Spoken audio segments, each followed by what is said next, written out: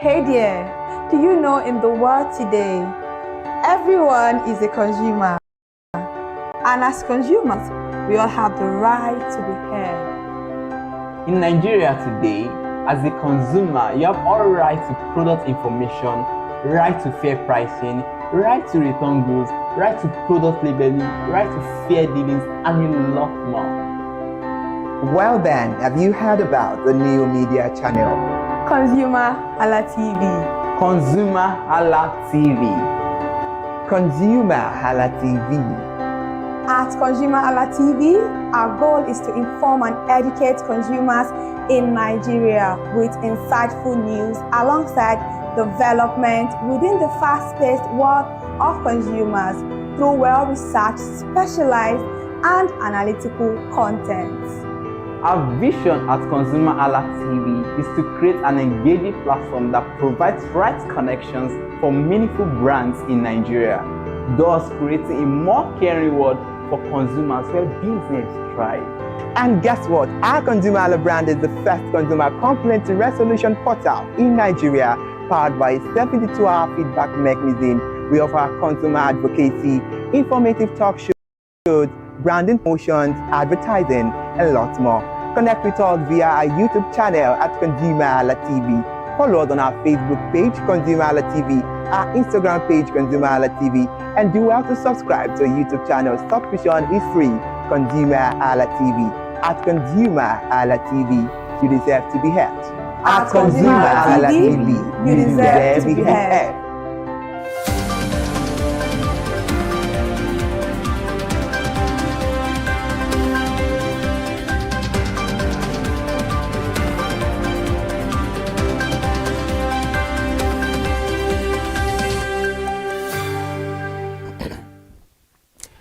The time is 8 o'clock. Good morning and thank you so much for joining us on the news this morning.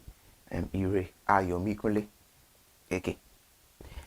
We're starting the news at 8 this morning with the headlines. Passengers stranded at Lagos International Airport due to Ethiopian Airlines luggage delay.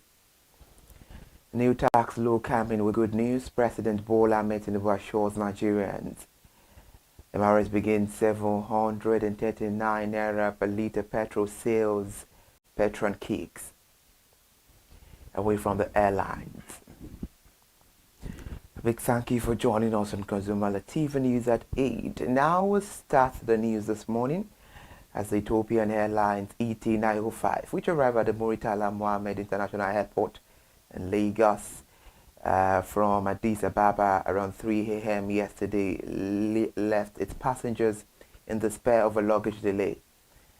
Report says over 50 passengers who could not claim their luggage were disappointed to learn that their baggage was not airlifted with them. According to some of the passengers, they waited at the carousel till 6 a.m. for their bags, only to discover that their luggage was delayed without any prior or proper communications from the airlines, shattering the plans of some of the passengers whose final destinations are not in Lagos State. Some of them are currently stranded in Lagos and have had to incur hotel costs to keep waiting for their baggage. There's more to this report.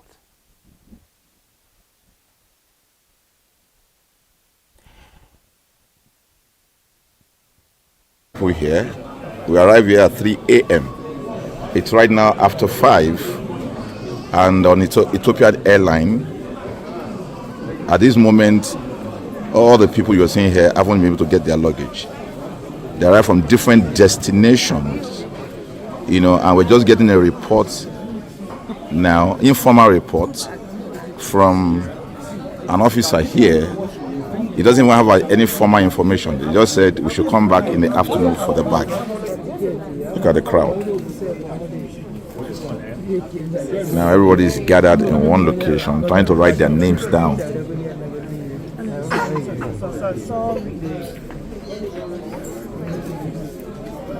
So this is from Ethiopian Airline. This is what people go through every time at the airport. Family will travel, people will travel, and then at the end of the day, nothing gets done. But we need to fix it. We can't going to accept this nonsense from foreign airlines. It got to stop. And we have to do something about it. So Sorry, excuse me, if you don't mind. Please, hello? Hello? You will have to speak to me. You will have to speak. I'm going to report this. Whether you speak to me or not, it's better for you to speak. I'm just trying to tell you. There's nothing. Should I show you my ID card? Don't record me, please. No, I can record you. What do you mean? You work for a public. You are a public man. Don't say you cannot. No, you're a public person. You're not private. I have one of travelers. Okay, I came on Ethiopian Airlines. I was also inside that aircraft. So please tell us your name and tell us what happened. Your experience. Okay. I boarded from Kenya to Ghana and reached Addis Ababa. From getting to Addis Ababa, I'm getting to Lagos, which is our final destination. You find out that I'm not going to Lagos. So that must have been a disappointment from the airline. Because ordinarily, once a passenger boarded the aircraft, the right thing is for the luggages to go with the aircraft.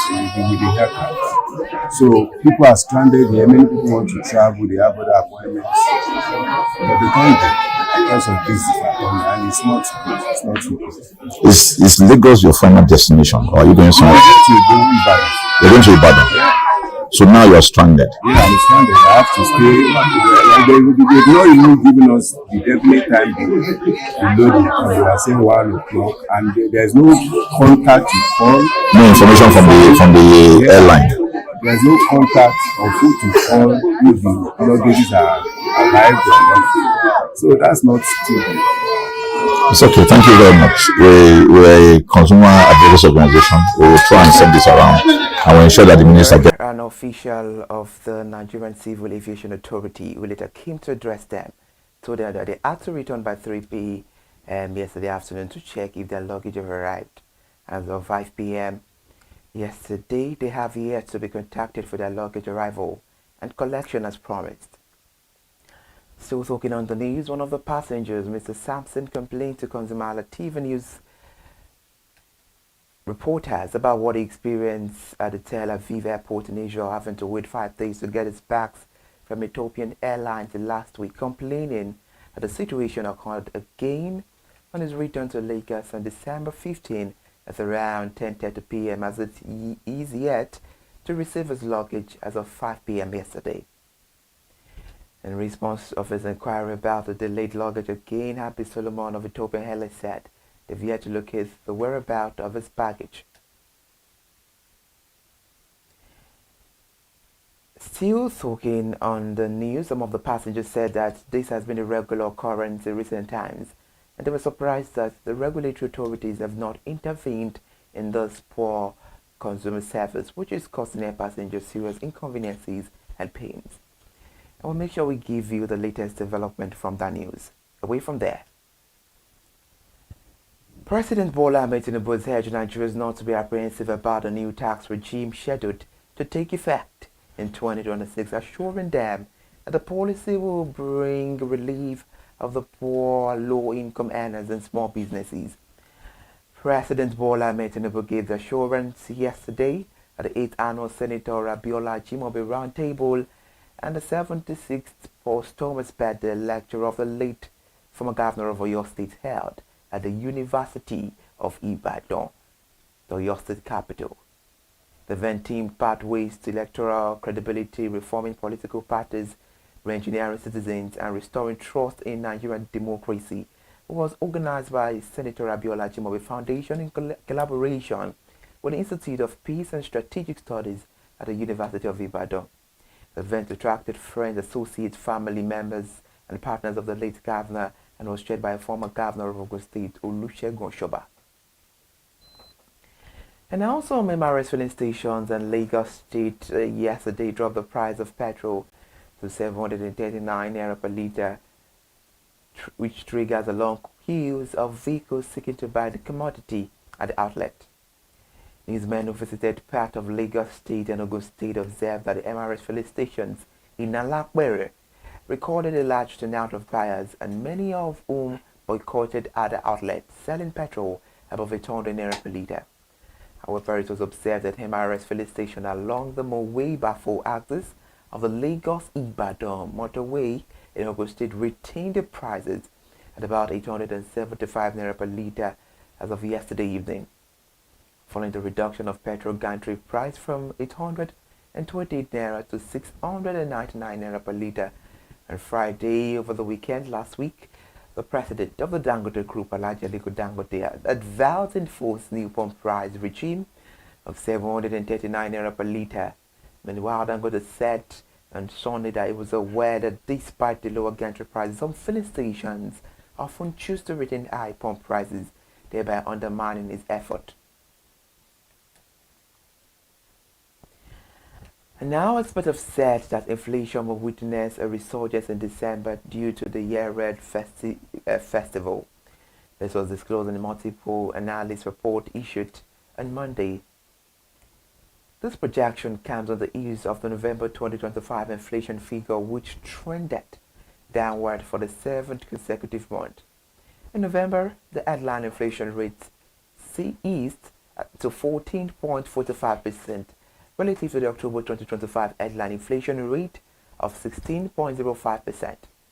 On a month-on-month basis, the headline inflation rate in November 2025 was 1.22%, which was 0.29% higher than the rate recorded in October 2025. On a month-on-month basis, the food inflation rate in November 2025 was 1.13%, up by 1.5% compared to October 2025. The November 2025 inflation figure is below the 15% projection of the federal government, and the November reading was slightly higher than Cardinal Stone estimate of 14.63%.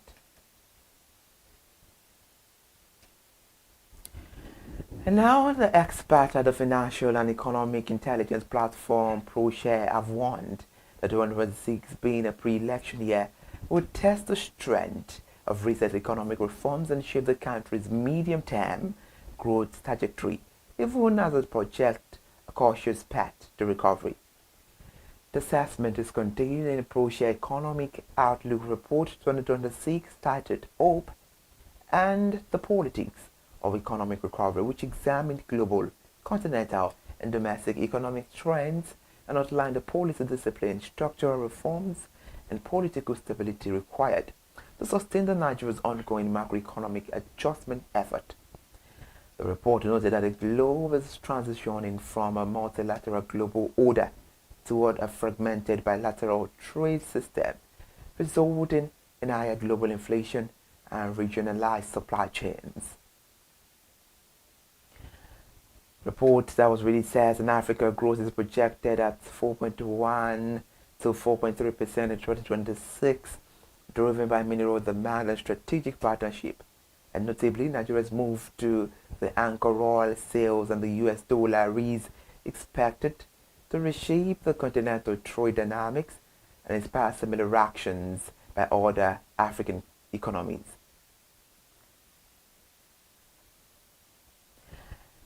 Ahead of today's nationwide protest by the NLC, Nigeria Labour Congress, the police have mobilized special forces and tactical teams to ensure violence-free demonstration.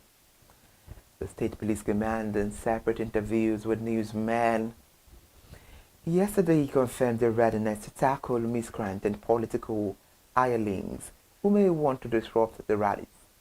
The NLC had stated that it would not react its planned nationwide protests, which were called in response to the escalating insecurity in the country and other labor issues.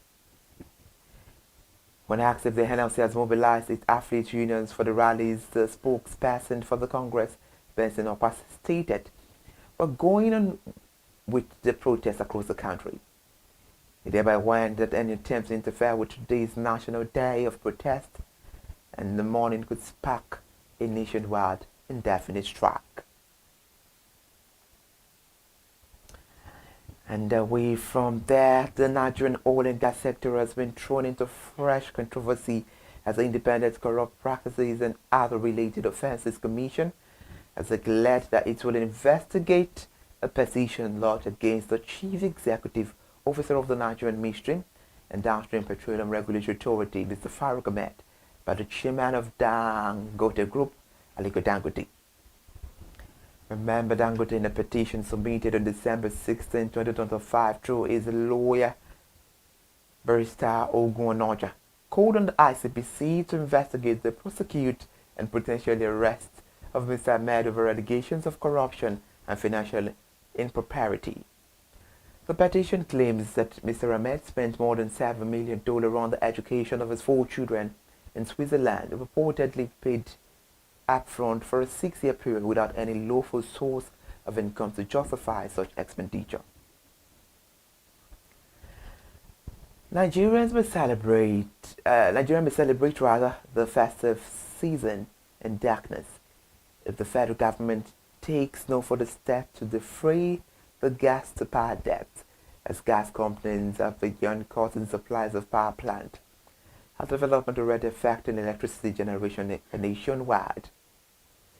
Yesterday, the Enugu Electricity Distribution Company informed customers across the southeast of the institution in a statement issued by its group head corporate communications, Mr. Remeka.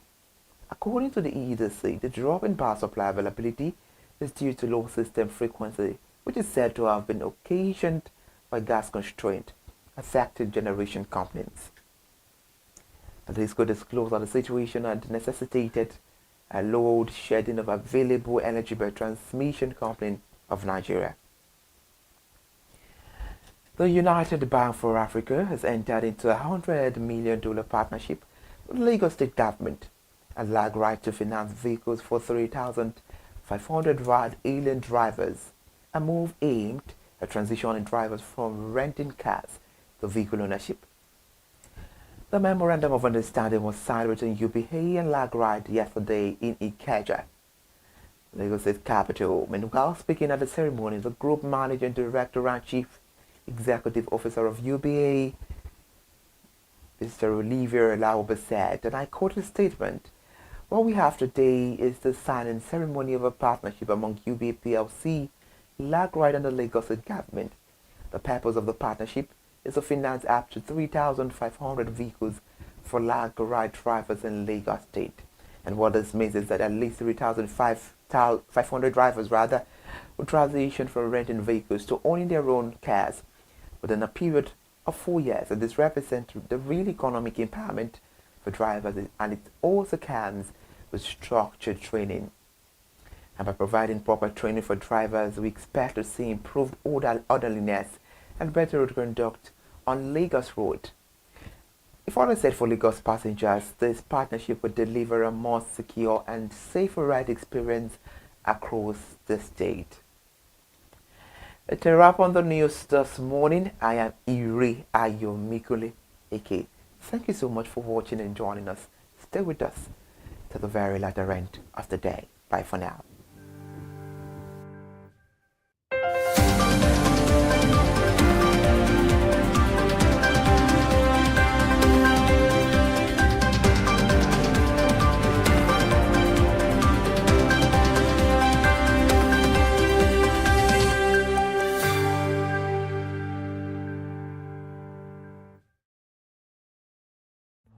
My name is Tunde Olufowora, and I'm the CEO of Bandai Communications. We are we call the publisher or the owner of the new initiative called ConsumerHallaTV. ConsumerHallaTV is actually Nigeria's first consumer-centered, or called a consumer-centric television platform that aims to bring voice to the over 220 million Nigerians. It was a vision that came to my heart about 10 years ago. I remember that I was traveling. I traveled out of the country, on airline. And I had this unpleasant experience. It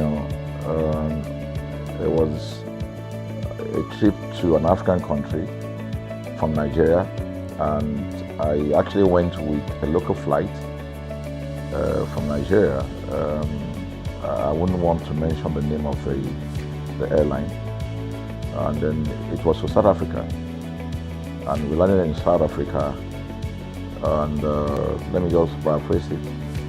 When I was coming back, I had some money, some dollars, and that someone had given to me to hand over to another person in Nigeria. So I wanted to help out.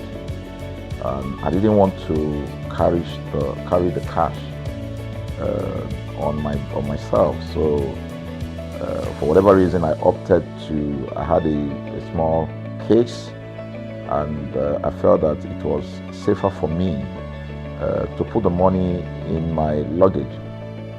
So I put it in a safe place in my luggage, got everything intact, and I checked in my luggage. My arrival in Nigeria, I was standing and was waiting about the carousel just so that I could pick up my luggage, and then I was there for 1 hour and waiting for my luggage. I didn't know that my luggage already arrived, and it was one of the luggage that was moving around on the carousel. So after about 1 hour wait, I looked to my left and my right. Almost everybody had gone. I think there were just about 2 or 3 left. So I beckoned on the woman that was on my side, and I noticed she was really in tears. Madam, what happened? She said, her bag has just been torn and a lot of things stolen. So I said, well, I've also been waiting for my own. She said, you better go and check those luggages there. Maybe yours is one of them. And lo and behold, I went around there. Mine was one of them. By the time I got it, everything inside my luggage was gone. All the valuable things there were gone.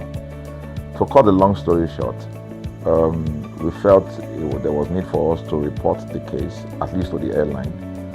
It was in the night, about 8 o'clock or 9 o'clock. We went in to go and see the officer that was in charge.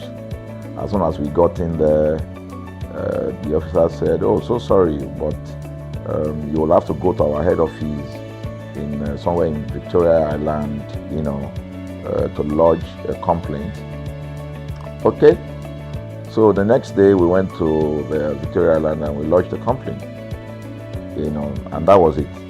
And since that day, I'm talking a story of over 10 years ago, I didn't get a call, not even a call from that airline to talk to me about what happened to my luggage. Now, about a month after that trip, I had another opportunity to travel out of the country. This time around it was to US, and it was an official assignment. And I flew on, I will mention the airline this time around. I flew on a BA. I really didn't like BA. I usually go with Virgin Atlantic and things like that. But my protocol officer convinced me and said, "Okay, you will love BA. Why don't you go on BA?" Anyway, so I went on BA to US. And of course, when I returned from US to Nigeria, we had to do, of course, there'll be like a connecting flight, from Heathrow. So we got into London Heathrow, and then because it was through Heathrow that we went, and then so they changed since it was BA, they changed the aircraft this time around to a bigger one. Clearly because there were more Nigerians, or more people that were planning to come to Nigeria, and then we boarded. Not quite 10 minutes into the flight, in the air, the aircraft started malfunctioning. The air conditioning compartment were not functioning very well. I was on what you call business economy. The whole of that business economy all the way to economy side, the ACs were not working well. It was hot. And then I was watching. And then from that moment till we got to Nigeria. From that moment till we got to, I'm just trying to paraphrase. From that moment till we got to Nigeria, I could remember very well how many times the pilot, broken into conversation and had to apologize and say, we're really very sorry about this. He was giving us almost every 10, I could almost say almost every 30 minutes. There's always a kind of update. So sorry, this is what we're doing now, this is what we're doing. While we were on that journey, I also remember an incident. So they came, the crew apparently couldn't resolve it. They couldn't manage the crisis or what was going on about it. They couldn't fix it. So they come up and said, we're so sorry, but for all the inconvenience, we're declaring, free lunch, free whatever it is you want, you can get. So trust Nigerians, you need to hear how everybody were jubilating, But something struck me. The experience I had just about a month before, and this experience, somehow I started comparing them. I was trying to see how this matter will be managed. Again, to cut the story short, we landed in Nigeria on a BA. Before we landed, the pilot announced and said that for the inconvenience, they will be giving a voucher of £50 to everyone that flew on that aircraft. I thought it was a joke. I mean, it was my first time with BA, but for what I knew or know of the British man would never even play with his 1 penny, talking of £1. So I felt that must be a joke of the year. So we left. I got back to my office. I think it was just about a week after. My officer, our guys in our mail room came up and said, "Oh, you have a parcel." So I said, "Parcel? Yeah." So they brought this parcel wrapped. I opened it and boom, I brought the document out. It was the £50 voucher from BA. So what's the tenor of this story? An experience with one airline was terrible. No apology. An experience with another one, even though it was a bad experience, but it was very well managed. So managed that even if we have suffered anything in that aircraft, you probably, for the sake of how they manage it, will have forgiven them. So that was how this journey started. So I started thinking, my mind, this is what we go through in this country. But are we different from other nations? So God put in my heart the idea of ConsumerHalla. That's why the Halla came with consumer. And we started that journey about 10 years ago. We started by creating a platform called ConsumerHalla, where consumers, so I discovered that Nigerian consumers don't have a voice. So things happen, and that's it. We live with everything. So we've started the journey from creating the platform. We have an app, we even have a magazine, and we thought we could move it from that to the next stage, which is the television. So the TV today, has come. So I would say precept by precept, line upon line, we have been able to build on our aspiration, to finally bring to birth this unique and exciting platform, So it's a digital telecast, and our goal is to further connect consumers in Nigeria to brands with insightful news, development within the fast-paced world of consumers. The world of consumers is growing at a very fast pace, So we want to inform Nigerians. We want to get them educated about their rights, So our role is that we're going to educate consumers in Nigeria, all right? So by bringing them specialized and what you call analytical, research-based content generation that will inform, educate, sensitize the audience, So that's ConsumerHallaTV. So I call it an offshoot of our ConsumerHalla brand. ConsumerHalla brand actually was the first we call it the first complaint or consumer complaint resolution portal. When we started it about 10 years ago, or about 7 years ago, it became the first complaint resolution portal.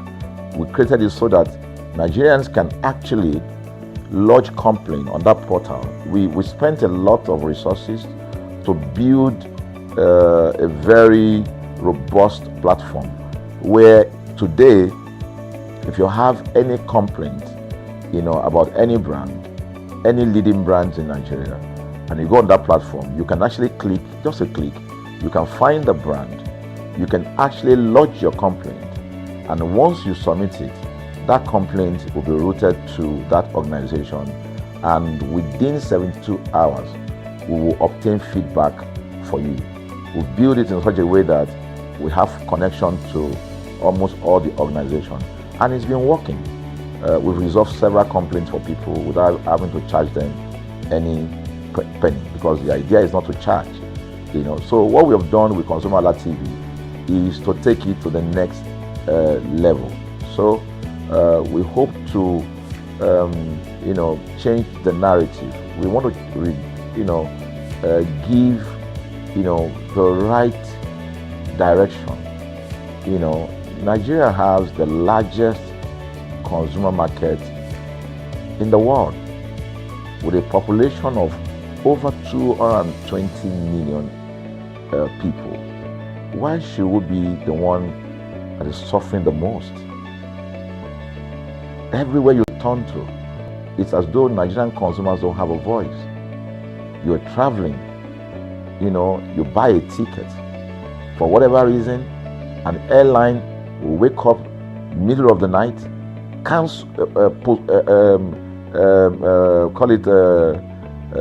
delay the flight for whatever reason, and then you'll be waiting at the airport for hours. You'll be there for 2 hours, 3 hours, no any explanation. Then while you're there, they can even wake up and say, oh, flight has been cancelled. So everybody carry their luggage and go home. Nothing happened. Of course, things are changing. We must commend government, because government is beginning to wake up, but there's still a lot to be done. And we believe that we can help to make, bring about those right changes. So we offer deliberately, part of what we do is that we also offer advocacy. All right. We're not just an advocacy organization, but we offer advocacy. We have a legal team. We have lawyers that are registered on our platform.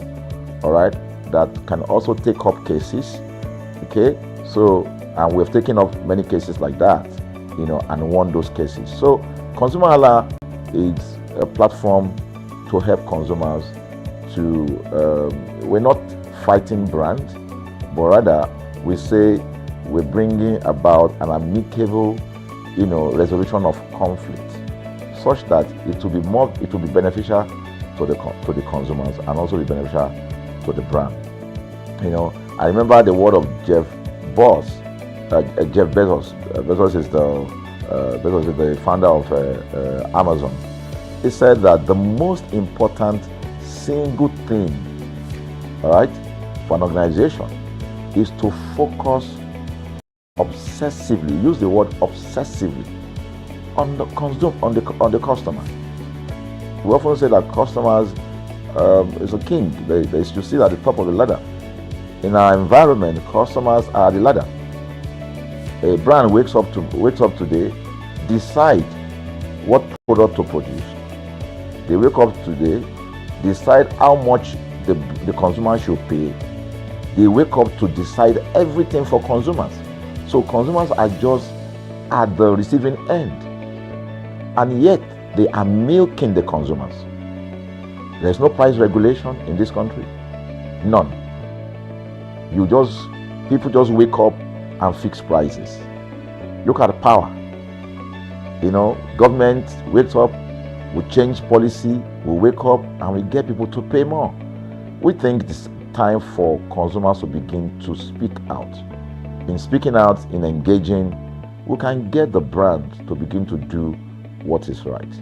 And of course, I know that the consumers themselves need to be educated So our role, our vision also is to ensure that we educate consumers, we bring awareness.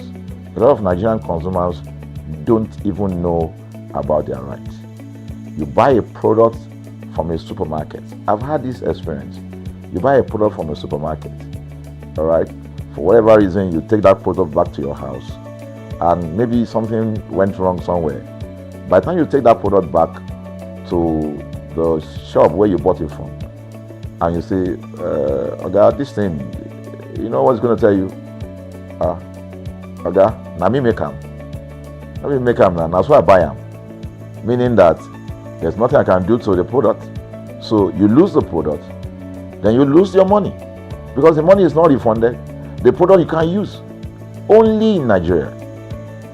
Only in Nigeria. Let me give you another experience I had. In the course of this, because I did a lot of, I went around, you know, in doing this. I was in US, I was in UK, I was in South Africa, I was in Germany, just because of this, to just study the environment.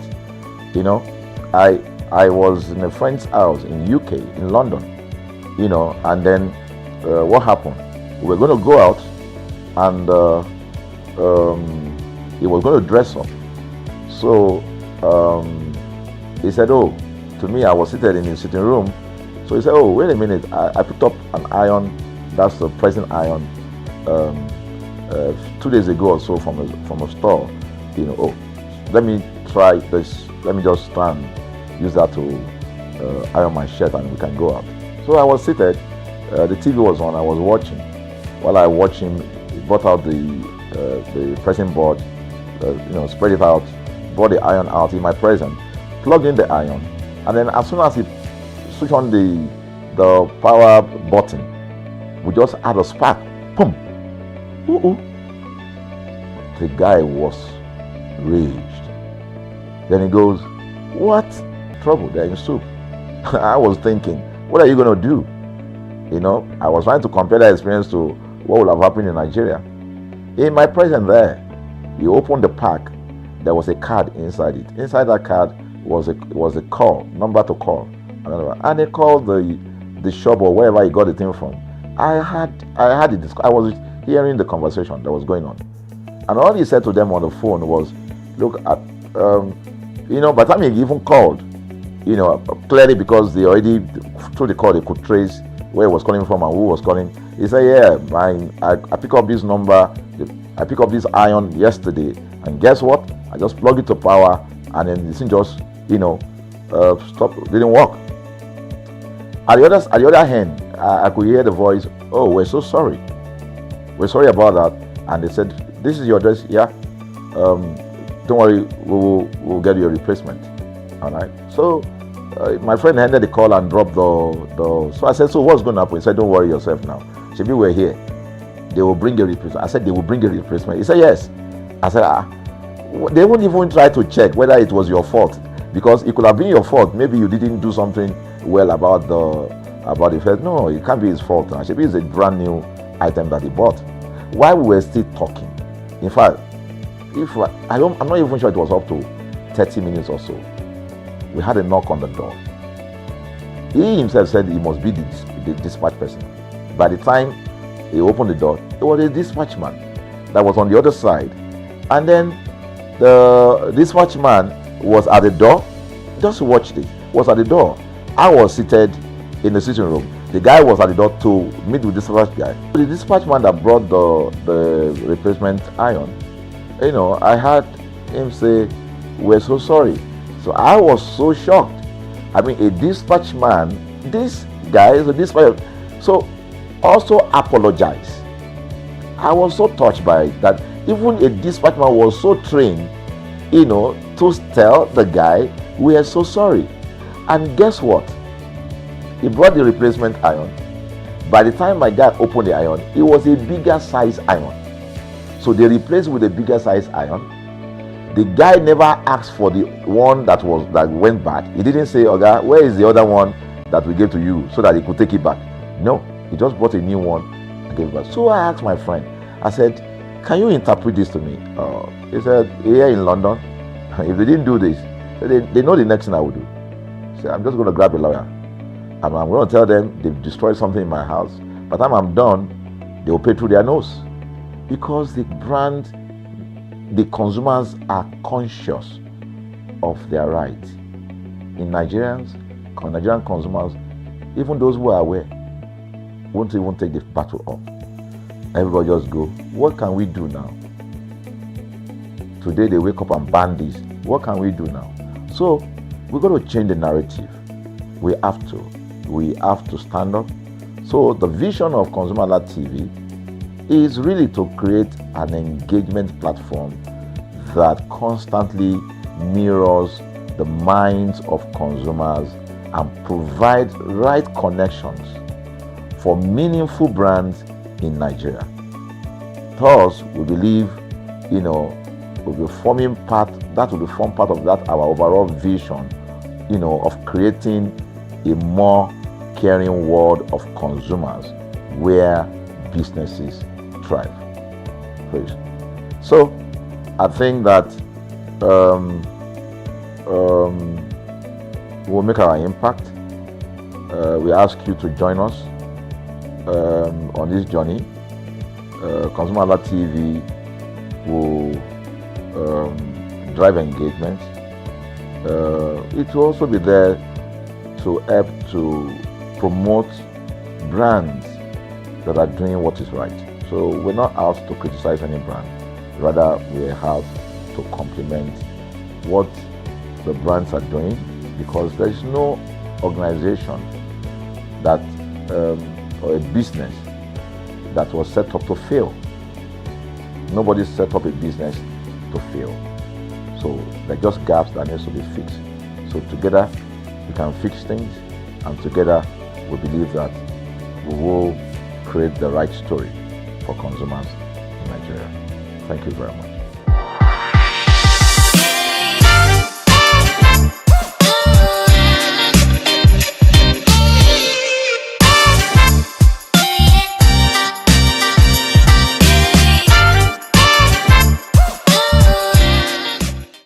Welcome back, consumers. It's my favorite day of the week, and you know what that means. It is Market Today on ConsumerHallaTV. As we all know, Market Today is a show where we explore different markets for the prices of different commodities. Today, we are back at Ile-Epo Market to check what's the latest prices of food items. Because if we are being honest, there is no party without jollof rice and Nigerian stew. My name is Uwoke Peace. Come with me. Let's see what Dirty December is saying in Ile-Epo Market.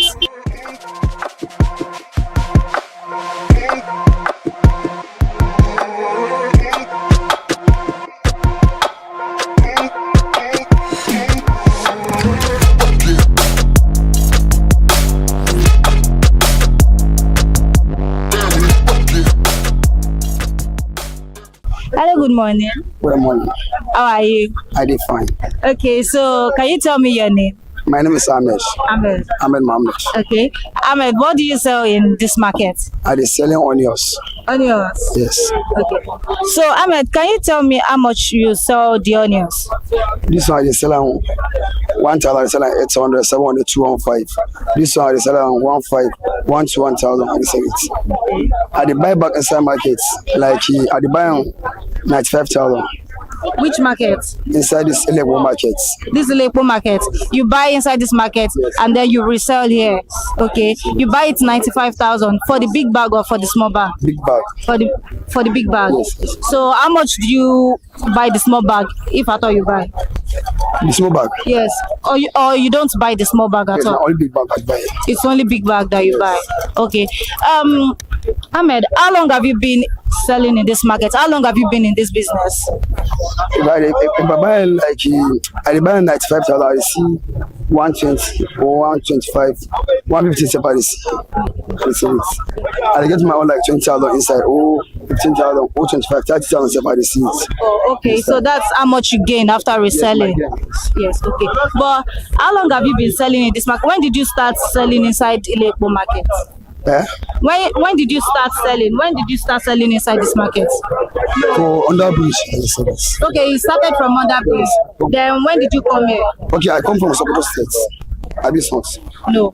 When you start to dey sell inside this market, which time you start to dey sell Okay, inside it? like how many years? Yes, how many years? I don't think like 4 years. 4 years. 4 years, and you've been selling onions inside this market. Okay, so let's say around May, June, July, what was the prices of onions? How much were you selling your onion by that time? For that time? Yes. At the bought is like at the bought 35,000, 40,000 with the buyer. Wow. For that time. For that time. Yes. Yeah. With the seller like 50,000, 55, 60, 70 seller. So what about this year? Let's say May, June of this year. How much did you sell From it? November to December now. With the buyer 95,000. At the seller 100, 110, 120. Okay. But what of May? May. That time I buy 60,000. 60,000. Yes. At the sell it 70,000. 65 at the seller. Okay. 70. Okay, so what made the price go higher? Is it because of Christmas or it's just the economy? It's because of Christmas. Christmas. Yes. So because it's Christmas season, you added price. Yes. After Christmas, it will come down. It will come down. Yes. Okay. And how has sales been for you? How have you been selling? Are people coming? Are you getting customers? Is there markets? Are they getting customer? And some people they come, that is not my customer. Wow. They come and buy. They buy 1 plate, 2 plates. I sell like 5 plates, 2 plates, any amount. Okay. So is there any problem that you face inside this market that is affecting how you sell? Like, you get any problem with the inside this market now, with the affect It's you? only our payments we pay inside this company is too higher with the inside this market. So how much do you pay? We dey pay me if I sell for you, I dey pay like 3,000. 3,000. Yes, for this complex. How much would you like it to be? If I buy market today, Yeah. I don't finish tomorrow. I dey pay like 7,000 inside this complex. The money is too much. The money is too much. So, Ahmed, if there was one thing you could tell the government to make this market better for you, what would you say? I want this government to protect us to find the place where it is the sell market. Okay, to help you with shops. Yes, yes. Okay. They help us to shop. All place that you will go sell our markets. Okay. That is no problem. You go sell and finish our money is no problem. Okay. Thank you so much for your time, Ahmed.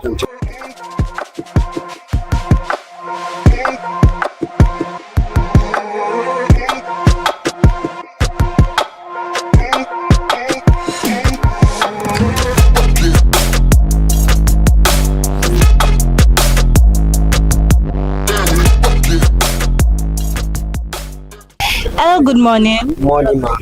Okay, so how are you today? I'm fine, ma. Okay, what is your name? My name is Musa Ibrahim Musa. Okay.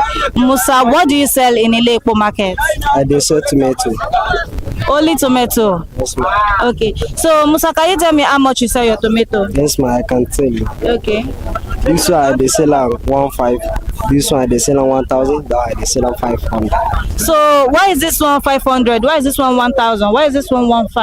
Because of if I sell am, I want get something. Okay, it's not because maybe this one is big or it's small. It's because of the gain, of the profit you get from it. Okay. This one na big size, that one na small size. This one na lower size. Okay. Alright. So, how long have you been in this market? What do you say?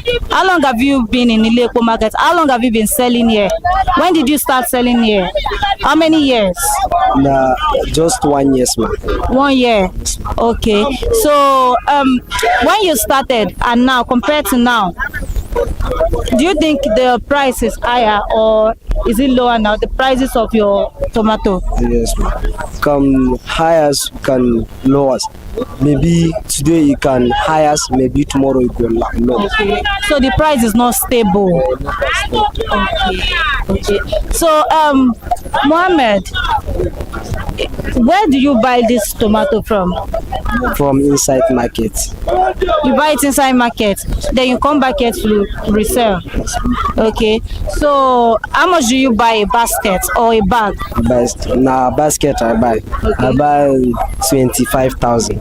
25,000 naira. So how much do you gain from it after selling? Like, what's your profit margin? I can get 10,000, 8,000, maybe 12,000. At any something.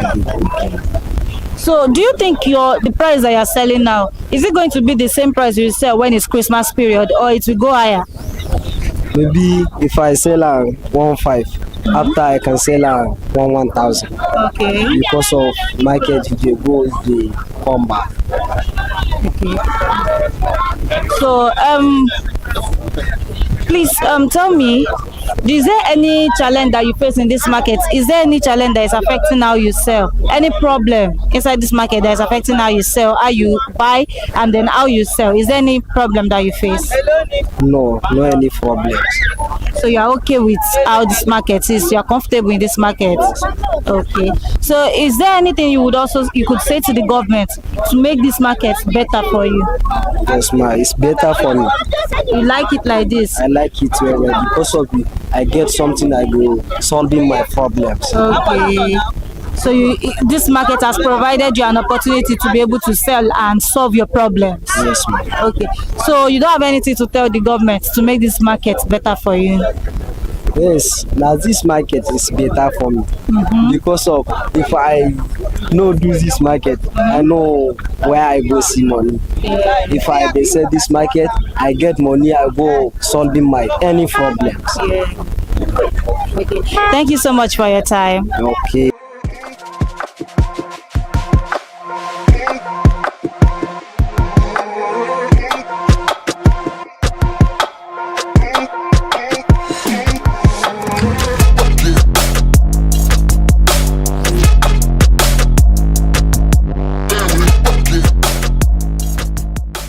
Hello, good morning, ma. Good morning. How are you today? I'm fine. Okay, so can you tell me your name? My name is Khadijat Omomi, but popularly known as Cardi B. Cardi B, I like that. Call me at the market. I like that. So Cardi B, what do you sell in this market? I sell Indomie table, onions, chicken, oriental, hungry man, and I sell oil. Okay, what type of oil? Like Power Oil, Activa, Kings. Okay. I sell in 06 price. Oh, okay. So you are a wholesaler? Yeah. Okay. Cardi B, how long have you been in this market? More than 10 years. More than 10 years? Yeah. And this is the business you've basically been doing? Of course. Oh, that's so nice. So, can you tell me the prices of some of these items I sell? Like I said, I sell in 06 price. Okay. Like this. Okay. This is 9,003 for the 06 price. Okay. This one is 10,300. 10,300. Okay. Why hungry man is 15,500. Okay. That's the amount I sell. So that's how much you sell it for the wholesaler? For the wholesaler. Okay. So tell me, but why if I want to sell for the retailer, I sell 9,500. You sell 9,500? In order for me not to spoil the market for the people I supply. Okay. All right. I get that. So where do you buy this from? Are you a major distributor? Do you buy from company? Yes, or of course I buy from company. Okay. This is multiple. I bought it from multiple. Okay. So how much do you buy from them? I think I bought it at the rate of 9,200. 9,200. So we are just using 100 naira to supply. Wow. So how has this business been profitable for you? Very, very profitable. You know, like this, if I buy from the company, at the end of the month, I collect rebates. Oh, okay. Yes. Okay. That's what we are eating. This business. I like that. Okay, so I want to ask, is there any challenge that you face in this market that affects how you sell, how you buy, how you sell? No. You are comfortable in this market? Of course. Okay. So currently you say you sell at the rate of 9,300. 9,000 for wholesaler. Yeah. But I sell 9,500 for retailers. Yes. Okay. So is it the same price that you sell now that you sold it in May, June, July of this year? Yes. So the price has not gone up? No. So it's stable? Yes. Oh, that's okay. So is there anything you would like the government to do for you in this market to make this space a better space for you? The only thing I think we need is in this market is electricity. That's all. Okay. So how about Dirty December? How are you preparing for Dirty December? The prices of this thing, will they still go up? Are we looking at it to go up? No. It's not going to go up. So during the festive season, the prices will remain the same. Yes, definitely. Okay. Thank you so much for your time, Cardi B. You're welcome.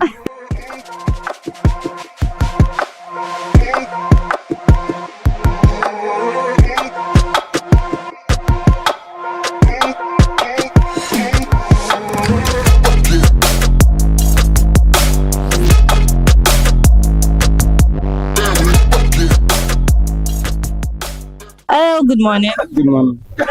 How are you today? Thank you. Okay. So what is your name and what do you sell in Ilekpo market? My name is Alam Zola. I'm a butcher from Ilekpo. Okay, so you're a butcher in Ilekpo market. Okay. Can you tell me how you sell? How do you cut and sell this meat? That one is a long story. But just tell me the prices. Or there's no specific price. You can see the one of 5,000, 10,000, 15,000, and there's the one of 1,000. So anyhow you want it. So it depends on the customer's preference. So whenever the customer comes here and they want to buy whatever they call for you, that's what you're going to sell to them. Yes. So where do you get your meat from? Where do you get it from? About it. From where? About it. Where is it at? That's Okoba. Okoba. So how much do you buy there? Do you buy a full cow or half cow or? There's the one of 1 million upward. I can say anyone you want to get. It depends on the money you have. So how much do you usually buy? I usually buy like one that I buy today is 450. 450,000. Yes, for one. So at the end of the day, how much are you expecting to make a return? I can say any amount, 50,000, 100,000, any amount. Do you think this business is profitable to you? Yes. It is. Yes. So tell me, how long have you been selling in Ilekpo market? This is like 2 years. 2 years. And you've basically been a butcher in this market. Yes. Okay. So 2 years ago compared to now, what do you think about the pricing? Do you think it has changed? The prices of meat, how you sell, how you buy? It has changed a lot. It has changed a lot. A lot. So how much do you buy then? How much do you sell then? Like the one I bought like 450 today. Then it's like 300, 2 something. Like 280, 300. But now it's at a lot. Compared to May, June, July of this year, would you say the prices have changed too? Or is it the same thing? Has changed. So how much do you sell earlier this year? How much do you sell for earlier this year? Earlier this year, like 200, 250. But now, we are in December time. Yeah. Everything will be cost. That's So you're saying that the festive season has affected, the festive season will affect how you sell. What about after the festive season? the first season, yeah, we enjoy the market. The prices will come down. Yes, a little bit. A little bit. Okay. So tell me, is there any challenge you face in this market that affects how you buy and how you sell? There is. Please tell me. Look now, as I bought this one like 450 now. Yeah. Very similar. I can see like maybe when I sell it to me, I can shop like 50,000, 40,000, but sometimes I will see more than that. So what do you think affects your profit margin? It's the market. The market. So the market, the price is not stable. Okay, tell me, if there was one thing you could say to the government to make this market better for you, what can the government do for you to make this market better? Just to reduce everything, Just to reduce everything, everything is cost now. That's it. You have to reduce everything so that you can enjoy the market. That's it. By the way, do you think you have a loyal customer base? People that buy from you constantly? Yes. And what you have? Yes. Okay, so what makes them come back? What keeps them coming back to you? Because the market is not good. It's very, very okay. There are some that if you touch them like this, there will be water inside. Okay. Yes. But my own is not like that. The way I bought it, the way I sell it. But some you have to put water there before they bring it in. That's it. So, do you feel like there is enough security around your business in this market? Yes. There's enough security. A lot. Okay. Thank you so much for your time.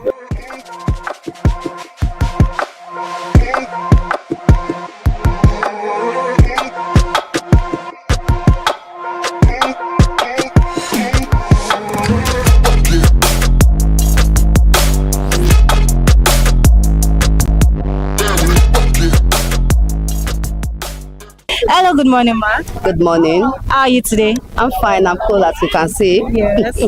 So, can you tell me your name, ma? Oh, my name, don't let me put honorable. My name is Adesanya Adebola Comfort. Okay. Mrs. Yes, Mrs. Adesanya. So, what are you here to do today in Ileko Market? Actually, I'm here to buy some stuff, food stuff, and some other grocery. Yeah.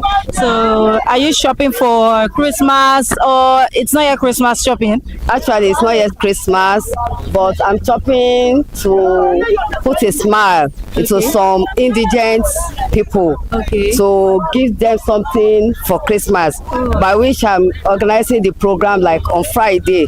So that's why I'm here to buy some stuff for them, to give them as Christmas gift. As Christmas gifts. Oh, that's so thoughtful of you. So, can you mention some of the food items you came to buy? Like a bag of rice, bag of berry, then like Indomie, soap, and some other things, oil, like that. Those are the things. Okay, I'm going to ask you, Mrs. Adesanya, what do you think about the market today, the pricing? Is it comfortable for you, or do you think the prices have gone so high? Actually, we will say thank God for this seasoning. Some of the prices go down. Yeah, like rice, some of them go down, but some of increases. But at least we have a balanced scale of reference here, that at least if I cannot afford this, I can also afford that. Yes. So how much do you get a bag of rice today? That's 57. 57,000 naira. Yes. Is it foreign rice or local? It's good. It's a foreign rice. Foreign rice. So how constantly do you buy from Ileko Market? Almost every day. Almost every day? Every day. Because this is the route I take to my house, so I usually buy. I just call my friend now. When she comes down, she also every day. Every day? Yes. So let's talk about 3 months ago, 4 months ago, May, June, July. Compared to that period, comparing now to that period, do you think the prices have stabilized or have they gone higher? Actually, I think the price comparing to the 4 months, 3 months ago, this season the price comes down. It's affordable. It's affordable right now. Yes, right now it's affordable. Unlike 3 months, 4 months ago, it's affordable. It's affordable. Okay, when we talk about Christmas shopping, when should the Ileko Market expect you for Christmas shopping? Like basically like Saturday, because when you come like 24, 20, the price will rise. You know our people, even though they buy it at the rate of 100 naira, they want to say because of the festive, they want to say it at the rate of 2,000. Yes. So definitely by Saturday I will come for before the prices increase. Mrs. Comfort, do you have a favorite seller in this market? Someone that you constantly buy from? Yes. So what keeps you going back to them? She's friendly. Okay. And she's a trust somebody. She was, because I could remember I left some goods with her. I didn't buy the goods from her and I left it. She kept it for me.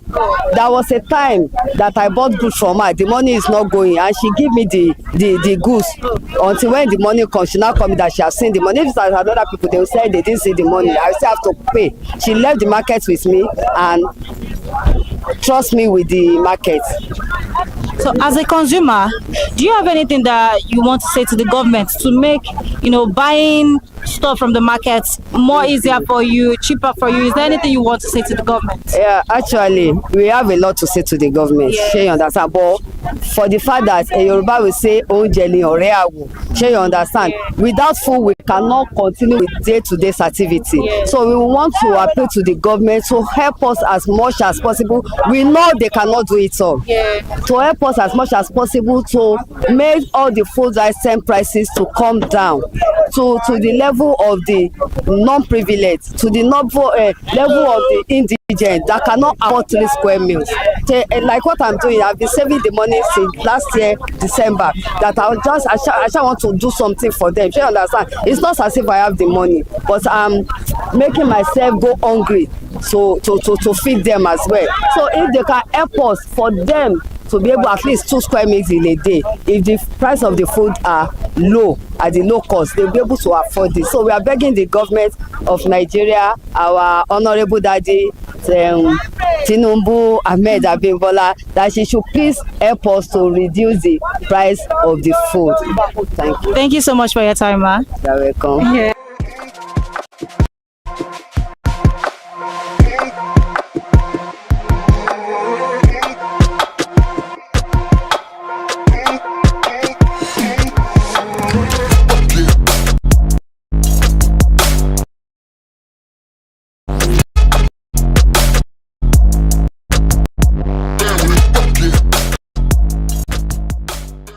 To the consumer watching this, you have heard it all. We have toured Ilekpo Market and we have seen and heard the prices of the basic food items you'll be needing for this December season. You have also heard that it is very wise for you to shop early for this festive period. It is not over yet, but until the next time, you can catch us on ConsumerHallaTV on Twitter, Facebook, Instagram, and YouTube. My name is Uwoke Peace, and this is Market Today on ConsumerHallaTV. Until the next time, bye for now.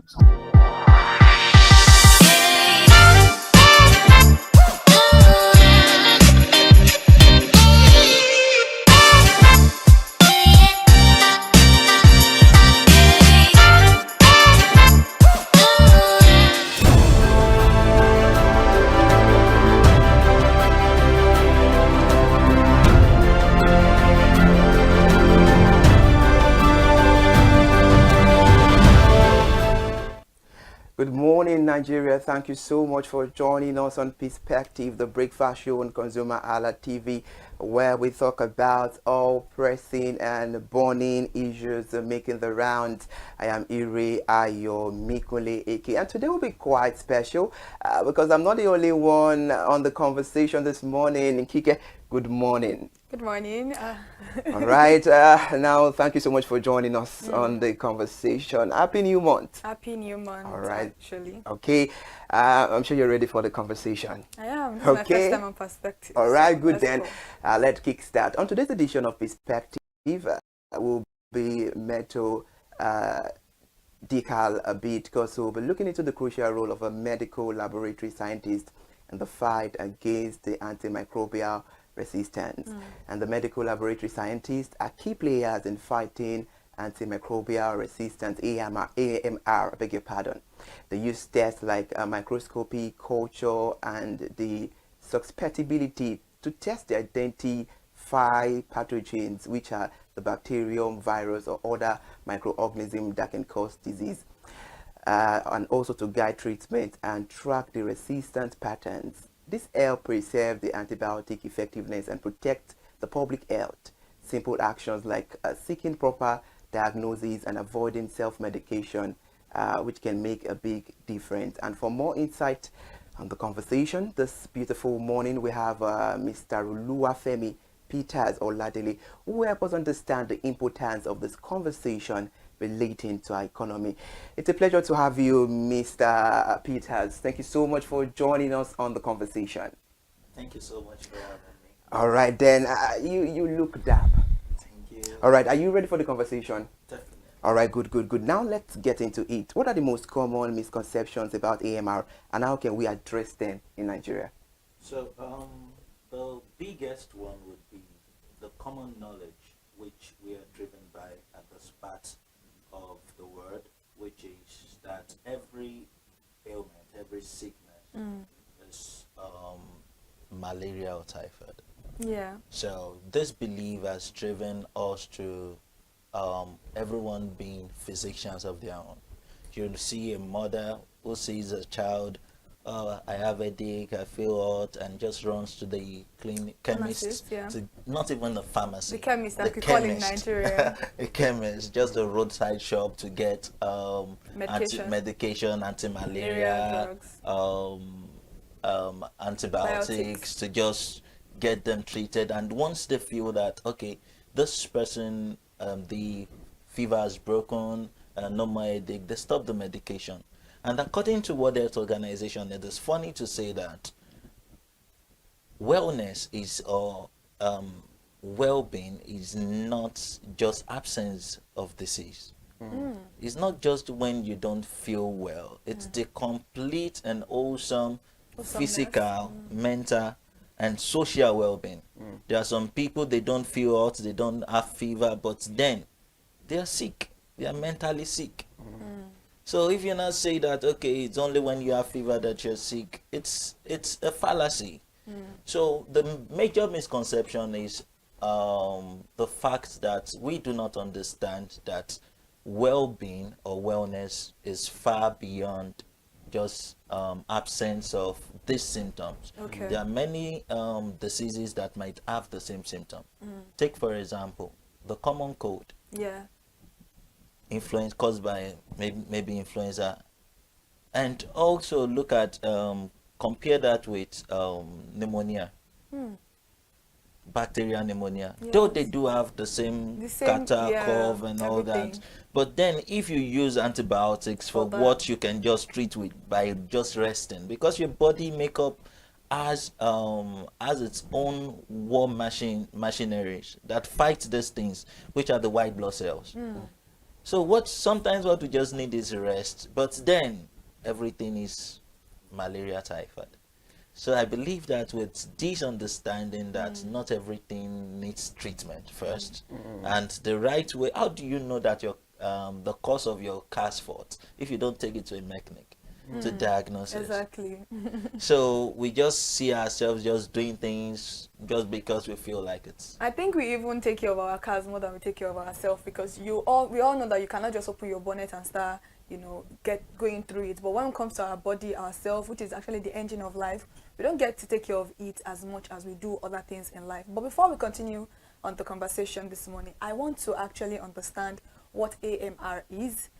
What is antimicrobial resistance? What causes them? And the fact that many Nigerians may be familiar of, there is something that causes this particular thing, but they don't know what it is and how they can avoid it. Okay. In simple terms, let's take, for example, someone comes to you and gives you a slap through this door. The next day, the person comes through this door and gives you the same slap. The third day, the person comes through this door and gives you the same slap. What would be your response? You might want to close the door to prevent that kind of assault. So antimicrobial resistance, in simple terms, is when the drug, which is the antibiotics, we use for bacterial, because antibiotics is for bacteria. Okay. So when you use antibiotics for a viral infection, it won't work. So antimicrobial resistance is this: the bacteria that does antibiotics are supposed to kill, they grow resistant. They create some kind of shell wall against the antibiotics that is being used. Okay. So that is the simple concept of what antimicrobial resistance is. So that is how this happens. So the general knowledge is this. We've seen that, you see people say that, okay, Staph aureus, if you have this thing, Staph aureus, you hear that this thing very commonly. And then when you see someone with maybe UTI, when you see someone with, maybe some people even STIs. I've seen a lady when I was doing my service. She just she told me that she was having some kind of feeling, and she brought out an antibiotics, just the one that she has been using before, and she just takes one or two, and she sees that she's feeling better. She leaves it. Yeah, they continue the medication. Yeah, they don't finish the medication. But then the thing is this: when you use antibiotics as prophylaxis, that is, you use it as a preventive measure. Or you continuously use it. Yes, it creates some kind of the bacteria. It kills some of them, while it immunizes some of them. Okay, it empowers them, so that when you use that drug subsequently, it won't work for that. For the one you're what you're targeting it for anymore. Yeah. So I get that. That means that it's in common terms, it has killed all the good bacteria that's supposed to protect you when you're using the particular drug. Yes, there is that. There is that. Okay. And there is the fact that when you're supposed to use, this is how it works. When you use a medication, it goes through processes. Okay. your liver breaks it down, releases the active part of that drug into your system, and then it is transported to that target cell where you're going to, where it's needed. So what happens is that when you use that drug, and there's something we call bioavailability of the drug. So when you use that drug, it kills some of them, and that is why, and when it gets to a point, the availability of that drug in the system reduces. Which is why some people will tell you use this drug twice in a day. Oh, use because once a day. Yes, yes. So because it is believed that after like 9 hours or 12 hours, the concentration of that drug has reduced. So you need to replenish it. So that the effect of the drug would continue. And that is why they tell you that, okay, use this for 5 days. Exactly, in limited time, not stay on it for the rest of your life. So use this for 5 days, but then you see people say after 2 days they feel well and they stop it. Yeah, especially with malaria drugs. Nigerians, we do that a lot. All right, interesting. Mr. Oluwafemi, I love those analyses. They are LD and they are sharp. Now, let's look into this. How can the medical laboratory scientists collaborate with healthcare professionals to optimize antibiotic use and reduce AMR? Well, that's a very lovely question. I think we are doing better now compared to some 10 years ago, because medical practice now is working towards even personalized medicine. And what do I mean by that? We've come to understand the importance of collaboration in the healthcare space, in the medical space, where we see the importance of the doctor, with the importance of the pharmacist, the importance of the nurse, the importance of the medical laboratory scientist.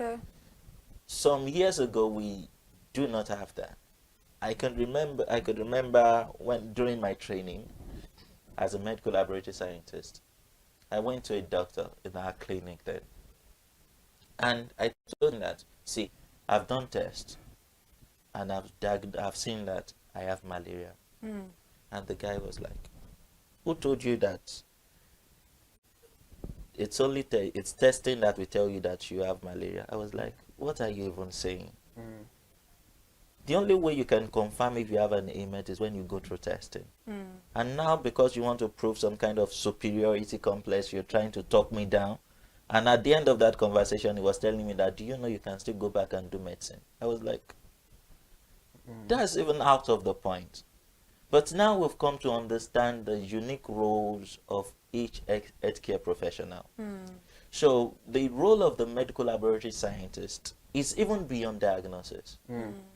We even do surveillance. Because you cannot say that a drug is resistant except we tell you that it's resistant. Because in a climb like ours, 2 weeks ago, I was in a conference, a summit, Impact Africa Summit. And then they asked a question like, okay, how do you know the effectiveness of the drug and all that? And the first thing the physician said was that, see, the first thing that comes to mind when you talk about, when you see a drug not functioning, is that you've prescribed or you've used a fake drug. There's that. And there is drug resistance. So the first thing that comes to mind for a random physician who is not that deep is that maybe it's a fake drug. Let's try and get from another source. But then you cannot confirm that a drug is resistant if we have not told you that it's resistant. Because what we do in the lab is that we try to isolate the organism. We try to grow it in the lab. And then we test different drugs.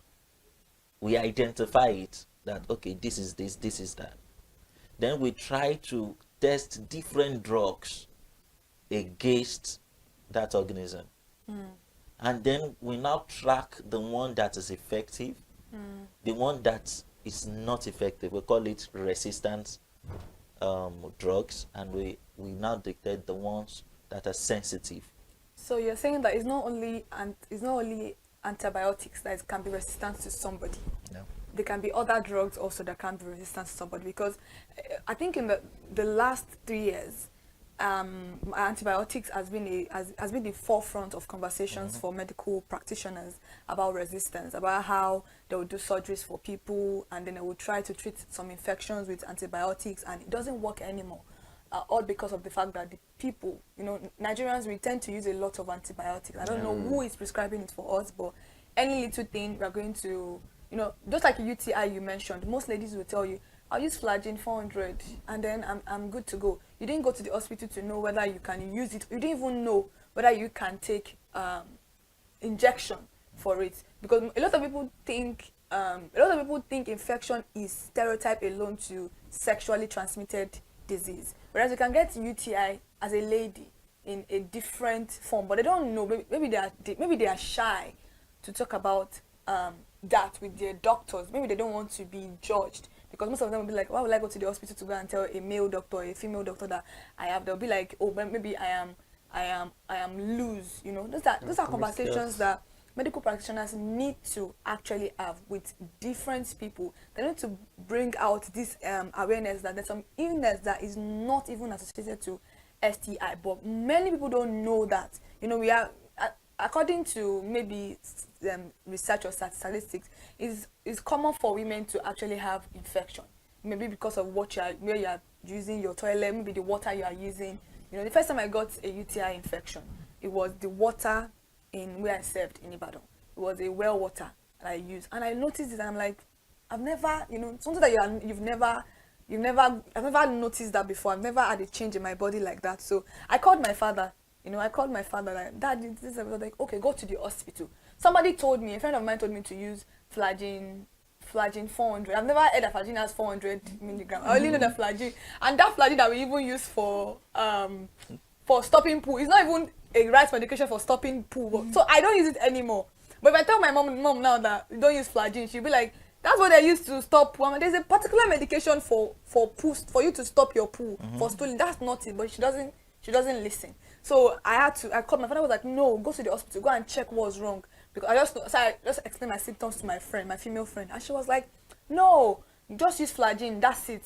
So maybe she has gotten it a lot of time, because that was the first time I was getting it. So I had to go to the hospital, and when I got, they were like, oh, buy a grapefruit or a grape wine, make sure you finish the whole bottle, and just come for 2 days medication, 2 days injection. And I went, and in that 2 days that was, and when I told her, I was like, are you sure it's gone? Because I treat mine sometimes for like 2 weeks. And I'm like, you can see the difference of someone that went to the hospital. And the doctor even explained to me that sometimes if you take a lot of grape, or what they call it, this grape juice, it tends to help your bladder release more, because you are forcing your pee, it's not coming out. But then your bladder is full, but because of the fact that you have a little bit of obstruction, that is the reason why. So just make sure you always take grape fruit, or I can't remember the name of but it tastes like grape. But I remember I took that Eva wine or something, that red one. That's what he recommended for, and I don't think he even gave me any medication. It was just those 2 days injections, and that was it. But for my friend, it was a different experience entirely. So it could be that for her now, maybe she's already getting that resistance that you are talking about. How can you be on that Flagyl is very bitter. So I don't know how you're using it for a whole, and she's telling me 1 in the morning, 1 in the night. So you're telling me I'm going to use like 3 sachet for like, because I'm treating something. No, that's not going to work for it. So that's why I'm very particular. But it's not now just about antibiotics. There are also other medications that you can actually develop resistance for. Yes, there are actually other resistance is resistant. It can be to a viral drug, it can be to many kind of medications, any kind. But the most common one has been antibiotics. Okay, because that's what is very common. That is the most common one. And people just believe that if it has worked the first time, it will work the second time, which is not entirely true. The body has take for example the UTI. The body has good microorganisms that actually protect you. But then when you use antibiotics indiscriminately, you kill them. Those are the good bacteria I was talking about. Yeah. So you kill them, and then you allow for these bad microorganisms to be playing ball. All right, interesting. Mr. Olufemi, while making your analysis the other time, you made mention of the role of the laboratory and you made mention of surveillance. Now, let me ask you, can you please elaborate on the role of surveillance in tracking resistant patterns and informing public health policies? So, like I said the other time, we've had a lot of policies around antimicrobial resistance, which has helped also in preserving and protecting higher burden on our healthcare system. Because currently, you will talk about brain drain. I saw a consultant, I think nephrologist, saying that in the current statistics for consultant nephrologists is 1 to 1, is it 1 million in Nigeria? Now imagine a situation whereby, and what happens when antimicrobial resistance occurs and we do not track it down now, is that it increased hospitalization rate. People will keep on coming back and coming back and coming back to treat the same thing. And it increases the burden on our healthcare system. The same time a doctor would used to attend to like other people, it would keep on using it to attend to same persons. So we see that, and then we've had the role of the medical laboratory scientists to help the physician track down and know how to make their treatments more effective. So, like I said the other time, you cannot know if a drug is resistant if we do not tell you that it's resistant. We are the ones that know the pattern. We see it from the lab that, okay, after a while, and that is the reason for data. We have our data. So we see it from pattern that, okay, over a while, and for example, we have MRSA, which is the methicillin resistant Staphylococcus aureus, which is being tracked right now. That is the role of a medical laboratory scientist. So we see the pattern, we see the drugs that are being resistant to these things, and then we alert the policymakers that, see, these are the drugs that we've seen over time that is becoming resistant to this class of organisms. So it involves and it informs them of the kind of policies that can be taken to prevent these things. So in the National Action Plan it took effect from last year 2024 to 2028, over a 4 years period. There is the antimicrobial stewardship, which is a policy that promotes the prudent use of antibiotics in both man and animal. Do you know, shockingly, that one of the major contributors for drug resistance, this particular question, is from animal? I wanted to ask you about agriculture, livestock. That's where my question is going to come from, because it's very, like, I'm aware of the fact that the medication they use in treating what we ingest can also cause a lot of antibiotic deposits in our body. So I wanted to ask you that. I wanted you to even explain in great detail how that's, because a lot of Nigerians consume chicken, beef, pork, stuff like that, and these are the medication that these what will I say? Will I say the owners of this poultry, they don't even have the knowledge. It's not that they have a veterinary doctor that is taking care of their livestock. They just maybe let me just put antibiotics. Let me grind it into the water that they are drinking. Let me do that, and then they are feeding these things, and for us consuming it also is depositing in our body. I wanted you to explain that for me. Those are one of the questions that I wanted to ask you. Okay, so you see, we in this our country, we are used to, we believe so much in knowledge that we don't have. Some of us, we've turned ourselves to doctors, we've turned ourselves to veterinary doctors, we've turned ourselves to mechanics, we've turned ourselves to talk about anything. Talk about trades. So, and this is creating more harm than good. It is very right that antibiotic deposit comes from this livestock that we consume. Yeah. Talk about cows, chickens, and all that. So sometimes the antibiotics being used for this treatment in these poultries, sometimes they are used for prophylaxis. That means they don't see anything happening to those chicken or those birds or those. Just before anything happens. Yeah, they do it every morning. That. And that puts the drug deposit in the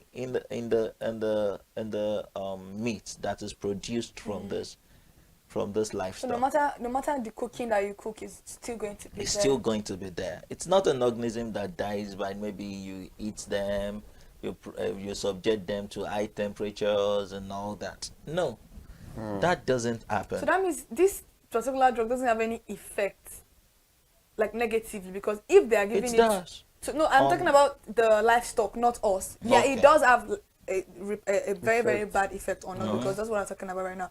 I'm talking about the livestock because I'm wondering how an animal will be taking this thing, and then we, the last consumers of this thing, are going to be the ones suffering from it. So that means maybe it doesn't have any effect on the animals, or what? Why exactly are they giving the animals those things? Drug resistance to happen in animals. Okay. It does. Okay. It does. Okay. And what happens is that when we now consume this produce, we take these, we call them superbugs, because they've been exposed to these drugs over time, and they've built immunities against them. And that is one. And we have zoonotic diseases, which is from animals to humans. Yeah. So as it affects them, it affects us too. Okay. And that is where the role of policies come in. That is where it comes in. All right, interesting. I know you're enjoying yourself on the conversation this morning on Perspective. We're discussing the crucial role of medical laboratory scientists in the fight of antimicrobial resistance, and we have Mr. Oluwafemi Peters Oladele on the conversation. Let's go on a short break. When we come back, we dissect and ponder better on this issue. We'll be right back. Thank you so much for staying with us. Please sip your coffee. We'll be right back.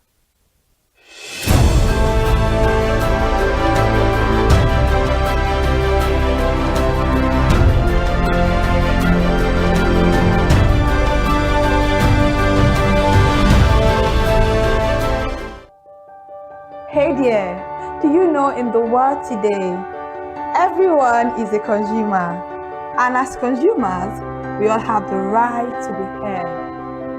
In Nigeria today, as a consumer, you have all right to product information, right to fair pricing, right to return goods, right to product labeling, right to fair dealings, and a lot more. Well then, have you heard about the new media channel?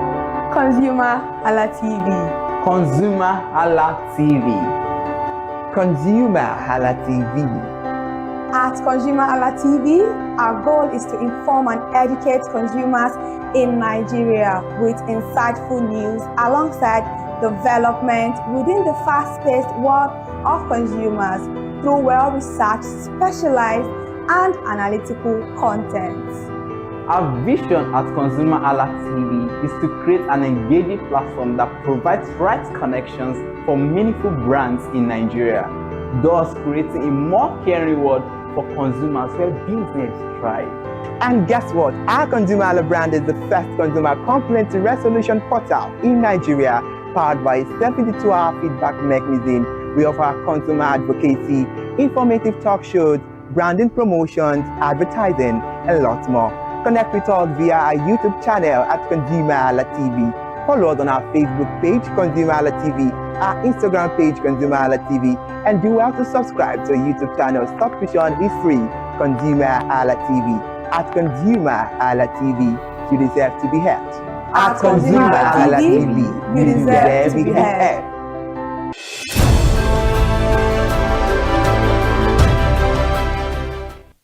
Well, I appreciate you for still staying there and watching Perspective on ConsumerHallaTV. This is where we have discussions about pressing issues and burning issues making the round. And on the conversation, we are having something important that it's crucial to talk about. That is the crucial role of a medical laboratory scientist in the fight against antimicrobial resistance. And we have Mr.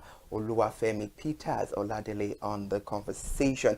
Now let's get to it. What are the implications of AMR on Nigeria's healthcare system? So when we talk about how this directly affect our healthcare system, one of the things we'll talk about is the effect of AMR, which is treatment failure. You notice that you keep on treating the same thing over and over again. And then this is increasing the burden on our healthcare system. So take for example, another topic is this typhoid thing. When people say that I have typhoid, and I have this thing, I have that, how do you know you have typhoid? Because before you have typhoid, the way you ingest salmonella is, have you taken any dirty water? Did you, how are you sure that? You can't even assert. If you have typhoid, you won't be the one to tell us you have typhoid. So you just say people just when they feel fever or they are pooing, they tell you that they have typhoid. Or diarrhea. Or diarrhea. which of course increases the burden, the healthcare burden we are faced with in the healthcare space. Where treatments now fail. We are now burdened with the fact that researchers will now have to look for new drug that can treat these infections. All right, I love this conversation a lot because it has to do with the daily lives of we Nigerians 24/7. And now you've told us about the implications of AMR on the healthcare system in Nigeria. So what step can Nigerians take to prevent AMR? And how can we promote the awareness? Because she mentioned about the awareness earlier on and about responsible antibiotic use, because there is a whole lot of misuse outside there. Yeah, that is why I must commend platforms like ConsumerHallaTV, which gives the privilege to put out this information there, because they say knowledge is power. Yeah, it is. More of these things are health behaviors that we've learned over generations. You see your mother treat any small thing, gives you anti-malaria, gives you one dose of antibiotics. When you give birth to, you believe that that is the pattern. And when you've seen it work once, you believe that. Do you know what's funny is that I feel like what you're saying is very true. It's like a generational thing. My mother did it, so why is it going to be a problem for me? This issue of dusting powder, all this rub for children. If I tell my mother, when I give birth, you will not shake my baby because of shaking baby syndrome.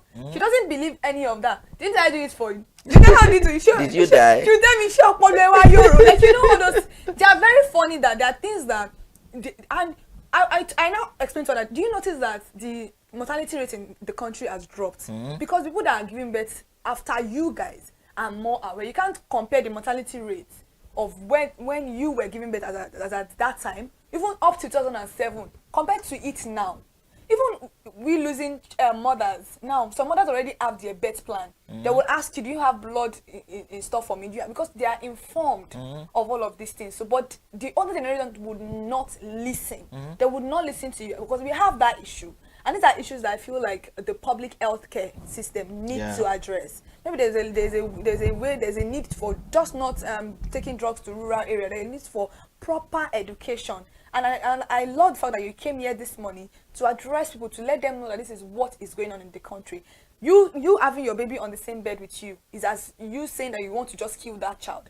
God forbid, a lot of people's children die. You just see them, oh, we slept together yesterday. What happened? You might have rolled, or the people might have rolled and suffocated them, but they don't understand any of this because they've been doing it, and so it is very, very safe and practical, which is not always like that. Very true. All right. Now, what do you think is the fears of Nigerians that make them neglect hospitals and laboratory when they are feeling ill and prefer to do self-medication? Because this is becoming alarming, and right now we need to create that awareness that what you're doing is bad, and it's high time people stop it and do the right thing at the right time. You see, one of the things I must commend the Lagos state government for is their role in helping to reduce payment of healthcare services out of pocket. Okay. So you see the Lagos state, what do they call them now? I think, is it Lamasa or something, that are in charge of HMOs, Lagos State HMOs, Health Management organizations. Yes. So you see them going to rural communities to tell them that, okay, you can be on this platform and then you don't need to pay for healthcare services. A lot of them actually. So, Niger girls, I've seen a lot. Yeah. So one of the major contributors for people not patronizing it's money. And would you blame them? No. Because the economy has affected the healthcare system too. Take for example, some years ago, I'm a medical laboratory scientist. One of our reagents used in testing HIV used to sell for 18,000 naira. Guess how much is this now? Just to test for HIV. As in the kit used for testing. How Guess how much it is now? How much? 120,000. I was thinking about that. 18,000. From 18,000. That was when? That was about a year ago or a year and a half. That was 2023. Let's say 2023. Let's say 2023. Wow. Now it's 120,000. Where would the money come from? People will pay. So one of the major reasons why people don't use healthcare facilities is because of money. And then the solution to that is we should encourage our people to be on HMO platforms. So it's not only because many people think HMO is just for office people, 9 to 5. No. So it's not just for office people. No, it's not. It's not. It's not. With the policy in Lagos State that every worker must be on HMO. If you are employing more than 5 staff, you must place them on HMO. So Ilera Eco is also like an HMO. Yes. Because I know that Ilera Eco, yes, I think it's for elderly. Is it just for elderly people? It's just it's for everybody. Okay. That one is for reducing the money. But it only works for public hospitals, right? Yes. Okay. You've commended the Lagos state government in charge of HMOs and all of that. How can the government and the private sector support the medical laboratory scientists in the fight against AMR? Okay, one of the things that we can do and we that will help the system is for research and development. Because when this occurs, new drugs must be discovered. And also funding. Help our system to get funding so that we can help better place our healthcare system. So there are many ways, and help in surveillance also. So these are ways that the public and private partnerships can help in in curbing this particular issue, because it's a menace. It is. It is a menace. According to the World Health Organization, about 1.2 million people face this yearly. Yearly, not the total. Wow. All Sorry, right. before you Okay. go, because I know we are almost at the end Definitely. of the program, I want you to help educate the audience watching right now at home, and people are going to still watch the program after we are done with this program, about the fact that AMR is a very important conversation and it's a very important issue that is affecting us. Does it have a cure? These are things I know many of us will want to know. Is it curable, or once you have that particular resistance, you have to be placed on other diagnoses? Well, antimicrobial resistance for organisms, it's not curable, and it's not, how do I put this now? Malaria is UTI is an infection, it's a disease. STIs can be diseases and all that. But for antimicrobial resistance, it can happen across board. It can happen to just anything, any disease. So if you are resistant to a drug, the thing is that we try to get other drugs that can work for you. That's what I was talking about, the personalized medication.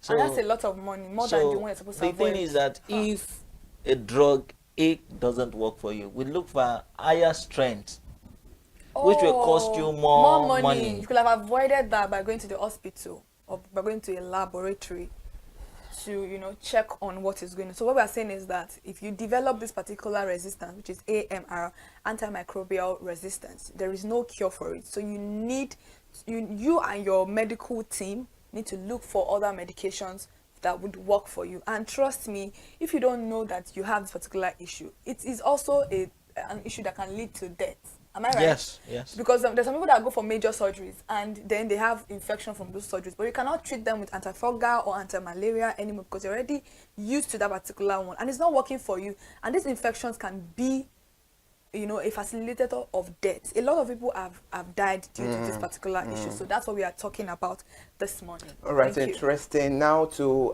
brush things up, because we have to round the conversation up this morning. What message would you like to convey to Nigerians about the importance of the medical laboratory scientists in combating AMR?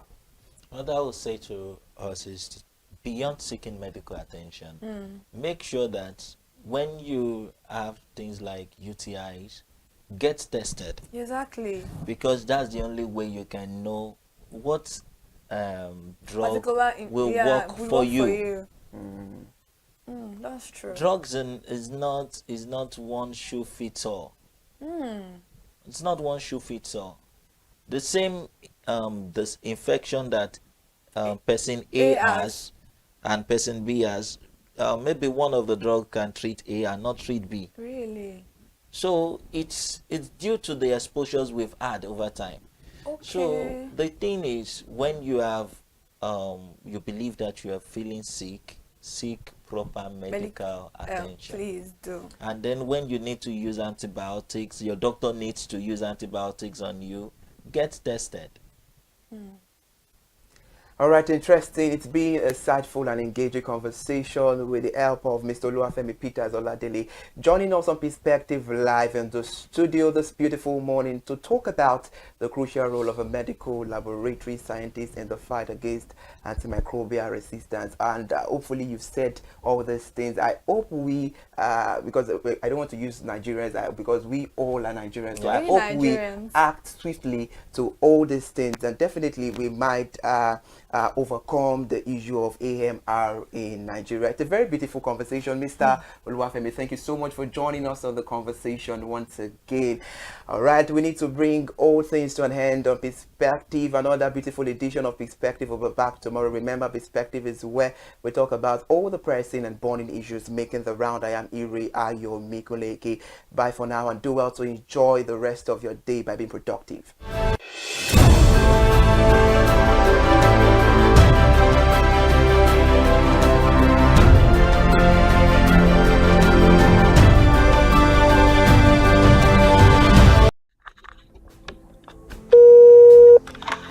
Hello consumers, you have the right to be heard, absolutely. So join us on the conversation, share your brand experience, where you tell us all your experiences about brands on the outer world via our YouTube channel every Wednesday from the hour of 4:20 to 5:20. You can watch us via our YouTube channel, ConsumerHallaTV, and subscription is free. Follow us on all our social media platforms, ConsumerHallaTV. Share your brand experience. It's about storytelling. It's about experiences. Hello consumers, you're welcome to another exciting episode of Consumer Voice on ConsumerHallaTV. I am Matilda Omenai. As you already know, Consumer Voice is a show where we'll be visiting different places in Lagos to check out people's preferences, hear what the consumers have to say about different leading brands that they make use of. Hello, it's your boy here, Iremofeko Foworola, and you know what? They call me the AUF General Overseer. Every day is a blessing and it is meant to be enjoyed maximally with AUF packages that put a smile on our faces. And guess what? That is why this show AUF is for you. You can get to know about trendy market slashes, promos, offers and juicy deals that put a smile on your faces, and you can always enjoy them maximally. And you know one thing that is so interesting about this show? It is a blend of English and Pidgin. As I dey run you English, now I go dey marry am with Pidgin, make am spicy. So catch me every time on the show to enjoy more about trendy AUF packages. Public service announcement. Hello consumers, I am Kikelomo Ajibola and welcome to the Scam Alert segment on ConsumerHallaTV. Scam Alert educates viewers about various scams affecting consumers. We learn tips on how to identify fraudulent activities and provide advice on protecting our personal information. We aim to raise awareness and empower viewers to avoid falling victim to scams. We cover various topics such as phishing, identity theft, fraudulent investment schemes, and many more. You want to catch up on how these scammers invade our lives? Join us every Tuesday by 12:30 p.m. for Scam Alert on our YouTube channel at ConsumerHallaTV. Subscription is absolutely free. And in case you're not following us across all our social media platforms, follow us on Instagram, Facebook, X, TikTok at ConsumerHallaTV. Don't say I didn't do anything for you this 2025. Bye. Welcome to In the Marketplace. We are taking you on a journey behind the scene of Nigeria's most vibrant market. From the sight and sound of the market to the stories of the people who makes it thrive. We will be sharing the untold stories that brings this market to life. Join us as we explore the history, challenges, and triumphs of the market vendors. We will dive into the daily lives of the people who call markets home and uncover the secret that makes this market special. You will get to see the passion, energy, and dedication that goes into making this market success. Tune in to the In the Marketplace on ConsumerHallaTV on Thursday by 11 a.m. to experience the sight and sound. Don't forget to follow us on all our social media handle on ConsumerHallaTV. I am Elizabeth Abefe. Hello fellow consumers, are you looking for a program where we give analysis about brands and a program where we project the voice of the consumer? Join my team and I on Consumer Analytics and Resolution Box by calling on the program to get your issues resolved. And in case you are wondering where Consumer Analytics and Resolution Box will be showing, please join us on our YouTube channel at ConsumerHallaTV. Subscription is free by 2 p.m. to 4 o'clock p.m. every Monday and Wednesdays. Consumer Analytics and Resolution Box will be airing and will be here to provide you any information on brands and also issues that you have pending for us to resolve. Also follow us across all our other social media platforms, Instagram, Facebook, X, TikTok at ConsumerHallaTV. And that is why at ConsumerHallaTV, you deserve to be heard. Hi everyone, I am Iri Ayomikunle Eke. Join me live on Perspective every Mondays to Friday from the hour of 9 to 10, where we have meaningful and engaging conversations about all the burning and pressing issues making the round. Issues related to our economy and consumers. It's conversing, it's relatable, it's beyond interview. We have expert analysts who gives updated analysis about all aspects of a conversation. Join the moving train by subscribing to our YouTube channel, ConsumerHallaTV, and do well to follow us on all our social media platforms, ConsumerHallaTV. Stay informed. Thank you. I am Matilda Omenai. As you already know, Market Today is the show where we visit different markets across Nigeria, Lagos, to check out the prices of different things, ranging from household items to foodstuffs to cosmetics, electronics, every other thing. In a world of hustle and bustle, entertainment keeps us alive, and that is why at ConsumerHallaTV, we ensure you enjoy all around 360-degree entertainment program. Screen Time is the show for you, where you enjoy top 5 countdown, celebrity of the week, exclusive interview, and other segments. Don't mind me, it's just a jealous person. Oh, It's new movie release, update, and screen time. I'm going to enjoy myself because this is my favorite time on the program. I get to recommend good movie for you, and I'm also waiting for you to recommend movies to me also in the comment section. Screen time is not just all about entertainment, it is relaxing and also educational. So that is why we are bringing to you Screen Time on ConsumerHallaTV. And in case you're wondering where to join us every Mondays by 5 o'clock p.m.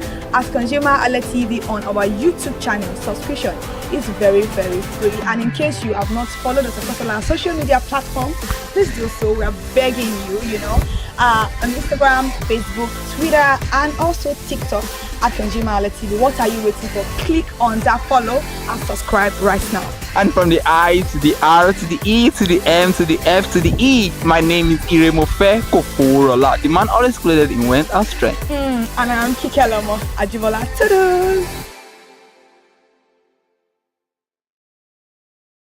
Hi people, my name is Mo Fakorede and I am a filmmaker and a film director, and you're watching ConsumerHallaTV.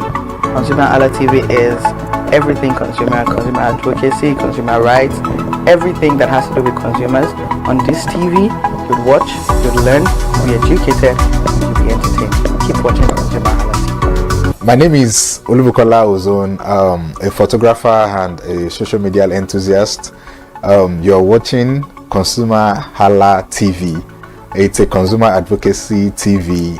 If you have a problem, any consumer related problem, just holla at them, just like their name implies, and they're going to get it sorted for you. Keep watching, stay tuned. Thank you very much. Hi guys, my name is Joba Jalabi. I'm a marketing communications professional. I currently lead marketing at Flash Change, a fintech startup.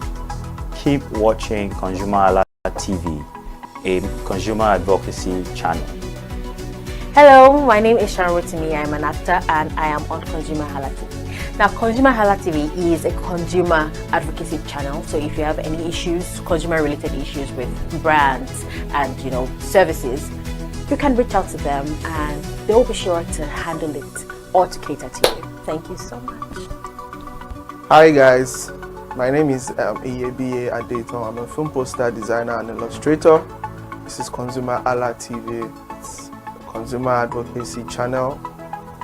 We show content on consumers-based news, entertainment, and all of that. So I urge you guys to stay tuned to ConsumerHallaTV.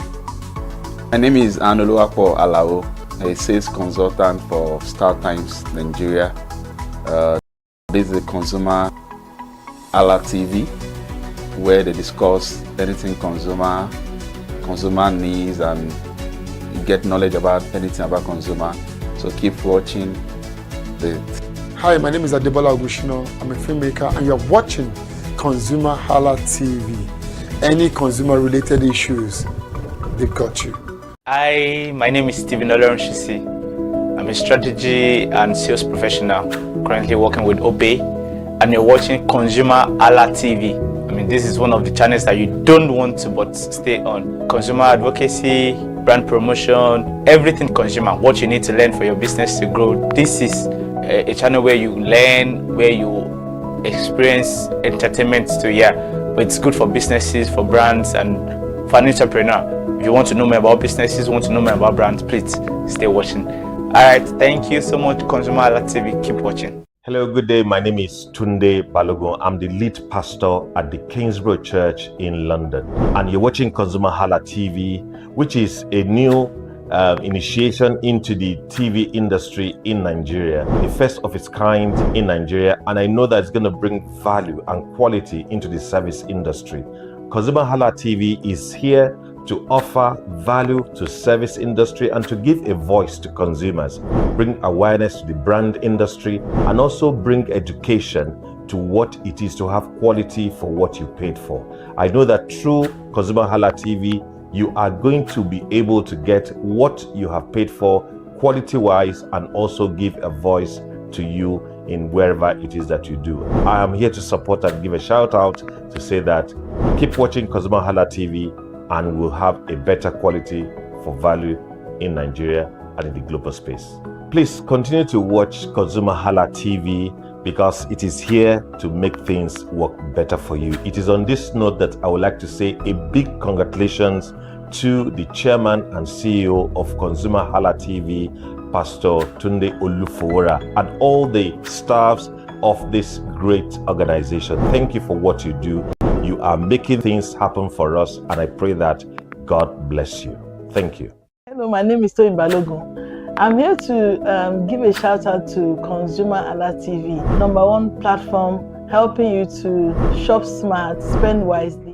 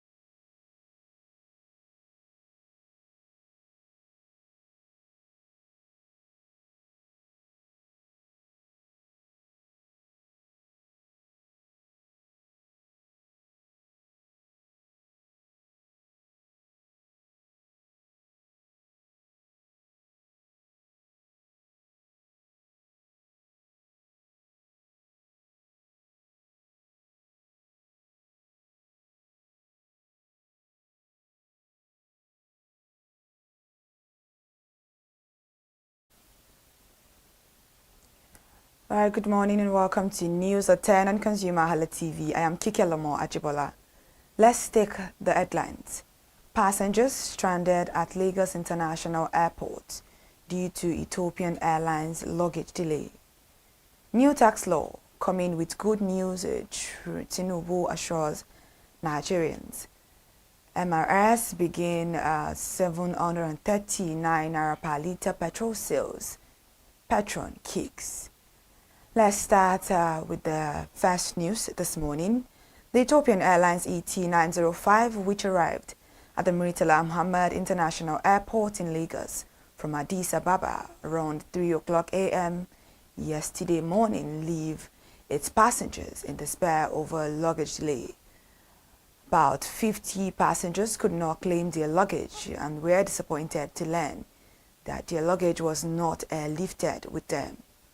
And according to some of the passengers, they waited at the carousel till 6 o'clock a.m. for their bags, only to discover that it will be delayed without any prior or proper communication from the airlines, shattering the plans of some of the passengers whose final destinations are not in Lagos State. Some of them are currently stranded in Lagos, have had to incur hotel costs to keep waiting for their baggage. And there is more to this report. An official of the Nigerian Civil Aviation Authority who later came to address them told them to return yesterday 3 o'clock p.m.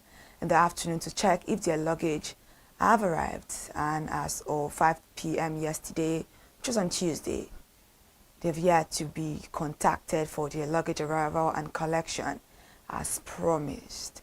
And one of the passengers, Mr. Sampson, complained to ConsumerHallaTV about what he experienced at Tel Aviv Airport in Israel, having to wait 5 days to get his bags from Ethiopian Airlines last week, complaining that the situation occurred again upon his return to Lagos December 15 around the time of 10 o'clock p.m. as he is yet to receive his luggage as of 5 p.m. yesterday. And in response to his inquiry about the delayed luggage again, Abi Solomon of Ethiopian Airlines said they have yet to locate the whereabouts of his luggage. He added, "I checked with our record and confirmed all bags loaded from the Israel and Addis Ababa. I will further check with our Lume team and advise on findings." There have been several complaints of luggage delay by Ethiopian and other airlines in recent times, which the passengers want the Nigerian Aviation Regulatory Authorities and the Federal Consumer Protection to urgently look into. Some of the passengers who said that this has been a regular occurrence in recent times, and they were surprised that the regulatory authorities have not intervened in this poor customer service, which is costing air passengers serious inconvenience and pains. New tax laws coming with good news as the President Bola Ahmed Tinubu urged Nigerians not to be apprehensive about the new tax regime scheduled to take effect 2026, assuring them that the policy will bring relief to the poor, low-income earners and small businesses. The President gave the assurance on Tuesday at the 8th annual Senator Abiola Ajimobi Roundtable and the 76th posthumous birthday lecture of the late former governor of Oyo State, held at the University of Ibadan. The event themed Pathways to Electoral Credibility, Reforming Political Parties, Re-engineering Citizens, and Restoring Trust in Nigerian Democracy, was organized by the Senator Abiola Ajimobi Foundation in collaboration with the Institute of Peace and Strategic Studies, University of Ibadan. It attracted friends, associates, family members, and partners of the late governor and was chaired by former governor of Ogun State, Olusegun Oshoba. And now, some MRS filling stations in Lagos on Tuesday dropped the price of petrol to 739 naira per litre, triggering long queues of vehicles seeking to buy the commodity at the outlets. Our correspondent who visited a part of Lagos and Ogun State observed that the MRS filling station in November, the headline inflation rate is to 14.45% relative to the October 2025 headline inflation rate of 16.05% on a month-on-month basis. The headline inflation rate in November 2025 was 1.22%, which was 0.29% higher than the rate recorded in October 2025, which was 0.93%. And on month-on-month basis, the food inflation rate in November 2025 was 1.13%, up by 1.55% compared to October 2025, minus 0.37%, and the November 2025 inflation figure is below the 15% projection of the federal government. The November reading was slightly higher than Cardinal Stone's estimate of 14.33%. And 2026 will test economic reforms as experts at the Financial and Economic Intelligence Platform, ProShare, have warned that 2026 being a pre-election year will test the strength of recent economic reforms and shape the country's medium-term growth trajectory, even as it projects a cautious path to recovery. The assessment is contained in ProShare's Economic Outlook Report 2026 titled Open the Politics of Economic Recovery, which explained global, continental and domestic economic trends and outlined the policy discipline, structural reforms and political stability required to sustain Nigeria's ongoing macroeconomic adjustment effort.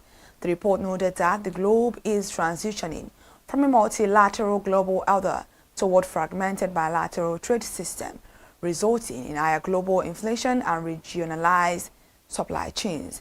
In Africa, growth is projected at 4.1 to 4.3% in 2026, driven by mineral demand and strategic partnership. Notably, Nigeria's move to de-anchor oil sales from the US dollar is expected to reshape continental trade dynamics and inspire similar actions by other African economies. Nigeria is showing early signs of recovery with macroeconomic policies driving the economy towards favorable growth path. And now, in security, police deploy special forces ahead of NLC protests today. Ahead of today's nationwide protest by the Nigerian Labour Congress, the police have mobilized special forces and tactical teams to ensure a violence-free demonstration. State Police Command, in separate interviews with newsmen on Tuesday, confirmed their readiness to tackle miscreants and political hirelings who may want to disrupt the rallies. The NNC had stated that it would not retract its planned nationwide protests, which were called in response to the escalating insecurity in the country and other labor issues. When asked if the NLC has mobilized its affiliate unions for the rallies, the spokesperson for the Congress, Benson Okpa, stated, "We are going on with the protests across the country." He warned that any attempt to interfere with today's National Day of Protest and mourning could spark a nationwide indefinite strike. Okpa, in a statement on Tuesday, explained that the union had received intelligence suggesting that unscrupulous agencies and desperate political hirelings might try to infiltrate or violently disrupt the demonstrations. He added that harming even a single worker or citizens will trigger an immediate and indefinite shutdown across all sectors of the economy. And lastly, the Nigerian oil and gas sector has been thrown into fresh controversy as the Independent Corrupt Practices and Other Related Offences Commission has declared that it will investigate a petition lodged against the Chief Executive Officer of the Nigerian Midstream and Downstream Petroleum Regulatory Authority, Farouk Ahmed, by the chairman of Dangote Group, Aliko Dangote. Dangote, in a petition submitted on December 16, 2025 through his lawyer Ogu Onoja, called on the ICPC to investigate, prosecute, and potentially arrest Ahmed over allegation of corruption and financial impropriety. The petition claims that Ahmed spent more than $7 million on the education of his 4 children in Switzerland, reportedly paid upfront for a 6-year period without any lawful source of income to justify such expenditure. All right, now we've come to the end of the news this morning on ConsumerHallaTV. Thank you so much for joining us for the news at 10.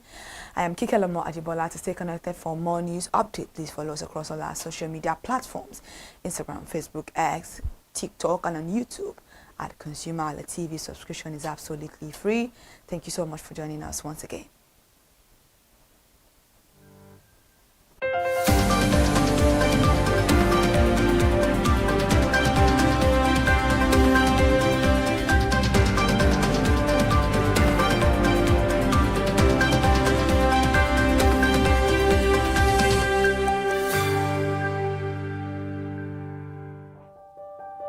Hey there, do you know in the world today, everyone is a consumer, and as consumers, we all have the right to be heard. In Nigeria today, as a consumer, you have all right to product information, right to fair pricing, right to return goods, right to product labeling, right to fair dealings, and a lot more.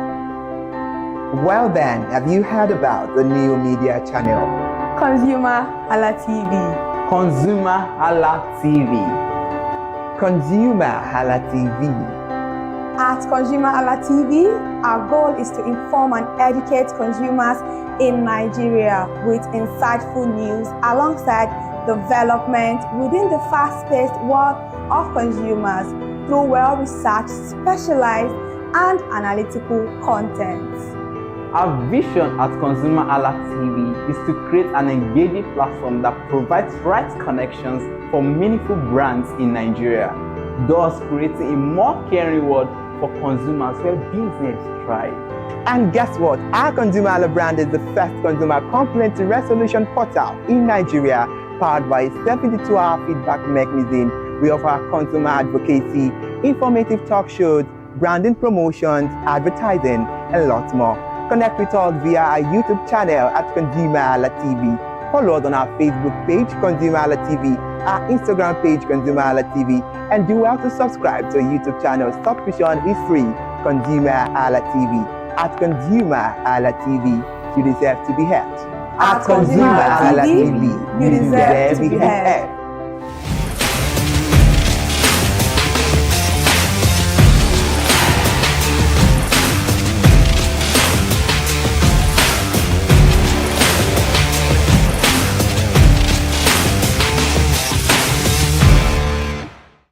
Hello consumers, the festive season is here. 30th December, holiday vibes, family time, and of course movies. Cinemas across all country are buzzing as people are already getting ready to unwind, catch up releases, new movies, and also have fun with their loved ones. I am Elizabeth Ebepe and I'm live here in Lagos, Nigeria. You're welcome to Consumer Voice on ConsumerHallaTV. Today we will be hearing directly from consumers about their cinema habits. Which movies are they anticipating to go look out for this season, and which actor or actress inspire them on the screen? What do they like and why do they go to this particular cinema to enjoy? Come with me, let's go hear from them.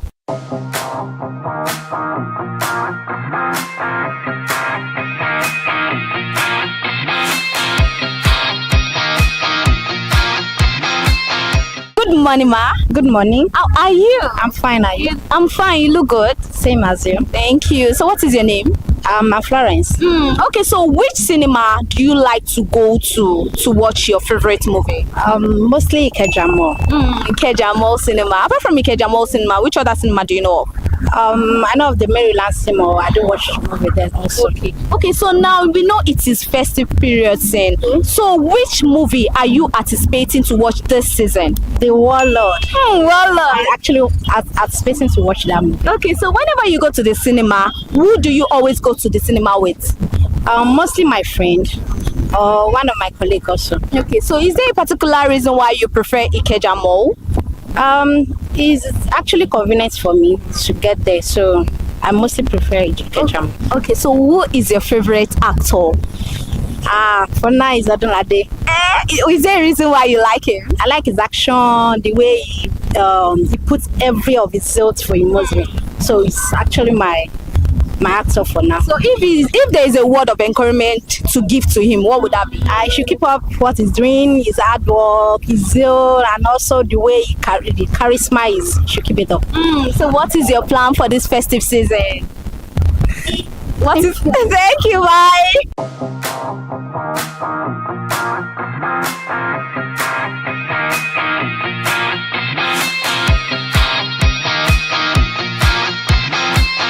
Good morning, sir. All right, good morning. How are you? Fine. Okay, so what is your name? My name is Frank. Okay, so which cinema do you go to often? I use Silverbird here at Festac. So which other cinema do you know of apart from Silverbird? Oh, I know of Genesis, but I do Silverbird most of the time. Silverbird Cinema. Is there a reason why you prefer that? Availability. This is what we see every day. Okay. We step into the mall, that's what you see. And so far so good. We've not gotten any reason to have any complaint because we've not gotten an experience of another to compare. Okay. So when there is no comparison, then there is no fault. This is the best we know. So this is what we have, and that's what's... Okay. Okay, so who do you go with most of the time? My friends have, they find it very weird, the fact that I go to the cinema myself. Yeah. Most of the time, after a day's work or towards weekend, especially at nights, evenings, I take my time to the cinema, rather than the joints, drink beer and sit out. I'm not an alcoholic person, so I enjoy my movie time. Yeah, but for adventure, if my friends, my fiance is around, why? We go together. Yeah, but apart from that, I enjoy my time alone. Yeah. Okay, so which movie are you anticipating to see this season? Well, I think the movie is already out. That is, I don't know if I'm wrong, but I think I had Woman King. Yeah, I had a Woman King that I think is the part 2 is out, Okay. or their premiere. I think so. I think so. But that's what I anticipate to see. Yeah. So, who is your favorite actress or actor? Favorite? Yeah. There is no favorite. What I look out for in a movie is the storyline. It's not there's no favorite actor or actress. Most of the time, even the lousiest actor or actress in a very good storyline is something. So for me, it's a storyline, it's a movie. Okay, if it is the storyline, what do you like to see in a movie that gets you captivated? Oh, the suspense, the adventure, and the adventure, the suspense, and the beauty of everything that is good in this world, should be appreciated in the movie. Okay, if there is one word you can use to encourage our actor and actress, what would that be? What word of encouragement do you have to give to them, or what message do you have to give to them? So in all the projects in their art and in their work, please, our cultural heritage should be projected, and our morality should be held in high esteem. And even in any way they want to, show the other dark side of life, which some persons will say is the balance of life. There must be a dark side. Even if you want to show the dark side, but let it be very obvious of how that path leads. Dark never wins. Okay. So there is no any Nollywood movie you're anticipating to see this period? Nollywood. Yeah. Well, to be honest, I'm not. You may say I'm not patriotic, but I'm not a Nollywood kind of person. Okay. Yeah, I'm really not. But you just talk about our culture and heritage. Yeah. Like A Woman King is also a Nollywood movie. I've watched that. Yeah. But when it comes to comparison, I dive into the Hollywood stuff. Okay. But I do watch our home movies. Living in Bondage was that's the part 2. Okay. Was something for me.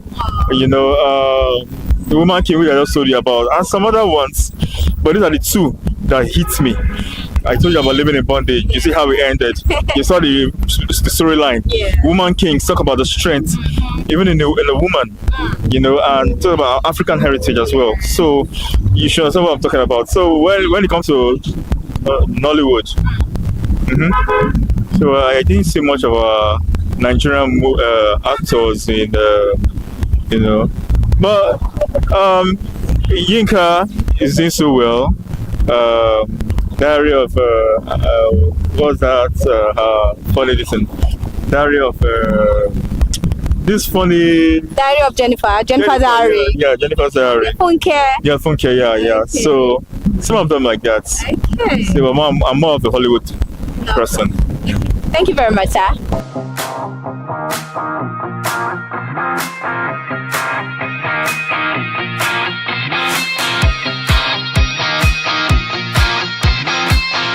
Good morning, ma. Good morning. How are you? I am fine, thank you. Okay, so what is your name? Okay, my name is Joy. Do you go to the cinema? Yes. So which cinema do you go to? Silverbird Cinema at Ikeja City Mall. Okay, apart from Silverbird Cinema, which other cinema do you know of? Okay, I know of IMAX Cinema and I cannot really remember the name, but also Ibuku Cinema in Abeokuta. Okay, so why then do you prefer Silverbird Cinema? Actually, Silverbird Cinema is closer to me and I like the ambience and the settings. Okay. So, and there's popcorn and soda. Okay, so who do you like going to the cinema with? Okay, a friend or myself. Okay, so which movie are you anticipating to watch this season? We all know festive season is here. So which season, which movie? Okay, I want to watch BTS by Funke Akindele Jennifer, aka Jennifer. Okay, is there a reason why you love that? Yeah, because I saw the trailer of that movie, and you know whatever Funke Akindele is dropping is a banger already. So I can't wait to see the likes of Iyabo Ojo and the rest. Okay. So I will ask you this: what is that particular? What's your favorite? Who is your favorite actress or actor? Oh, I would not say I have a favorite actually because they are all amazing actors. But I would say Funke Akindele also because she's an inspiration and a mentor. Okay, so on a scale of 1 to 10, how well will you rate all our production so far? Wow, I would say 10 over 10 because she has helped us to see that you can jump from one standard to a better standard. Starting from the days she have been doing the Jennifer from the video, like when we insert our discs into our CD, and you cannot compare that to now. You can see that the difference is clear. Every drop is a banger and a update that yes, something is getting better and better. Okay, so if there is one word of encouragement or one word to say to her, what would that be? I would say she should keep doing what she's doing. Okay, thank you very much, ma.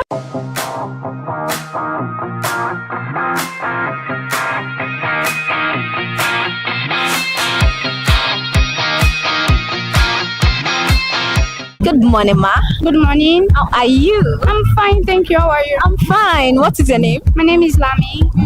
Okay, so which cinema do you love to go to? Or do you love going to?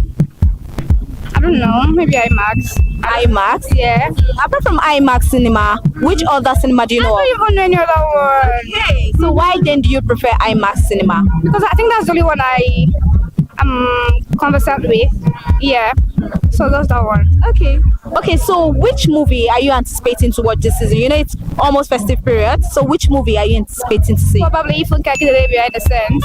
Is there a reason why you want to see Behind the Scenes? Because it's Funke, so I want to see it because it's Funke, yeah. Okay, so who is your favorite actor or actress? Funke Akindele. Why do you love her? Because it's Funke Akindele now. So you don't have a reason why you just love her just because I just feel, I think she's in, maybe because of a unique way of producing and also acting. So that's Funke Akindele, basically for me. Funke, yeah. Okay, so before office break for the festive period, what other movie do you anticipate on seeing before? I don't think there's anyone in mind. Okay, apart from this one. Nigeria-based movie, right? Nollywood. I don't think there's anyone. Maybe Funke. Just Funke can be the same. Just Funke, everything just Funke. Okay, so if there's a word to say to her right now, what would that be? I'll just say, like, Mama, you're doing well. Just keep moving. You are here. Okay, so what is that fun thing you want to do this festive period? Just be on my bed and sleep. Are you serious? I'm working almost everything. I'm tired. We need a break, right? Yes, and just sleep. I just want to sleep, like proper sleep. Okay. I need proper rest. I know, right? Thank you very much. You're welcome.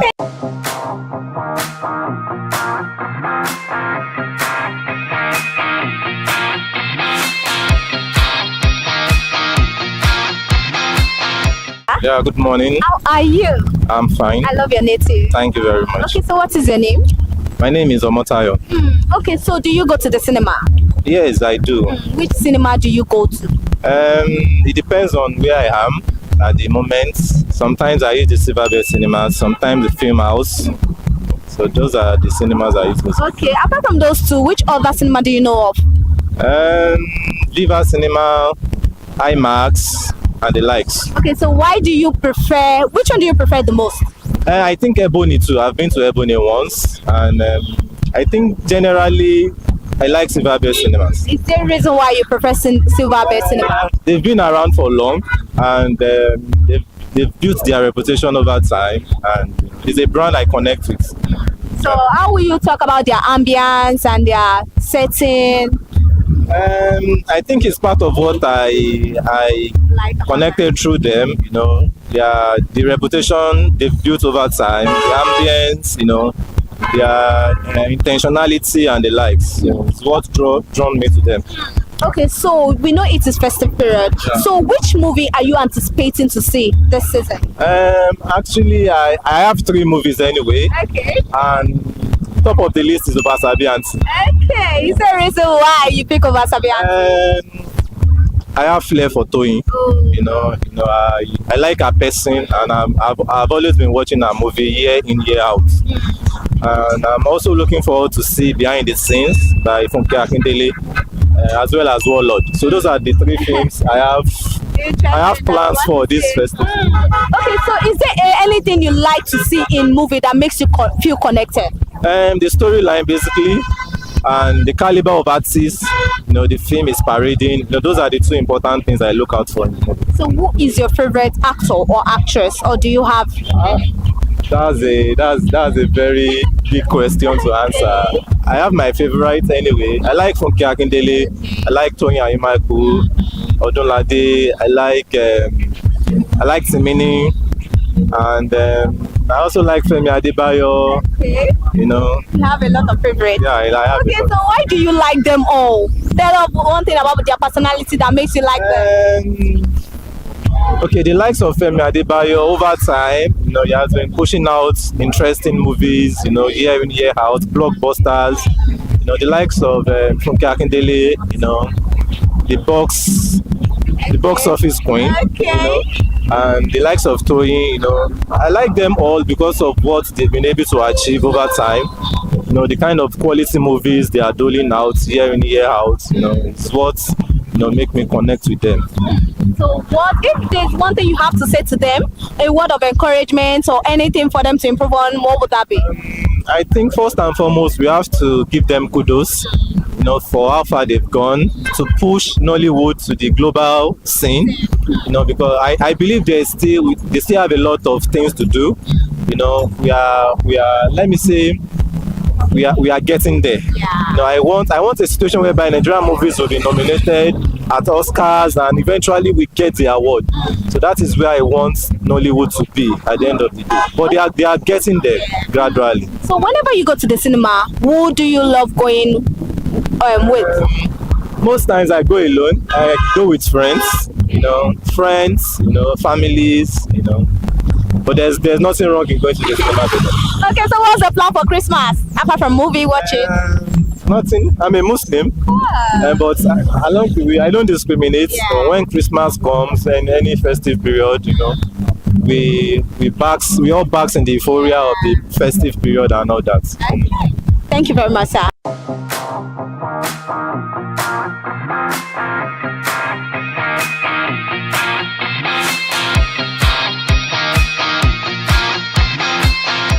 morning, sir. Good morning, ma'am. How are you? I'm fine, very good. So what is your name? My name is Usman Adidosun, but people call me Dr. Psychology. Okay, so do you go to the cinema? Yeah, I do. Which one do you go to? Actually, it's my first time, Silverbed. Yes. How do you get to know about Silverbed? He's a friend of mine that introduced me to Silverbed at Ikeja City Mall. So how was the experience like? Actually, it's very nice. The place is very nice.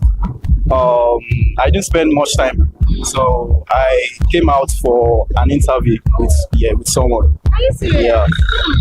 Okay, who do you like going to the cinema with? You said this is your first time. Who do you come with? Is it my friend or my family? Who do you come with? My friend, actually. Okay, so which movie are you anticipating to see this season? We all know it's the festive season already. Behind the Scene. Behind the Scene, why? By Funke Akindele, because she's one of my role model, yes. Okay. Funke Akindele is one of my, I do really like her. If you check my TikTok, I've talked about her. Oh wow. Yeah, so that's it. Okay, so on a scale of 1 to 10, how well would you rate our production so far? Let's say 9. 9? Because she's really trying. Yes, 9. Okay, so I'll ask you, who is your favorite actor? I know you've already told me the movie you're anticipating and how you love someone, but let me still ask. Who is your favorite actor or actress? My favorite actor or actress? Can I mention like 2, 3? You're free. Okay, first of all, Adekunle Gold. For not in the movie industry. Yeah. Odulade Adekola. Why Odulade Adekola? Boda Shaggy. Okay. OGB. OGB Recent. And Moscow. So why do you? Okay, an actress, Abi, Funke Akindele, and this girl, this lady, Uche Montana. Okay, is there a reason why you love them? Why? Describe their personality for you to like them. It's a normal thing to love them now. The way they have, the way they put action, the way they put more energy. So that's why I love them. What keep you entertained or hooked in a movie? What is that thing that keep you hooked in a movie that this is why I love this person, when this person takes this role? What's that thing that keeps you hooked in a movie whenever you're watching a movie? Odulade Adekola. The way he acts with action. Okay. That is why I like him. So what about Funke Akindele? Funke Akindele. The first time I like Funke Akindele is this one of our movie Omogeto. That is when I love her. Okay. Because the way the saga, all those what they used to call it, the action, ghetto vibe. Yes. Okay, so if there is one thing you have to say to your actor and actress that you love right now, what would that be? What message will you be giving a shout out to? What message will you be telling them?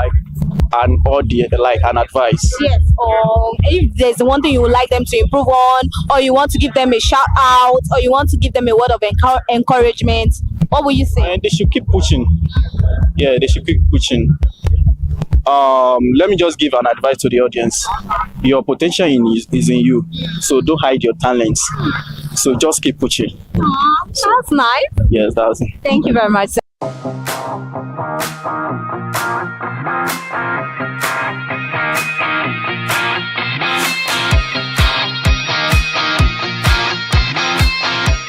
As Dirty December continues, cinema remains one of the biggest parts when Nigeria relax, unwind, and also move ahead with their loved ones and also become comfortable. And on today's edition, I will say Silverbed Cinema won majorly the art of the consumer, but then I will still say every cinema is the best because it depends on the location where you are that you'll be able to pick your favorite cinema.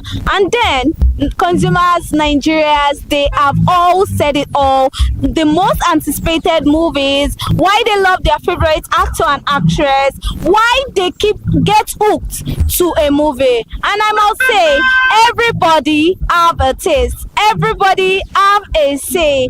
And because it is festive season, we ConsumerHalla TV, we are wishing our consumers happy Christmas in advance, because without you, we won't be here. Thanks for tuning in. Thanks for always sticking to our episode, and thanks for always viewing more insightful and educative edition. And like I say, you are the real VIP. And that will be all on this edition of Cinema 30 December. Having fun, family tribe, holiday vibe with the family. Till I grace your screen again, I am Elizabeth Abefe, and you are watching Consumer Voice on ConsumerHalla TV. Bye for now.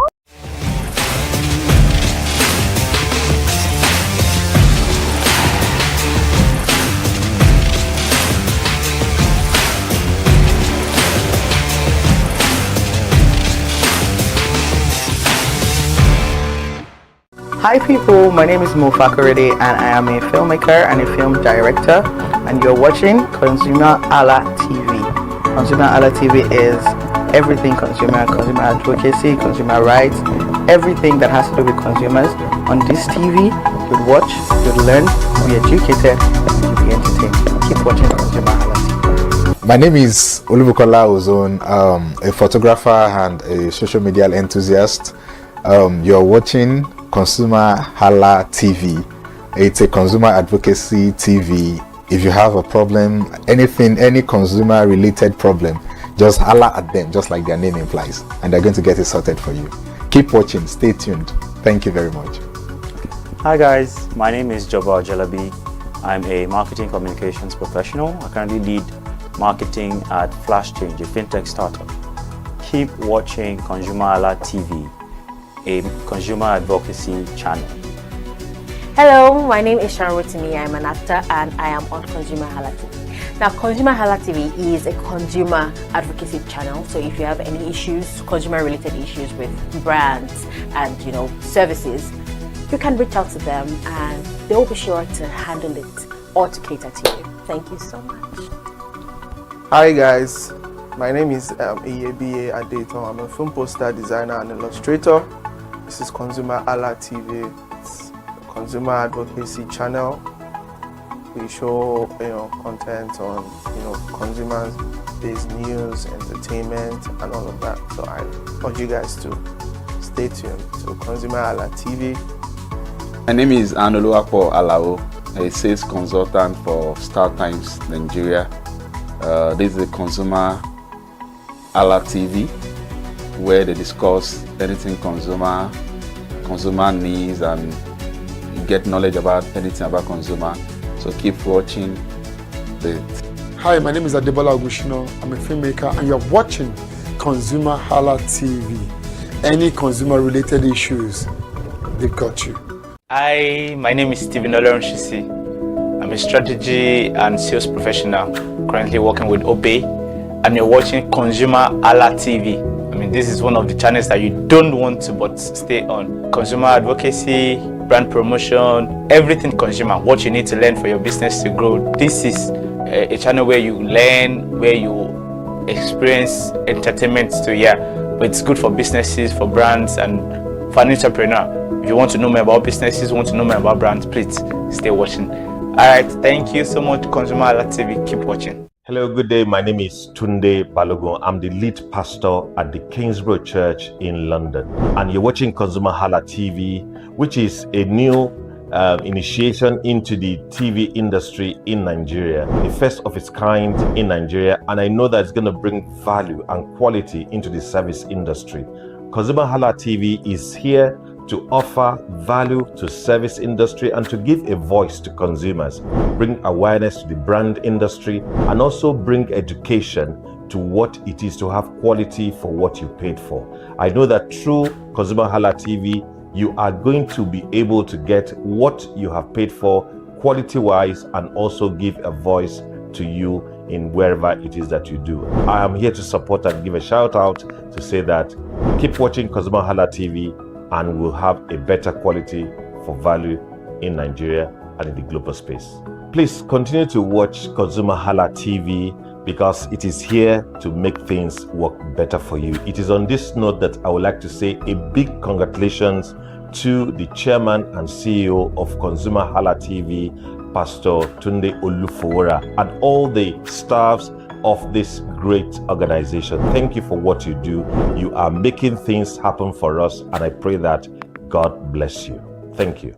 Hello, my name is Toyin Balogun. I'm here to give a shout out to ConsumerHalla TV, #1 platform helping you to shop smart, spend wisely, and live better. Anytime you have any kind of issues with your shopping, or you want to know a very honest review, please contact ConsumerHalla TV, here to help you. And please join the community where we can all make life easy and better for all of us. Hey there, do you know in the world today, everyone is a consumer. And as consumers, we all have the right to be heard. In Nigeria today, as a consumer, you have all right to product information, right to fair pricing, right to return goods, right to product labeling, right to fair dealings, and a lot more. Well then, have you heard about the new media channel? ConsumerHalla TV. ConsumerHalla TV. ConsumerHalla TV. At ConsumerHalla TV, our goal is to inform and educate consumers in Nigeria with insightful news alongside development within the fast-paced world of consumers through well-researched, specialized, and analytical content.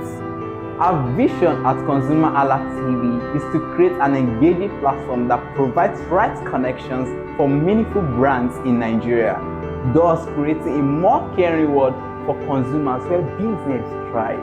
And guess what? Our ConsumerHalla brand is the first consumer complaint resolution portal in Nigeria, powered by a 72-hour feedback mechanism. We offer consumer advocacy, informative talk shows, branding promotions, advertising, and lots more. Connect with us via our YouTube channel at ConsumerHalla TV. Follow us on our Facebook page, ConsumerHalla TV, our Instagram page, ConsumerHalla TV, and do well to subscribe to our YouTube channel. Subscription is free, ConsumerHalla TV. At ConsumerHalla TV, you deserve to be heard.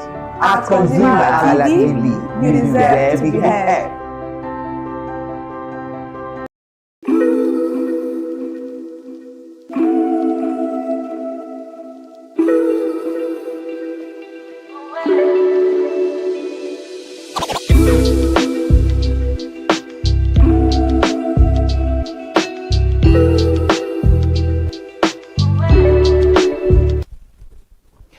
Good morning, Nigeria, fellow consumers. A beautiful morning to you all. Thank you so much for joining us. Welcome to Consumer Watchdog on ConsumerHalla TV. On the program, we dissect and we break down consumer right, consumer protection, and consumer safety. We advocate consumer right every single day on this program. So if you want to stay informed, grab your breakfast, sit back and enjoy the program. I am Ire Ayomikole Eke. Once again, thank you so much for joining us. We're focusing on consumer rights on today's edition of Consumer Watchdog.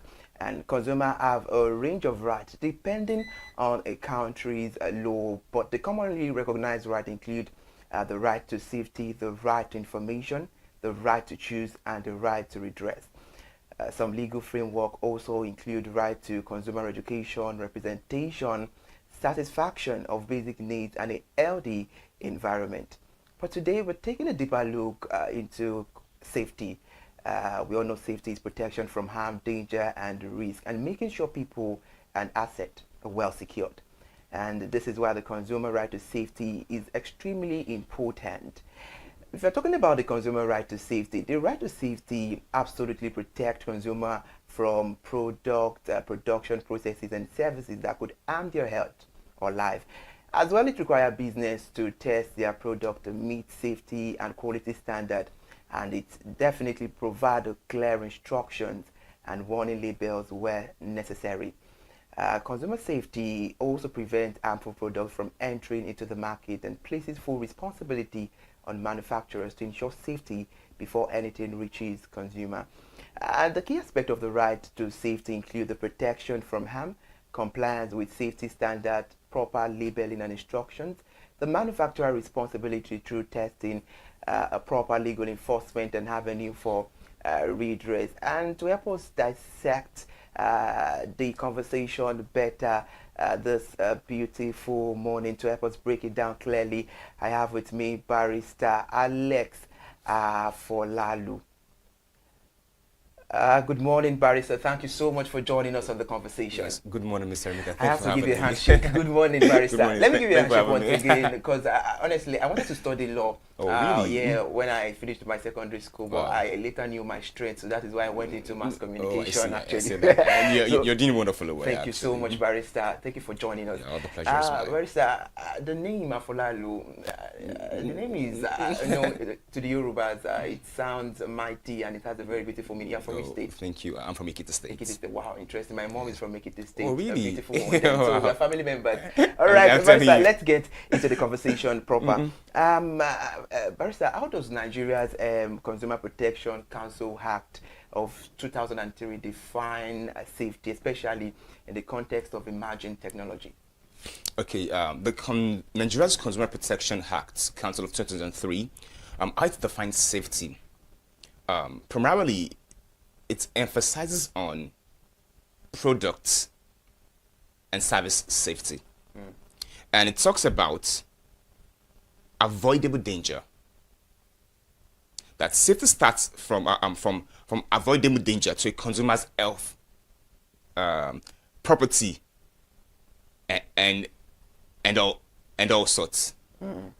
As a way that when you're releasing a product or service into the market, it must be the case that the product or service must actually ensure that there is actually avoidable danger when a consumer is actually using that product in the course, in the ordinary course of life. So that's actually how it actually talks about safety.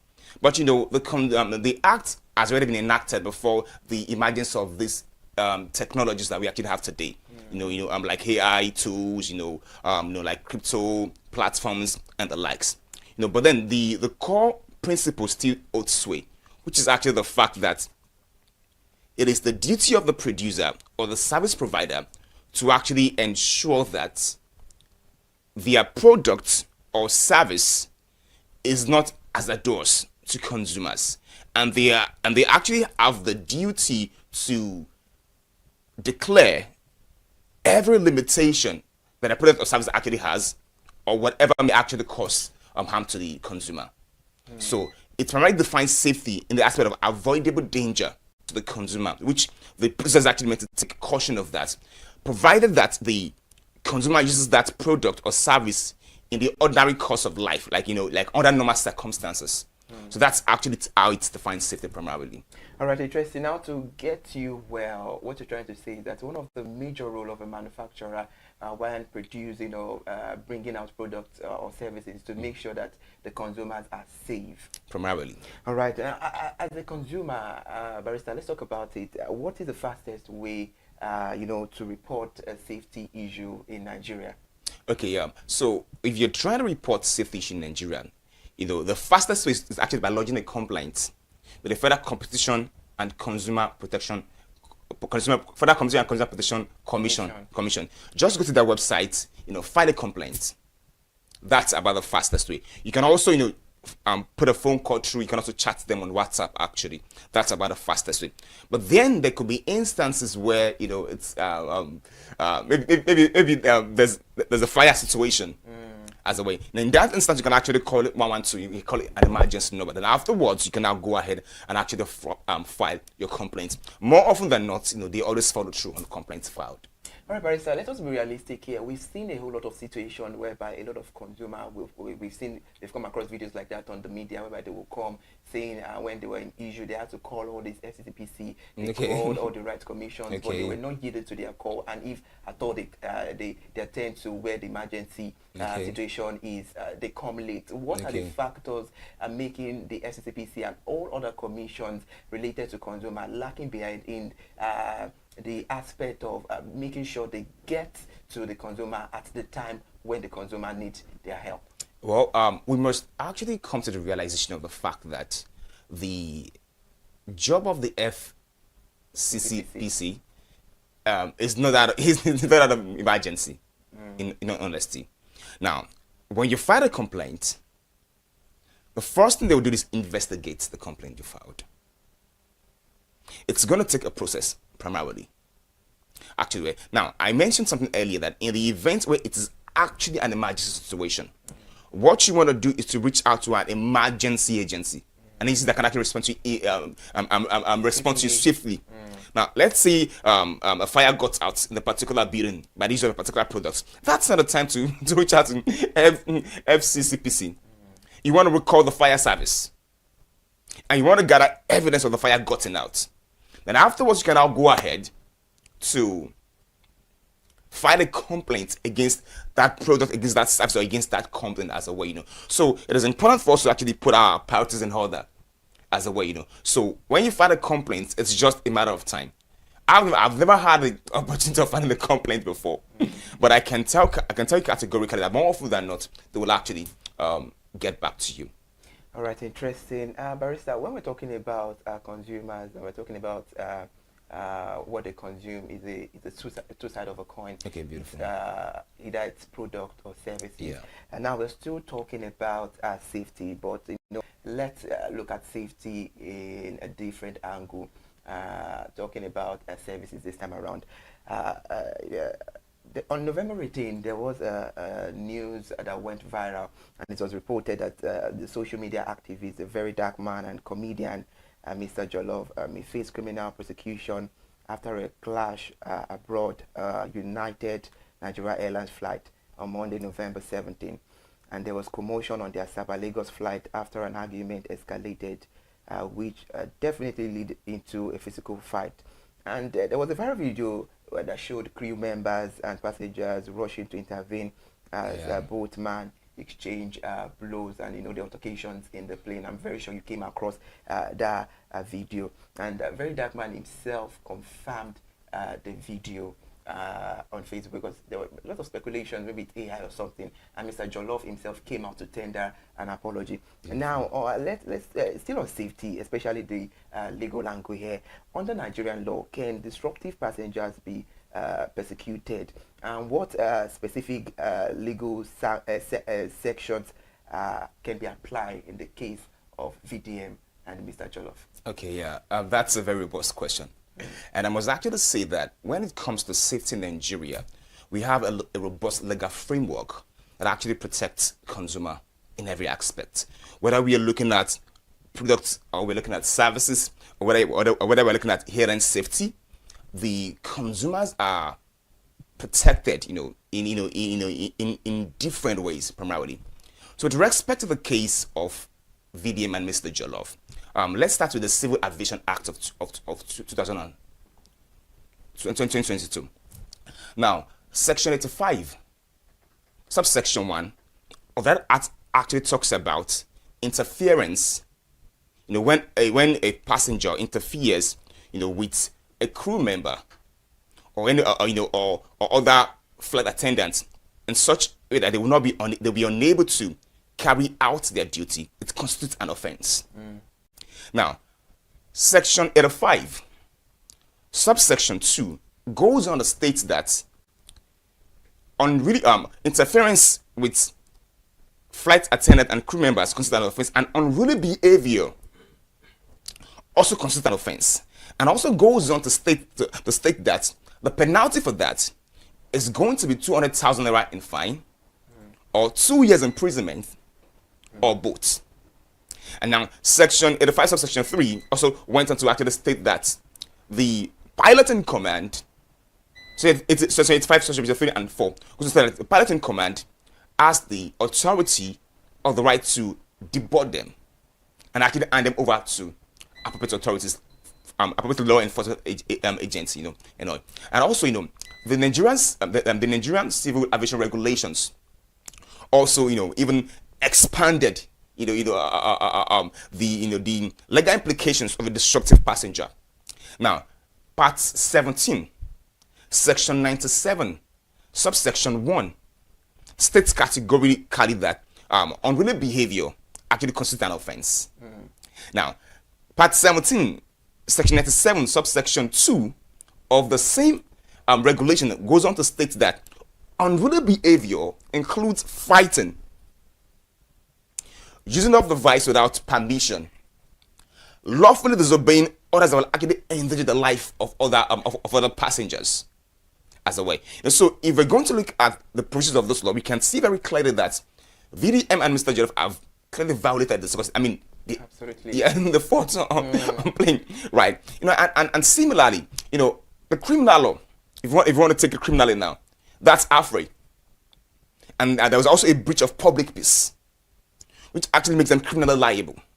Now, not to even talk about some other civil implications, right? Now, if that fight has actually occasioned a cancellation of flights, and there's actually occasioned other passengers, maybe to lose business deals, you know, or maybe some physical harm was actually caused to them, maybe in the course of the fight, they also have a right in tort.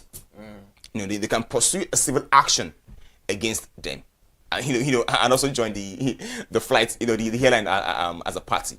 All right, interesting, Barrister. Now let's look about this. Don't you think it's high time the right authorities, the NCAA and all of that should come together and make sure that there is a proper implementation of the rules, or let me say, if a crime is committed, the proper offenses, because you know when there is fine, most of the time people are quicker to pay the fine, and you know the severe punishment that is meant for the crime which is being committed will just be swept under the carpet. Swept under the carpet instead of them, you know,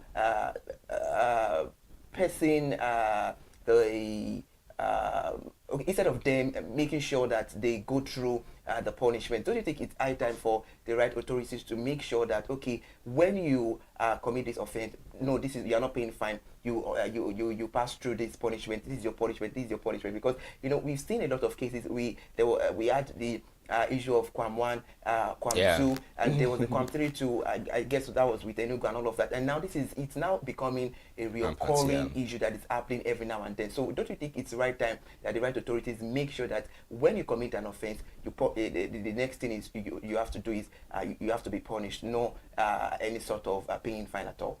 Well, I get your question, but the principle of legality actually demands that when an offense is actually committed, the punishment has to be in accordance to the laws defining that particular offense. Now, if the law defining that particular offense actually states that the punishment for that offense is 20,000 naira fine, there's nothing anybody can actually do, right? You know. So the only solution would be to go and change the laws. That will actually be the only solution. But be that as it may, the laws has made enough provision to deter future offenders by punishing the current offenders. Now, I'm going to give you the instances where the law, you know, actually states where the law states that a person can actually be punished. For instance, now there are many punishments that can actually be meted out to them. Now they can be suspended. They can be put on no flight what's the word now?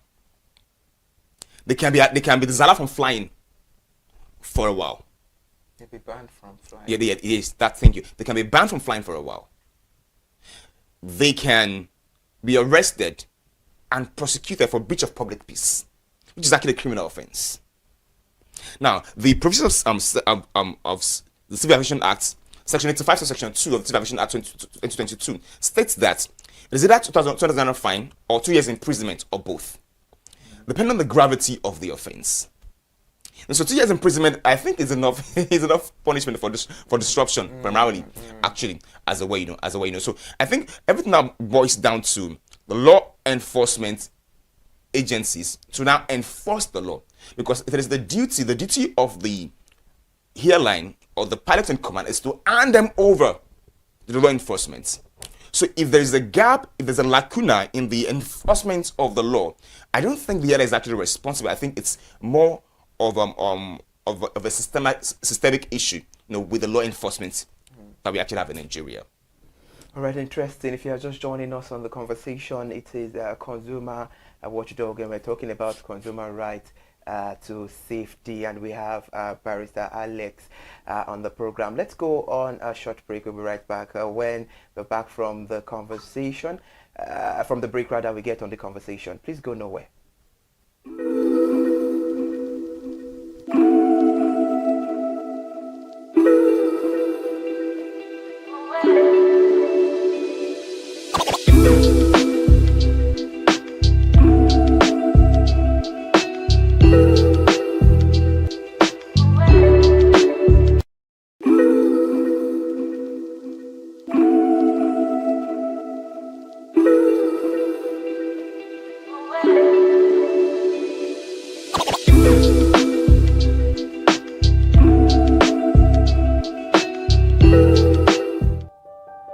Hey there, do you know in the world today, everyone is a consumer, and as consumers, we all have the right to be heard. In Nigeria today, as a consumer, you have all right to product information, right to fair pricing, right to return goods, right to product labeling, right to fair dealings, and a lot more.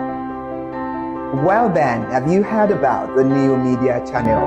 ConsumerHallaTV. ConsumerHallaTV. ConsumerHallaTV. At ConsumerHallaTV, our goal is to inform and educate consumers in Nigeria with insightful news alongside development within the fast-paced world of consumers through well-researched, specialized, and analytical content. Our vision at ConsumerHallaTV is to create an engaging platform that provides right connections for meaningful brands in Nigeria, thus creating a more caring world for consumers where business thrives. And guess what? Our ConsumerHalla brand is the first consumer complaint resolution portal in Nigeria, powered by a 72-hour feedback mechanism. We offer consumer advocacy, informative talk shows, branding promotions, advertising, and lots more. Connect with us via our YouTube channel at ConsumerHallaTV. Follow us on our Facebook page, ConsumerHallaTV, our Instagram page, ConsumerHallaTV, and do well to subscribe to our YouTube channel. Subscription is free. ConsumerHallaTV. At ConsumerHallaTV, you deserve to be heard. At ConsumerHallaTV, you deserve to be heard.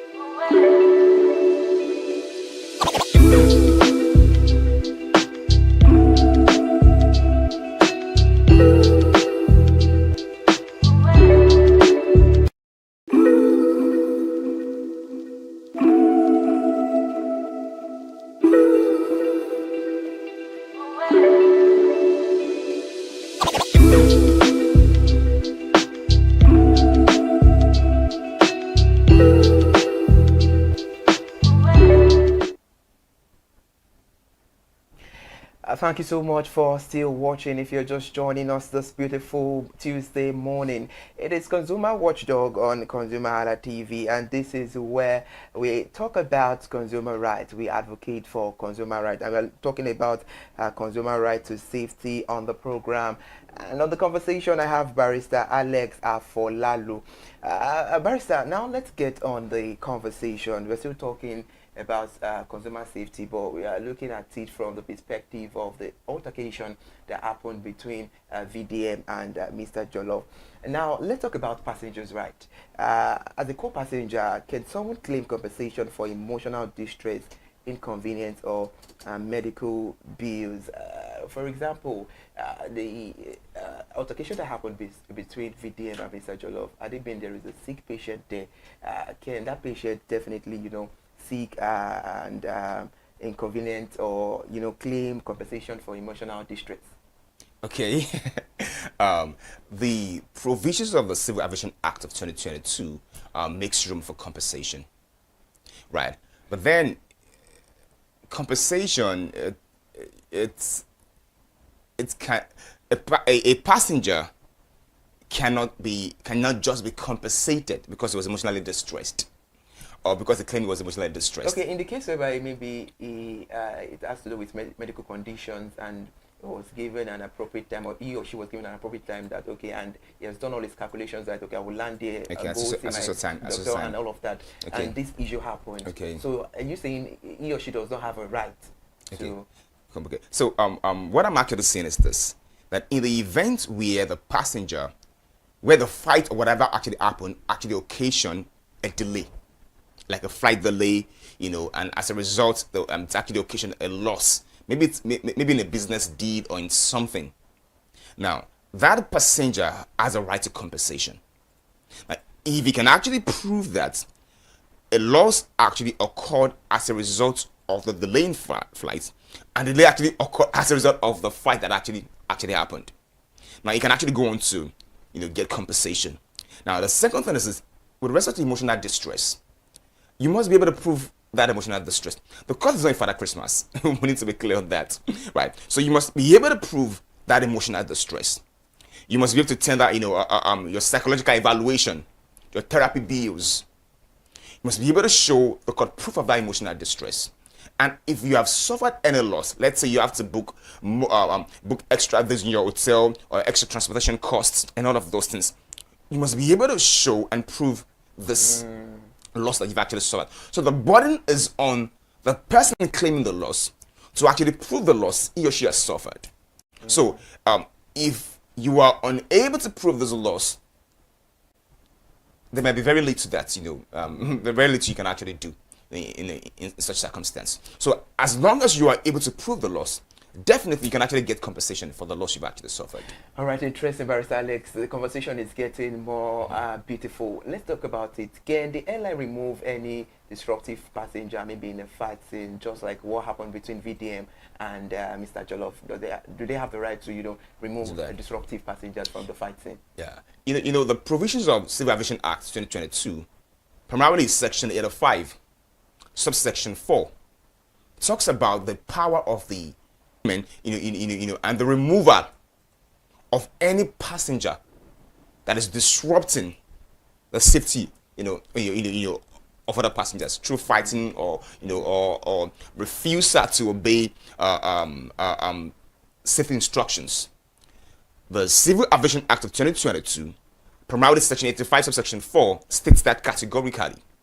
Now, to go further, the Nigerian Civil Aviation Regulations, Part 17, Section 97, Subsection 3, Paragraph C, states categorically that the pilot in command also has the right to order for the restrainment of any passenger who is being disruptive and the removal of such passenger, to deboard such passenger. And in the case of VDM and Mr. Jollof, they were actually deported, which was the right thing to do. As a matter of fact, I think they were handed over to the law enforcement, which is actually the right thing to do. So so a passenger who has been disruptive can actually be deported and can be restrained and removed from the plane, because is actually a safety risk to other passengers on board. Barrister, can you please tell us, as a legal practitioner, what are the penalties for offenders, especially flight passengers who get into confrontations like the issue of VDM and Mr. Jollof? Yeah, so one thing we need to first of all realize is that fighting, on a plane, on board, is more than a social misconduct. It's not just a social misconduct, it is a criminal offense. It's a criminal offense, So, apart from it being a criminal offense, there are still other civil penalties that can actually be melted out to offenders as such. Now, both parties can actually be charged with a free. They can be charged with breach of public peace, which is which makes them criminally liable. Now, with the rest, now come to the civil side of the coin.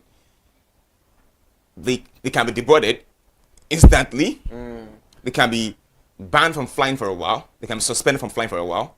Actually, then if other passengers have actually suffered any loss as a result of what they've done, they can actually sue them for that and get compensation for the loss that they have actually suffered as well. But we need to realize that fighting on board is more than a social misconduct.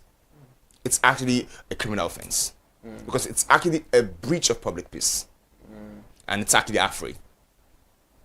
All right, thank you so much, Barrister, for that beautiful insight. Now let's look into the aspect and angle of safety and liability. Does Nigeria law balance corporate responsibility with consumer negligence, and how damages calculated for injuries, emotional distress, or financial losses? I know you said that, but now does Nigeria law balance corporate responsibility with consumer negligence?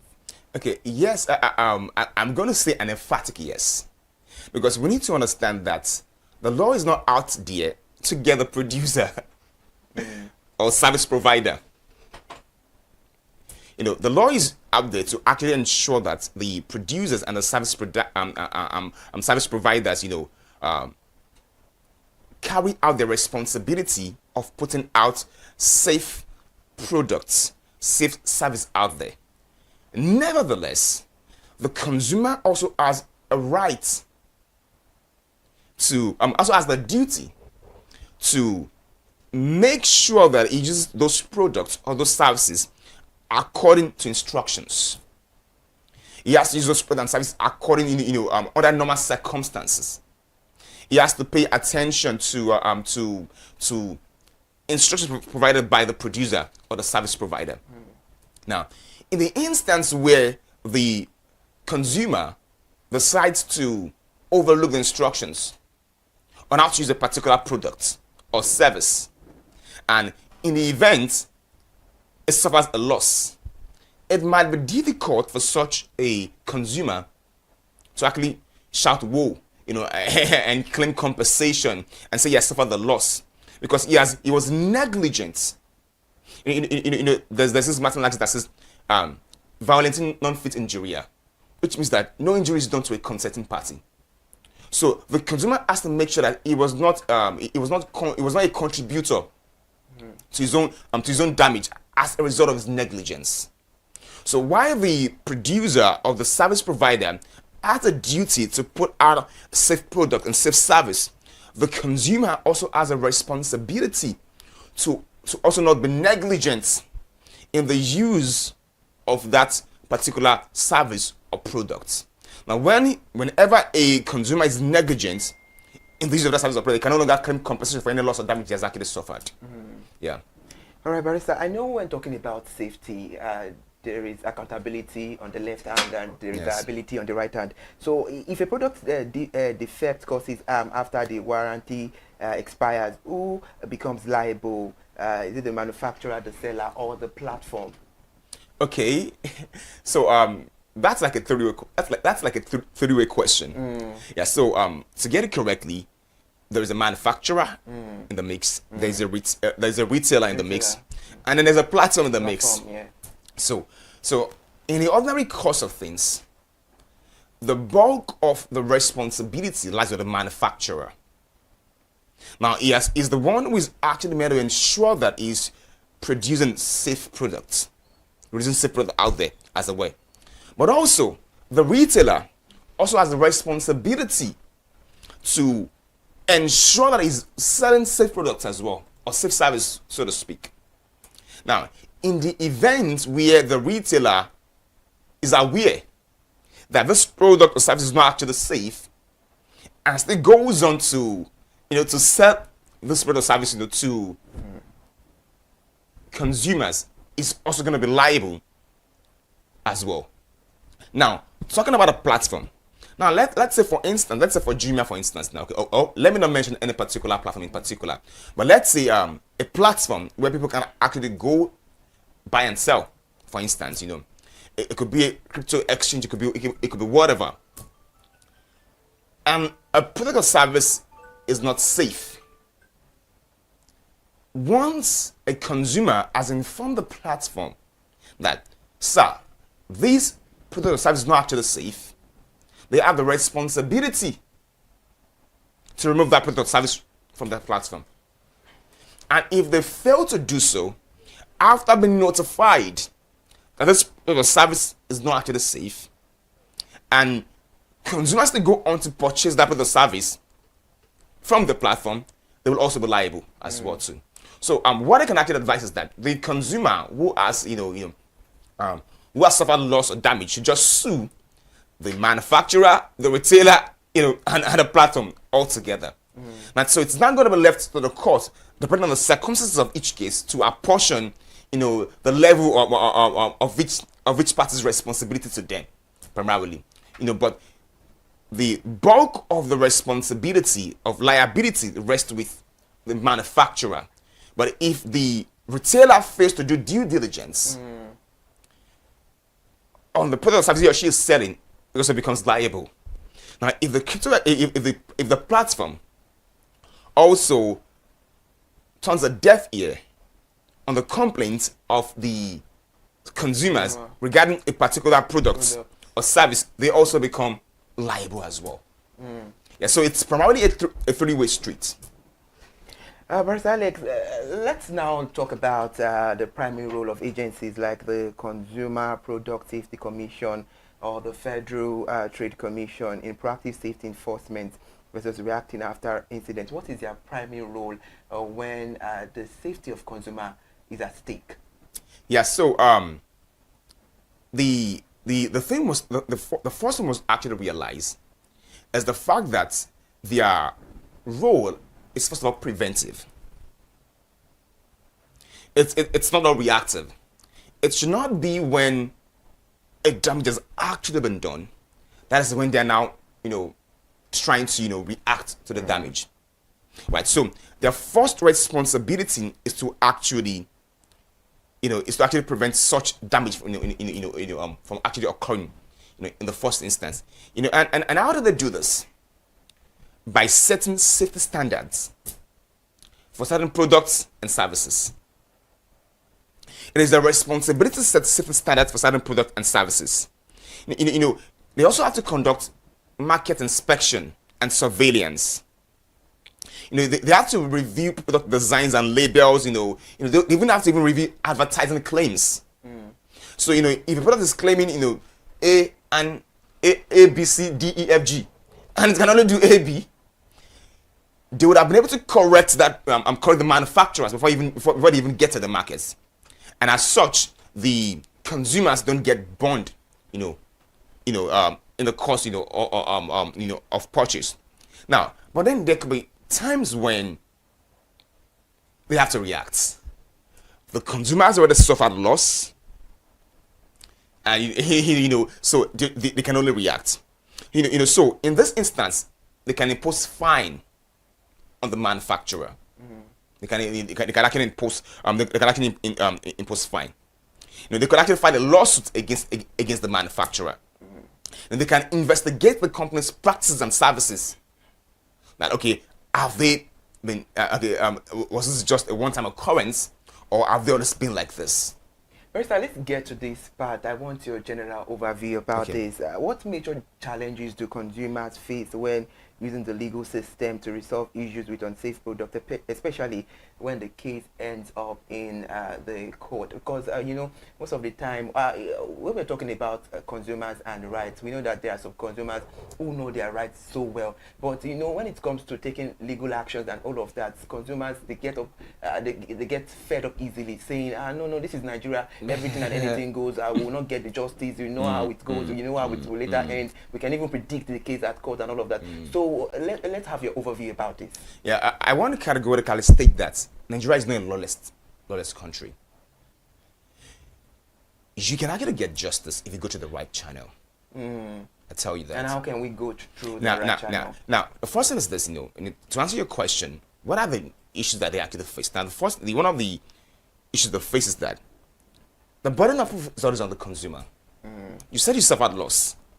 Then come and prove to the courts that you actually suffered loss. So the court actually wants to see the proof of the loss you've actually suffered. And sometimes, even all of the time, so it's very difficult to actually gather that evidence. Because it's not like you expect like you're going to suffer loss. So it's always difficult to actually gather that particular evidence. Because it's not that you expect that you're going to suffer any loss. So the burden of proof is always on the consumer. And that can actually be it can be difficult to actually gather evidence in many instances. Now, the second thing is also cost of litigation. To go to court and enforce your rights is not cheap. It's not cheap. You know, to employ the cost the service of a lawyer, it's not cheap. So the cost of litigation sometimes discourages consumers. If it's okay, I bought this product for just 50K, but now I have to pay lawyer about ₦1 million, depending on the nature of the level of practice of that lawyer, or maybe I pay lawyer about over ₦1 million. I just bought this product for 50K. What if I lose? So I will lose my ₦1 million and my 50K. Okay. As well, so sometimes the cost of litigation serves discourages the consumer, and also many of the time the consumers are not really aware of their rights. As a matter of fact, that is even the main challenge. They're not really aware of their rights. So if they were aware of their rights, it would be actually easy to enforce those rights. And also some of the issues that also that they also have is that our justice system is such that you can't just rush things through. Before you can get justice, it might take months, if not years. And in the course of this period, the consumer can actually be tired. The witness may relocate. Many things can actually happen, over the course of prolonged trial. So all of those things and even many more actually discourages the consumer. And another thing is also getting technical evidence, because there are some cases where you have to get an expert evidence. It's always difficult to get, and it's usually expensive. As well, and sometimes they also fear retaliation. Imagine going after Nestle, for instance, or going after the big names, for instance. They might fear retaliation, even if those companies will not do anything to them. They might actually fear retaliation. That okay, what if they counter sue me? What if I lose and then they now counter sue me? And say I have to pay this and pay that for wasting their time as a way. So all of this put together, are actually, the bottleneck. Barrister, sorry to cut you short. You said quite a lot of things, but right here I had to jot one or two down. Okay. You're talking about consumers are not aware of the right, and you also spoke about the justice system, that it takes time. Now, let me put it to you. How can consumers be aware of their rights from a legal standpoint, from your own end, and what factors make the justice system takes time? Okay. In response to your first question, for them to be aware, they need to watch programs like ConsumerHalla TV. Thank you. To start with, right? That's the first thing. Now the second thing is this: many a time when we buy a product, we just buy the product and we just use the product.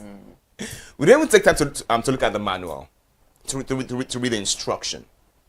Of course, that does not apply to all services, but many a time we don't even take time to even go through the manual, or the instruction how to use that particular product as a way. So talking about awareness, it is the responsibility of the consumer to get information regarding any particular service or product that they actually want to buy, or any service they actually want to use. As a way, so now with respect to the justice system, when it comes to justice, it is important that it's not rushed, because when it is rushed, it can actually occasion injustice. At the same time, it is not meant to take forever. There have to be a balance between justice being rushed and justice being swift. That should have to be a balance, between that. But many times, the things that actually makes justice slow are usually endless adjournments. Endless adjournments, as a way. Many things actually contribute to this. But one of the contributing factors is actually endless adjournments. as a way, So if we have a way of swiftly attending to matters in courts, it can actually have a ripple effect on how fast consumers actually get justice, and in consequence, encourage them to actually pursue actions like this. Okay, and when the justice system is slow, is it that there is a foul play somewhere, or maybe there are some statistics that are not going well? That is one of the factors that makes the justice system very slow. Well, when the system is actually slow, it's not because there's actually a foul play somewhere. Because that's what most people believe. Consumers believe. So that's not the truth, actually. Now, for instance, you've taken a case to court. On the day of trial, the lawyer on the other side did not actually show up. For instance, he didn't show up. Now, the consumer lawyer is actually in court. In the interest of justice, the court may want to wait or stand down or even adjourn the case to be better and be more suitable for the opponent's lawyer or for the product or service lawyer. And when the case is actually adjourned, the court want to pick a date that's going to be convenient for both lawyers or for both parties, so to speak. Now, you may say next week is actually convenient for you. I may have many other cases next week. I may not be able to show up. Now, if the court actually puts this case next week, and I can't, and I don't get to show up, it's gonna work injustice towards my clients. So the court wants to find a middle ground when both parties will actually be available, for their matters in courts. Now, this fact is actually what elongates the timeline of a case.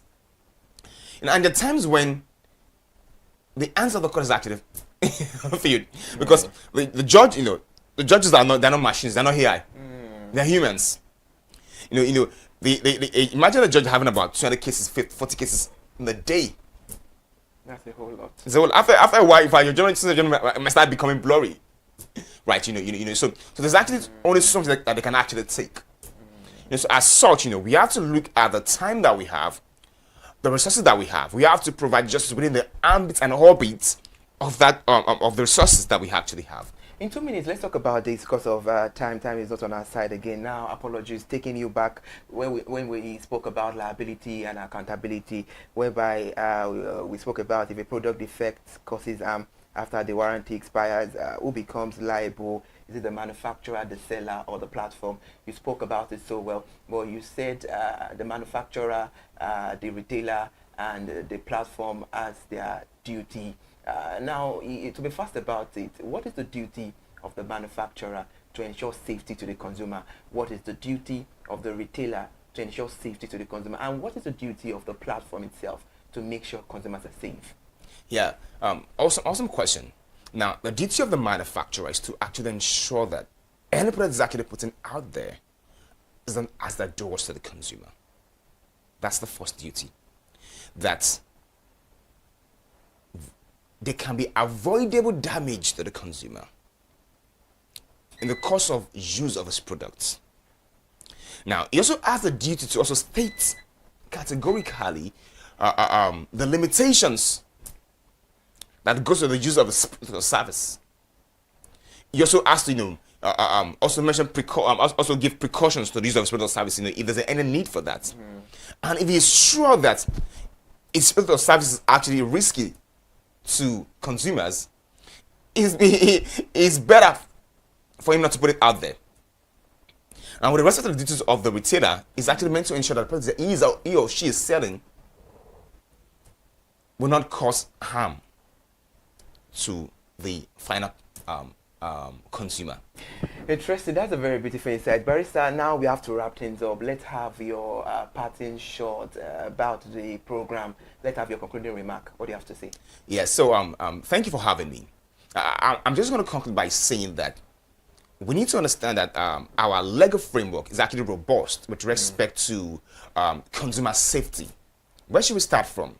Is he from NAFDAC Act or SON Act or Civil Aviation Acts? You know, we can actually go on and on, right? So when consumers, you know, are aggrieved about or they've suffered loss or damage in respect in the course of use of a product, they should feel free. They should be courageous enough to come out and say, I've suffered loss in the use of this product, and I'm also going to pursue an action against the producer or the service provider. And as such, is actually going to prevent, you know, it's going to deter, it's going to deter manufacturers from releasing releasing harmful products into the markets, and it can also fight compliance, you know, with FCC PC.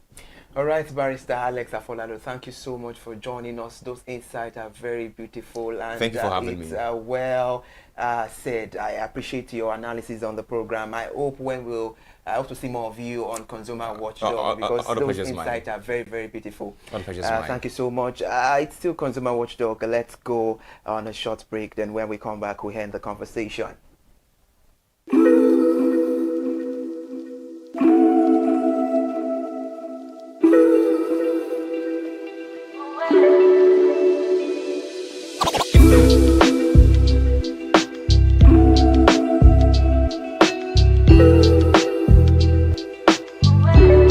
Thank you, beautiful people, for joining us on Consumer Watchdog. That was a very insightful one and a well-educated program. I know you have a whole lot to ponder and to act on as a consumer. Briefly, I learned that as a manufacturer, there is a duty that is expected of you as a retailer, as a service provider, and as a consumer. We all have our duties, and I can say that our duties should be acted accordingly if we want everything to go on well in reference to consumer rights and safety. That was a very beautiful one. Thank you, Barrister Alex Afolado. Till I come your way on another beautiful edition of Consumer Watchdog. I am Ire Ayomi Kunleke. Please stay well to enjoy the rest of your day. And after this program, we have ConsumerHallaTV News at 12. Keep streaming. Thank you so much. Enjoy the rest of your day.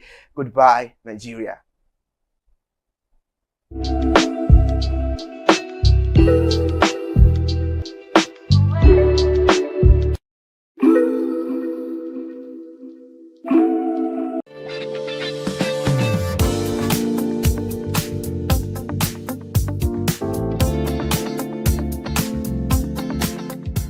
Hello and welcome to a special program, My School and Pet, where we juxtapose both happenings in academic institution called school against the skill set environment, where we'll be focusing on tech skills to be specific.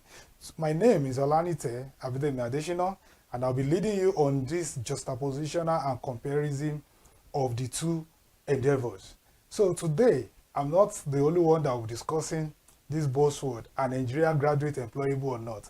I have a co-host with me that also be sharing more light on specifics and the tendency and the benefits associated with the comparison.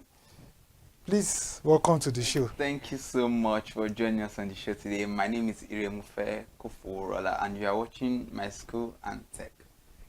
An interesting topic we are looking at today, and I'm really interested in this, and as you take the lead on this discussion, I'm quite sure many people would get to understand more and talk about what it truly means to be educated and what it means to have some skill sets.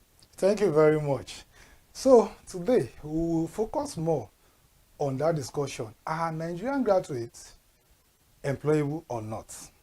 It's a very big question out there. That's a lot of discussion have been happening around that topic.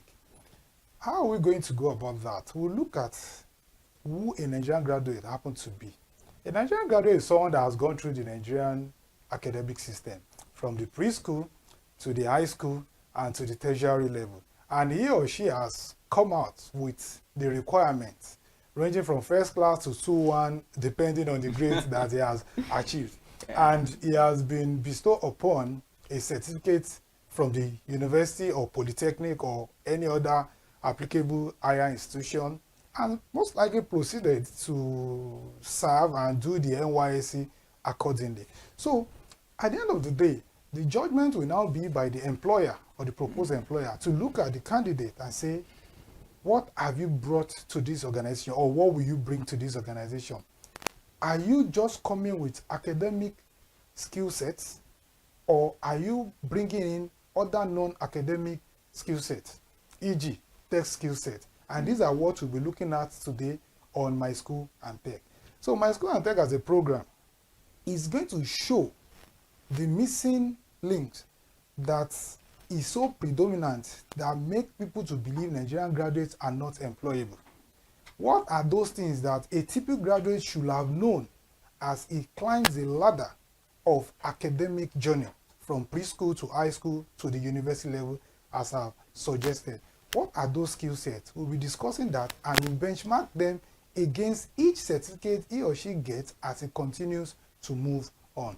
So some of those skill sets that we have, there are a lot of them, but to be super specific, we have data science, we have web tech and app technology, we have computer UI UX, we have digital marketing, which is into social media marketing now, we have Internet of Things, cloud computing, and cloud technology at large, we have AI workflow and automation, we have machine and deep learning, we have cyber security, we have virtual reality, and a host of them, including hardware and networking, plus media and digital technology. But these skill sets, can we say they are fully imbibed into the education curriculum? The answer will be no. Yes. Even though they are imbibed in the education curriculum in Nigeria, to what depth do students get to be taught some of these skill sets in school? The answer still remains, it is very shallow.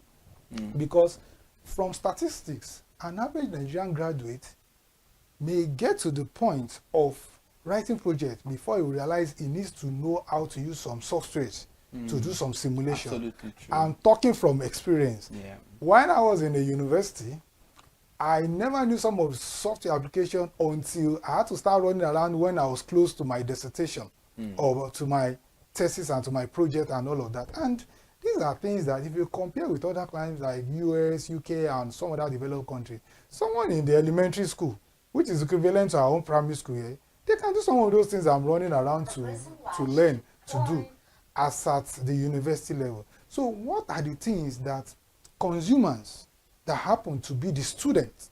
Because if you look at it from a holistic perspective, the schools themselves, they are rendering services. So there stand to be brands here, because there's a competition out there. A school that can render the best service will have the highest number of students. While the students, alongside with the sponsor and the parents, are the ones bringing in the money, paying the tuition, and they are entitled to get the best of service from this brand. So can we say that there's a consumer brand relationship? Yes, I would say we can say that, because we have each entity assuming different position. Parent on one side with the student that they are expectant of to go to school and come out with both academic skill and tech skill or any other skill, so that they can be marketable to employers. And on the other side, universities that are expected to deliver quality service so that they have enough students enrolling for their annual or their yearly academic session. So what can we do to synergize that gap and reduce that gap, and as a brand or as a school owner to market your school? These are the things we'll be discussing on this show, My School and Tech. The first thing is,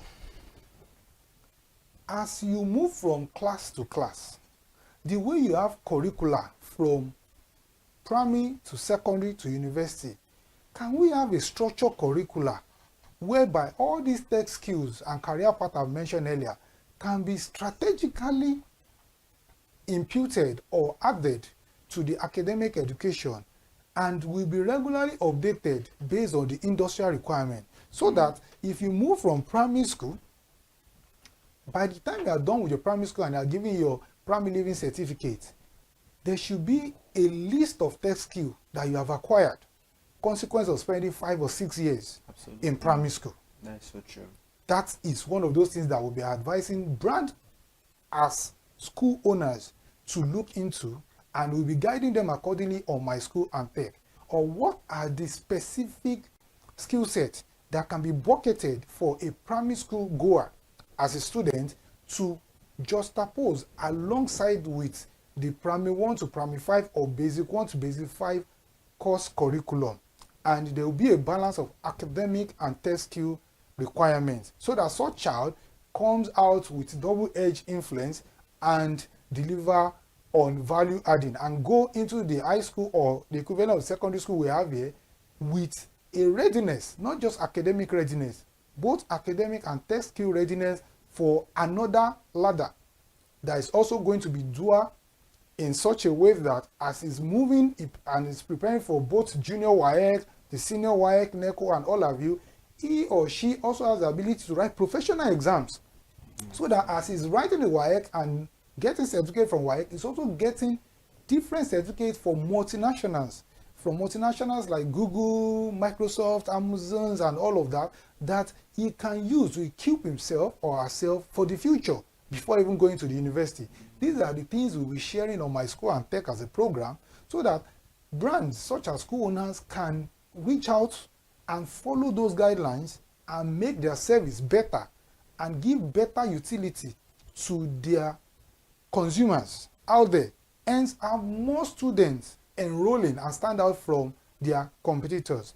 Then finally, the university system is very massive, but tech is applicable across board. If you look at all the career paths we mentioned, you will agree with me that AI, web technology are already on our hand device. Our handhelds on a daily, we interact with some of these tools. And the way we interact, that's also how employer of labor look out for people that have those skill sets because their business also interacts with it.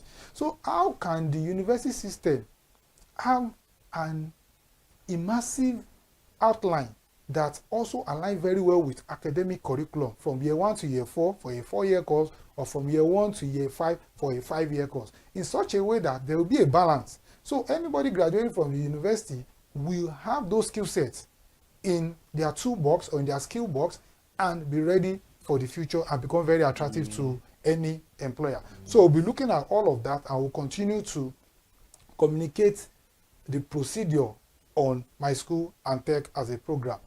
Then the next thing I also want to discuss, as sweet as this thing sounds and as prospective and as promising as it may be, it comes with its challenges and we'll discuss the way around those challenges on My School and Tech.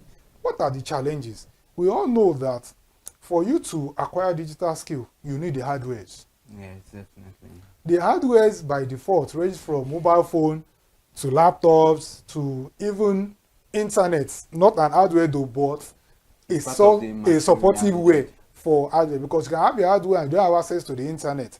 And the internet itself comes from hardware, e.g. your modem, your phone, which you can share the hotspot and all of that. So how do we manage these challenges? First of all, can government come into that space so that they can subsidize the costs, consequence of the high exchange rate, for everybody to have access to these hardware? If you look at the global developed countries and all of that, in other climates, things are readily available. And you don't even need to cash out on huge thousands of dollars or naira to buy this hardware. You can just buy them and you pay in installments. And this payment will be spread over a number of years, or some of them, they give the tools to you at the point you are enrolling into a school, and over time, the parent or the sponsor just gradually pay. Some are even so flexible that it is when you graduate and you start working that you start paying. I know there's a scheme like a student loan that is ongoing.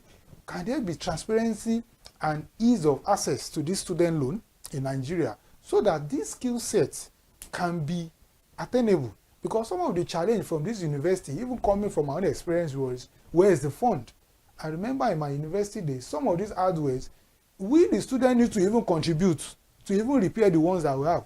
Some that does not need to repair, we need to contribute sometimes to buy data to make them functional.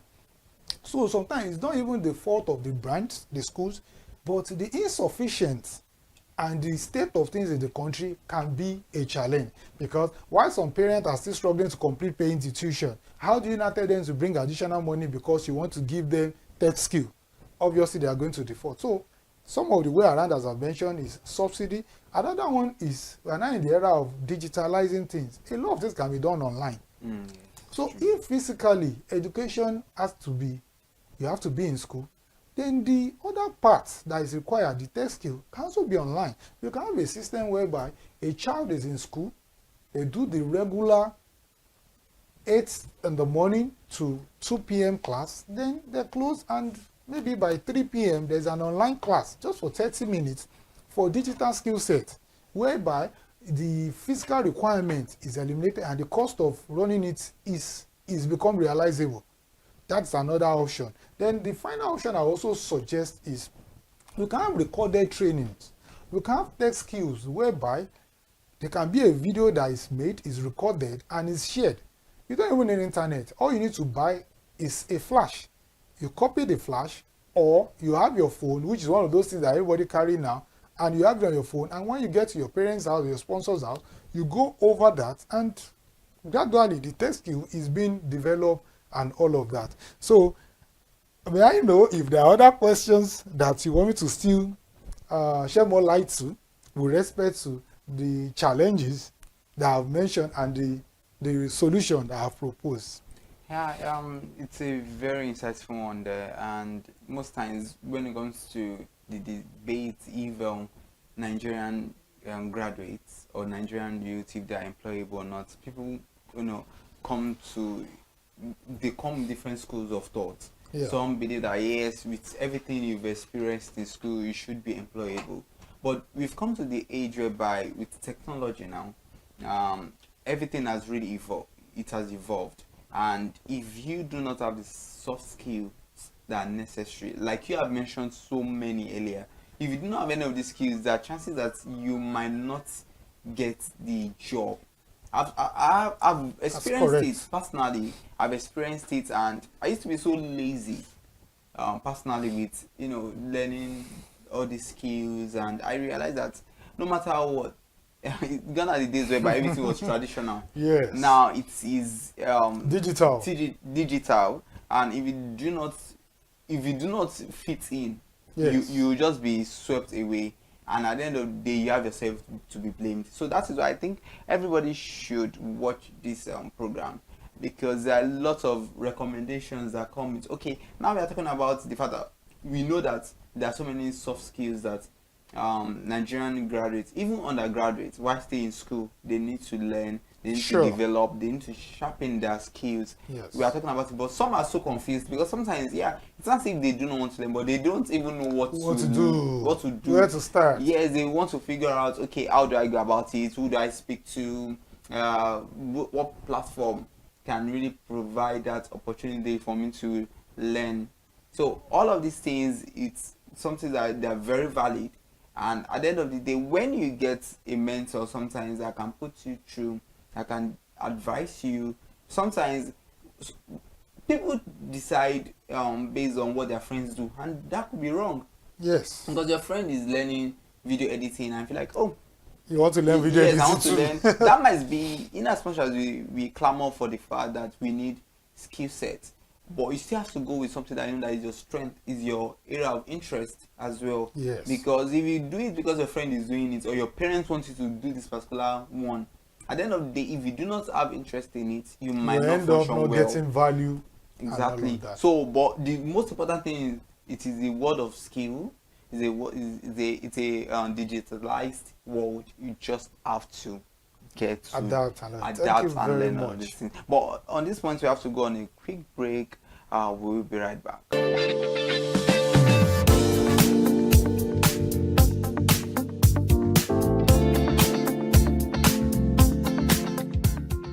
Welcome back. In case you are just joining us, you are watching My School and Tech, and this is a show you shouldn't miss.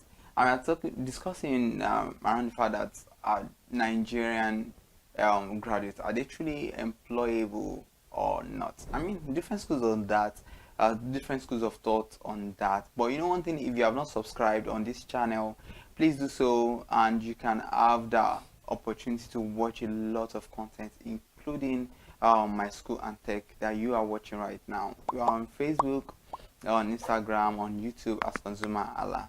TV. So now let's move to the recommendations, because you've highlighted all of these problems and people would like, okay, what's the point whereby you highlight all these problems and you're not giving us the solutions? Yes, we mentioned that we need to ensure that, yes, we begin to teach children even from their formative years all of these tech skills and all that. But what are the possible recommendations to brands, and this includes schools specifically, and also to consumers, which include the parents and the students themselves?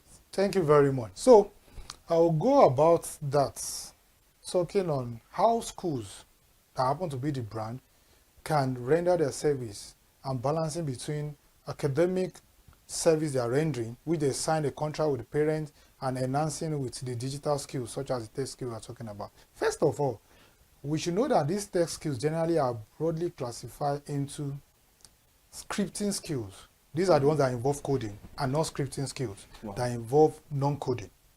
That is at the surface. It's not every school that has a capacity to be able to render tech skills that are coding driven. Because it's expensive, requiring employing teachers that know how to write codes and all of that. So as a brand owner, if you know you don't have capacity to employ a developer to come and be teaching, you can explore other options of non-developers, which there's a very big market for people that have such ability. They can come to your school number of days in a week, just the way any other teacher comes to teach music and any other one. They just come there and teach you some non-coding application usage, which is also very much in demand out there. And it's going to make the student stand out at the end of the academic race. That's on one side. Then another one is, if you explore the coding one too, you should be able to understand that you need some infrastructures, and these infrastructures are relatively expensive. So instead of you waiting to have money to buy these hardwares, there are some ways you can use some cloud-based services, whereby you have one computer and you can subscribe to have access to more powerful computer on the internet. Let me give an example. I have some lightweight computer that cannot do some stuff, but anytime I want to do those things, all I do is I subscribe to some cloud-based infrastructure, so that all I just need to do is sign in and pay some token, and I will have access to some remote powerful computers, and things are done for me. That one being said. The another one, which is the most important one, is in as much as you have so many tech skills, as a brand or as a school owner, you should understand that you cannot form a skill curriculum with the entire tech skill set. First of all, look at what the market demands. How do you know what the market demands? Check out vacancies and check out the sections that they always emphasize that the applicants must have. A good example, a typical application requirement looks like this. The graduates must not be more than a certain number of years, must have a minimum of 2-1 or first class, and in below must have the ability to use Python, must be able to use SQL, must be able to use CorelDRAW and all of that. Capture those ones and start building your curriculum around that. Because in as much as you can see that these parts are kind of frequent, these are the things that they want out there. If you can make the person graduate from university with a 2-1 on the first class, then make the person have specific skill sets that are also enumerated with the 2-1 and the first class and the age requirement that is very predominant in vacancies and publication. You don't need to go to any newsstand. Just put it on Google and check jobs, tech jobs around or non-tech jobs like that. All these things are relevantly and readily available. And all you need to do is just keep collecting them and use it to continue to reshape your curriculum and align it with your education requirement. If all these things are put together, I'm sure that the value that brands and school owners will deliver to the students, parents and sponsors that are looking for the hard-earned money to invest in the brands and the school in form of tuition will be justified. And if any brand as a school owner adopts this recommendation, they're going to stand out from the competitors, because their students that they'll be rolling out will not just graduate with 2-1 first class as we all celebrate, or all A1 in WAEC or all A1 in ECHO. They will be marketable. So when there's a publication that say the minimum requirement is 2-1 and 2,000 people show up, you are showing up with your 2-1 and also showing up with something that will stand you out, because you are coming with 2-1 or a first class or 2-2 or whatever the grade may be that is required, and every other thing that other people are not bringing to the table. So at this point, I would say it's very easy, but once the will is there, all you need to do is follow this guideline.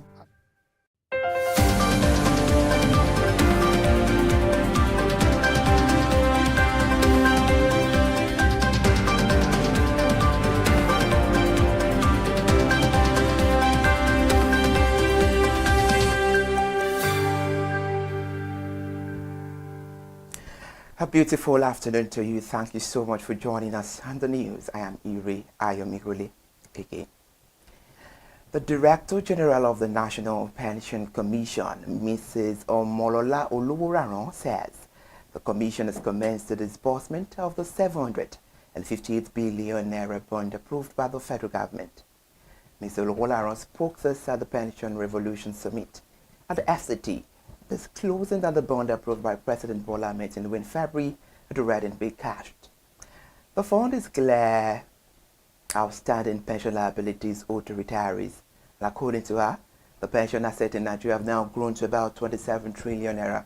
A development she attributed to bold decisions and structural reforms under the Pension Revolution 2.0 initiative.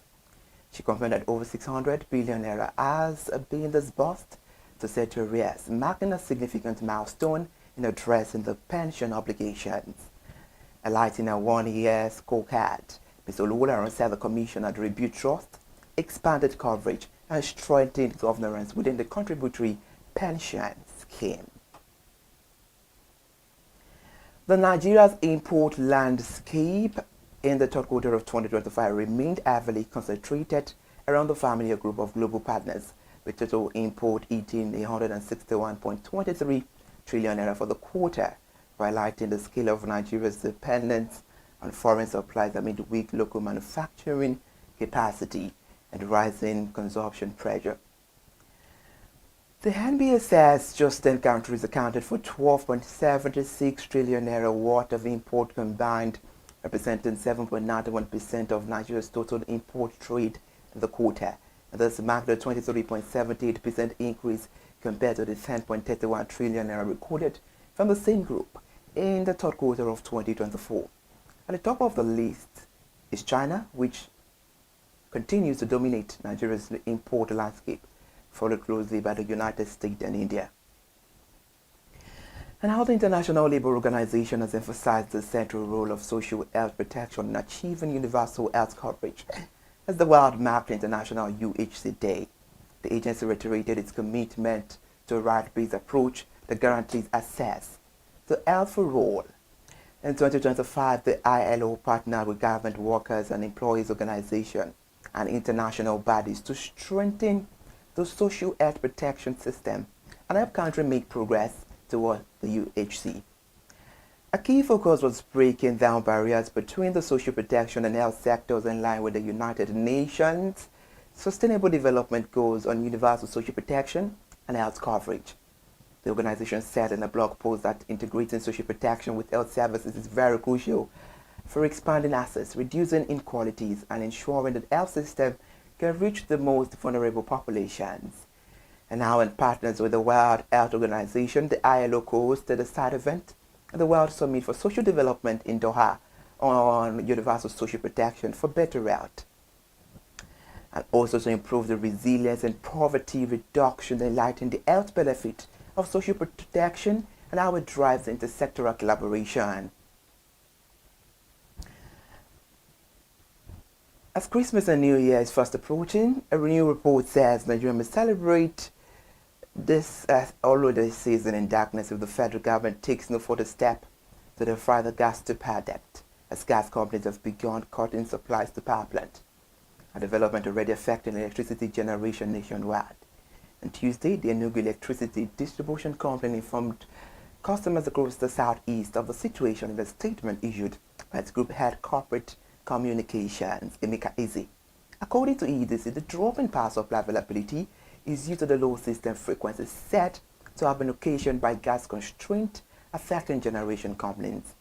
The DISCO disclosed that the situation had necessitated the load shedding of available energy by the Transmission Company of Nigeria.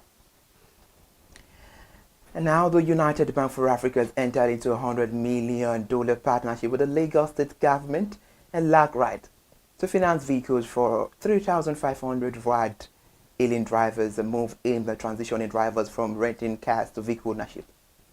The memorandum of understanding was signed between UBA and LagRide on Tuesday in Ikeja, in Lagos State.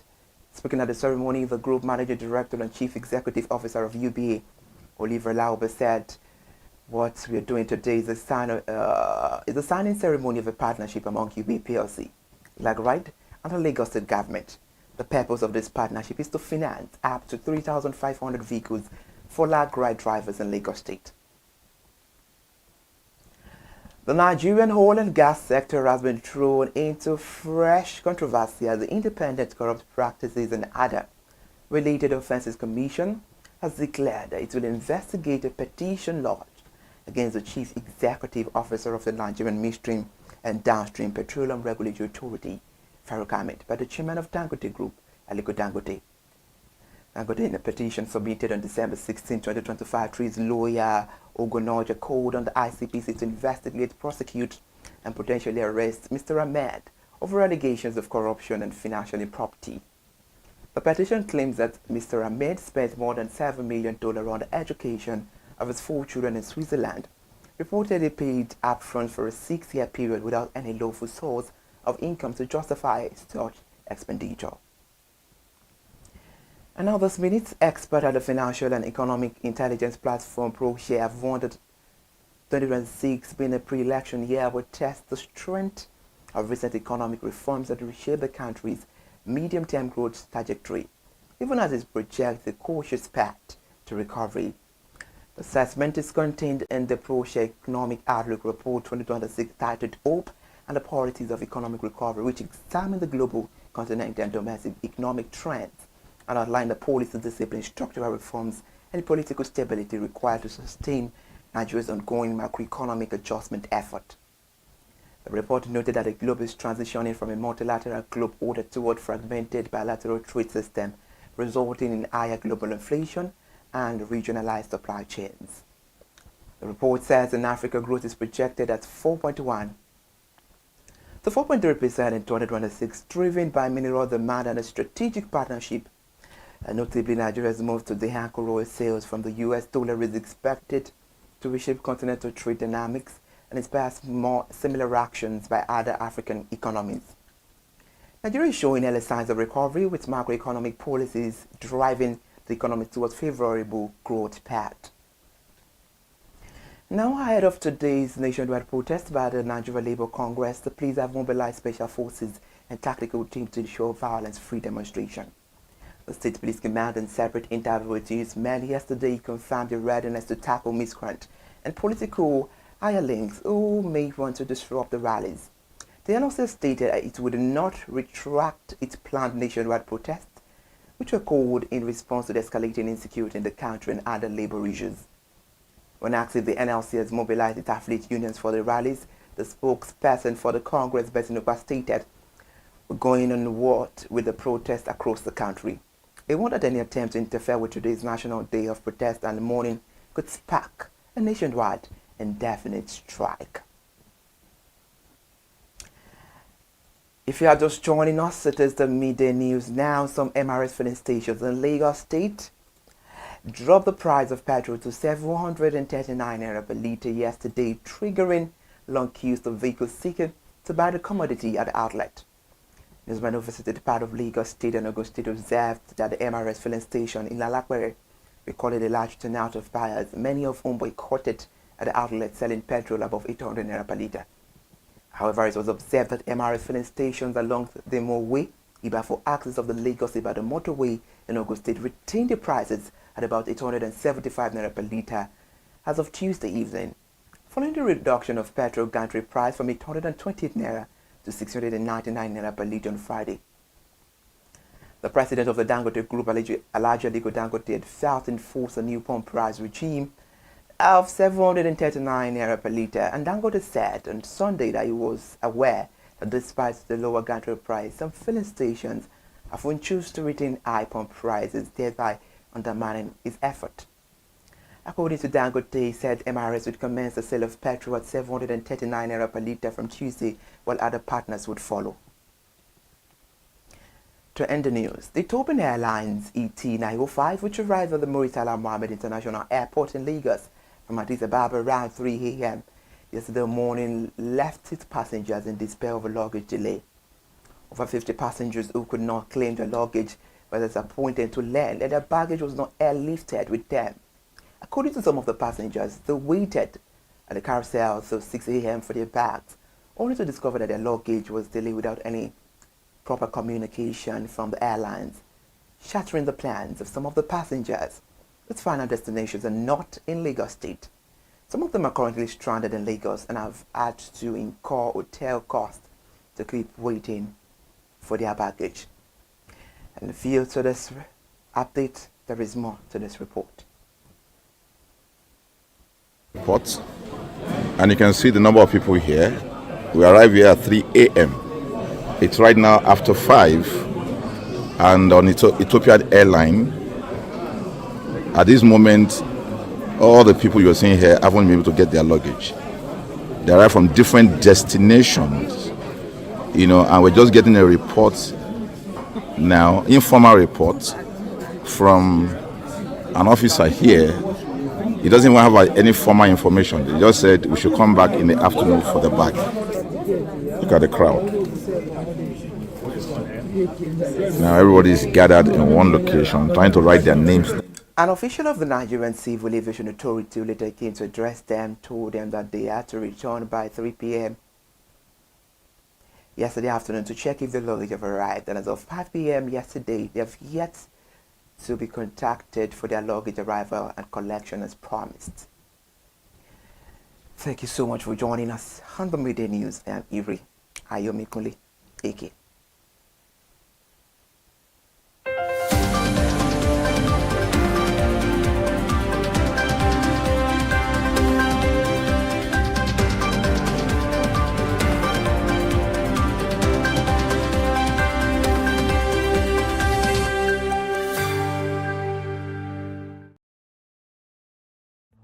My name is Tunde Olufowora. I'm the CEO of Brand Communications. We are we call the publisher or the owner of the new initiative called ConsumerHallaTV. ConsumerHallaTV is actually Nigeria's first consumer-centered, or call it consumer-centric television platform that aims to bring voice to the over 220 million Nigerians.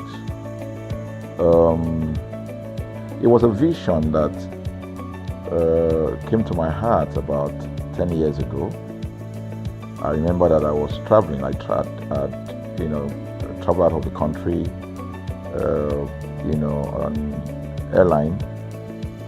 And I had this unpleasant experience. It was a trip to an African country from Nigeria, and I actually went with a local flight from Nigeria. I wouldn't want to mention the name of the airline, and then it was to South Africa, and we landed in South Africa. And let me just paraphrase it. When I was coming back, I had some money, some dollars, and that someone had given to me to hand over to another person in Nigeria. So I wanted to help out.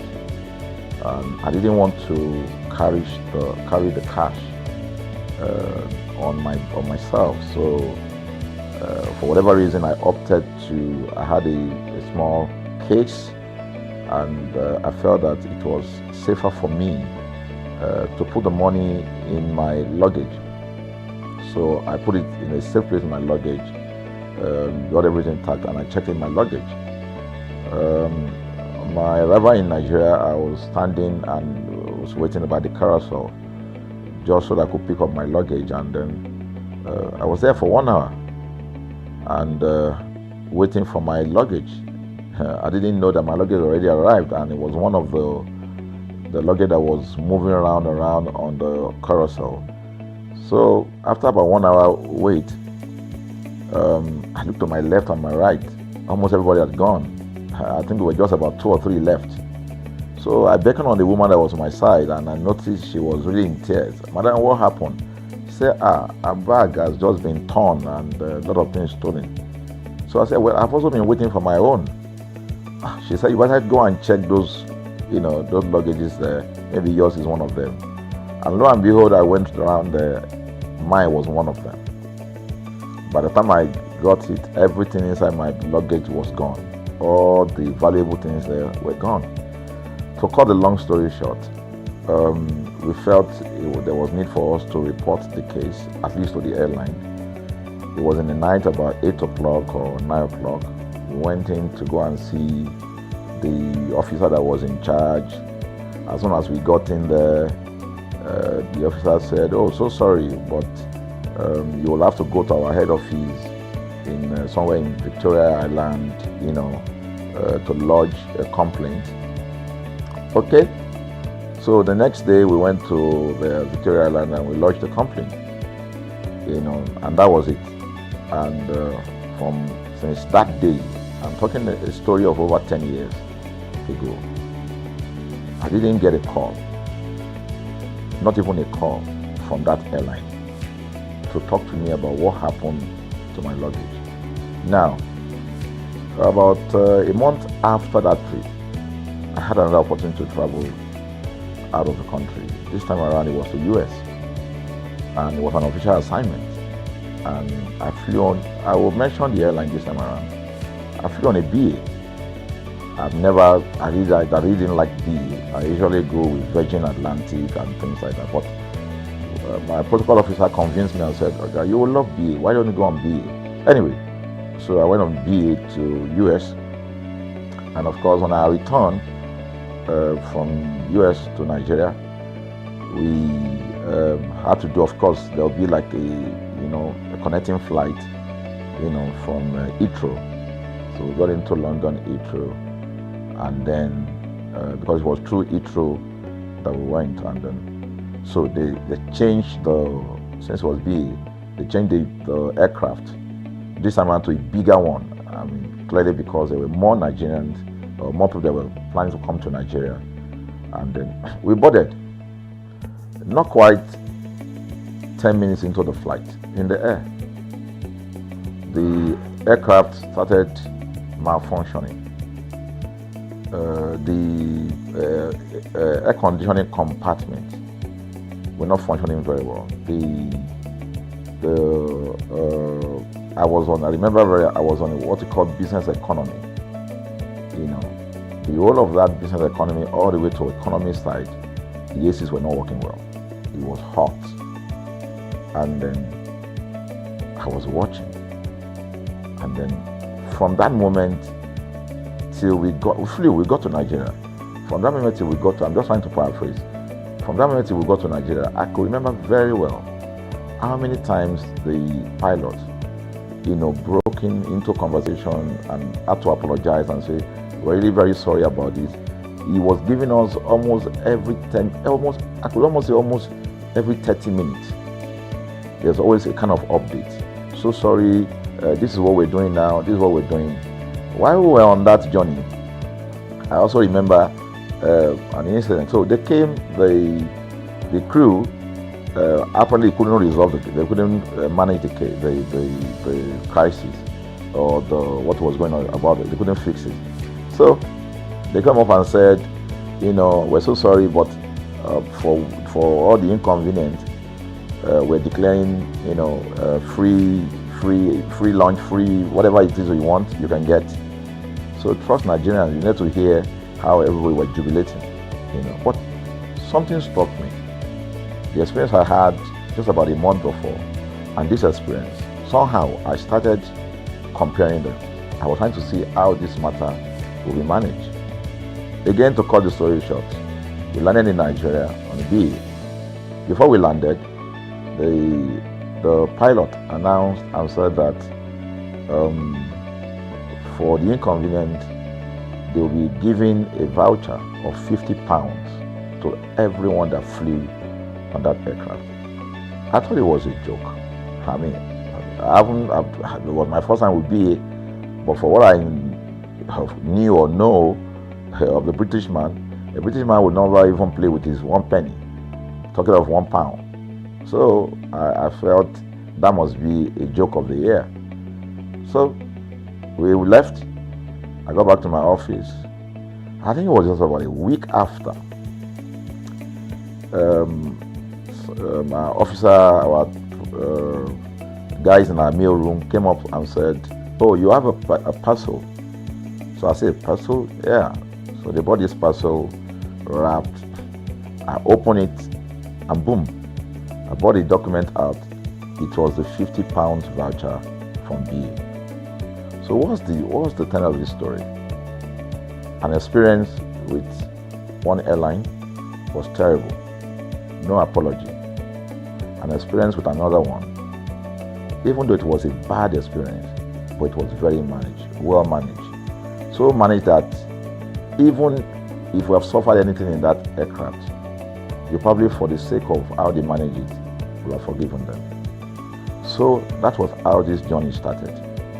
So I started thinking, my mind, this is what we go through in this country. But are we different from other nations?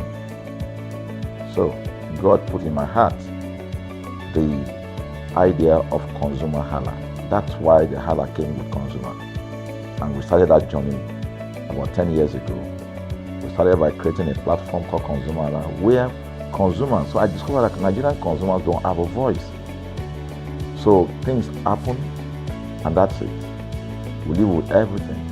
So we've started the journey from creating the platform. We have an app, we even have a magazine, and we thought we could move it from that to the next stage, which is the television. So the TV today, has come.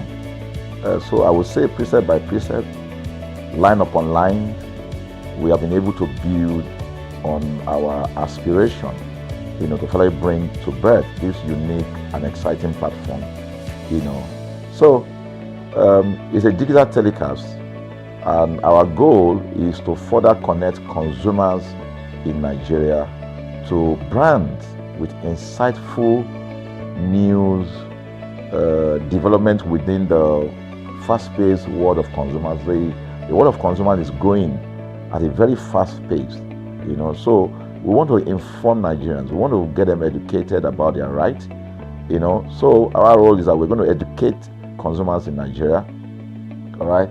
So by bringing them specialized and what you call analytical, research-based content generation that will inform, educate, sensitize the audience, So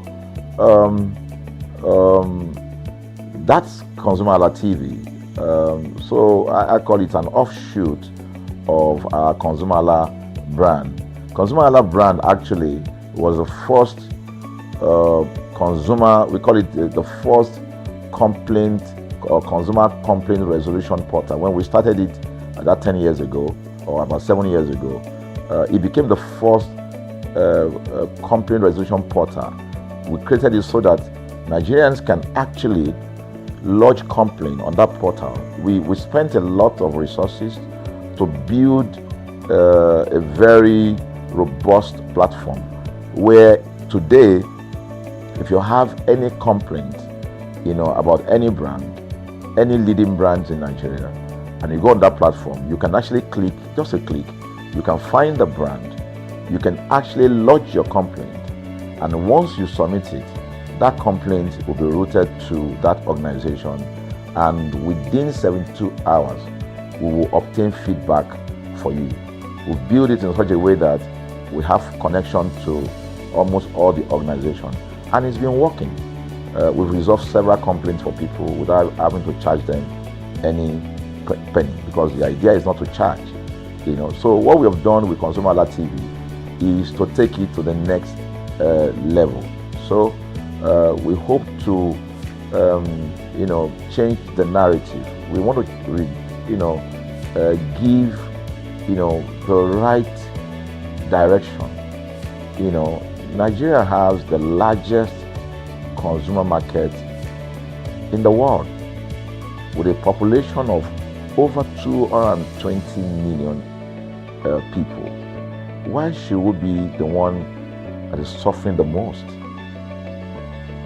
Everywhere you turn to, it's as though Nigerian consumers don't have a voice. You're traveling, you buy a ticket. For whatever reason, an airline will wake up middle of the night,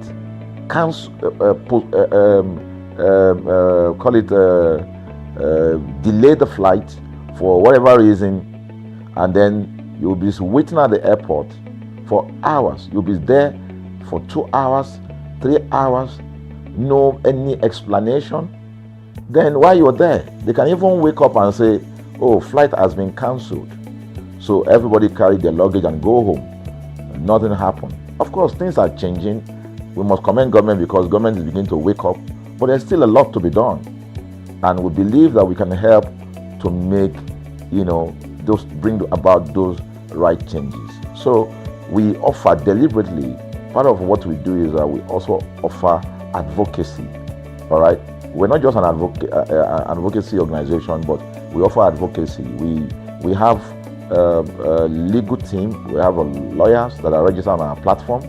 All right, that can also take up cases. Okay, so and we've taken up many cases like that, and won those cases. So ConsumerHalla is a platform to help consumers to. We're not fighting brands, but rather we say we're bringing about an amicable, resolution of conflict, such that it will be beneficial to the consumers and also be beneficial to the brand. I remember the word of Jeff Bezos. Bezos is the founder of Amazon. He said that the most important single thing, all right, for an organization is to focus obsessively, use the word obsessively, on the customer. We often say that customers is a king. They should sit at the top of the ladder. In our environment, customers are the ladder. A brand wakes up today, decide what product to produce. They wake up today, decide how much the consumer should pay. They wake up to decide everything for consumers. So consumers are just at the receiving end. And yet they are milking the consumers. There's no price regulation in this country. None. People just wake up and fix prices. Look at the power. Government wakes up, we change policy, we wake up and we get people to pay more. We think it's time for consumers to begin to speak out. In speaking out, in engaging, we can get the brand to begin to do what is right. And of course, I know that the consumers themselves need to be educated. So our role, our vision also is to ensure that we educate consumers. We bring awareness. A lot of Nigerian consumers don't even know about their rights. You buy a product from a supermarket. I've had this experience. You buy a product from a supermarket, all right? For whatever reason, you take that product back to your house, and maybe something went wrong somewhere. By the time you take that product back to the shop where you bought it from, and you say, Oga, this thing, you know what's going to tell you? Oga, na me make am. Na me make am, that's why I buy am. Meaning that there's nothing I can do to the product. So you lose the product, then you lose your money, because the money is not refunded. The product you can't use. Only in Nigeria. Only in Nigeria. Let me give you another experience I had. In the course of this, because I did a lot of, I went around, in doing this. I was in US, I was in UK, I was in South Africa, I was in Germany, just because of this, to just study the environment. I was in a friend's house in UK, in London, and then what happened? we were going to go out, and he was going to dress up. So he said, oh, to me, I was seated in his sitting room. So he said, oh, wait a minute, I picked up an iron, that's the pressing iron, 2 days ago or so from a store. You know, oh, let me try this, let me just stand, use that to iron my shirt and we can go out. So I was seated, the TV was on, I was watching. While I watched him, he brought out the pressing board, spread it out, brought the iron out in my presence, plugged in the iron, and then as soon as he switched on the power button, we just had a spark, boom. Ooh. The guy was raged. Then he goes, what just happened? So he said, no, these guys are in trouble, they're in soup. I was thinking, what are you going to do? You know, I was trying to compare that experience to what would have happened in Nigeria. In my presence there, he opened the pack, there was a card inside it. Inside that card was a call, number to call. And he called the shop or wherever he got the thing from. I was hearing the conversation that was going on. And all he said to them on the phone was, look, by the time he even called, clearly because they already, through the call, they could trace where he was calling from and who was calling. He said, yeah, I picked up this number, I picked up this iron yesterday, and guess what? I just plugged it to power, and then this thing just, stopped, didn't work. At the other hand, I could hear the voice, oh, we're so sorry. We're sorry about that. And they said, this is your address, yeah? Don't worry, we'll get you a replacement. All right. So my friend handed the call and dropped the. So I said, so what's going to happen? He said, don't worry yourself now. Shebi, we're here. They will bring a replacement. I said, they will bring a replacement. He said, yes.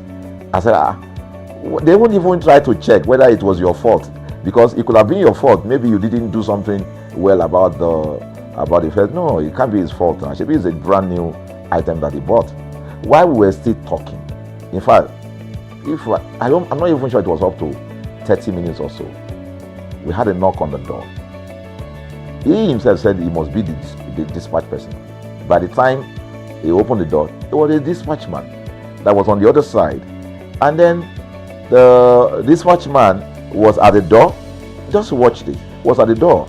I was seated in the sitting room. The guy was at the door to meet with the dispatch guy. The dispatch man that brought the replacement iron, I heard him say, we're so sorry. So I was so shocked. I mean, a dispatch man, this guy is a dispatch, so also apologize.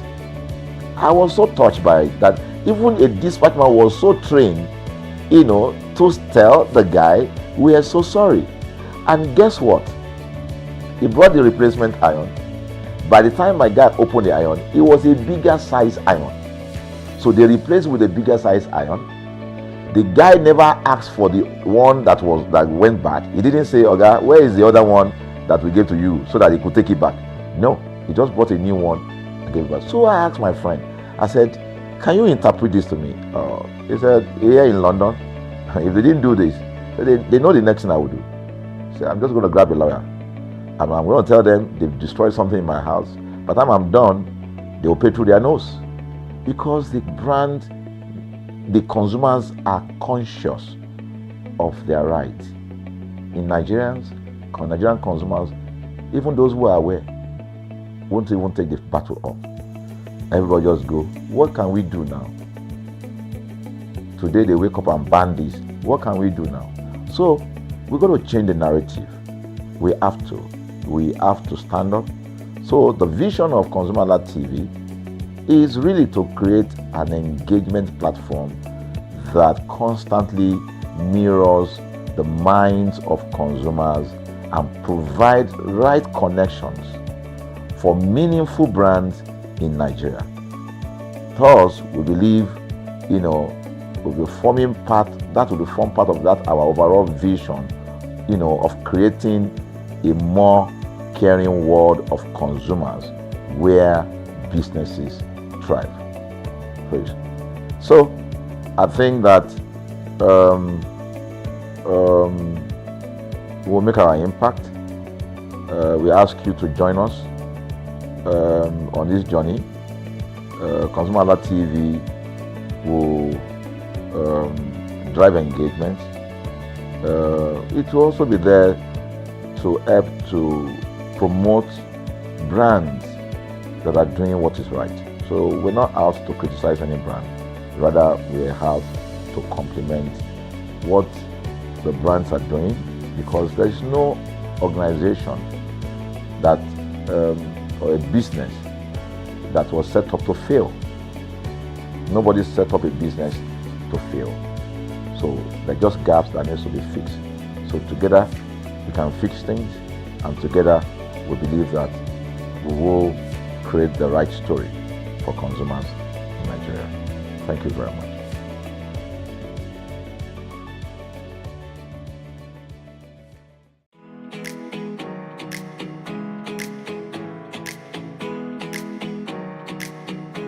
Hello, consumers. You know when you see me, it is in the market o'clock, and today I'm live here at Isolo International Market. And you know what? You know what we do in the marketplace? In the marketplace, whereby we visit various major markets in Nigeria, bringing you news behind the news. What exactly happened in a particular market that you do not know of? Everything will be covered, but there will be a little twist today. Today we'll be exploring two different markets in Isolo Market. Right now, I'm live here at Oba Isolo International Market. Come with me, let's go explore Oba Market, also at Isolo Market. Let's go. Lagos, a city of movements, of colors, of 1,000 unnamed stories. But deep within its mainland lies a kingdom whose history flows through its streets. Isolo. Once a quiet traditional settlement, Isolo grew under the guidance of its royal fathers, its people, and its tireless traders. A land shaped by migration, a community built on commerce, a district where the marketplace is more than a place to buy. It is where life happens. Today, we explore two of its most important commercial arteries, Oba Isolo International Market and Obada Market, both united by culture, resilience, and the everyday hustle that defines Lagos. Welcome to In the Marketplace. The first stop on our journey is a market built in honor of royalty, named after the late Oba of Isolo. This market stands as a reminder of a king whose leadership left lasting footprints across the community. Here, commerce and tradition walk hand in hand, and at the center of that balance is the market's leadership. Here we interviewed the Ashoju of Iyaloja and Babaoloja. According to him, the Iyaloja here is a good woman. She doesn't collect unnecessary money. The only payment we take is the money of tickets, nothing more. Anyone who says otherwise, let them come forward. She covers many of the expenses, even our security, and it made us know how this market got its name. Let's hear what he has to say. Ẹ káàárọ̀ sà. Ẹ káàárọ̀. Kí lorúkọ yín? Sheriff Idowu Abọ́dẹ̀rìn. Okay, so kí ni orúkọ ọjà táwa yìí? Ọjà Ọba Isolo International Market nílùú Isolo. Ọba Isolo International Market nílùú Isolo.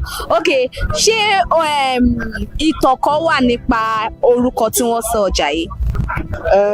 Ìtàn wà kò lọ bí alára minor something ni, because láyé ọba wa ọba Kábíyèsí Àlàní Akọ́láwọlé Adélájà Isolo tìlú Isolo tàná, òun náà fi ọ̀rọ̀ ọjà yìí lọ́lẹ̀ ń pé kí tẹrú tọmọ kó máa wá ná káàdẹ̀ máa rówó mu lọlé. So tẹrú tọmọ tẹ sọ yìí sìn, adúrú èèyàn mélòó tẹ mọ̀ pé ó máa ń wá sínú ọjà yìí láti wá nájà? Ọlọ́run ṣọlá ọjà fún wa o, kò ṣeé kà o, a lè sọ iye yan o. Ẹ lè mẹ́nu bà oríṣiríṣi láti odidi ibi tí wọ́n ti máa ń wá láti wá nájà mi báyìí. Láti ilẹ̀ Haúsá náà ṣe ń lọ ra màálù wá tà lórí bíbá yìí. So aláwọn ọlọ́gẹ̀dẹ̀ tó ń lọ Benin, lọ Oǹdó, Ìjẹ̀bú, káàkiri ilẹ̀ Yorùbá, lọlẹ̀ Ìgbò lọ́kọ́ gẹ̀dẹ̀ wá láti wá tà mí. Èmi gan fúnra mi tí mo jókòó síbi, mo ń lọ Àbújá, mo lọ ń kó iṣu wá, mo ń lọ Ṣẹ́yìn, mo lọ ń kó gàrí wá, mo ń lọ Ọ̀yọ́, mo lọ ń kó gàrí wá, mo ń lọ Ṣakí, mo lọ ń kó èlùbọ́ gbódò wá tí mo ń kanu ọjà Basoro International Market. Báwo lẹ ṣe máa ń cope láti máa lọ sí odidi ibi tí ẹ dárúkọ yẹn láti kó ọjà wọlé? Kí ni àwọn ìpèníjà tẹ máa ń dojú kọ? Àánú Ọlọ́run la fi ń lọ la fi ń bọ̀ o. Ìpèníjà pọ̀ o, but pé èlé òǹkóyè tó Ọlọ́run gbé wa borí torí àjogúnbá ni iṣẹ́ ìtẹ́lẹ̀ lọ́wọ́ tèmi. Òwò ìyá mi ni, òwò bàbá mi ni. Kí n tó mẹ́nu lọ sí kẹsọ fún mi ní ìtàn ráńpẹ́, position wo gangan lẹ jẹ́ nínú ọjà yìí? Kí ni ipò wo lẹ dì mú nínú ọjà? Nínú ọjà yẹn ní ọ̀gá ni mi, aṣojú àbálọ́jà ni mi, aṣojú ìyálọ́jà ni mi. So àti ìyálọ́jà àti àbálọ́jà àwọn méjì mo ń ṣojú wọn papọ̀. A ti tó ọdún mélòó tẹ́ ti jẹ ipò yìí? Close to 13 years. Close to 13 years láti wà lẹ́nu ẹ̀. Lọ́lọ́dẹ̀ ń bá wa ṣe bọ́ díẹ̀díẹ̀. So kí ni wá ní ìtàn ráńpẹ́ tẹ́lẹ̀ sọ fún àtẹ mọ̀ nípa ọjà ọba Ìsọlọ̀ International Market yìí?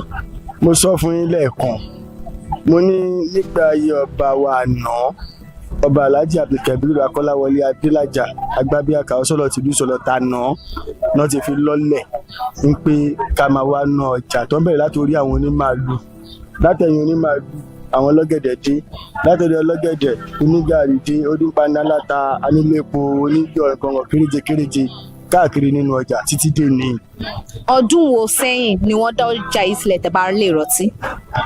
Ọjà yìí á ti máa close 20 years o, because ìyálọ́jà tàná kọ́lọ́mbà àfọ̀rùn kẹwọn, ìyálọ́jà ti tẹ̀ta kọ́lọ́mbà àfọ̀rùn kẹwọn kó tó di orí ìyálọ́jà wa tèmi tó ń bá wa nájà wa lọ lọ́wọ́lọ́wọ́ kọ́lọ́ túbọ̀ lọ́rọ̀ ẹ̀mí wọn. Àmọ́ síbẹ̀síbẹ̀ náà àbálọ́jà ẹyọkan la ṣe ní láti gba èdè ní o. Òun náà làlájì Nurudeen Lawal Arúgbó tí gbogbo wọn pè ní Sẹ́ríkì àbálọ́jà. Òun náà là ń lò títí dé ní báyìí. Okay, so ẹ fún mi ní ìtàn ráńpẹ́ bí ẹ ṣe bẹ̀rẹ̀ òwò yìí torí mo mọ̀ pé sọ pé àjogúnbá ni. So bí ẹ ṣe wá jogúnbá, kí ló dé tó fi jẹ́ pọ̀jà yẹn náà lẹ́yìn náà yàn láàyò láti máa tà? Ẹ fún mi ní bí ẹ ṣe bẹ̀rẹ̀ òwò yín, ẹ ṣe bẹ̀rẹ̀ business. Nǹkan tó kéré nìyẹn, I was born at Mushin, so wọ́n bí mi sí Mushin, mo jẹ́ ọmọ bíbí inú Mushin. Ìyá mi àti bàbá mi ń ṣọmọ Mushin o, but Mushin náà gbé dàgbà tó ń ṣe everything. So wọ́n bí mi sí àárín ibìkan tó ń pè lákíhùnmí ní Mushin tí ìyá mi ń tèlù bọ̀ tó ń ta gàrí, tí bàbá mi náà ń tajà nínú ọjà Àgọ́ṣàgà mọ́ Market Street ṣe. So láti ìgbà yẹn ni mo ti mọ̀ nípa nǹkan tó ń pè lówó, because mo lọ Sakodu Primary School ní Mushin, mo lọ sí Bashima Secondary School nínú Mushin bẹ́ẹ̀ náà ní Dioro. So along the time mo stop school mi at SS1, mo ní focusing pé màá ṣòwò bọ̀ kò sówó, mo ní láti lọ kọ́ṣẹ́. Ìgbà tí mo kọ́ṣẹ́ carpenter fún 7 years tí mo gbàyè freedom, mo iṣẹ́ for some times kí n tó rí owó tí mo wá fẹ́ establish ara mi sínú ọjà ọba Ìsọlọ̀ ìmúdẹ̀dẹ̀ yọ́tẹ́wọ́ gbà mí. So that is the reason. So àtìgbà yẹn lẹ ti wá wà nínú òwò iṣu? Bẹ́ẹ̀ni, láti gbà yẹn adẹ ń lọ àbọ̀ ń jọ ká lọ ká kó wàhálà àwọn Fúlàní lọ́nà. Kọ́ ẹ pé nínú gba àwọn obìnrin tá a bá jọ lọ jà, èmi nìkan ni màá rówó mi kó délé. Torí kan tó ní àwọn ọdẹ mo ti fò sínú igbó, mo ti jáde àrùn tèmi gẹ́gẹ́ bí ọmọ Mushin torí ẹ̀ ń gbá, mo ti fáwọn ìwé mi síwájú. So ìgbà míì dẹ̀ ibi kí mú láàrin mú wa sọ́wọ́ kán náà wà kán bẹ́ẹ̀ pa wá. Ọ̀rẹ́ mi bó bá kówó rẹ̀ wá ń pa ọ́ ni o. Ọ̀rẹ́ mi yá kówó rẹ̀ jáde, á kó fún, tábà tún padà sọ́jà, ìyálọ́jà àbálọ́jà wọn á tún gbárùkù tiwa, á tún máa tẹ̀lé wọn kiri sáré sọ́tà á tún ṣàjọ, á tún lóko míì. So bá ṣe ń ṣe nìyẹn títí tọ́lọ́run bí ń sọ di báyìí lọ. So ìgbà ṣe lè sọ fún wa àkókò tí ọjà yìí máa ń ṣí àti àkókò tí wọ́n máa ń ti ọjà yìí? Ọjà ṣíṣí bẹ̀rẹ̀ láti 6 o'clock nídàjí, so ọjà dẹ̀ máa close by 7:30 to 8 lálẹ́. So normally àṣẹ tí ìyálọ́jà fi sílẹ̀ fún wa 6:30 ni, but báwọn yẹn wá ṣe nágírí tó 7:30 sí 8 lálẹ́ wọn lọ. But àwọn èèyàn wa tó bá lọ sóko wọn láǹfààní àti wọ ọjà lóru mọ́júmọ́ kan jájà láì ṣe pé palára kankan wà fún wọn, because I need security. So àbò wa ó múnádóko dáadáa, ààrẹ gbajàgídíjàgan láàyè torí àwọn kọ́sítọ́mà wa. so kí ni rules and regulations tó wà nínú ọjà? Kí ni nǹkan tí yàn gbọ́dọ̀ ṣe àti nǹkan tí yàn gbọ́dọ̀ ṣe ní ọjà Ọba Ìsọlọ̀ International Market yìí? nǹkan tó yẹ gbọ́dọ̀ ṣe lọ́jà tí wá ń bí tó fẹsẹ̀ múlẹ̀ dáadáa ni pé ẹ gbọ́dọ̀ ṣépè lọ́jà wa, ìyẹn àkọ́kọ́. ẹlẹ́ẹ̀kejì ẹ gbọ́dọ̀ jà lọ́jà wa. ẹlẹ́ẹ̀kẹta tó wá jẹ́ babambari òun environmental ọ̀bùn àgbáláyè ìdí ẹgbà ẹ̀ẹ́dẹ̀ gbọ́dọ̀ máa gbà ní ìṣẹ́jú. So kí wá ni punishment ìjìyà tó wà fún àwọn tí wọ́n bá jà nínú ọjà? Ẹni tó bá jà nínú ọjà a máa bá wọn wí wọ̀nba náà ni tó dáwà nìkan ò lè daṣọ jà o. A máa bá wọn wí, a dẹ̀ máa kìlọ̀ fún wọn. Ìyàwó dẹ̀ máa jẹ́ pé wọ́n pé wọn gbọ́dọ̀ jà mọ́. So ọ̀rọ̀ wa ni. Ìgbà wo wá ní ọjọ́ ọjà níbí báyìí? Ọjà wa bẹ̀rẹ̀ láti January December o. Ní kókó ọjọ́ ọjà o. Tó bá rẹ̀ lọ́rùn láti wá náà jẹ́ ǹjọ́ ọdún kò wá náà jẹ́. Àmọ́ ọjọ́ kan tọ́jú àṣàyò tó ṣe dandan ní pé tó bá ń ṣọ sọ́lọ̀dé ìsọjà o. Ọdún ìsọlọ̀dé? Yes. Ìgbà wo nìyẹn? Àwọn aláṣẹ ìlú náà máa ń fi ọjọ́ sọ́lọ̀dé lílẹ̀. Ẹmọ ìlú ẹnìkan ò lè sọ pé jọba yìí lọ sọ́lọ̀dé, but táwọn aláṣẹ ìlú bá sọ pé jọba yìí lọ sọ́lọ̀dé, àwa náà sì máa gbáradì pé kálukú wa à ń lọ ṣayẹyẹ láàfin ọba ni kò sọ́jà. Okay, kí ni ohun má ní gbàgbé tí ẹ lè gbàgbé tó ti ṣẹlẹ̀ sí nínú ọjà? Ohun má lè gbàgbé tí mi lè gbàgbé tó ti ṣẹlẹ̀ sí mi nínú ọjà ní ọjọ́ kan táwọn task force kóra wọn dé rẹpẹtẹ tọ́nà máa ti ọjà ni. Àbálọ́jà mi wà ní palace lọ́dọ̀ ọba wa tó kọjá, Alhaji Kabiru Akọ́láwọlé Àlàní Adélájà. Wọ́n ń ṣe meeting níjọ́ yẹn lọ́hùn, ìyálọ́jà wa náà wà ń bẹ̀. Wọ́n wá ṣe dé mi nìkan ni mo wá dá ya mi ti já pẹ̀lú kílé mi irú eléyìí rí. Bàbá àwọn task force ti dé bí o, kábíyèsí ni kò gbé fóònù fún mi kó máa bọ̀ wá bá wọn. Bọ́dẹ̀ ṣe débẹ̀ nínú ọ̀wọ́ ọ̀rọ̀ṣẹ̀ tí ó yà mí lẹ́nu, mi ìrírú ẹ̀rí lágbàńlá yìí. Bàbá yẹn dẹ̀ bá wọn sọ̀rọ̀, ó fún wọn lówó, fún wọn ní gbogbo nǹkan, bá wọn sọ̀rọ̀ nọ́mà báyìí lọ tó ní àbádẹ́ wá sọ́jà fún wa rẹ̀ tí wàá ṣàmójútó gbogbo nǹkan tó complain níjọ́ yẹn, ó surprise me. So báwo ni àwọn olórí nínú ọjà ṣe máa ń ṣe ìtẹ̀síwájú fún àwọn tó ń tajà nínú ọjà? Gbogbo nǹkan làwọn olórí máa ń ṣe o. Gẹ́gẹ́ bí ìyálọ́jà wa ń sí tó bá rọ ọmọ ọjà tó bá kúrò ọjà tó fún, á pè lóhùn kan ọmọ ọjà yẹn kan, á fún lówó lápò ààrẹ. Lóya ní gbọ́dọ̀ gbọ́ pé òṣòwò ọ̀hún fàyè gbà pé kọ́ ọmọ ọjà kan kúrò nílé ọkọ. Ìyálọ́jà pé wọn á bá wọn sọ̀rọ̀ tútù, á káńsẹ̀lì wọn, á gbà wọn lámọ̀ràn. Ọ̀hún fàyè gbọ́ ọmọ kékeré tí ò lọ skul pé kó máa ṣe alábàárù nínú ọjà àbí bákan. Kò ń ṣe mẹ́rin, kò ń ṣe márùn-ún tó èmi tí mo jókòó ìtọ́jú fún mi lówó pé kí n mú lọ sí skul kí n ra skul uniform fún àti ìwé pé ká dẹ̀ tẹ̀lé lọ lé wọn kọ́ pé ìyá ti àbẹ̀wà fáwọn. Bóyá nìkan wá bímọ sọ́jà tí ò ní rísí tó ń gbọ́mọ kan kiri, ìyálọ́jà máa ní ká tẹ̀lé lọ bí tó ti wá kọ́ lọ fún un lówó, òwò tó bá fẹ́ ṣe ìyá wa máa fún un lówó kó máa lọ ṣe. So àwọn kan tó máa ń mójútó nìyẹn. Okay, so lẹ́yìn security tẹ mẹ́nubà ń pẹ́ máa ń san nínú ọjà, ṣó tún ní nǹkan míì tẹ máa ń san láti ṣe ìtẹ̀síwájú fún ìtẹ̀síwájú ọjà? Ìyá wa ṣe kó gbogbo àpọ̀ ni o, kò yan ọbọ owó kankan lẹ́nì kankan lórí o. Màá pèèyàn bíi 10 sí 20 bíi wọ́n wá sanwó kó owó tó bá ń san. Wọ́n sì ń jẹ sàárà ẹ̀ ni o. Ó wá lédè ọ̀la o, wọ́n wá decide pé báyìí làwọn ṣe fẹ́ ṣe torí òfin tí ìyá tó bí àwọn fi lélẹ̀ pé ọjà yìí ẹ máa fi ṣe tẹrú tọmọ láàánú òun ni. Tó fi jẹ́ tó jẹ́ pé ará ọ̀nà jíjìn tó bá ti wálẹ̀ kan wọn kì í fẹ́ lọ mọ́. So bí gbogbo èèyàn ṣe tò sí iwájú bí kan láti máa tọjà á sì wọn ò gbowó kankan lọ́wọ́ wọn láti dúró láti máa tajà.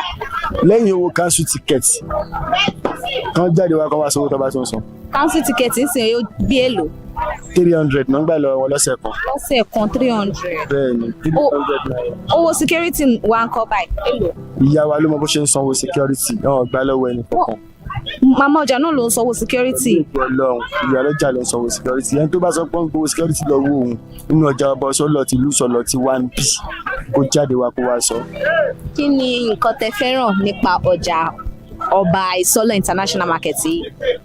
Kò ń ṣe lórí ọjà nìkan lẹ́ máa béèrè, ẹ béèrè yẹn lórí ọ̀rọ̀ ìlú Ìsọlọ̀ generally ni. Torí inú ìlú ibà ṣe jọ́mọ mo ṣe tó bẹ́ẹ̀ láyé ṣe kéré nínú ìlú. Àbúrò bàbá mi kọ́lé sínú ìlú, ẹ̀gbọ́n bàbá mi kọ́lé sínú ìlú, àbúrò ìyá mi kọ́lé sínú ìlú. So láti kékeré tiwa Ìsọlọ̀ jẹ́ nǹkan tó wà peaceful. Ogun wọn ń bọ̀ gírígírí tó bá ti ṣẹlẹ̀ ní Mushin lọ́hùn Ìsọlọ̀ ìgbọ́n làwọn máa ń wá forí pamọ́ sí. kò sí wàhálà, kò sí àwọn tá a bá ń sọ̀rọ̀ tájọ́ ń ṣe kékeré, kálukú focus education. So ló jẹ́ káwa náà ká fi wọ́n pé wọ́n ṣe bá ṣe. So láwọn dẹ̀ máa rí lè ó ti lọ London, ẹ̀bẹ̀rẹ̀ lè ó ti lọ America, eléyìí wọn wá náà káà náà gbìyànjú. Èmi kan tí mo jókòó lọ́wọ́lọ́wọ́ báyìí sì mo ń ṣe process travel mi lọ́wọ́. So nǹkan tó ń ṣẹlẹ̀ nìyẹn. Kí ni àwọn nǹkan mèremère tẹ́tí wá gbé ṣe nínú ọjà nínú òwò títà tẹ́ǹtà yìí? Pẹ̀lú ògo Ọlọ́run mo ṣàbíamọ, èyí àkọ́kọ́. Ẹlẹ́ẹ̀kejì mo jókòó yìí, ilé ara mi ni mò ń gbé. Mo kọ́lé mi sí nọ́mbà 18 Àyìnlá District lálágbàdo. Kí n tó dé inú ọjà èmi ò nílé ọ̀kan lórí ìnáwó. So lẹ́nu ká ṣe wò tọrọ kọ́ bọ̀. Olóògbé ara lẹ̀ síbẹ̀.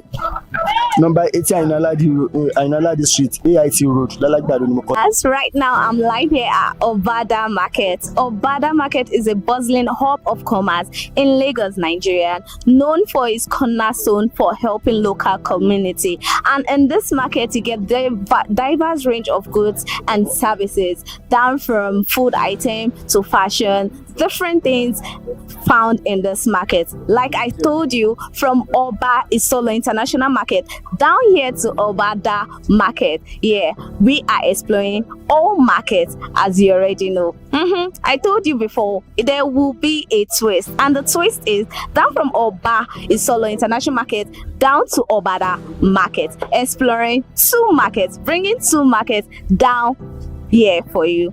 But before we move on to talk to people and hear their experience for them to tell us what has been happening, let's start with it. Leadership brings peace, and peace brings commerce. As we walk deeper into the markets, we meet a community that thrives on trust. A market where food is plentiful, where plantains stack like towers, and where traders build their lives one sales at a time. Here we found piles of plantain, tubers of yam, pineapple, watermelon, cows being delivered, traders laughing, customers bargaining. Oba Isolo Market is not just about what is sold. It is about the people who breathe life into this place. Walking along the Solo Road, not far from the palace ground, lies another powerhouse of trade, Obada Market. A place once empty until the community leaders opened its gates to commerce. Today, it stands as one of Isolo's busiest markets, diverse, vibrant, and full of ancient and modern stories woven together. Here, we were opportune to speak with the Iyoloja. She said, "This market started many years ago. I have been the Iyoloja for a long time, and we run this place with discipline. No fighting, no trouble. We keep peace here." And peace is the secret to Obada's expansion. From fabrics to grain to household essential to smoked fish, meat, fresh produce, Obada is a universe of its own.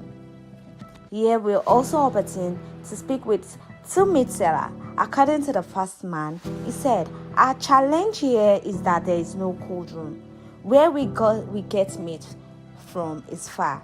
If we had a cold room, work would be easier. Every market has its battles, and here, cold storage is one of them." Let's listen to what he has to say. Orúkọ mi ni Àmìájì Abdullahi Alabi Akínọlá. A ti tó ọdún mélòó tẹ́tí ń tajà mí báyìí? Orí ìtọ́jọ́ mẹ́ta. Ọjọ́ mẹ́ta.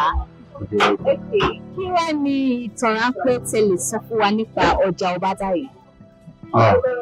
Ọjà Obada yìí, ọjà tó dáa, gbogbo nǹkan kí ní tó dẹ̀ ní ìtumọ̀ tó jẹ́ ọ̀gá gidi kò ní wọ́n ń tà bí. Ṣé ìrántí ọdún tí wọ́n dá ọjà yìí sílẹ̀? Ọjà yìí wọ́n ti dálẹ̀ ní ìsìn àti around 1970 wọ́n ti dálẹ̀. Orúkọ tí wọ́n sọ ọjà yìí ń sìn. Orúkọ tí wọ́n sọ náà ni ọjà Obada. Ṣé ìtàn kan wà ní lẹ́yìn orúkọ yẹn?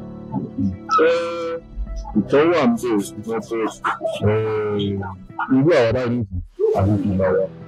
Kí wá ní fún wọn ní ìdí tí àti ẹni ó ti tọ́jọ́ mẹ́ta tó ti ń tajà yìí. Ókè, ẹ mú mi rìnrìn àjò bẹ́ẹ̀ ṣe bẹ̀rẹ̀ òwò yìí. Gbọ́dọ̀ fún oríṣiríṣi ọjà ló wà nínú ọjà. Bọ̀ gẹ́gẹ́ bí àwa alápatà, àwọn náà ti wà nígbà tó jẹ́ mẹ́ta tí a fi ń dàbọ̀ níbẹ̀. Oríṣiríṣi ọjà náà ló wà níbẹ̀. Ọjà wà níbẹ̀, ọjà wà níbẹ̀. Oríṣiríṣi ọjà wọ́n ń tajọ, wọ́n ń ta gbogbo nǹkan oúnjẹ pẹ̀lú wà níbẹ̀. Kí wá ní ìpele ibo lẹ ti ń kẹ́ran wá?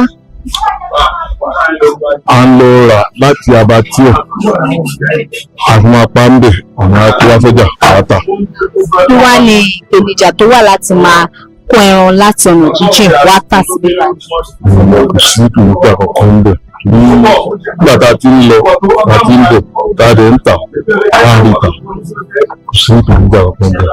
Kí wá ní ìdí tí ẹ fi fẹ́ràn ọjà Ọbádà yìí? Téèyàn bá wà nílùú kan ó ti lé ní 50 years tí kò sí dààmú tí kò rẹ̀ sí wàhálà, àwọn gbọ́dọ̀ nífẹ̀ẹ́ gẹ́gẹ́ bí ọmọ orílẹ̀-èdè ni. Àbí ibi tí ẹ bá ti wà ó bá ti lé ní 50 years náà ló kì í ṣe kiri ní ọdún. Báàdẹ̀ rí dààmú láàrin wàhálà àgbọ́dọ̀ kíkọ́. Kí wá ní ohun mèremère tẹ ti gbé ṣe nínú òwò yìí? Àdúgbò fọlọ́ torí láti kékeré láti wà ń bẹ̀ tàbí dídá dídá afẹ́yàwó ti bẹ̀ abímọ ń bẹ̀ akọ́lé ń bẹ̀ gbogbo nǹkan dáadáa tí wọ́n ń ṣe àti ṣe nínú ẹ̀. Kí wá ní ohun má lè gbàgbé tó ti ṣẹlẹ̀ sí nínú ọjà àbí nínú òwò yìí bẹ́ẹ̀ lè gbàgbé? Dáadáa tí ọ̀nà pé kò sí bí ẹ̀yẹ máa rìn orí èmi mi. Èyí tí a rí ó jẹ́ dáadáa ó ti pọ̀ ju ìtí òbí. Ẹ ṣé sà. Ẹ káàárọ̀ sà. Ẹ káàárọ̀. Kí ni orúkọ yín? Orúkọ mi ni Kazeem Babalọlá. Àti tó ọdún nílò tẹ̀ tí ń tajà ń bí báyìí. Láti 91 mo ti wà níbàyí. Láti 1991. Bẹ́ẹ̀ni. Ok, kí ni ìtàn ráńpẹ́ tẹ́ lè sọ fún wa nípa ọjà Ọbádà? Ọjà Ọbádà ó dáa púpọ̀, ó gba onílé, ó dẹ̀ gba àlejò. A dẹ̀ máa ń fìfẹ́ bára wa lò. Torí tẹ́nìkan bá ní ṣòro nu wa, gbogbo àlá máa ń gbárùkù tì. Wọ́n ì fi dá pé wàhálà àti ẹ̀mí gbogbo alájọ́ máa ń súnmọ́ ara wa. Bọ̀tì ìfẹ́ tí gbogbo àdẹ̀jọ́ ń lò kọ́lọ́ wọn yọ kó láàrin wa. So ibo ni ẹ ti máa ń kẹran yìí wá? Nítorí ṣẹlẹ̀ pé bí a tún ń pẹ́ rẹ̀ wá, àǹfààní ni odò wa wà tẹ́lẹ̀. But Musinati kò kó tó di pọ́npọ́ lọ sásùn ní 97 wọ́n dá wa padà sásùn ní.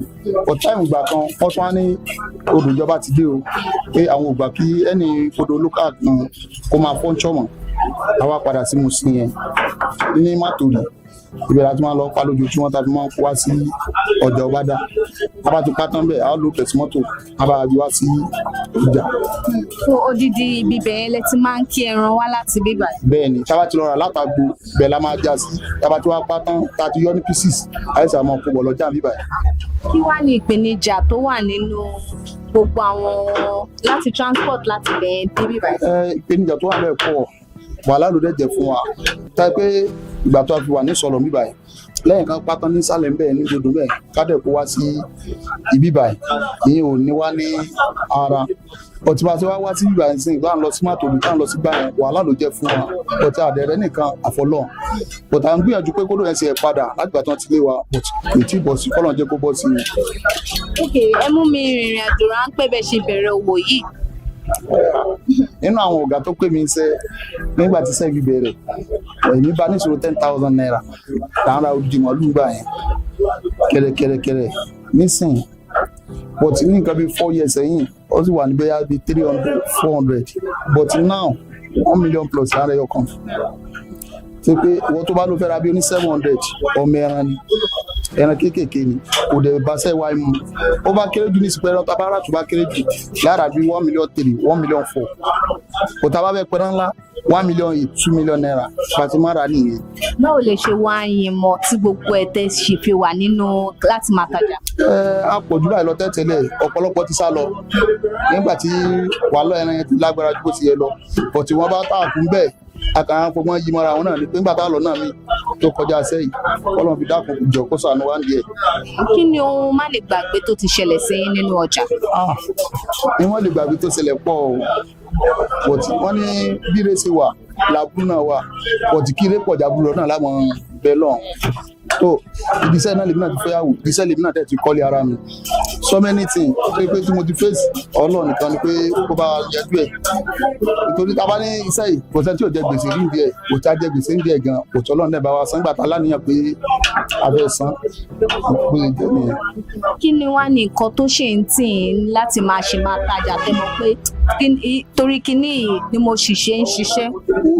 Tó ṣẹlẹ̀ ni pé a ti lọ sí business mi nígbà tí gba àkọ́ láti ilẹ̀ kò fọjọ́ a lọ bí 2 years bí 3 years nígbà tá a pé bẹ́ẹ̀ yẹn náà tún gba a tún padà sí díẹ̀ náà ni pé iṣẹ́ tẹ̀ ti mọ láàárọ̀ ọjọ́ kò síbi tá a fẹ́ dà sí àbí ká padà sí díẹ̀ náà adẹ̀rẹ̀ bá ń bá yí wẹ́rẹ́wẹ́rẹ́ ìgbẹ́ náà láti rán mọ́ ọlọ́njẹ́ láti yọrí délẹ̀. Kí wá ní ìdí tí ẹ fi fẹ́ràn ọjà Ọbádà yìí? Ọjà Ọbádà ó jẹ́ ọjà tó lágbàríkà púpọ̀ nítorí pé ọ̀pọ̀lọpọ̀ àwọn tó ti ṣiṣẹ́ ń bẹ̀ tó ti ṣòwò lẹ́yìn àwọn tó ti kú gan tó ti lọ kódà ẹlòmíín wá láti Ìdẹ́gẹmọ ẹlòmíín wá láti Èjìgbò ẹlòmíín wá láti Ìkọ̀tún ọlá pẹ̀fẹ́ tí gbogbo àjọ ń lò inú kakú náà fi ń dúró níbẹ̀ pé ọlá ìfẹ́ yẹn ọjà táwọn bá lọ àwọn ọmọ táwọn lè bá pàdé níbẹ̀ Ọlọ́run fi sọ rẹ̀ sọ wa kó máa jẹ́ kára àánú gba ìfẹ́ nìyẹn. Kí ni àwọn nǹkan tẹ́lẹ̀ sọ tí wọ́n ń tà tá lè rírà ní ọjà Ọbádà?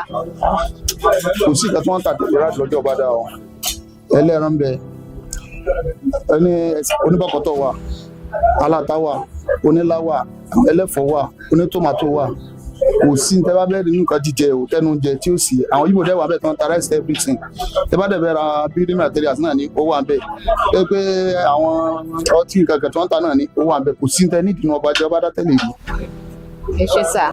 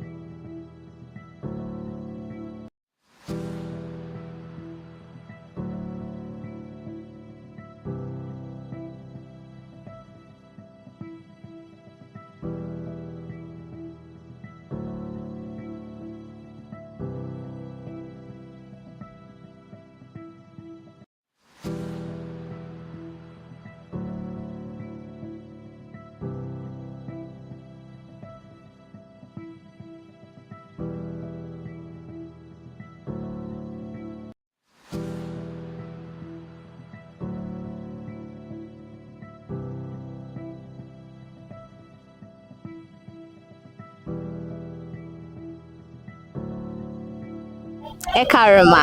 Ẹ káàárọ̀ o. Kí lorúkọ yín mà? Orúkọ mi ni Chief Aliaja Wasilatu Yusufu Saka. Báwo ni Chief Saka ṣe jẹ́ nínú ọjà? Orúkọ bàbá mi nìyẹn. Mo ní báwo ni ẹ̀yin ṣe jẹ́ nínú ọjà mà? Ok, ìyá ọlọ́jà Ìsọ̀lọ̀, ìlú Ìsọ̀lọ̀ tilẹ̀ tó kù. Kí lorúkọ ọjà tàwa yìí? Ọbádà Ìsọ̀lọ̀. Ọbádà Ìsọ̀lọ̀ a ti dé ọdún mélòó tẹ́ ti jẹ oyè lọ́jà ní ọjà Ọbádà Ìsọ̀lọ̀ yìí? Ó ti tó 15 years torí màmá mi ni ó kọ́kọ́ wà ń bẹ̀ tẹ́lẹ̀ bẹ́ẹ̀ tí màmá mi dẹ́kun èmi ni mo wà ń bẹ̀. Ó ti tó 15 years. Kí ni àwọn nǹkan tó máa ń wò tó máa fi ń yànyàn sí ipò oyè ọjà? Lórí ìwà ni lórí ìwà téèyàn bá ń wù ń lù ìwà téèyàn bá ń wù bóyá ọmọ dáadáa lèèyàn àbí èèyàn burúkú ni o ìwà yẹn náà máa wò kán tó yànyàn sípò. So lọ́rọ̀ kan ọ máa ń wo bíyàn ti ṣe ń ṣe láti ilẹ̀ wọn kàn ń dédé yànyàn síbẹ̀. Wọn dédé yànyàn sọ́jà wọn máa wo wá ẹ̀ bó bá bá ti ara ayé mu tí ìwà ẹ̀ bá bá téèyàn tó dáa mu òun náà fi ń yànyàn sípò. So kí ni ìtàn ráńpẹ́ tẹ́ lè sọ fún wa nípa ọjà Ọbádà ìtìlú Ìsọ̀lọ̀ yìí? Ìtàn ráńpẹ́ tí mo lè sọ ń bẹ̀ ni pé ó ti wà lọ́jọ́ tó ti pẹ́ àwọn bàbá náà dálẹ̀ búkà ló wà ń gbà náà ṣùgbọ́n ńgbà tó yá wọ́n sọ di tìgbàlódé àdẹ̀ ń ta jíjẹ à ń ta múmu gbogbo nǹkan là ń tà. So nínú ọjà yìí sìn apart from pé jẹ́ ìyá ọjà kí ni nǹkan tẹ́ ń tà nínú ọjà? Mo ń ta tọ́kì, mo ń ta èédú, mo ń ta minerals. Báwo ni ẹ ṣe wá ń yé mọ pẹ̀lú bẹ́ ṣe ń tajà kẹ́tù jẹ́ ìyá ọjà? Báwo lẹ ṣe ń manage méjèèjì pọ̀? Mo manage ẹ̀ tí mítìnì bá kàn láláùsà mo máa fọjà yẹn lẹ̀ mo máa lọ ni. Tí mítìnì bá kàn council mo máa fọjà yẹn lẹ̀ mo máa lọ ni, mo máa fi yan ṣọ́. Torí gbogbo bí tá a jọ ìsìn náà ni a gbọ́dọ̀ máa ṣojúṣe wa déédéé. Báwo ni ẹ ṣe wá ń kó ẹ mọ̀ pé oríṣiríṣi èèyàn ló wà nínú ọjà? Báwo ni ẹ ṣe wá ń ṣe tẹ́ ń ṣàmójútó? Báwo lẹ ṣe ń ṣe gangan? À ń ṣàmójútó wọn. Ìgbò wà, Yorùbá wà, Haúsá wà. Bí ètò dáa ṣe wà, èyí tó tún jẹ́ dàkejì wà. Ṣùgbọ́n sùúrù ọgbọ́n òye la fi ń tù wọ́n. Kí wá ni nǹkan tíyàn lè ṣe nínú ọjà àti nǹkan tíyàn lè ṣe bí rules and regulations wo ló wà nínú ọjà? Nínú ọjà a gbọ́dọ̀ jà. Tí ọ̀rọ̀ bá ṣọ̀rọ̀ pẹ̀lú ẹnìkan pẹ̀lú ẹnìkan ẹ gbọ́dọ̀ wà fẹjọ́ sùn. Tí ìyá ọjà bá sí nílé kọ́mítì wà lọ́jà ẹ gbọ́dọ̀ débẹ̀ tẹ́ máa ṣàlàyé. Lágbájá ṣe nǹkan báyìí fún mi o. Wọ́n á mọ bọ́n ṣe máa ponítọ̀hún, wọ́n máa yanjú ẹ̀ fún wọn. Tó bá wá le ju tí wọn lọ wọn á dúró kí n dé. Tẹ́mi náà bá dẹ̀dẹ̀ tí n bá sọ fún wọn tí ó bá jẹ́ pé wọ́n fẹ́ máa lagídí àfún wọn suspension kan lọ dúró ọ̀sẹ̀ kan lé. Ọ̀sẹ̀ kan. Wọ́n bá dẹ̀ ti bẹ̀bẹ̀ láàrin ọ̀sẹ̀ kan yẹn á dá wọn lóhùn. So tíyàn bá jà ń sìn tí suspension ló wà fẹ́ nìyẹn fún ọ̀sẹ̀ kan. Ọ̀sẹ̀ kan tán bá dẹ̀ ti bẹ̀ wá a máa òbé wọn a máa fún wọn ṣùgbọ́n àfẹ́ kéèyàn jánu ọjà. Kí wá ní nǹkan tó wà nínú challenges tó wà ní kíyàn jẹ́ olórí ní ọjà? Báwo ni ìpèníjà wo ló máa ń wá fún yín pé bóyá ẹ ṣe kí ni ohun má lè gbàgbé kéèsì kan tó jẹ́ pé ẹ ṣe tó jẹ́ pé máa ń rò pé tó yọ yín lẹ́mìí jù tó ṣe pọ̀ìpọ̀ì mọ́ yín? Kò sí nǹkan tó le jù náà ń bẹ̀. Bí gbogbo nǹkan bá dé gbogbo èèyàn máa fi sí ọwọ́ Ọlọ́run ni. Ọlọ́run á dẹ̀gbà kó sí. Aago mélòó lọjà yìí máa ń ṣí? Aago mélòó dẹ̀ ni wọ́n máa ń ti ọjà yìí? Òun ni a máa bẹ̀rẹ̀ ní 7 and then close ní torí ìjọba ti ní 6 ṣùgbọ́n ṣe mọ̀ àwọn èèyàn ọjà bíi 7, 8 ṣá ní kálukú ti lọ ní ẹ̀. Báwo ni ìdáàbòbò ṣe wà nínú ọjà yìí? Ìdáàbòbò wà tó rà ní security. A ní security tá a gbà. Àwọn ọlọ́dẹ OPC àwọn náà ń bá wa ṣọ́ ọjà. Wọ́n dẹ̀ ti máa dé láti 7. Wọ́n dẹ̀ tó close náà ó di 7. Torí tó bá ti di bí ọwọ́ 6 yẹn wọ́n á lọ change. Wọ́n á wà láyìíká. So báwo ni àwọn olórí ṣe máa ń ran àwọn ọlọ́jà lọ́wọ́? Ọlọ́run á ràn gbogbo wa lọ́wọ́ ní pẹ̀lú ìlú tá a wà yìí. Ṣùgbọ́n tí wọ́n bá gbé nǹkan kan wá tí wọ́n gbé wá síwájú mi pé àǹfààní yìí wà ń bí báyìí ó máa pè wọ́n ẹ wá lọ ẹlòmíì lè lóhùn ò ráyè ṣùgbọ́n mi ò mọ tán fẹ́ ṣe fún yín bẹ́ẹ̀ o ṣùgbọ́n ẹ wá lọ bẹ̀ tẹ́lòmíì bá lọ tán bá dé wọn á wá dúpẹ́ ìfún nǹkan tán bá fún wọn bẹ̀ wọ́n lè tún yọnú ẹ̀ pé kí n gbà máa ẹ máa kó nǹkan yín lọ yín náà fún tó bá kàn mí wọ́n á fún mi ní tèmi. Orúkọ ọjà yìí tó jẹ́ Ọbádá ṣé ìtàn ó dá lé lórí tí wọ́n fi ń pè ní Ọbádá ni? Ọba ló dálẹ̀ àwọn ọba náà dálẹ̀ ìyẹn la ṣe ń pè ní Ọbádá sọ̀lọ̀. Okay, so báwo ni lẹ́yìn security tẹ̀sán pé kínní owó wo mìíràn wo lẹ máa ń gbà lọ́wọ́ àwọn ọlọ́jà tí ẹ fi ń tún fi ṣe ìgbédìde ọjà? A máa gbowó environmental torí àwa náà ń sanwó fún lọ́mọ kódà nọ́mbà mo ṣe pè tán yìí tó yẹ kán wá gbélé à ń sanwó ni wọn wá gbélé. A máa gbowó environmental a máa gbowó security. Lẹ́yìn yẹn kò sí. Lẹ́yìn yẹn o a lè gbà tàjèrè o ẹ̀ẹ̀kan ní lóṣù o. Àtàjèrè kí ni ìyẹn jẹ́? Àtàjèrè yẹn fún ìyálọ́jà àtàwọn kọ́mítì. Àtàjèrè. Ok, kí ni ayẹyẹ wo ni wọ́n máa ń ṣe nínú ọjà yìí? Tó bá di December a máa ṣe pátí ọdún alóògùn lọ́jà máa bọ̀gùn a máa bàjẹ́ a máa ṣe gbogbo tó bá yẹ ká ṣe àpàláàfà àpò ní church wọ́n lè ṣàdúrà fún wa àdúrà ọdún tá a bá dẹ̀ ṣe yẹn tán a ṣe pàtì ọdún. Okay, so ọjà yìí sìn gbogbo àwọn ayẹyẹ tẹ́ dárúkọ yìí ṣé ó ní sásìkò tí ẹ máa ń ṣe tolúkálukú? December náà ní gbogbo ẹ̀. December àfi tó bá yọ ìpè ká ṣe àdẹ́sáré ṣe ṣùgbọ́n tó bá di December a máa ṣe rẹpẹtẹ kó lè túbà kó túṣe fún gbogbo wa. So ọdún December yìí tẹ́ ń sọ yìí tẹ́ ní ẹ máa ṣe ayẹyẹ yẹn ṣé ara ọjà máa ń mú aṣọ? a máa máa ṣọ a máa ṣe pátì a máa máa ṣọ o a dẹ̀ máa ṣe pátì. So báyìí sí December yìí báyìí sí ó ti sẹ̀ báyìí. ó sẹ̀ rẹpẹtẹ ó sẹ̀ níjọba bá ràn wá lọ́wọ́ gan-an àgbà torí ẹ̀lítù ta ní náà la fi ń mánéjì ara wa. So ayẹyẹ December yìí sìn kí olúkálukú fi mú rẹ̀ jù pẹ̀lú gbogbo iṣẹ́ takuntakun tí. bẹ́ẹ̀ ni o a máa tajà ńjọ́ yẹn ṣùgbọ́n a máa gbé kinní eré sí káàkiri kálukú a máa jó ǹdígbẹ́ a máa da sáwọn tá a máa dáná wọn bá wọn a máa da fún wa tá a máa jẹ nǹkan díẹ̀díẹ̀ bá a ṣe máa ń ṣe nìyẹn. kí wàá ní ìdí tí ẹ fẹ́ràn ọjà Ọbádà yìí kí ni nǹkan pàtó tó fi yàtọ̀ sí ọjà mìíràn tẹ́ fi fẹ́ràn Ọbádà yìí? kì í ṣe pé ó yàtọ̀ sọ́jà míì ṣùgbọ́n orúkọ ọjà oníkálukú ọ̀tọ̀ọ̀tọ̀ irú ìkan wà lókè ń bẹ̀yẹn sí ọba ọ̀sọ́lọ̀ bí orúkọ ọba àwọn náà dálẹ̀ fún wa ní tó ṣe rí bẹ́ẹ̀ ni. ẹ ṣe máa.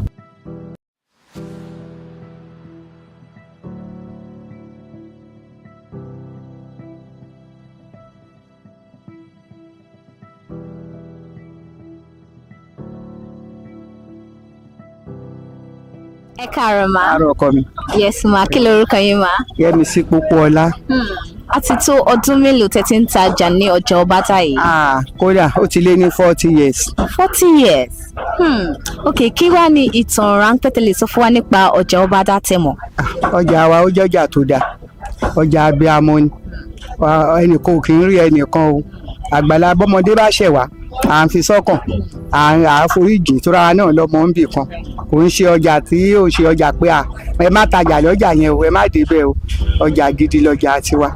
Ibo lẹ ti wá tí ń kọjá wa tá à ń bí báyìí àbí tó sì lẹ́ ń gbé?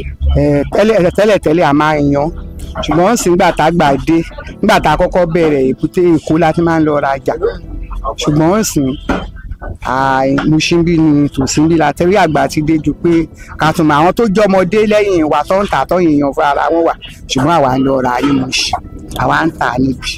Ẹ mú mi rìnrìn àjò bẹ́ẹ̀ ṣe bẹ̀rẹ̀ òwò yìí. Òrìn àjò tá a fi bẹ̀rẹ̀ òwò yìí ọ̀nà yìí owó tá a fi bẹ̀rẹ̀ òwò yìí èèyàn gbọ́dọ̀ gbọ́ torí mi tí ẹ mọ̀ bí mo ṣe lè pé ṣe ẹ mọ̀ 20 naira lọ́nà mẹ́fà. Lọ́nà mẹ́fà that's 120. Kò tiẹ̀ pé 120 gan-an la fi bẹ̀rẹ̀ iṣẹ́ ìgbà yẹn tá a dẹ̀ bẹ̀rẹ̀ báyìí kódà owó nǹkan tá a máa tá a fi rà ó ju gbogbo ohun tó wà nílẹ̀ yìí lọ a dẹ̀ fi bẹ̀rẹ̀ wẹ́rẹ́wẹ́rẹ́ tó a dúpẹ́ pé àtọmọ nínú ẹ̀ a dẹ̀ lálàáfíà a jẹun àwa náà ṣe nǹkan rẹ̀ téèyàn ń ṣe lórí ẹ̀. Kí ni ohun má ní gbàgbé tẹ́ ẹ lè gbàgbé tó ti ṣẹlẹ̀ sí nínú ọjà tẹ́ máa ń rántí? Ṣé nípa tọlọ́mọ àbí nǹkan kan? Anything tẹ́ lè gbàgbé tó ti ṣẹlẹ̀ sí? Nǹkan ayọ̀ náà ni gbogbo ohun tó ṣẹlẹ̀ sí wa. A tọ́ àwọn ọmọ ń bí a rán wọn ní school wọ́n kàwé gbogbo wọn dá wọ́n jáde wọ́n bẹ̀rẹ̀ iṣẹ́ wọn ìyẹn náà jẹ́ nǹkan kan tí a lè máa rántí ní ẹ̀kọ̀ọ̀kan tínú wa ń dùn sí Ọlọ́run má bàa bà á jẹ́. Ok, kí wá ní ìdí tí ẹ fi fẹ́ràn ọjà Ọbádà yìí? Ìdí tí a fi fẹ́ràn ẹ̀ ni pé ọjà tó dáa toró lójú ọjà míì tó jẹ́ pé ẹ lè dúró ń bẹ̀ pẹ́ títí bá a ṣe la pẹ́ tó jẹ́ pé oríṣiríṣi àwọn èèyàn ló wà ń bẹ̀ tó bá ní wọ́n ń fẹjú mọ́ wọn wọ́n sì kí wọ́n ń ṣàárẹ̀ wọ́n ń gbé wọn kiri òyìnbó ẹni tí nǹkan kan bá ṣe nìkan bí kàn mọ̀ wípé ohun Ọlọ́run bẹ́ẹ̀ ni kò ṣe pé bóyá àtọ̀wé èèyàn kò sí pé ìyá kan ló ń fẹjú mọ́ mi àbí bàbá kan ló ń fẹjú mọ́ mi àbí ẹnìkan náà ní kò mọ̀rọ̀ sọ náà kò sí yẹn bẹ́ẹ̀. Bí mo ṣe wọnú ọjà yìí mo rí bí ọjà yìí ṣe mọ́ tónítóní ṣé èlò lẹ máa sọ fún environmental sanitation? Fúnra wa máa ń ṣe environmental ó dà ńgbà tí títì tọ̀ tí ì ṣe cut and line àwọn ọjà ya ní ẹgbẹ́lẹ́gbẹ́ tó jẹ́ pé a máa kó kọ́tà fúnra wa a dẹ̀ máa pe mọ́ làwọn máa bá wa kó dànù wọ́n ṣe wà yín sí oníkálukú ló máa gbá èso ẹ̀ tó bá ti dalẹ̀ àgàgà ọ̀la environmental ń sìn gbogbo ẹ̀ báyìí ó máa wà tónítóní gbogbo ẹ̀ la máa gbá tá a máa tún ṣe. ẹ ṣe mà.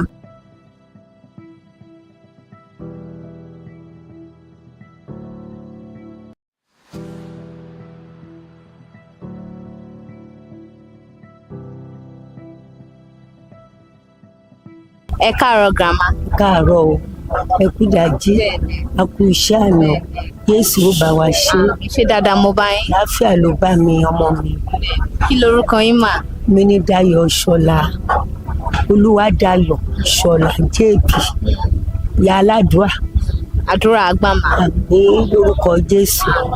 a ti tó ọdún mélòó tẹ́ ti ń tajà ń bì báyìí. káàbù ogún méjì. ọdún méjì. ogún méjì. ogún méjì. ogún méjì tí mo ti ń tajà lọ́jà. ogún méjì. okay 40 years nìyẹn 40 years ago. okay àtìlẹ́yìn ẹ ṣe lè sọ ìtàn ráńpẹ́ tẹ́ lè sọ nípa ọjà Ọbádà yìí. Jésù ṣeun adúpẹ́ ń pa ọjà Ọbádà yìí ìsọlọ̀ jẹ́ ọjà Ọbádà yìí lọ́jà tó dáa torí pé kò sọjà tẹ́lẹ̀tẹ́lẹ̀ lọ́jà sọlọ̀ odò ẹran la máa ń ná gbọ̀ṣángbòdì pé Fáróǹbí jọba lọ́jà dé tó ní ká má kiri mọ́ ká dẹ̀ máa lo odò ẹran mú pé tá a bá tiẹ̀ wá ń kiri o ká máa wá gbé ọjà wa sọ́jà ká máa jókòó títí tí ọjà yẹn dẹ̀ fi di ọjà ńlá tá a fi ń tajà tá à ń jẹ tá à ń mu tá a bá dìde báyìí á lọ bímọ ni ọjà ayọ̀ ni ọjà tó dáa ni ọjà sọlọ ọjà dáadáa ni kò ìṣọjà oníwàhálà kì í ṣọjà àdàmú ẹ gbọjà yín kalẹ̀ ẹ tà bẹ́ẹ̀ bá lóyún bẹ́ẹ̀ bá fẹ́ bímọ báyìí dé ọjà lẹ́sìn dé tẹ́tì lọ bímọ ọjà sọlọ ọjà tó dáa ọjà tó dáa ni. orúkọ tí wọ́n wá dá orúkọ yìí ọjà Ọbádà ṣé ìtàn wà ń bẹ lẹ́yìn orúkọ yẹn. kò sí nǹkan kankan tó tún wà bẹ́ẹ̀ ju Ọbádà market gbà tí ọba jẹ lórí pé wọ́n dọ́jà yìí kan sílẹ̀ Ọbádà market. ẹ mú mi rìnrìn àjò bẹ́ ṣe bẹ̀rẹ̀ òwò ọjà títà àtàtẹ̀ǹtà yìí ẹ mú mi rìnrìn àjò. ṣé ìyá mi Ọlọ́run ṣe ìyanu nígbà tá a bẹ̀rẹ̀ ọjà yìí owó yẹn wọ́n ń pè ní àpò márùn-ún ẹlẹ́jẹ̀ ajá wọ́n ń pè 1000 ẹlẹ́jẹ̀ ajá pupa báyìí lówó yẹn bíi tàtàṣé yìí lówó yẹn nígbà tá a bẹ̀rẹ̀ ọjà tá a bá mú lọ sídò àní firajà owó ẹyọ kan yẹn tá a mú lọ àní firajà máa ra tìmáàtì a máa ra rodo a máa ra tàtàṣé a máa ra ṣọ̀mbọ̀ gbogbo ẹ̀ la máa rà a dẹ̀ máa ra a máa tà á nínáwó yẹn tán a dẹ̀ tún máa jèrè ní gbogbo ìgbà yẹn gbogbo nǹkan wà tó dáa ìgbà yẹn dáa ó tù yàn lára à ń jẹ àmú tọmọtọmọ kò sí wàhálà ní gbogbo ìgbà yẹn nípa ọjà wa yìí táǹtà yìí ẹ bá dé dòdò la ti ń rajà ìdó la ti ń rajà gbà yẹn a lọ rajà ń dò ara ta ara àlùbọ́sà ara tìmáàtì ara rodo ara ṣọ̀pọ̀ ara ta gbígbẹ adẹ̀ ń ta gbogbo adẹ̀ ń jèrè ojọ́jà tó dáa. so àtìgbà yẹn lọ́hùn lẹ ti ń ta tí mo ti ń ta tí mo bẹ̀. so ṣé ẹ lè kí ni ìyàtọ̀ tó wá wà ní ọdún lọ́hùn gbẹ̀yẹn sísìn. ìyá mi ńláńlá lásìkò tá a wà yìí o ńláńlá ni o torí pé ìgbà yẹn nígbà tí mò ń sọ fún ẹ pé afàpò márùn ẹlẹ́jẹ̀ ajá bẹ̀rẹ̀ tówó tún máa kù sí wa lọ́wọ́ bàbá tèmi ló dá mi lókòwò nígbà tí mo wọlé ọkọ ńgbà yẹn àpò márùn ni wọ́n fi dá mi lókòwò mo dẹ̀ ń jẹ mọ àwọn ọmọ mi ń jẹun kò sí wàhálà mo wà ní ọkọ mi kò bímọ kò sí wàhálà kankan fún mi ohun tó wà ń bẹ́ẹ̀ ni lẹ́sẹ̀ ni wípé sìmáàtì tó bàrà lẹ́sẹ̀ wà ní wàsó tó mọ iye tó ń jẹ́ wàsó. 15 naira. wàsó. 500. rárá o. wàsó 15 naira ń gbà yẹn. wá 15 naira nígbà yẹn láyé ẹ̀sẹ̀yìn mẹ́wàá márùn. tìmáàtì yẹn tá à ń ra wàsó nígbà yẹn mẹ́wàá márùn-ún wọ́n ń tà. ṣé o mọ iye tí wọ́n ń pè lẹ́gbẹ̀rún mẹ́wàá lọ́nà márùn-ún 50,000 ìgbà yẹn 50 naira là ń rà tomatoes rodo òun là ń rà lẹ́sìn ohun tó jẹ́ kó wọ́n nìyẹn bẹ́ẹ̀ ni rodo bẹ́ẹ̀ ni tòmátì bẹ́ẹ̀ ni ṣọ̀mbọ̀ bí wọ́n ṣe ń tà nìyẹn ó ti yàtọ̀ sí tàtijọ́ tá à ń rà ó ti wọ́n ọjà yẹn ti wọ́n jù. so 50,000 naira báyìí ń sìn lẹ́ ń rà nísìn. 50,000 là ń rà apẹ̀rẹ̀ 50,000 ní apẹ̀rẹ̀. báwo lẹ ṣe wá fi ń lé ọjà tẹ ṣe ń rí èrè ni. wọn bá èrè tá a bá jẹ lérí ẹ̀ náà ní 500 lálẹ́ nígbà yẹn kọ́bọ̀kọ́bọ̀ là ń láta tọ́rọ́tọ́rọ́ 500 lálẹ́ ṣọ̀mbọ̀ yìí 500 rodo yìí 500 ṣọ̀mbọ̀ yìí tẹ́ẹ̀rí lọ́ọ̀kan yẹn 1,000 ni. ibo lẹ tí wọ́n ń rajà nísìn. my 12 lọ́dọ̀ àwọn mọ́là ló ń tà fún wa táwọn mọ́là bá tà fún wa ni kò sí bòmí ẹ̀ tá a lè lọ. so àtòdìdí my 12 lẹ ti máa ń transport ọjà wá bí báyìí. bẹ́ẹ̀ ni àtòdìdí my 12 ni o àti jí lọ láago 5 mo ṣẹ̀ṣẹ̀ dé ní ọjà mi ṣì wà nínú mọ́tò kéde a ṣẹ̀ṣẹ̀ tọ́jà dé ní. so nínú ọjà yìí náà lẹ tún ṣe máa fi owó mọ́tò ṣírò ẹ̀ sínú ẹ̀ àti àwọn alábàárù máa gbé 500 onímọ́tò máa gbé 1,000 onímọ́tò máa gbé débi alábàárù tó gbé láti sọ tìmáàtì dé páàkì ibi tá a ti ń wọ mọ́tò 500 ẹni máa bá mi rù níyànà níbi tí wọ́n já sí bí 200 ló máa gbà. gbogbo ẹ̀ náà dẹ̀ ni a máa ṣe ìṣirò mọ́ ohun tó fi jẹ́ kí ọjà wọn nìyẹn. so kí wá ní ohun má ní gbàgbé tẹ́ lè gbàgbé tó ti ṣẹlẹ̀ sí nínú òwò ṣíṣe. olúwa ṣeun jésù ṣeun fún mi o olúwa ṣeun fún mi o nínú ọjà yìí mo ti lọ Jerusalem ọlọ́run dẹ̀ ti ṣe lé fún mi mo bímọ àwọn ọmọ mi ń bímọ inú mi dùn púpọ̀ mo láyọ̀ nínú jésù. olúwa ṣeun kí wàá ní ìdí tẹ́ fi fẹ́ràn ọjà ọbádà yìí. ọjà ọbádà ohun tí mo fi fẹ́ràn ní pé Mushin ni mo ti ń tajà wàhálà ọjà Mushin ti pọ̀ jù mo ṣe kúò mo darí wálé mo ṣe wá ń tajà ń sọnù kò sí wàhálà ń sọnù kò sí dààmú kankan ń sọnù tó mú mi wá sọnù. ẹ ṣe grandma ẹ káàárọ̀ ma. ẹ káàárọ̀ o. kí lorúkọ yín mà. orúkọ mi ni Aishif Idayat Ọmọtọ́lá ní ẹja lórí jù ọtúnyà lọ́jà ìbùsọ̀lọ̀ kingdom. so a ti tó ọdún mélòó tẹ́ ti jẹ oyè. tí mo ti joyè nígbà ọba wa late Kabiru Alani Adélàjà Olúfẹ́mi lóyè ọlọ́mbà mi délẹ̀ fún un. kí wá bí ọdún méje nísìn. kí wá ní ìpèníjà tó wà nínú kíyàn jẹ́ bí olórí nínú ọjà. ìpèníjà tó wà níbẹ̀ ni pé olórí jẹ́ pé bóyá tí nǹkan bá ṣẹlẹ̀ ní ọjà a ní láti ṣètò ẹ̀ ní ọba wa mi Alhaji Kabiru Adélàjà Olúfẹ́mi lórí ọlọ́mbà mi délẹ̀ fún wọn lẹ́ẹ̀kan sí i ni ó ṣe fi wá jẹ olórí ní ọjà yìí pé ká máa ṣe aṣojú níbẹ̀. ìyá mi náà ni ìyálọ́jà ìyájà Wòsíàtì ajé sàkà. kí wá ní àjọ ń ṣe ni. kí wá ní ẹ̀ ń tà nínú ọjà. èmi ń ta ẹja ìtàkùté táìtọ́sì ọ̀wẹ̀rẹ̀ panla ọ̀dẹ̀ ń tepo mò ń tòró mò ń ta ọ́sẹ̀ spice mò ń ta dúrọ́mù ògidì rẹ̀ ni mò ń tà àti láàárọ̀ mo ti ń gbé pomi wá ògidì ni mò ń tà so. drọ́ọ̀mù yín sìn fún epo àbóròró èlò ni. tàbá fẹ́ ẹ̀rọ ẹ̀sìn ó ń lọ sókè ó ń lọ sílẹ̀ a lè tí ì sọ pé nǹkan báyìí nísìnyí owó tí ń wálẹ̀ díẹ̀ díẹ̀ sí owó tí ń wálẹ̀ díẹ̀ mọ̀ pé ọjà tó bá jẹ́jà tó ń gbọ́ látòkè a máa lọ sókè a máa lọ sílẹ̀ ìlà àrùn náà tí ń bèmí náà gbé epo wá torí mi kiri epo yíbò epo gidi ni mò ń tà so epo ní àsìkò yìí lámọ̀ gbogbo àsìkò yìí a mọ̀ pé epo máa wọ́n torí ọyẹ́ ti máa dé so ó ń lọ sókè ó ń lọ lẹ́nu.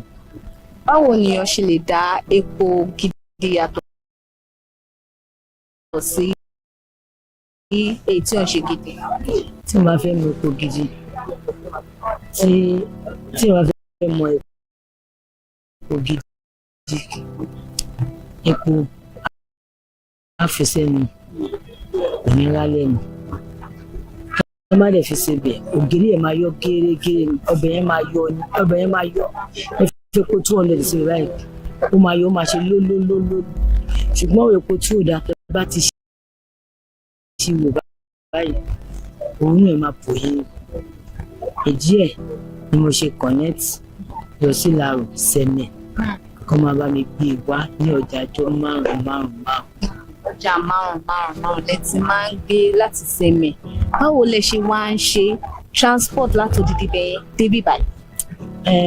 Ọlọ́run ṣàánú mi èèyàn mi bí ẹni bí èèyàn ló connect mi mọ́ ọkùnrin kan Abdulaziz ó ń wa mọ́tò mi so òun ló máa ń supply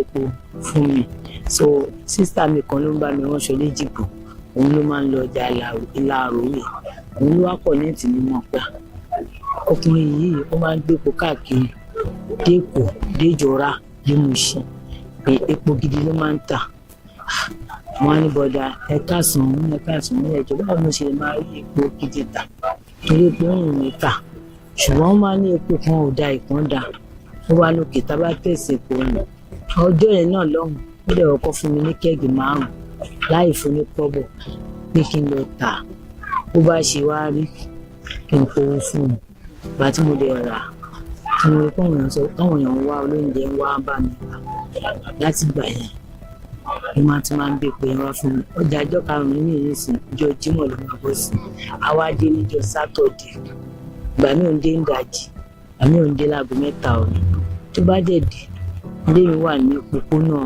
Mọ́ṣáláṣí street ní Agẹdẹgbùdù tó bá ti dé ọjà ìlú yìí jẹ́ ìlú tó dáa ìlú abínibí mi ni ìlú bàbá tó bí mi lọ́mọ ni so bẹ́ẹ̀ bá jáde lóru kò sábúrú kò sí nǹkan kan tó máa pàdé yín tẹ́ bá dẹ̀ wọnú ọjà á ní ọlọ́dẹ lọ́jà so tá bá ti pè wọ́n pé à ń bọ̀ wá já ọjà lọ́dẹ máa dúró tì wá á dẹ̀ já ọjà síbẹ̀ á dẹ̀ ti ṣọ́ọ̀bù wọn á lè fẹ́ gbé wá nílẹ̀ á dẹ̀ jọ ọjà mi fún mi á pé pérépéré tí n bá wọ̀n sórí mi ike ó máa pé so láti gbà yẹn mo ti ń bá ara ọjà jà. Ọjà epo ń sìn òróró 5 litre ń sìn èló lòróró 5 litre? 11,000 àwọn míì ta 12 ìrìn àjẹpajúdé kò dáa fọmọlúwàbí Ọlọ́run ló èèyàn ló pín iṣẹ́ Ọlọ́run ló ń pàlù bàríkà 11,000 èmi ń ta o lóòótọ́ ló ń lọ sókè lọlẹ̀ àti ta 12,500 ta 12,000 ta 11,800 ṣùgbọ́n lọ́wọ́lọ́wọ́ báyìí 11,000 ni ìṣèpá náà máa rí tiwa obìnrin tí à ń rí tiwa epo náà dẹ̀ ní à ń ta 11,000 à ń ta 11,500 bàbá ṣe rí aláṣìíra bá ṣe ń ta mọ́ra wọn nítorí pé ẹ lè fi epo tí ò dáa àwọn mìíràn tẹ epo 12,000 12,500 ṣùgbọ́n lèmi ò mọ kankan sí kan lọ́rùn mi tó bá ti rà nísìn epo mi pọ̀ jù báyìí lọ lánàá wọn wá kó tán ni ọjà mi ìsìnjọ́ Friday ló máa bọ́ sí mo ṣẹ̀ṣẹ̀ fẹ́ kán tún bá mi gbé mi wà wọ́n bẹ́ epo tí mo ní lélẹ̀ àtẹyọ kan tó wà nínú ṣọ́ọ̀bù mi ní ọ̀kan yẹn so ǹjẹ́ bí mo ṣe jẹ́ nù. so bí yellow keg yìí ń ṣe máa ń ta bí yellow keg yẹn. ó ń ta. èló lẹ̀ ń ta yellow keg. má fẹ́ ta epo yellow keg yẹn tí n bá fẹ́ jẹ́ àjẹpàdé ẹ bá dé dálé kọ́ mílíọ̀n náà 65 ló ń ta tí wọ́n bá ti gbé fáwọn ní 63 èmi lè ta 66 63 ló máa gbé fún èmi èmi lè ta 63 66 65 wọ́n wáyé kó fẹ́ kó mẹ́ta mẹ́rin márùn 2,000 náà máa 10,000 so wọ́n máa fẹ́ rà ní ta mọ́ra wọn. òróró wa ń kọ́. wọ́n máa fẹ́ ra òróró yellow keg ní ta mọ́ra wọn ní ta 65 mo lè ta 66 mo lè ta 64 nítorí pé ó ń lọ sókè ó ń lọlẹ̀ tá a bá débẹ̀ nígbà àánú tí wọ́n à ń láti mówó sí i tí wọ́n dẹ̀ ń ta bọ́tù wa yìí náà bọ́tù yìí á ta 19,000 àṣẹ ń ta ní kéèsì dẹ̀ ní ra ní òkè ńlá fox. mo rí pé kò ṣòro pé ojú ẹ̀ mọ́lẹ̀ dáadáa. so kéèsì ni mò ń rà ní tirẹ̀ lọ́dọ̀ ìyá mi kan ìyá rúùtù yá dáadáa kan ìyá rúùtù ní tirẹ̀ mò ń rà lọ́dọ̀ sísítà mi kan náà ní celespes sísítà Rónkẹ́ ní celespes ní Kájọlá market mò ń rà lọ́wọ́ ọ̀gbọ́n so mo rí pé ibi tó dáa ni so mi ò rojú ibẹ̀ ni mo ti ń rà lọ́wọ́ wọn mi ò ń yà káàkiri lọ ra ọjà mi tí ò bá ti sí nìyẹn lọ́tọ́ bá lọ jà àgbà máa wá máa ra ọjà mi ọba tí owó mi bá ká sókè máa rẹ ẹja mara pété mara gbogbo ẹ̀ mọ́ra wọn. epo 2,000 ní bọ́tù ẹ̀. kí ni wàá ní ìyàtọ̀ ẹ́fà yìí sí ilé. ṣe rí ẹ́fà ẹ bá wọn méjì ẹ̀ kò lè kún a tún méjì báwọn méjì sí ó máa kú díẹ̀ kó tó bí sáìsì bí oní 300 tí wọ́n lò ó tó kún pẹ̀tẹ́lẹ̀ mi tó wá fẹ́ ra eléyìí méjì ó pìfà kó ra ẹ́fà yẹn èèyàn tó ẹ́fà yẹn pè ẹ́fà yẹn náà mú ta 3,900 4,000 mi ò kí ń parọ́ ọjà ti tèmi ṣe tí mo ń ta ni mo ń sọ fún yín àtàmọ́ lọ́jà ìgbàlejò wa Nàìjíríà mọ bí ìlú ṣe rí àjọ tà mọ́ra wọn n bá ti gbé ìṣòro lé n bá ti dé n bá ti rọ́ àgbé ìṣòro lé àti calculation tó bá ti lé wọn bá owó tí máa fi jẹun pẹ̀lú àwọn ọmọ mi lọ́ọ̀ fà lùbáríkà sí. báwo lẹ ṣe máa ń ṣe calculation tí ẹ fi wá máa mọ̀ pé iye báyìí ló yẹ kí n ṣe tajà. nígbà mo lọ rà lánàá abdul lágbára mi ká lánàá mo rà lánàá mo dẹ̀ ti gbé báàfù mo dẹ̀ ti dà á sí mo ti kókè mo ti rọ nígbà mo rọ kí n tó rọ kalẹ̀ mo ti kà mo ti mú fóònù mi bí n tẹ̀ ká mo kàwé mẹ́wàá tó máa gbé ìṣòro rẹ pé ṣé ń bá tà báyìí ṣé ó máa gbọ́nlẹ̀ ó máa tún ṣe báyìí ṣé ó máa tún ṣe tó wọn bá èyí àpájúdé ní ọjà Ọlọ́run fún àlùbáríkà sí máa tó ṣe pé òun nìkan ni mò ń tà so mò ń tà ẹni bá dé bá ní pé ẹ̀ẹ́dẹ̀ ta fún mi 19 mo wà ní ọ̀dẹ̀ débi tó rà ní 2,000 déédéé ni so bá ṣe ń bí mi ṣe máa fi kakú kó ti ẹja tí mo rà láàárọ̀ yìí náà ìlàjì pálí ni mo pín mo ra kóté ìlàjì pálí níwọ̀nba kóté ra mi ń ra pálípálí mo ra bọ̀kọ̀ ra ìlàjì pálí ẹ̀ jẹ́ kí n rà mo dẹ̀ ti tà á tán so mo ti calculation nígbà mo tà á tán tí mo ti tẹ̀lé 3,000 ọmọ mi tí wọ́n máa jẹun òun náà máa jẹun máa gbọ́ tẹbí máa gbọ́ ta máa gbọ́ tẹbí máa gbọ́ ti family ọ̀rẹ́ mi máa gbọ́ tọ̀rẹ́ so nígbà àti òun yẹn ṣe kóhun nìkan ni mo ń tà so bí mo ṣe máa ń ṣe ọjà mi ní ibi ìtajà kí n má fi calculator ṣí ọjà o ìrọ̀wọ̀n ìyá mi tó fọjà yìí náà lẹ̀ fún ìyá mi náà ṣì wà ìyá mi náà ló fi ìsọ̀ yìí lẹ̀ fún mi ìyá mi ló ń tajà lọ́jà ìtẹ́lẹ̀ kí mi kó tó wà lọ pé kí n máa bọ̀ kóun fẹ́ padà sílé ó wà láyọ̀bọ̀ ń bẹ̀ ayọ̀bọ̀ ló ń gbé ní láfíà wà tèmi so òun ló fi ìsọ̀ yìí lẹ̀ fún mi ó dẹ̀ wà nílé ẹ̀kú ń tajà òsèré tó ń tòrò ń ta ráìsì ń ta gbogbo nínú ilé tó pọ̀ Ọlọ́run bá mi túbọ̀ lọ́rọ̀ ẹ̀ èmi ìyá mi àti ìyá mi Ọlọ́run tó bá mi torí àdúrà wọn ló gbà lórí mi. kí ni ohun má ní gbàgbé tẹ́lẹ̀ gbàgbé tó ti ṣẹlẹ̀ sí nínú ọjà? pé kí ni ohun má ní gbàgbé tó ti ṣẹlẹ̀ sí nínú ọjà bí nínú òwò ṣíṣe? má ní gbàgbé púpọ̀ rẹpẹtẹ ṣé mo pé ọjà ni bí ẹlòmíì á rí ẹ báyìí á wù ẹ́ bí tí ẹ̀gbá wa ta dé lórí ọ̀pọ̀ sùúrù la máa ṣe àwa àwòrì máa ń pe èdè kan ní òpónú sùúrù ni wọ́n máa ṣe ẹlòmíì lóòótọ́ àwọn ọ̀pọ̀lọpọ̀ kó mo sọ fún yín lẹ́ẹ̀kan sí pé tán bá ń pin ní 30 years ago ó lè kàn mí ṣùgbọ́n irun lóye àkọọ́lẹ̀ ìdálẹ̀ ti dúró mo ṣe pé owó ni mo gbówó fún Àlàní Kàbírù Adélájà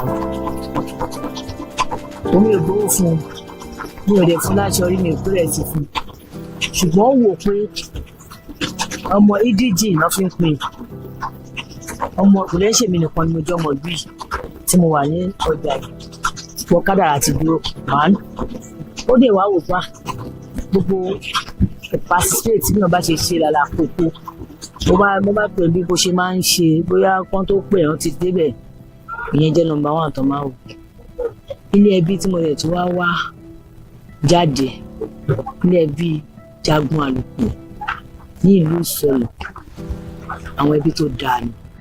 Isolo's market stand as testimonies of community strength. Here, traders grow businesses, families rise from nothing, leaders protect their people, and history continues, not in books, not in museums, but in the daily rhythm of buying and selling. In Isolo, the marketplace is not just where commerce happens, it is where lessons are learned, where cultures blend, where hope is traded, and where the heartbeat of Lagos never slows. This is in the marketplace, and I am Elizabeth Abefe, bringing you news upon news of different markets. Do not forget to like, subscribe, share, follow us on all our social media handle at ConsumerHallaTV.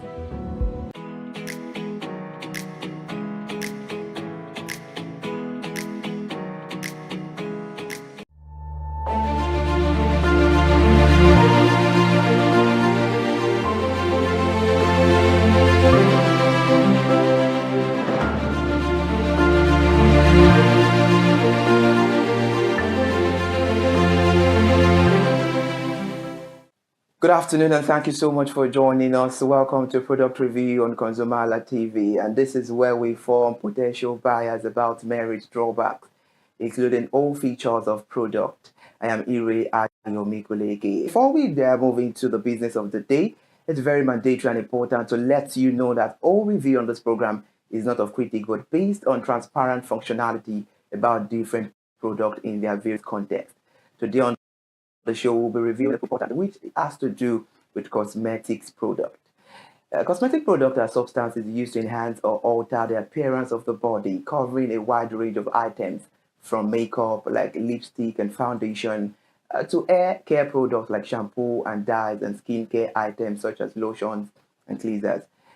Can say they're designed to cleanse, protect, moisturize, color and beautify the body, face, hair and nails.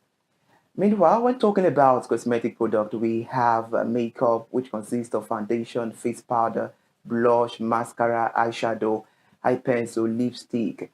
Then we have the skincare that consists of soap, cleanser, makeup, removers, creams, mask, and all of that. And we have some products for dark cycles and skin lightening product.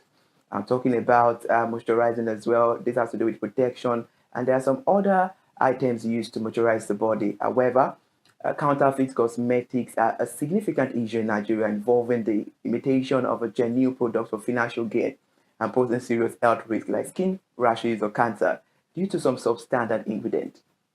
The Nigerian government, through agencies like the National Agency for Food and Drug Administration and Control, NAFDAC, is actively working to combat this problem through enforcement actions with the counterfeit and fake drugs and unwholesome processed foods, prohibiting their sale and distribution.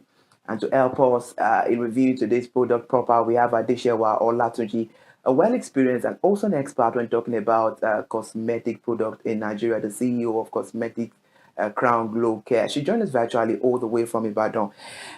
Good afternoon, Mrs. Adeshewa. Thank you so much for joining us on the conversation. You're welcome. Ṣàlàáfíà ni gbogbo nǹkan. A dúpẹ́ lọ́wọ́ Ọlọ́run. Ẹ̀yin náà ńkọ́?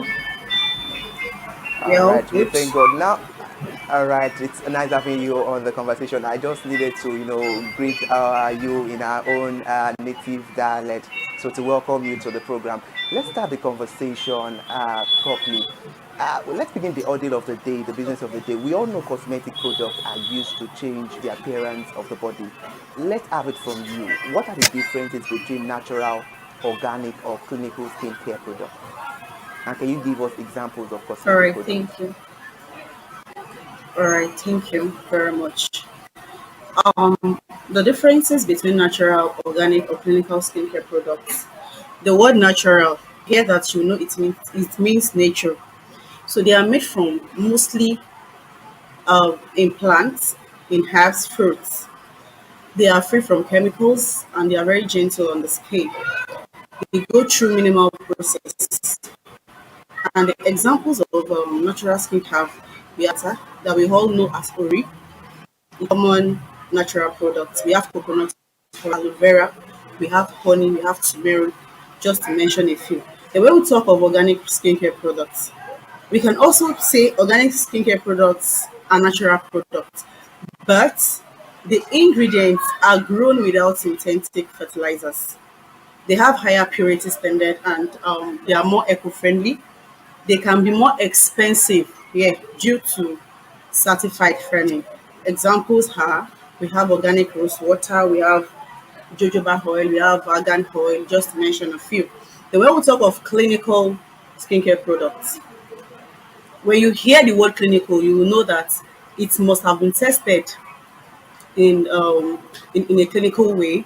They are formulated using scientific research and they can contain active ingredients that have been clinically tested. They are stronger and faster, and they are often made or recommended by dermatologists. Ingredients like hydroquinone, I think you've heard that before. We have retinol, we have MNC, and so on. Thank you. After making those analyses from you, what is the skincare mistake Nigerians make, and what is the difference between moisturizing and exfoliating? And can you tell us at what time this skincare treatment comes in? Okay, thank you very much. The skincare mistakes Nigerians make, we have a lot of them. But to start with, firstly, people like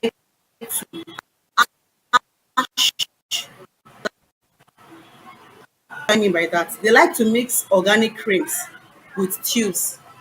Tubes like Fimbate, Skenil, Better Sol and Move It. We have a lot of tubes that are very ash.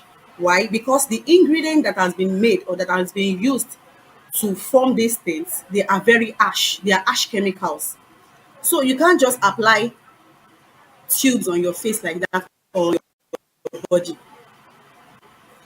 Do you get? They want people want people want to lighten their skin quickly. They want to get results on that. They want to get instant results, but they fail to understand that there are consequences for all these things. There are reactions for all these things. When they use ash products, it causes stretch marks. It causes dark knuckles. That's why you will see some people. You see some people on the road. You see people. Some people will have lighter face, dark body. We call them Coke and Fanta. Do you get? So those are the things that those are the mistakes. One of the mistakes that they make, and also they fail to use sunscreen.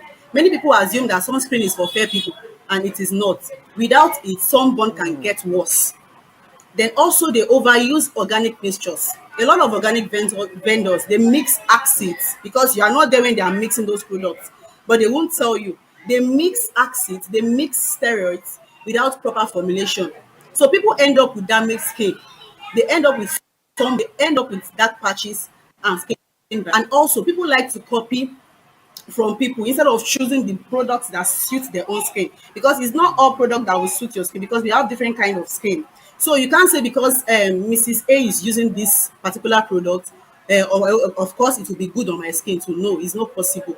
You wouldn't know the kind of skincare, the skin type you have, and what Mrs. A have. So you have to know what suits your skin before you start copying someone else.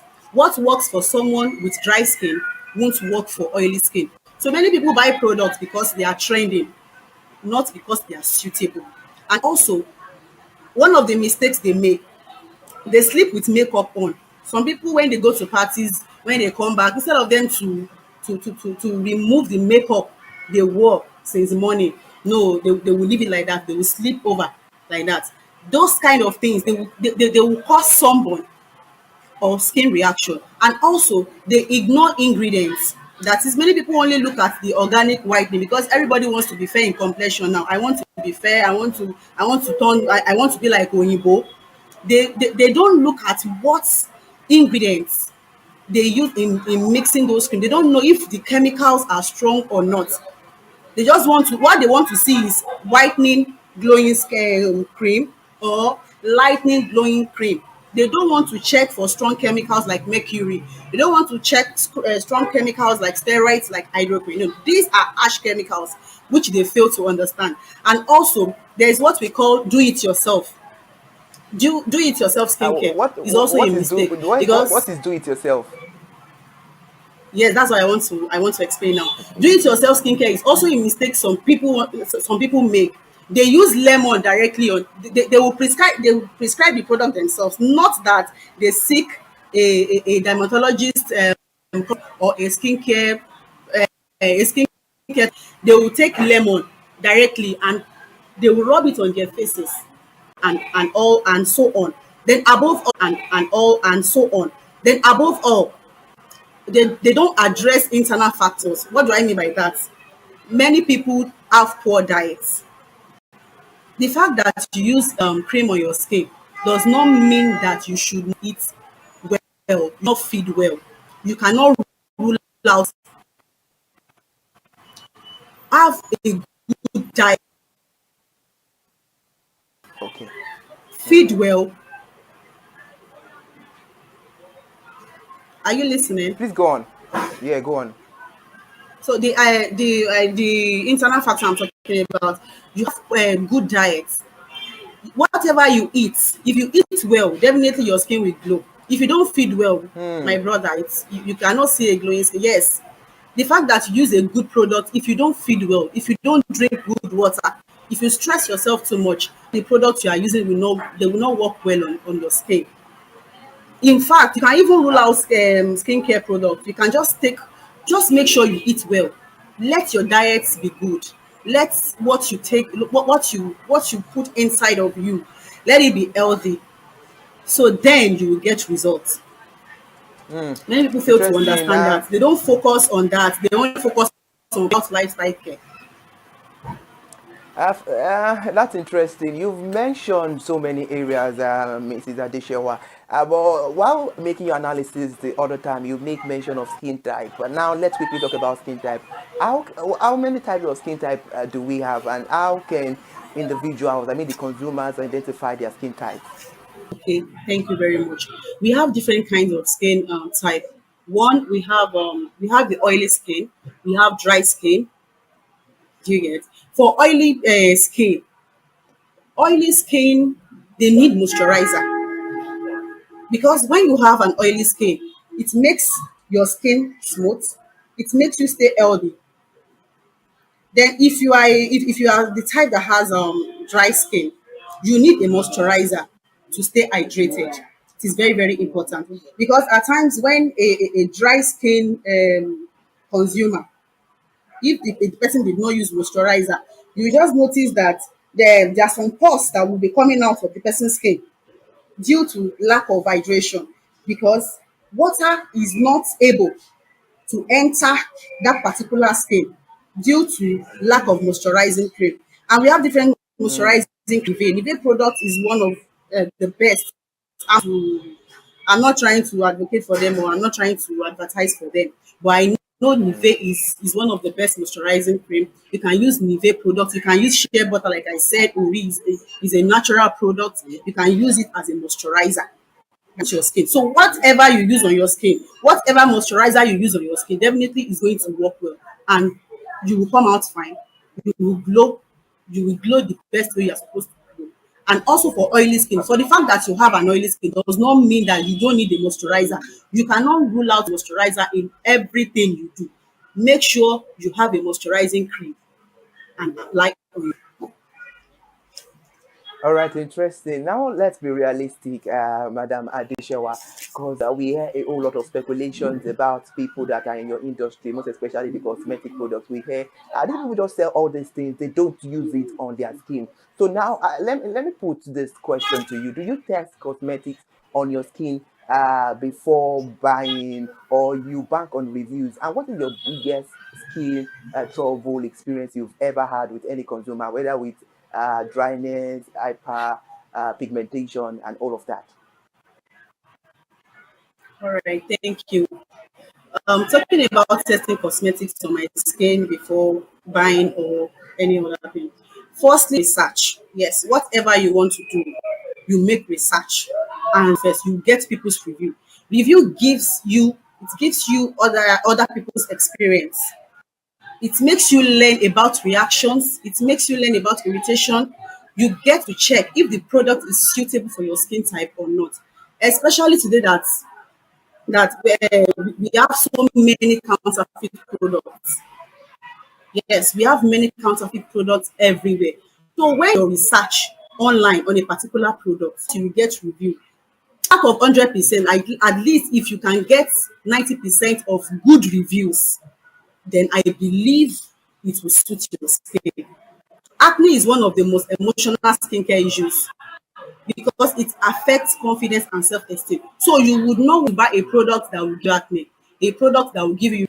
So when you see people's review will convince you that it means you've made research already, get. So it's from people's review that you get to know that this particular product is suited for your skin.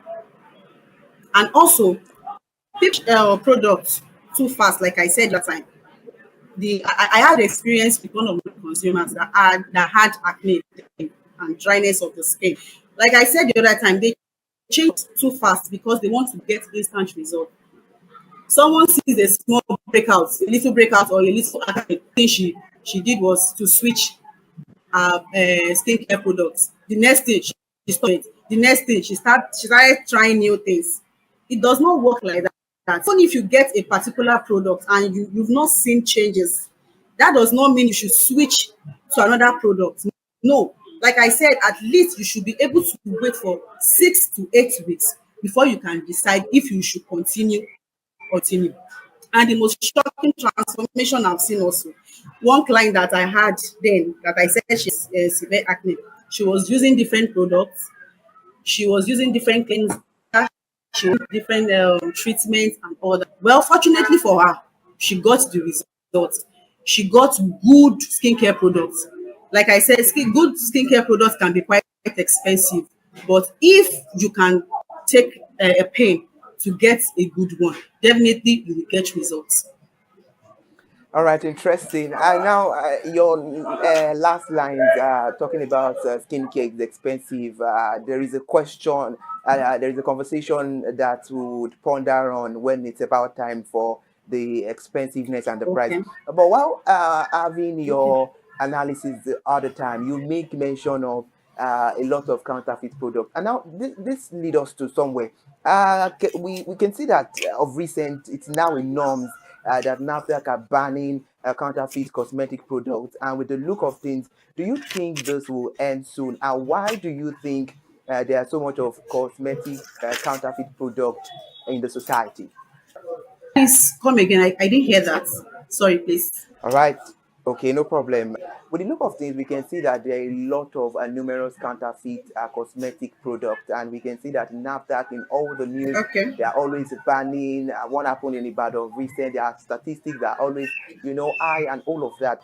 With the look of things, you being in that industry, you being a cosmetic product guru, do you think counterfeit product can end anytime soon? And what are the reasons of cosmetic counterfeit products very much in the society?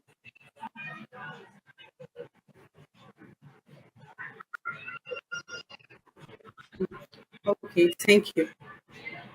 Counterfeit cosmetics are a very big problem in Nigeria. Yes. And the second question, you said, will it end soon? Well, not completely, very soon. Because NAFDAC, the only thing NAFDAC can do, NAFDAC can only make efforts to reduce it and not eliminate entirely because it is very, very big. And also, when we talk of counterfeit products or goods, it's a global issue. It's not just a Nigerian thing. As long as demand exists, some people will try to make it illegally. Then, however, with strong enforcement and global, I believe it's over time. And why is counterfeit products common? I have different parts. One, high demand. Many people want affordable skincare products. They want affordable beauty products, yet, but originals can be expensive, like I said the other time. So fake producers, fake product sellers, they take advantage of that by offering cheap versions. So when demand is high and they say that this particular brand is, it's when you see a fake product, you start taking advantages of advantage by offering cheaper versions of that particular product. We name it look alike. You start seeing different product that is similar to the original product. And also, we have weak regulation in the past. Yes, before now, regulation was not as strict. So many fake products entered the country without detection, and it's still happening. And also, we have high products for counterfeiters. What do I mean by that? The profit margin for fake cosmetic is very, very huge. I've been in this system. It's very, very huge because profits are high. Then counterfeit products or counterfeiters keep pushing more products into the market. Then also, lack of consumer awareness. Some people to identify real and fake products, especially when it looks so simple. Packaging can be like, which is fake, which one is original, because of the similarity. And also, social media has done more harm. I won't say that. Social media sales, around Facebook, TikTok, they have become the major selling point now for fake cosmetics because many sellers they hide their identity. Shebi is someone that you see that you complain to. If you not see the person, someone you've not seen before, you want it online. Ah, come and buy my this, come and buy my product. Is the person online? So if you have any complaint, you won't be able to trace the particular person. And also, the person is possible she might not have license. No licensing is required. Then sellers they hide their identity due to the fact that you cannot reach them because they sign. Then also we have poor penalties for offenders. What do I mean? In many cases, when counterfeit sellers when they sell bad goods, they are not punished strong in Nigeria. Everybody knows that in Nigeria, they are not strongly punished enough. So this reduces the fear of engaging in illegal, because even when if they eventually um if they eventually get a counterfeiter, now there is bribery and corruption. If the person tips them that about and all that, it will end there. So there's no strong punishment Regulations. for illegal trade. Yeah, that is what happens. Madam Adeshewa, I must say I love your analysis. They are very sharp, straightforward, and of course we can see a whole lot of sentiment of truth in everything you're saying. But you've been an expert on certified cosmetic product. How can Nigerians verify the original cosmetic product that are NAFDAC approved and from the counterfeit regular products that we have? Okay. Firstly, you check for a valid NAFDAC registration number. Of course, if your product is registered, definitely it will have a number. So you check for a valid NAFDAC registration number on the you check the packaging very well. if there is NAFDAC number, it's always there. Then also, if you are not sure, then you can use the official page of NAFDAC to search for such product or brand. And also, after searching for the products, make sure you inspect the packaging carefully. That one is very, very important, because at times real products typically, of course, they have professionally printed labels, manufacturing dates, they have expiry dates as required under NAFDAC. But mistakes such as misspelled words, when you start saying that this word is not spelled very well, or maybe the print is faded on the products, those are common signs of fake products. Then Those are also, the red you flags. buy only, yes, these are the red flags. And also, you buy only from trusted supply, trusted sellers. You purchase from authorized stores, or you can also go to pharmacy.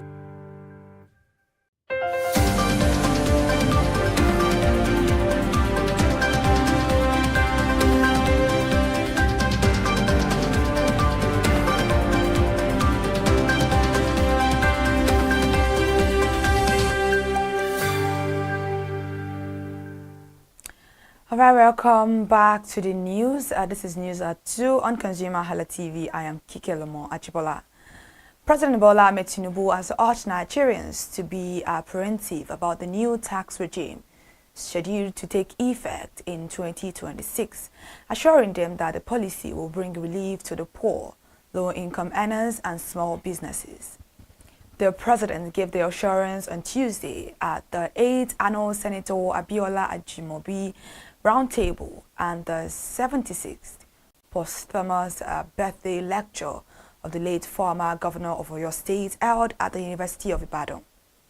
The event themed the pathways to electoral credibility, reforming political parties, re-engineering citizens, and restoring trust in Nigerian democracy, was organized by the Senator Abiola Ajimobi Foundation in collaboration with the Institution of Peace and Strategy Studies, University of Ibadan. It attracted friends, associates, family members, and partners of the late governor, and was shared by former governor of Ogun State, Olusegun Oshoba. Away from that now, some MRS filling stations in Lagos on Tuesday dropped the price of petrol to 739 naira per litre, triggering long queues of vehicles seeking to buy the commodities at the outlets. People who visited the part of Lagos and Ogun State observed that the MRS filling station in Alakbere recorded a large turnout of buyers, many of whom boycotted other outlets selling petrol above 800 naira per litre. However, it was observed that MRS filling stations along the Mowe-Ibafo axis of the Lagos-Ibadan motorway in Ogun State retained their prices at about 875 naira per litre as of Tuesday evening, following the reduction of petrol gantry price from 828 naira to 699 naira per litre on Friday. The president of the Dangote Group, Alhaji Aliko Dangote, had vowed to enforce a new pump price regime of 739 naira per litre. Dangote said on Sunday that he was aware that despite lower gantry prices, some filling stations often choose to retain high pump prices, thereby undermining its efforts.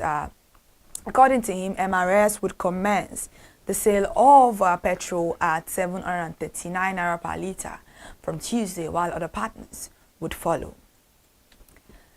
Experts have said that inflation may witness a resurgence in December due to the high-end festivities. This was disclosed in multiple analyst reports issued on Monday. This projection comes on the heels of the November 2025 inflation figure, which trended downwards for the 7th consecutive month. In November, the headline inflation rate eased to 14.45% relative to the October 2025 headline inflation rate of 16.05% on a month-on-month basis. The headline inflation rate in November 2025 was 1.22%, which was 0.29% higher than the rate recorded in October 2026, which was about 0.93%, and it was on a month-on-month basis. The food inflation rate in November 2025 was 1.13%, up by 1.5% compared to October 2025, minus 0.37%. And the November 2025 inflation figure is below the 15% projection of the federal government. The November reading was slightly higher than Cardinal Stone's estimate of 14.33%. The experts at the Financial and Economic Intelligence Platform, ProShare, have warned that 2026, being a pre-election year, will test the strength of recent economic reforms and shape the country's medium-term growth trajectory, even as it projects a cautious path to recovery. The assessment is contained in ProShare's Economic Outlook Report 2026 titled Open the Politics of Economic Recovery, which examined global, continental and domestic economic trends and outlined the policy discipline, structural reforms and political stability required to sustain Nigeria's ongoing macroeconomic adjustment efforts. The report noted that the globe is transitioning from a multilateral global order towards fragmented bilateral trade systems, resulting in higher global inflation and regionalized supply chains. In Africa, growth is projected at 4.1 to 4.3% in 2026, driven by mineral demand and strategic partnership. Notably, Nigeria's move to the anchor oil sales from the US dollar is expected to reshape continental trade dynamics and inspire similar actions by other African economies. Nigeria is showing early signs of recovery, with macroeconomic policies driving the economy towards favorable growth paths. And now, ahead of today's nationwide protest by the Nigerian Labour Congress, the police have mobilized special forces and tactical teams to ensure a violence-free demonstration. The State Police Command, in separate interviews with newsmen on Tuesday, confirmed their readiness to tackle miscreants and political hirelings who may want to disrupt the rallies. The NLC had stated that it would not retract its planned nationwide protests, which were called in response to the escalating insecurity in the country and other labor issues. When asked if the NLC has mobilized its affiliate unions for the rallies, the spokesperson for the Congress, Benson Opa, stated, "We are going on with the protests across the country." He warned that any attempt to interfere with today's national day of protest and mourning could spark a nationwide indefinite strike. Opa, in a statement on Tuesday, explained that the union had received intelligence suggesting that unscrupulous agencies and desperate political hirelings might try to infiltrate or violently disrupt the demonstrations. He added that arming even a single worker or citizen would trigger an immediate and indefinite shutdown across all sectors of the economy. Moving away from that news story right here, the Nigerian oil and gas sector has been thrown into fresh controversy as independent corrupt practices and other related offences commission has declared that it will investigate a petition lodged against the chief executive officer of the Nigerian Midstream and Downstream Petroleum Regulatory Authority, Farouk Ahmed, by the chairman of Dangote Group, Aliko Dangote. In a petition submitted on December 16, 2025, through his lawyer, Ogu Onoja, Dangote called on the ICPC to investigate, prosecute, and potentially arrest Ahmed over allegations of corruption and financial impropriety. The petition claims that Ahmed spent more than $7 million on the education of his 4 children in Switzerland, reportedly paid upfront for a 6-year period without any lawful source of income to justify such expenditure. And now Nigerians may celebrate the Yuletide in darkness if the federal government takes no further step to defray the gas to power debt, as gas companies have begun quoting supplies to power plants, a development already affecting electricity generation nationwide. On Tuesday, the Enugu Electricity Distribution Company informed customers across the southeast of the situation in a statement issued by the group at Corporate Communications, Emeka Eze. According to EEDC, the drop in power supply availability is due to low system frequency, said to have been occasioned by gas constraints affecting generation companies. The discourse disclosed that the situation have necessitated load shedding of available energy by the transmission company of Nigeria. And now United Bank for Africa has entered into $100 million partnership with the Lagos State government and LAGRAID to finance vehicles for 3,500 ride-hailing drivers, a move aimed at transitioning drivers from renting cars to vehicle owners. The memorandum of understanding was signed between UABA and LAGRAID on Tuesday in Ikeja, Lagos. Speaking at the ceremony, the group managing director / chief executive officer of UBA, Oliver Alawuba, said, "What we have today is a signing ceremony of a partnership among UBA PLC, LAGRAID, and the Lagos State government. The purpose of the partnership is to finance up to 3,500 vehicles for LAGRAID drivers in Lagos State, which means what this means is that at least 3,500 drivers will transition from renting car vehicles to owning their own vehicles within a period of 4 years. This represents real economic empowerment for drivers, and it also comes with structured training. By providing proper training for drivers, we expect to see improved orderliness and better road conduct on Lagos Road. For Lagos passengers, the partnership will deliver a more secure and safer ride experience across the state. And lastly, before we go this afternoon, the International Labour Organization has emphasized the central role of social health protection in achieving universal health coverage as the world marked International UHC Day. The agency reiterated its commitment to a rights-based approach that guarantees access to health for all. In 2025, the ILO partnered with government, workers and employers, organizations and international bodies to strengthen social health protection systems and help countries make progress toward UHC.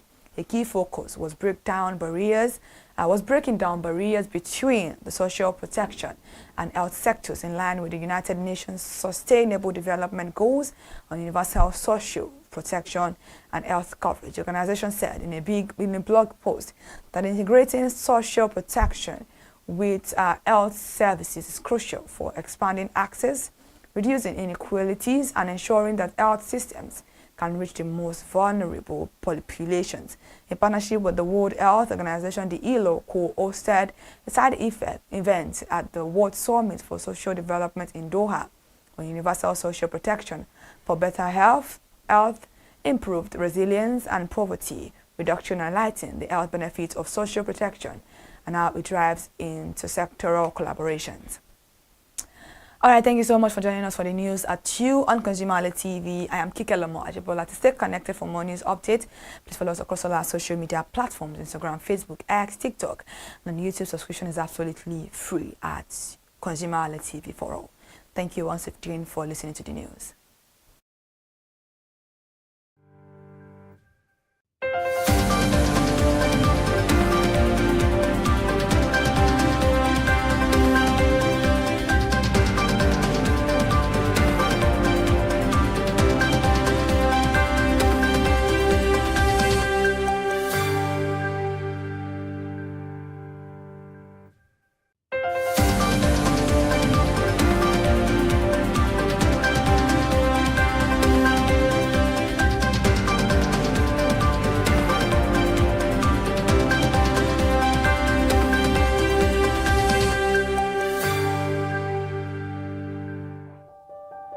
Hey there, do you know in the world today, everyone is a consumer, and as consumers, we all have the right to be heard. In Nigeria today, as a consumer, you have all right to product information, right to fair pricing, right to return goods, right to product labeling, right to fair dealings, and a lot more.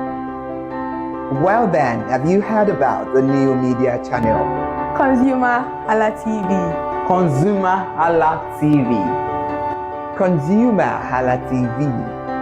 At ConsumerHallaTV, our goal is to inform and educate consumers in Nigeria with insightful news alongside development within the fast-paced world of consumers through well-researched, specialized, and analytical content.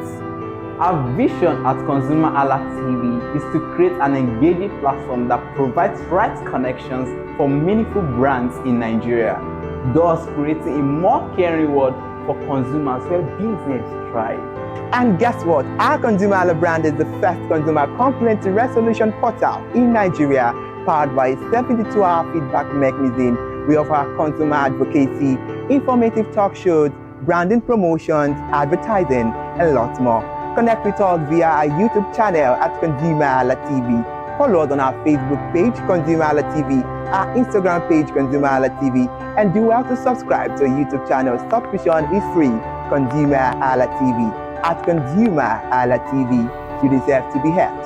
At ConsumerHallaTV, you deserve to be heard.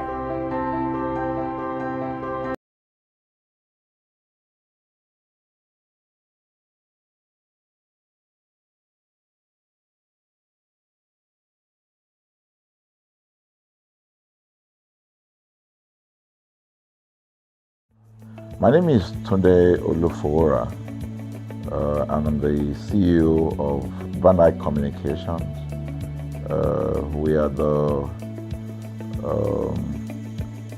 we call the publisher or the owner of the new initiative called ConsumerHallaTV. ConsumerHallaTV is actually Nigeria's first consumer-centered, or call it consumer-centric television platform that aims to bring voice to the over 220 million Nigerians. It was a vision that came to my heart about 10 years ago. I remember that I was traveling. I traveled out of the country, on airline. And I had this unpleasant experience. It was a trip to an African country from Nigeria, and I actually went with a local flight from Nigeria. I wouldn't want to mention the name of the airline. And then it was to South Africa, and we landed in South Africa. And let me just paraphrase it. When I was coming back, I had some money, some dollars, and that someone had given to me to hand over to another person in Nigeria. So I wanted to help out. I didn't want to carry the cash on myself. So for whatever reason, I opted to. I had a small case, and I felt that it was safer for me to put the money in my luggage. So I put it in a safe place in my luggage, got everything intact, and I checked in my luggage. My arrival in Nigeria, I was standing and was waiting by the carousel just so that I could pick up my luggage, and then I was there for 1 hour and waiting for my luggage. I didn't know that my luggage already arrived, and it was one of the luggage that was moving around on the carousel. So after about 1 hour wait, I looked to my left and my right. Almost everybody had gone. I think there were just about 2 or 3 left. So I beckoned on the woman that was on my side, and I noticed she was really in tears. Madam, what happened? She said, her bag has just been torn and a lot of things stolen. So I said, well, I've also been waiting for my own. She said, you better go and check those luggages there. Maybe yours is one of them. And lo and behold, I went around there. Mine was one of them. By the time I got it, everything inside my luggage was gone. All the valuable things there were gone. To cut the long story short, we felt there was need for us to report the case, at least to the airline. It was in the night, about 8 o'clock or 9 o'clock. We went in to go and see the officer that was in charge. As soon as we got in there, the officer said, "Oh, so sorry, but you will have to go to our head office in somewhere in Victoria Island, to lodge a complaint." Okay. So the next day we went to the Victoria Island and we lodged a complaint. and that was it. And since that day, I'm talking a story of over 10 years ago, I didn't get a call, not even a call from that airline to talk to me about what happened to my luggage. Now, about a month after that trip, I had another opportunity to travel out of the country. This time around, it was to the US, and it was an official assignment. And I flew on, I will mention the airline this time around. I flew on a BA. I really didn't like BA. I usually go with Virgin Atlantic and things like that. But my protocol officer convinced me and said, okay, you will love BA. Why don't you go on BA? Anyway, so I went on BA to US. And of course, when I returned from US to Nigeria, we had to do, of course, there'll be like a connecting flight, from Heathrow.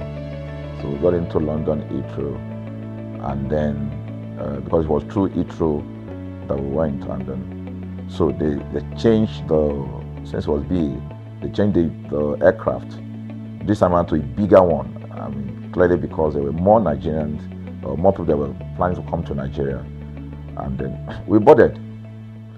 Not quite 10 minutes into the flight, in the air, the aircraft started malfunctioning. The air conditioning compartment were not functioning very well. I was on what you call business economy. The whole of that business economy all the way to economy side, the ACs were not working well. It was hot. And then I was watching. And then from that moment till we got to Nigeria. From that moment till we got to, I'm just trying to paraphrase. From that moment till we got to Nigeria, I could remember very well how many times the pilot, broke into conversation and had to apologize and say, we're really very sorry about this. He was giving us almost every 30 minutes. There's always a kind of update. So sorry, this is what we're doing now, this is what we're doing. While we were on that journey, I also remember an incident. So they came, the crew apparently couldn't resolve it. They couldn't manage the crisis or what was going on about it. They couldn't fix it. So they come up and said, we're so sorry, but for all the inconvenience, we're declaring, free lunch, free whatever it is you want, you can get. So trust Nigerians, you need to hear how everybody was jubilating, But something struck me. The experience I had just about a month before, and this experience, somehow I started comparing them. I was trying to see how this matter will be managed. Again, to cut the story short, we landed in Nigeria on a BA. Before we landed, the pilot announced and said that for the inconvenience, they will be giving a voucher of £50 to everyone that flew on that aircraft. I thought it was a joke. I mean, it was my first time with BA, but for what I knew or know of the British man would never even play with his 1 penny, talking of £1. So I felt that must be a joke of the year. So we left. I got back to my office. I think it was just about a week after. Our officer, our guys in our mail room came up and said, "Oh, you have a parcel." So I said, "Parcel? Yeah." So they bought this parcel wrapped. I opened it, and boom, I bought the document out. It was the £50 voucher from BA. So what's the tenor of this story? An experience with one airline was terrible, no apology. An experience with another one, even though it was a bad experience, but it was very managed, well managed. So managed that even if we have suffered anything in that aircraft, you probably, for the sake of how they manage it, will have forgiven them. So that was how this journey started. So I started thinking in my mind, this is what we go through in this country. But are we different from other nations? So God put in my heart the idea of ConsumerHalla. That's why the Hala came with consumer. And we started that journey about 10 years ago. We started by creating a platform called ConsumerHalla, where consumers, so I discovered that Nigerian consumers don't have a voice. So things happen, and that's it. We live with everything. So we've started the journey from creating the platform. We have an app, we even have a magazine, and we thought we could move it from that to the next stage, which is the television. So the TV today, has come. So I would say precept by precept, line upon line, we have been able to build on our aspiration, to finally bring to birth this unique and exciting platform, So it's a digital telecast, and our goal is to further connect consumers in Nigeria to brands with insightful news, development within the fast-paced world of consumers. The world of consumers is growing at a very fast pace, So we want to inform Nigerians. We want to get them educated about their rights, So our role is that we're going to educate consumers in Nigeria, all right? So by bringing them specialized and what you call analytical, research-based content generation that will inform, educate, sensitize the audience, So that's ConsumerHallaTV. So I call it an offshoot of our ConsumerHalla brand. ConsumerHalla brand actually was the first we call it the first complaint or consumer complaint resolution portal. When we started it about 10 years ago, or about 7 years ago, it became the first complaint resolution portal. We created it so that Nigerians can actually lodge complaint on that portal. We spent a lot of resources to build a very robust platform where today, if you have any complaint, about any brand, any leading brands in Nigeria, and you go on that platform, you can actually click, just a click, you can find the brand, you can actually lodge your complaint, and once you submit it, that complaint will be routed to that organization, and within 72 hours, we will obtain feedback for you. We build it in such a way that we have connection to almost all the organizations, and it's been working. We've resolved several complaints for people without having to charge them any penny, because the idea is not to charge. So what we have done with ConsumerHallaTV is to take it to the next level. So we hope to change the narrative. We want to give the right direction. Nigeria has the largest consumer market in the world, with a population of over 220 million people. Why should we be the one that is suffering the most? Everywhere you turn to, it's as though Nigerian consumers don't have a voice. You're traveling, you buy a ticket. For whatever reason, an airline will wake up middle of the night,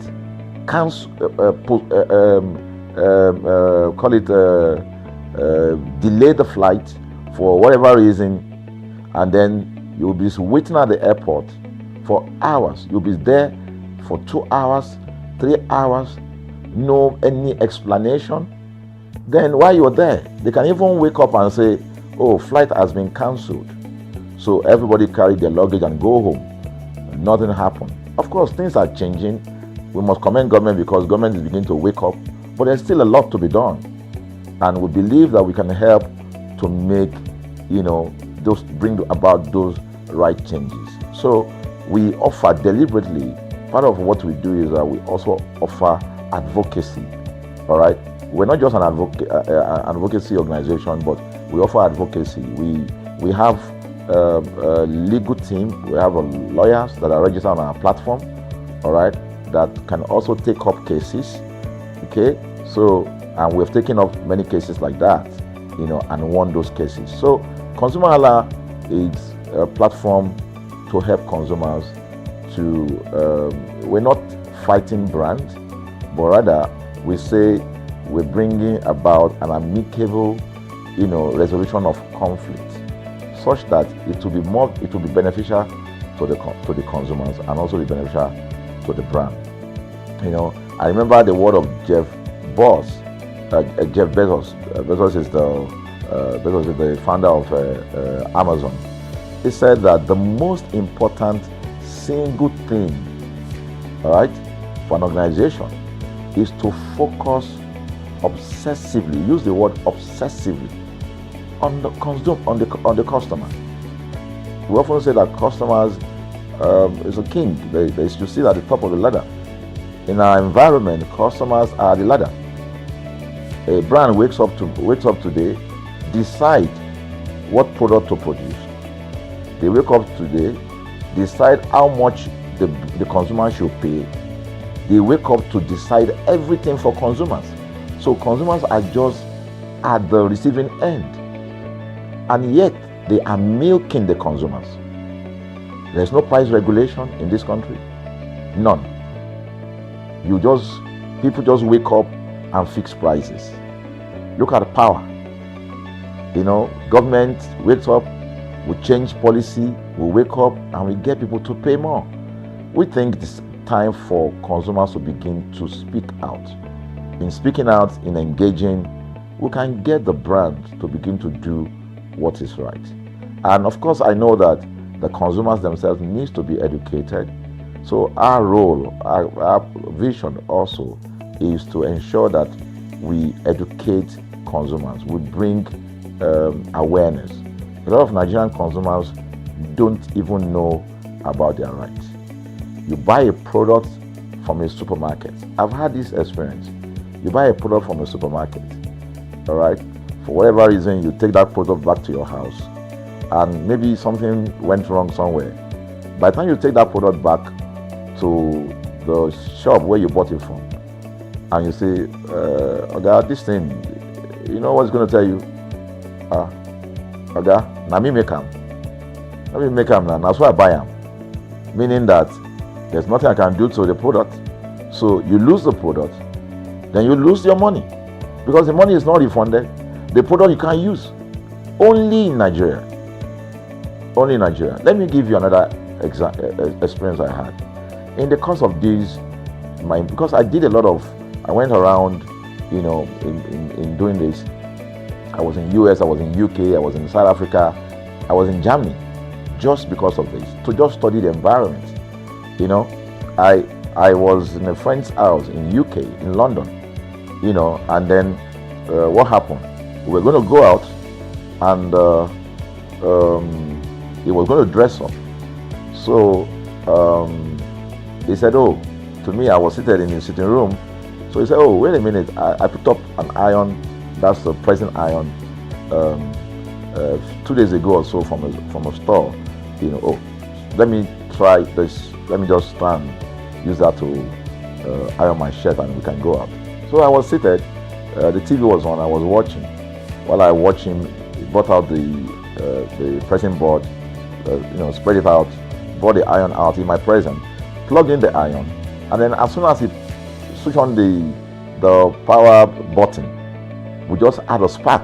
Boom!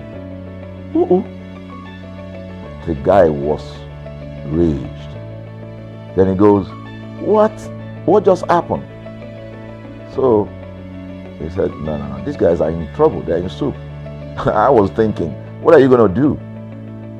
I was trying to compare that experience to what would have happened in Nigeria. In my presence there, he opened the pack. There was a card inside it. Inside that card was a call, number to call. And he called the shop or wherever he got the thing from. I was hearing the conversation that was going on. And all he said to them on the phone was, look, by the time he even called, clearly because they already, through the call, they could trace where he was calling from and who was calling. He said, yeah, I pick up this number, I pick up this iron yesterday, and guess what? I just plug it to power, and then the thing just, stopped, didn't work. At the other hand, I could hear the voice, oh, we're so sorry. We're sorry about that. And they said, this is your address, yeah. Don't worry, we'll get you a replacement. All right. So my friend ended the call and dropped the. So I said, so what's going to happen? He said, don't worry yourself now. Shebi, we're here. They will bring a replacement. I said, they will bring a replacement. He said, yes. I said, they won't even try to check whether it was your fault, because it could have been your fault. Maybe you didn't do something well about the first. No, it can't be his fault. Shebi is a brand new item that he bought. While we were still talking, in fact, I'm not even sure it was up to 30 minutes or so, we had a knock on the door. He himself said he must be the dispatch person. By the time he opened the door, it was a dispatch man that was on the other side. And then the dispatch man was at the door. Just watch this. Was at the door. I was seated in the sitting room. The guy was at the door to meet with the dispatch guy. The dispatch man that brought the replacement iron, I heard him say, we're so sorry. So I was so shocked. I mean, a dispatch man, this guy is a dispatch, so also apologize. I was so touched by it that even a dispatch man was so trained, to tell the guy, we are so sorry. And guess what? He brought the replacement iron. By the time my guy opened the iron, it was a bigger size iron. So they replaced with a bigger size iron. The guy never asked for the one that went bad. He didn't say, okay, where is the other one that we gave to you, so that he could take it back? No, he just bought a new one and gave it back. So I asked my friend, I said, can you interpret this to me? He said, here in London, if they didn't do this, they know the next thing I will do. So I'm just going to grab a lawyer. And I'm going to tell them they've destroyed something in my house. By the time I'm done, they will pay through their nose. Because the consumers are conscious of their rights. In Nigerian consumers, even those who are aware, won't even take the battle up. Everybody just go, what can we do now? Today they wake up and ban this. What can we do now? So we're going to change the narrative. We have to stand up. So the vision of ConsumerHallaTV is really to create an engagement platform that constantly mirrors the minds of consumers and provide right connections for meaningful brands in Nigeria. Thus, we believe, will be forming part of that our overall vision, of creating a more caring world of consumers where businesses thrive. Please. So, I think that we'll make our impact. We ask you to join us on this journey. ConsumerHallaTV will drive engagement. It will also be there to help to promote brands that are doing what is right. So we're not out to criticize any brand. Rather, we are out to complement what the brands are doing, because there is no organization that or a business that was set up to fail. Nobody set up a business to fail. So there are just gaps that needs to be fixed. So together we can fix things, and together we believe that we will create the right story for consumers in Nigeria. Thank you very much.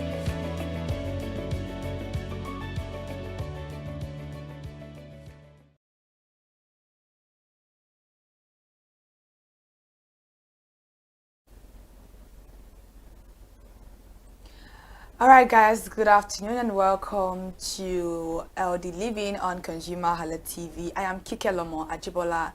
And today I have a special guest with me in the studio, Irimofe. Irimofe has been here before, so he's not the special guest. I'm not.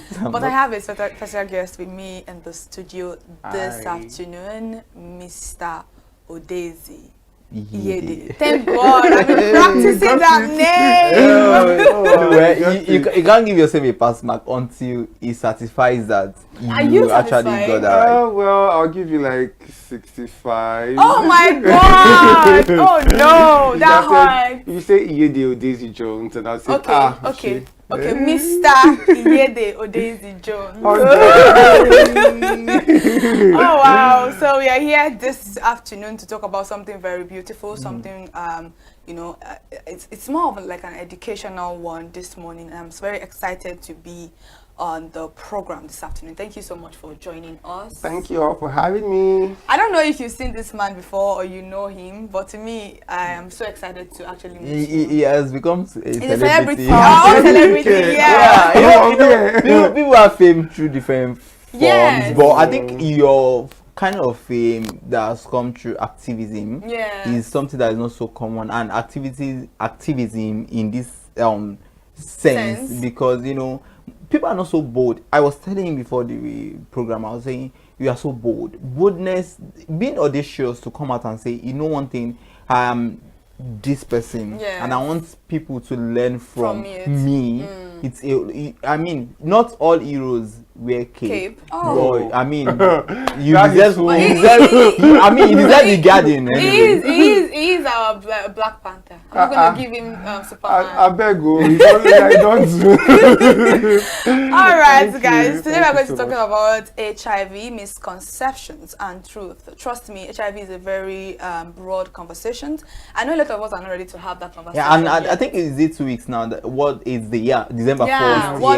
What globally? Globally. December is like a whole month for other than Christmas and that's sweet. The first 2 weeks of thereabouts in December is just for various organizations, they just pick a date and do World AIDS Day and just celebrate it. So we are still in the World AIDS Day. So we are still there. So we have you guys are like on schedule. Oh, that's good. I mean, and I think it's what most people don't even know. Yes, we actually need to know that, because it's not just about Mother's Day, Father's Day. This is a very sensitive one. It's a very sensitive conversation because, like I said earlier on, the conversation today is about the misconceptions and also about the truth that actually is embedded in HIV. Yeah. Mr. Jones, I don't want to say Odezi. Yeah. I get my PhD. Oh, really? Yeah. Oh, wow. Trust you have your PhD already. No, he wants to get it. That is. Hey, God, though.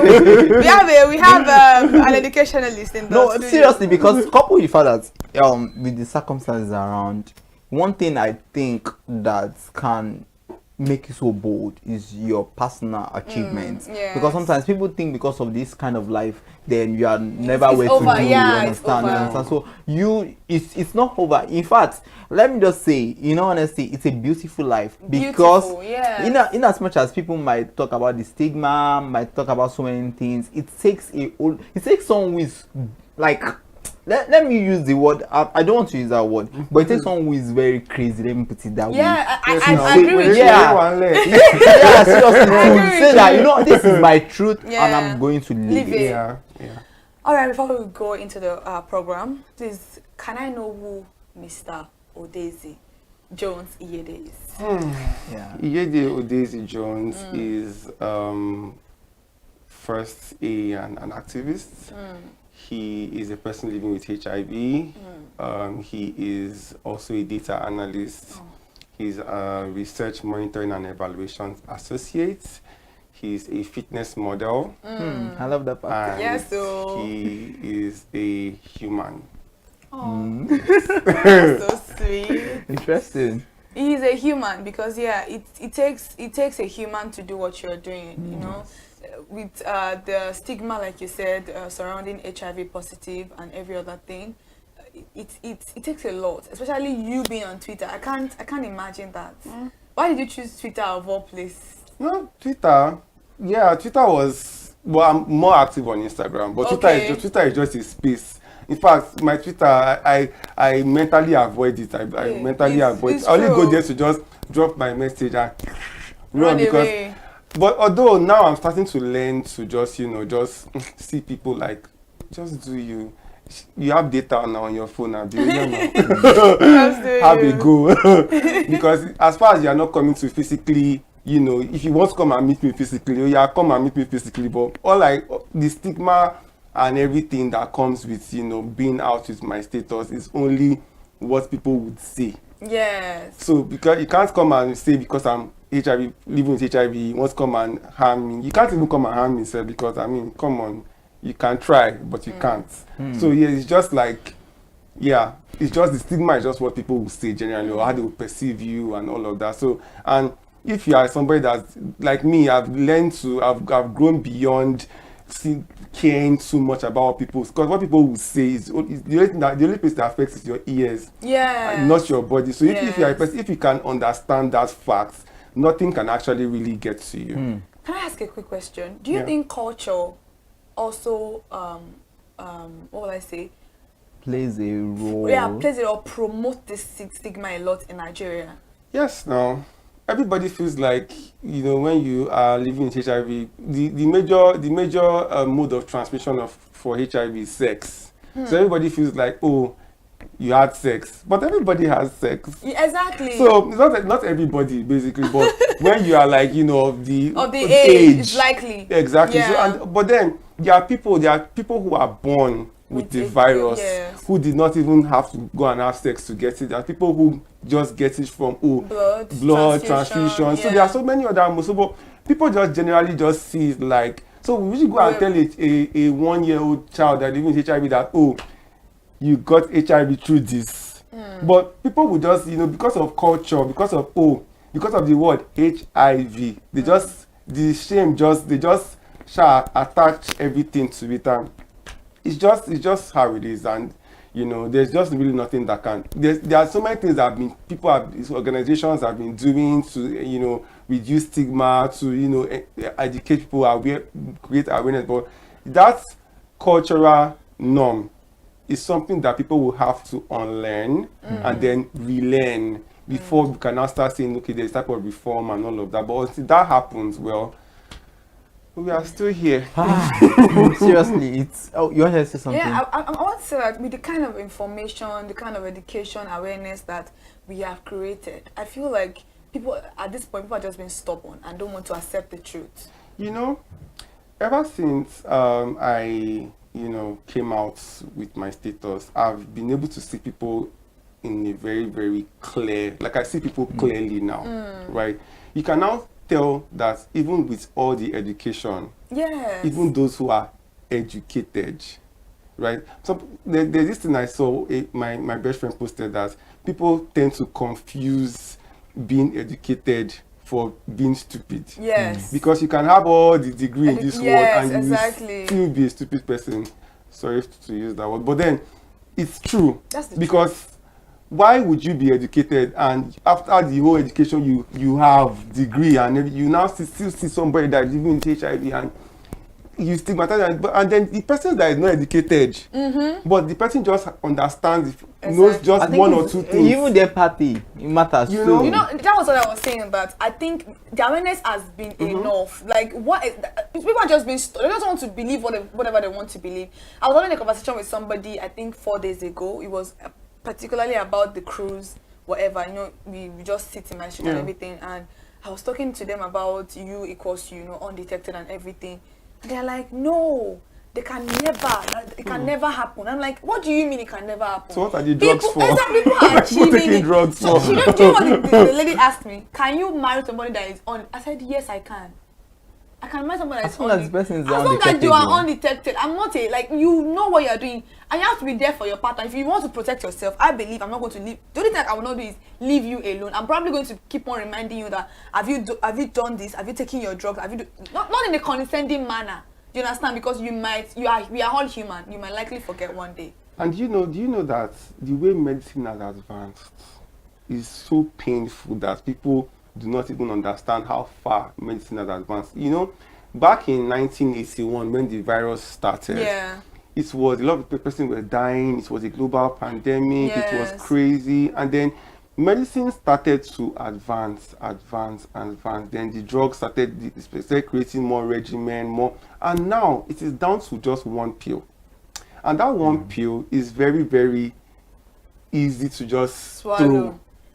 Just the same way you drink water or you eat food every day. Wow. You even know you've taken anything. Are you serious? Just carry. Sometimes, yeah, when I want to take I just carry my medicine. Like it's very, the drug is very, very easy to just enter your throat. It doesn't even taste.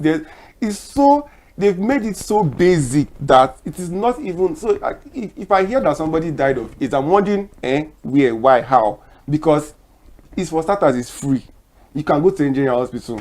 They didn't believe me when I said that too. You can go anywhere. It is not for the rich. Because HIV is not just for, there are so many people, women, children. If the numbers of persons living with HIV in Lagos alone is getting over maybe 10 to 12K. So it's that high. But people would think that, it's just because of the stigma and the fear that a lot of persons have. Maybe like one of those 15,000 people that just came out. That is down to even as close as your inner circle. Exactly. But you will not know, because the person will be looking at you like, I've been to the hospital one day whereby there was a person sitting next to me that wanted to do dialysis, right, for kidney. And being that I want to just collect my medication and go my merry way, the person was looking at me like, and me, I'm like, exactly. You are like, your condition is what?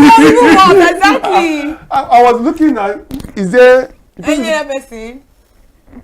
Are you joking? I was like, I just smiled. I just said, "Oh, you'll be okay." I just get, it's that high, and you'll be wondering that this is just, it's not terminal. It's a virus. It's not a disease. AIDS is the disease. HIV is a virus. It's a virus. So people just want to just people. And still one thing about Nigerians is that Nigerians love to something that they can just channel all their hate into. Yes, I agree with you. To make them feel better. And me personally, I've understood that factor. So I don't always just, like I always keep saying that stigma. I know a lot of persons let's say in my gym, right, that are my friends personally, they are my friends, but they will see me in the gym because of they don't want to be branded. Because if they talk to me, because out of following the video, my activism, cruise, and all of that, a lot of persons now are aware that I'm a person living with HIV and I'm out with it. So I'll be in the gym and I'll see my friend that, this person is my G and everything. But the person will see me in the gym and will be avoiding me, because if they see us maybe working out together, they'll be like, maybe that one safe, get them. And I'm like, but you don't. I just think I did my day. Wow. So that's it's really serious, because I mean, you've granted interviews all about this and all that, and it's a whole lot to unpack, because we have people who also are living with it, and sometimes people become suicidal because the stigma is there. Like you said, your friends, your family, they don't want to, have anything to do with you understand? So at what point should somebody disclose that status to family? Now that, okay, now I am positive, but I mean, necessarily does the family have to know? Your friends, do they need to know? At what point should you draw the line to avoid any form of altercation and all that? So my message to everyone out there living with HIV who is not me, right, is that if you are not mentally prepared, and I'm not talking about mentally prepared like, the way I'm saying it is sweet, because in my own I might be able to channel and handle it. If you are not mentally prepared, like I mean your two feet are not on the floor and you are standing on one feet, don't try it. Do not dare, because what we follow, you might not be able to deal with it. Because I'm going to go take you back to when I was in school. Because when I found out I was sick for half of a year. I was going to various hospitals, going to clinic, and it was so bad because the healthcare, I was going to so many, I was doing lab tests like nobody thought of it. It was like my, detect it. I was doing typhoid, malaria, like nobody, like it was when my roommate asked me that, because I was not like maybe a few weeks to my demise, because that time I could not even, if I want to walk from here to that door, I would think, because I could literally see my skeletal frame in the mirror. So if I want to, I was like, and you know, being that way, I'm not even knowing why you are that way. Because when I was in school, I was very political in school. I was the life of the party. I mean, they organize everything. But you know, everybody was not seeing me like, how this is, what was going on? What was going on? Like, even when I even came out with my videos, my classmates were on my comments, like, they were like, oh, now I understand, because they all saw me how it was that time. I was like, I could not even tell them that this is what is going on. Because I mean, if you are saying, oh, I had kidney issues or liver, this, all my MR, all my brain scan, this heart scan, everything was fine. But I was just drying up. I even entered herbal, I have mark on my, even in my head. If I barb my hair, the mark is there, because I was doing everything humanly possible to even know. I was like, even if I'm going to even die, let me know what is killing me. But I could not. It was my roommate that told me that, guy, do you even know your HIV status? We're just having the call. I like, but I've been going to pharmacy like 100 times. Like, I've been going to lab. It was like, just go and what's there? Like, nothing there now. I mean, at this point, you don't have anything to lose. So like, okay, now let me because that time it was so bad that I was supposed to do my IT defense. My IT just took one look at me. I was like, please give him B. Because if I would go to class like this, everybody would just be giving, because I was very, very fragile, like very fragile. So I got there and they did the test for me. So when I was asking the healthcare provider, so why did I not know these things? So like, do you know that? Don't you think that some people prefer to tell you that you have cancer or something than tell you that you have this? They would prefer to just like, because they don't want to, the shock of having to tell you that you are living with HIV. People are more scared to hear that news than they prefer to hear that they have kidney issues or something else. Then that one now passed. After that one passed, I was down, taking the medications. And healing is not overnight. It has to it starts from somewhere. So I went for my roommate's other sister's wedding. So I got there. I was sitting in front, and then people were like, "Oh, one of my friends sat next to me." Like, I heard you were sick. I was like, "Oh yeah, I'm getting better." And we were like, I heard it's that one that if you don't take drug every day, you will die. He was not amplifying his voice so that everybody could hear. He said that. I was like, So the stigma all this stigma, I had to deal with all this stigma. So I've come to a point whereby I've seen it all. Like, I've seen the stigma in both family, in friends, relatives, and also I'm here. That's what I'm saying to those people who have not ever experienced stigma before. If you are not ready to deal with everything, my own might be this one, your might be Pro Max, 1 terabyte. 1 terabyte. So if you're not ready to deal with it like that, keep it to yourself. But I will still encourage you that if you know, because this stigma that we face now, this stigma we face now, is because of the fact that a lot of us are hiding. Right. Oh yeah. If every single person that was living HIV and comes out and say, yes, I'm positive. Oh yeah, now deal with it. It will be the stigma that we have been fighting. It will end, because if I can work on that person, just like you have malaria or you have typhoid, somebody can say, I'm living with HIV and I'm undetectable. Yeah. It will be easy for everybody to be like, okay, cool. It will be a future that I would like to see in my lifetime. That's where every single person living with HIV is able to boldly come out and say, and it's not just me, because I feel so alone being in this, being the only one, champion. I wish to see a lot of people and it's everywhere. It's in entertainment, it's in this, it's in every single part of the economy. There's one person living with HIV there, but they will not tell you because they are scared.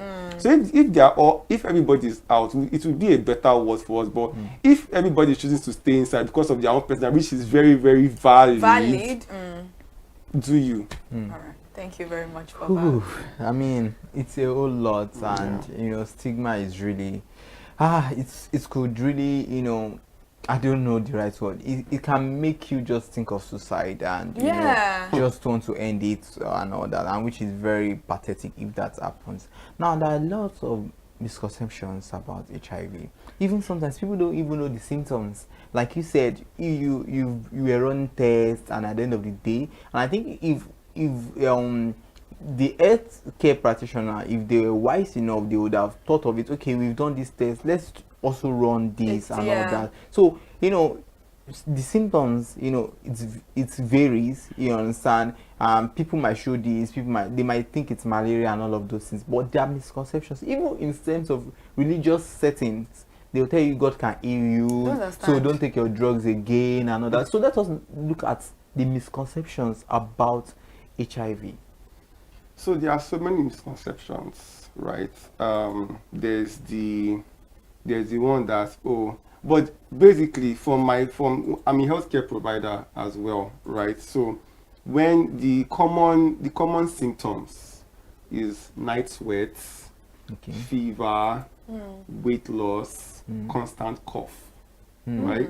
Because a person who is living with HIV is always the symptoms they present the same symptoms as a person that might have tuberculosis. So when a person is diagnosed with HIV, they always put them on a type of medication that can prevent them from getting tuberculosis, right? So those are like the common symptoms. But like I always say, people's system varies. People's system varies depending on because HIV attacks the immune system. So the thing that if a person contracts HIV, the thing that the person's system, like DNA biology, is susceptible to. I said that. You did. Susceptible to can now be enhanced because the virus will now focus on that particular thing, right? So if the person now starts to take medication, it will now reduce the virus in the person's body so that it will not. But failure to do that gradually. So anything can now happen to the person. For some person, it might just be just normal headache. The headache could just turn to something serious. Complications. Some person might just be small cold. So anything that your system is susceptible. You just love that word. Susceptible to. You go catch on. You get, so that is why. So now the misconceptions now is that, like they always say, they show for face.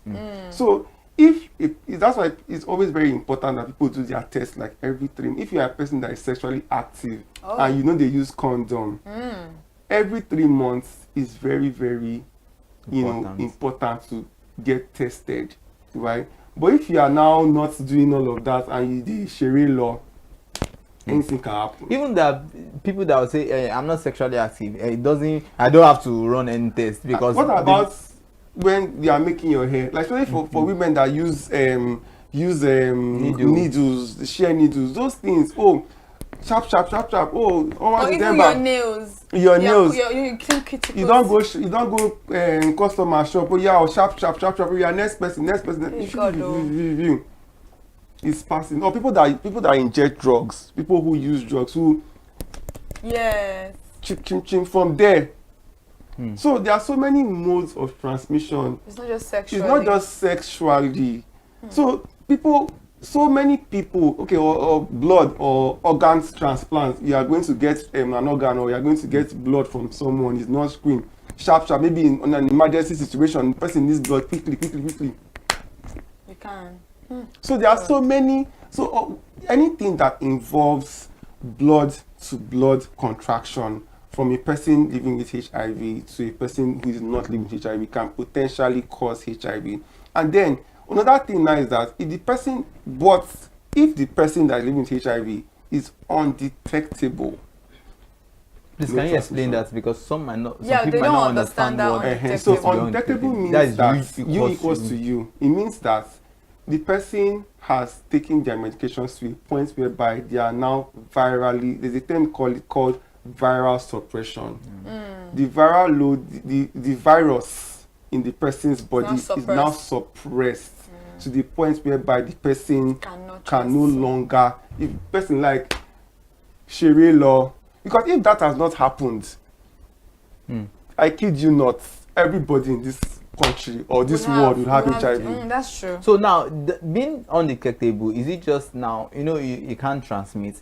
Now, does it then apply to probably, the use of sharp objects? It applies to everything. So blood, you can't transfer it to true blood? If you are undetectable, once your blood is undetectable, undetectable means there no physical virus inside. Yes. It's there, but the virus has been suppressed to the point where it can no longer be seen. So it's not like living like, apologies for that, it's not like you're not living normally like people who don't even have. So if it's the HIV virus is undetectable by the definition means you cannot see it. Yes. It's there, but you cannot see it. It's when you can see, it's when they do a viral load test for you and they can see it. So let me explain. So now, if a person's viral load copies are above 1,000, can transmit. Oh.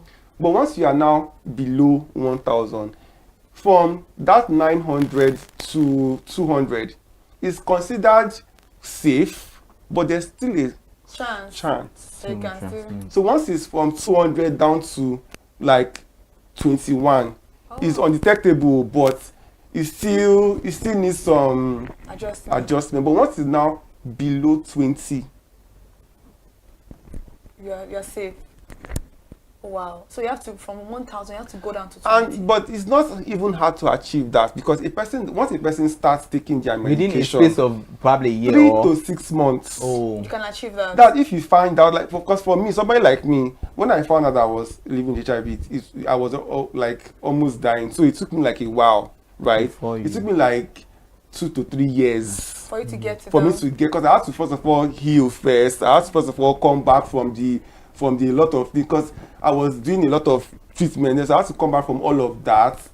But when I said this that I was undetectable, I was eating like, because coming from when I was sick, I could not even drink water. To when I was not eating like somebody that is a mad person. I was not my roommates went to like, what's happening now? Because the medications were working. So now that's for me. Now a person that found out like very late. Now a person that now found out early, within 3 to 6 months of constant use of the medication, once you do your test after 6 months, it will tell you that but that's now another issue, and that is where religion now comes into play. Now, if a person becomes undetectable, in some cases the person can go for a test and come out negative. I've tested negative before to HIV. Like, I've actually done a HIV test and I came out negative. And I'm like, I just laugh. I just like, hey, period. But for some people, once they just go and do HIV test because they've taken their medication for 6 months, they're undetectable, you'll now go and give testimony. They'll now go and meet their pastor. Pastor will tell them that your faith has made you well. So me that I'm the healthcare provider, that I'm the stupid one, and I'll be calling you, how far now your medication, now come and take your medication, now you are due for medication and everything. The person will now start seeing you like you don't want healing for them. Their pastor have told them that their faith has made them well. Who are you? That HIV person, who are you? You'll tell you that, I get that. I'm like healed by the precious blood of Jesus. So please carry your HIV kidney to someone else. The person will now stop, and it's better for you to actually not even take the medication safe. And stop it. Once that one pill enters into your mouth, the HIV now knows that you are fighting. You are fighting it. So when you now stop, the HIV virus will now come back stronger.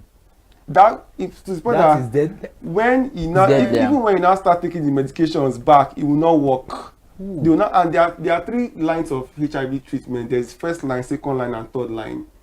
The first line is what almost everybody living with HIV currently now. The second line is like rare, but third line, once you are on third line medication, the drugs are more. Side effects are like more. just using one pill. Second line is Minimal. But after that third line, if the third line cannot help the HIV virus in your stem, then just pack your bags and say goodbye to planet Earth. Because, but for you to get to that point, it means that you are so, like, careless. Yeah. Because the first line is what is available to almost everybody living with HIV. So you cannot say that, oh, you don't want to take it. Because if you now go and meet your pastor, but that your pastor that you're going to meet, if he gets malaria and typhoid, you go to the hospital. If your imam, they tell you, say your faith has made you well, fall sick, you go to the hospital. But you, that they've told your faith has made you well, you start down. I'm not doing something about yourself. At all. You didn't even research. At all. And it's happening to a lot of people. Like, I cannot tell you how many people that are this, as we are speaking right now, they have abandoned their medications because of, oh, my pastor said my faith has made me well. So people need to.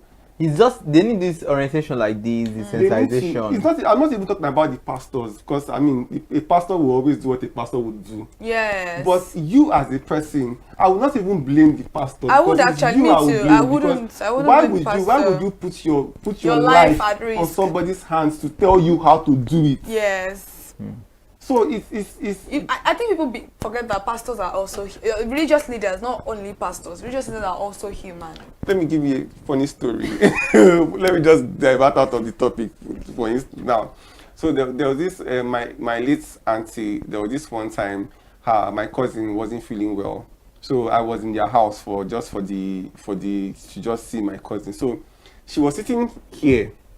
The Pastors TB Joshua, late Pastor TB Joshua was and that man was also late too. So he was preaching and saying that, oh, everybody that is sick or something, I'm giving you healing, receive healing. So my auntie puts her hand on the TV. I was that like one kind of X-Men vibe. So she was trying the powers to her daughter, like, receive it, like. I think one thing is sometimes I would laugh so hard. I couldn't laugh because she was. You couldn't laugh because she was there. She was very mean. So I like, she was like, receive it, just and she was. It felt like she felt like she was really getting the healing and she was channeling it to her daughter, like, and I'm like, so after she did that, she took all her daughter's medicine. Packed it. Oh yeah, pastor has healed you. Yeah, you are okay. She threw everything, and those medicines were so expensive. She threw everything away. That, oh, Pastor Joshua has given me healing, so let me. Was she healed? They went to go and buy after 3 days or wait till they enter turn to know that thing again. Like I said earlier, they run go hospital back. I said outside earlier on that I think being delusional and reality, there is a thin line between both of them. Very thin. And it's a mental health issue. I just think that religious leaders or whosoever is in that space should make things clear. Because I know religious leaders who will tell you that fight their healings, no doubt. You understand, people can get ill. Maybe another. No, I'm not talking in respect to this. I'm not. No, let me make the point clear. I'm not saying in respect to this. I'm not trying to let people know there's no form of contradiction. I'm saying there could be healings in some forms, but there are pastors who will tell you that in as much as you are sick, please take your drugs. Yes, some pastors do that. Some religious leaders do that. Please take your drugs, even if you have the faith that you are ill. Don't say because you have the faith that you get ill, then don't take your drugs. You understand? So people need to understand these things and ensure. But when it comes to this particular virus, it's very important that you take your, even if you are undetectable, take your drugs. I was going to ask something. Oh, apologies. I'm sorry. Okay. I want to add to what you're saying. For me, I feel like healing, when it comes to medical, you've already ascertained that it is a scientific problem. Yeah. You have to be in the hospital. it is not supposed to be in your church. You could pray in your church to enhance whatever form of medication you are using. But if a problem is what you're having is scientifically proven that this is a scientific problem, a medical problem, take your medications. God said it now. What would I say? You cannot pray. You can't be in your house and pray for a job. And you're not going for an interview and God will just bring a job. The miracles happen, but you have to work. It's like 1 in 100. Yeah. Thank you, faith without work. You have to back your faith. You have to back it up. If it's a spiritual thing, spirituality is very, very real. We are not disputing that fact. Spiritual thing, I can understand, yes, healing can come from that because it's not a medical problem. But you have breast cancer. Breast cancer, I think when I was working out in another media organization, not this particular one, that year, maybe 2022, 2023, many females in Nigeria died of breast cancer. A lot of them. A medical doctor came. A medical doctor is a medical, and he's also a spiritual practitioner, so he combined both of them together. So it was like when they come to the hospital, they are almost in their final stage. I don't know if you guys know what Yoruba people call offer. Offer. Yeah, Yoruba people will say offer. If they see a wound on their leg, it may be ulcer, it may be skin ulcer, they'll say, one time in Lofani, they would link it to spiritualism. Okay, arrow. Arrow. Let's say Ofani. So they would see the wound, they will see the lumps, but they will not go to the hospital. They will say, oh, let me use Ogunofa. So he now said that the reason why a lot of women, almost 8,000 women died that year of breast cancer, it was like until they now get to their last stage of dying, they're not. There's nothing you can do anymore at that time. My dad's tenants, there was this couple that was living in one of my dad's house that they were looking for children for like a very long time, and then the woman finally got pregnant. So this woman, and then me, I'm a twin, so the pregnancy was twin, so they felt like, oh, okay, it's our energy that. So the woman was very happy and all of that. So towards the time she was, we all know that she would give birth. So we just noticed that she just disappeared from the house. So we thought that, oh, when they are coming back, we are coming back to come and do Ikomo. My dad and I were in the church one day. The man just came. He didn't even care that people were. He just called my dad, please come. Me and my dad ran outside. What happened? We came back. As we came back to our house, we saw nylon bag. One dog was just like, what's that? So we were like, that he came to ask me that if they can help them, that those are the children that they are. I'm like, what happened? He said that when the wife entered labor, they went to a prayer house. As I heard that thing, I just. A cousin sister of mine lost her baby what? Because of this particular thing. So wait, so your wife was in labor, and you didn't think about a hospital. And it's twins. You took her to a prayer house. So they were now praying. And this woman was in pain. When the children died, and when she was now about to die. That was when they took her to the hospital to go and do CS. To the hospital to go and do CS. That is it. And I think this, all of these instances. Even personally, I had a niece that died at 12 of cerebral palsy. When she was born, the doctor confirmed that this child has cerebral palsy, and this child is a very, very delicate case. So the family members of my sister, the in-laws rather, they came and discharged the child and took the child to their Agbo house in Badagry and was giving the concoction. A newborn. When the baby was now actually going to die, they now took the child back to the hospital. It's not like whatever has happened to the child has already happened. When you're supposed to save the child, you discharge, and the doctor will not tell you it's your right to take. Yeah, you have the right to say you're going on. So the child lived for 12 years. That child did not walk, did not talk, did not sit, did not stand. That child just died, and that child was so she was so beautiful. They are always so beautiful. She was. If you wanted to feed her, you have to bend. She has spastic movement. The child was so. Coming back to healing, like you said, healing is real. It is real, though. It is. It is not something that we need to doubt. But if you can heal me from cancer, what about this? What about that? What about death that all of us are going to eventually have to face? You cannot heal me from that. Cancer? Even you that is giving me the healing from the, you cannot heal yourself from the thing. So, and HIV now is, there is no yes, we've heard of so many cures from here, but if they've not come to announce it in WHO, yeah, I used to tell people I don't or believe it. maybe PEPFAR, maybe Donald Trump has issued and said that, oh, there is now a HIV cure. I'm sorry, there's no cure. There is no cure. So anything anybody is telling you that is this or does that. Do you guys know there is a spiritual belief in South Africa? I cannot remember the name, but BBC covered it, and pedophilia was the cure for HIV. What? Yes, they will tell you sleep with a child and you get cured of HIV.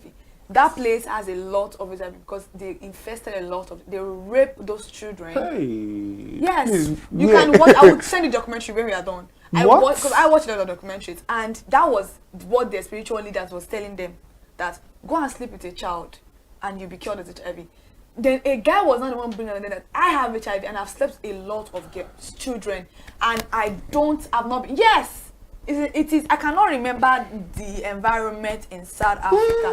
I would send you. And was there any kind of judicial punishment for that? That place, it was a no, because there's a place in South Africa too that they sexually assault girls for a living. Do you know what those girls are doing now? They're not taking laws into their hand. Once they catch the rapists, they burn them alive. Before? That's what they do. There's a lady that is actually... burning them alive. That's what they are doing now. It's even too messy. Put them in the room, torture them. The journalist that did the interview had to move away with his family, because after he was done with exposing that interview, he moved away from that particular place to another city entirely. But why? It's just so crazy that the world has gotten to this point. He said his friend's son, when his friend he left his son, and the son has probably like sexually molested, like sexually assaulted. And because he thinks it's okay. Yeah, he has been talking to him.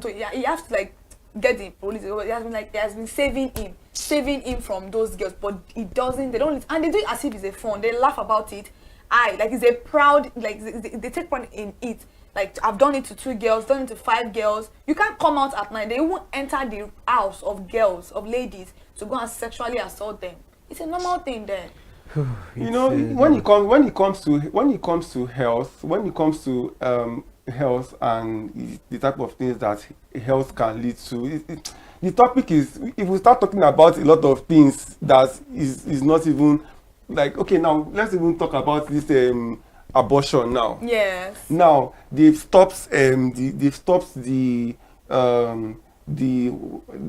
a bill to stop legal abortion. Now what people have sex every day. So if you are not making abortion now illegal, those children that they will give birth to, because I know how many children I will see on the streets. Imagine a child that is born. And the child is, we have some type of privilege because of birth. Now imagine that you were born and the only thing you know is that if you don't go and beg somebody on the streets, you cannot. It's as a child. As a child. Do you know that the government, I want to talk about the government initiative right now, because I think this conversation is a very broad conversation. That's why we have to touch on some little things. The government of Nigeria, we may not accept, Nigerians have this misconception that the government is likely not working, but in some areas, the government is working. Talking about abortion, Lagos State has a family planning for young girls, free of charge. Niger Girls, that's the name of the organization that gives free family planning. You want to do 5 years, you want to do 3 years, you want to use pills every day, just for you not to be involved in abortion. There's awareness on it though. Just like awareness for HIV, and then you're not using your drugs. So why do you know that you're engaging in a sexual activities? You know how to protect yourself. Why exactly are you not protecting yourself in the first place? And you are, but then there are other initiatives that government have already provided for you guys. Go and do, but there's a stigma with using birth control as a young lady, which I don't understand why. But I think we should not kind of deviate from our main focus because of our time, which I quite understand. It's a very important topic for another day. Because now we've talked about the misconceptions about HIV. Let's talk about the truth about HIV. Someone who lives with some people live with HIV, and sometimes you just have to follow the routine of using your drugs. Sometimes it could be very hard to keep it up. Now, and probably you miss a day, you miss 2 days, and you are just frustrated. And let's look at the truth about HIV.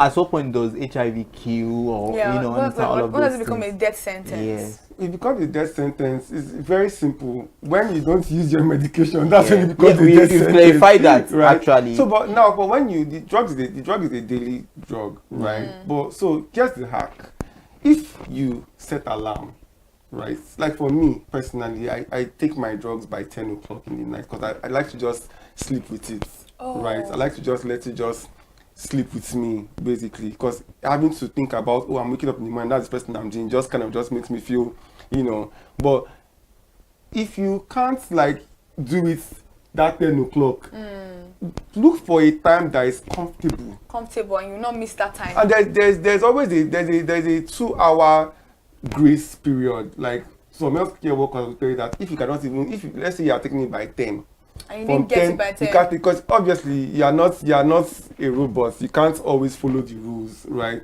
So if you can't take it around that 10 o'clock, you have like a 2-hour grace. From that 10 to 12, make sure you take within it. that period, you can take it. But if you don't now take it that period, you can't go and start. There's some people that take their medication, they take it properly. That's why they call it dosage. If you are taking medication 2 o'clock today, 1 o'clock tomorrow, 12 o'clock the next day, 1 o'clock you are just doing it as they ought. You like. They call it drug to drug. It's your kidney that you are affecting. Drug to drug interaction. You will just start affecting your kidney in a way that is because the kidney is already is a 24-hour pill. So those 2 hours that you have for yourself is the range.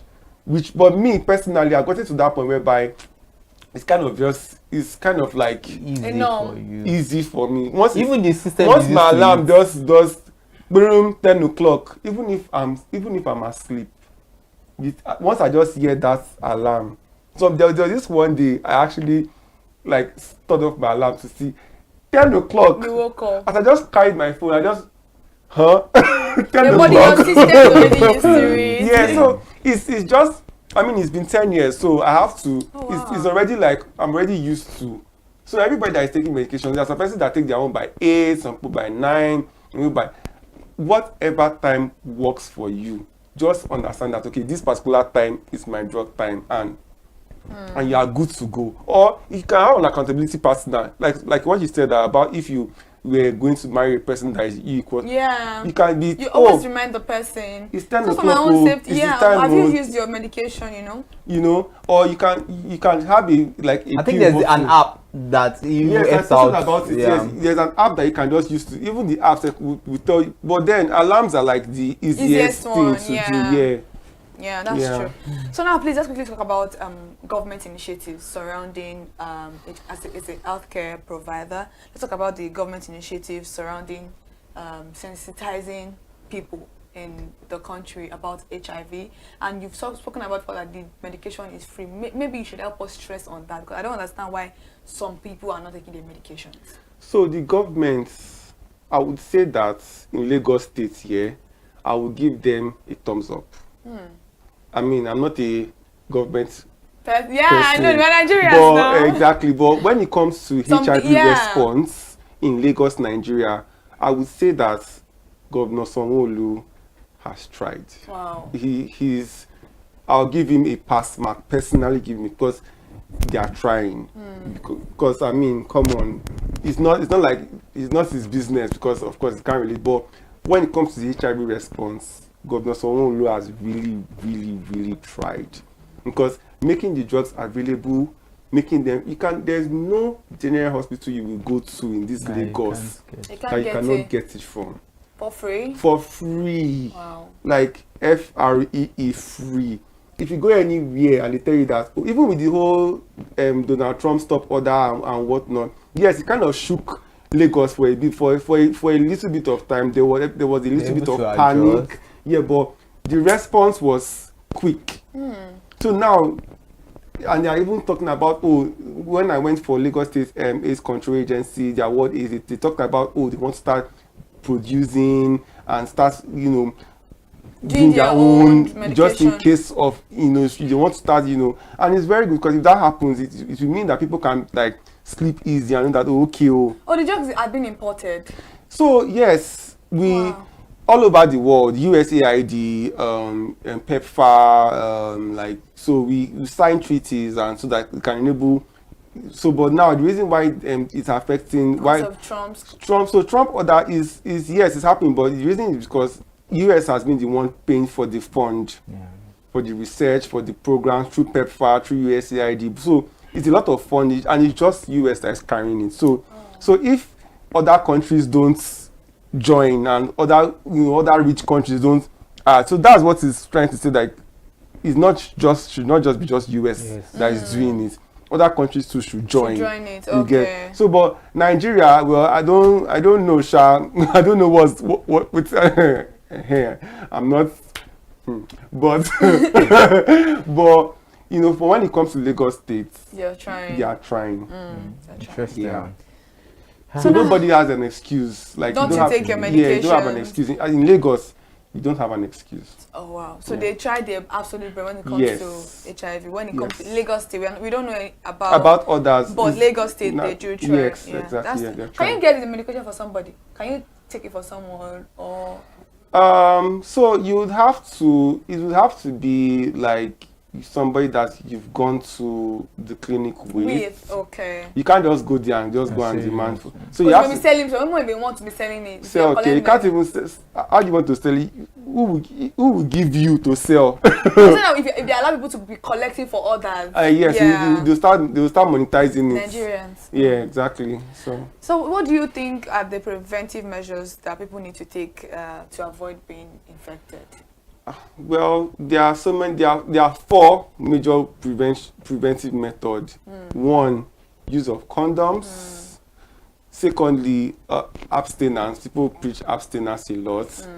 Thirdly, regular checkups, and then fourthly, you can use like PrEP and PEP. Yeah. PrEP is called pre-exposure prophylaxis. It's a drug you take if you are somebody who is sexually active and you want to prevent yourself from getting HIV. Only HIV, not sexually transmitted, but just for HIV alone. Is that one? It's not free though. It's free. But it's free also. But it's not available like that. Yeah. Right. Yeah, because I think some agencies part of the things that affected us, Nigeria, is that's PrEP and PEP. PrEP is pre-exposure, PEP is post-exposure. So for PrEP, you take there are two different types of PrEP. There's event-driven PrEP and there's PrEP. Event-driven PrEP is for people who plan their sex. Like if, let's say I'm a person that plans to, I'm not a person that has sex all the time, but I want to just particular day. So you can now take 2 pills of PrEP 2 to 24 hours before the sex. Then 24 hours after that 2 pill, you take 1. 24 hours after that 1, you take another one. They call it 2-1-1. That's event-driven PrEP. Then the normal PrEP is every day. Like then PEP is post-exposure prophylaxis. I want to ask a question. If you've been exposure prophylaxis, I want to ask a question. If you've been exposed, you've been exposed. Within 72 hours, right? Yeah, within 72 hours if you've been exposed. 72 hours, right? Yeah, within 72 hours if you've been exposed. 72 hours after, within 72 hours after, within that time you can go and get tested, and then they can place you on PrEP. It's a 28-day drug that you take. After 28 days, you come for a retest, and after 28 days, you come for a retest and gone. But then PrEP also has injectable PrEP. They call it carb LA, injectable PrEP. They call it carb LA, right? It's an injectable. There are so many. It's just that people don't get informed. Like people don't want to know things. I feel like people are informed. Like in just. And sometimes to just say this, there was someone I was telling, I was like, I don't want to know. It's better for you to know. And you are alive than when it gets out of hand. The same because way. I die know. Because all the screening too, they wait till. Talking about what's it called? Vaccines. You know, a lot of people have. Is it available? I'm going I go there. collect some. Because whether you take vaccine or not take vaccine, we cannot prevent the fact that we are all everything we are doing in this life is going to lead us down to that our 6 feet that we are all out doing so much. So why not just if it's been an insightful session. an I don't want to insightful leave the program. session. Seriously, because now people know what the misconceptions are and the truth about HIV, and it's better to know your status than living in denial of what probably if you had known you would have lived with a baby. She was pregnant. So you just have to be careful out there and think of your choices.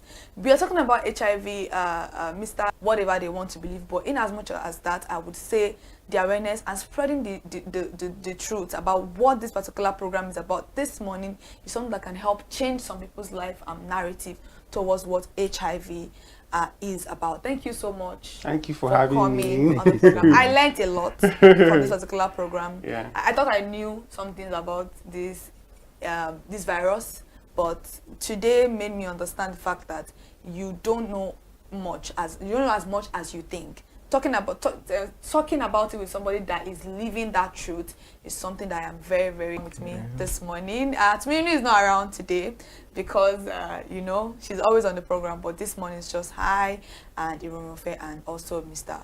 Odeze. Thank you so much for joining me once again. Thank you for having me on LD Living. I don't know if we are going to be having him back, but trust me, this human being is an absolute joy. I enjoyed the conversation of the ConsumerHallaTV. See you again next week, Monday. Bye. Bye.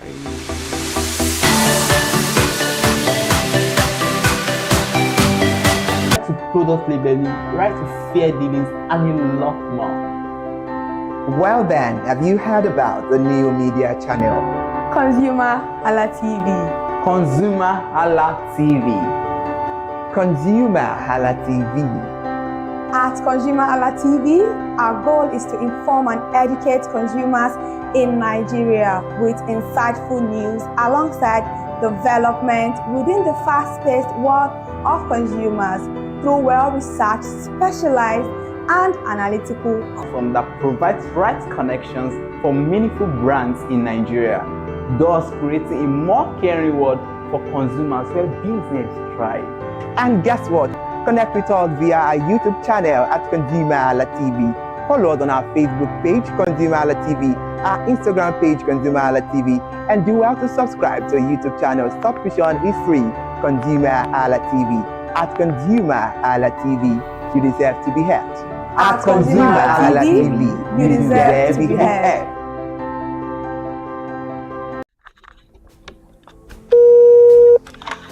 Hello consumers, you have the right to be heard, absolutely. So join us on the conversation, share your brand experience, where you tell us all your experiences about brand on the outer world via our YouTube channel every Wednesday from the hour of 4:20 to 5:20.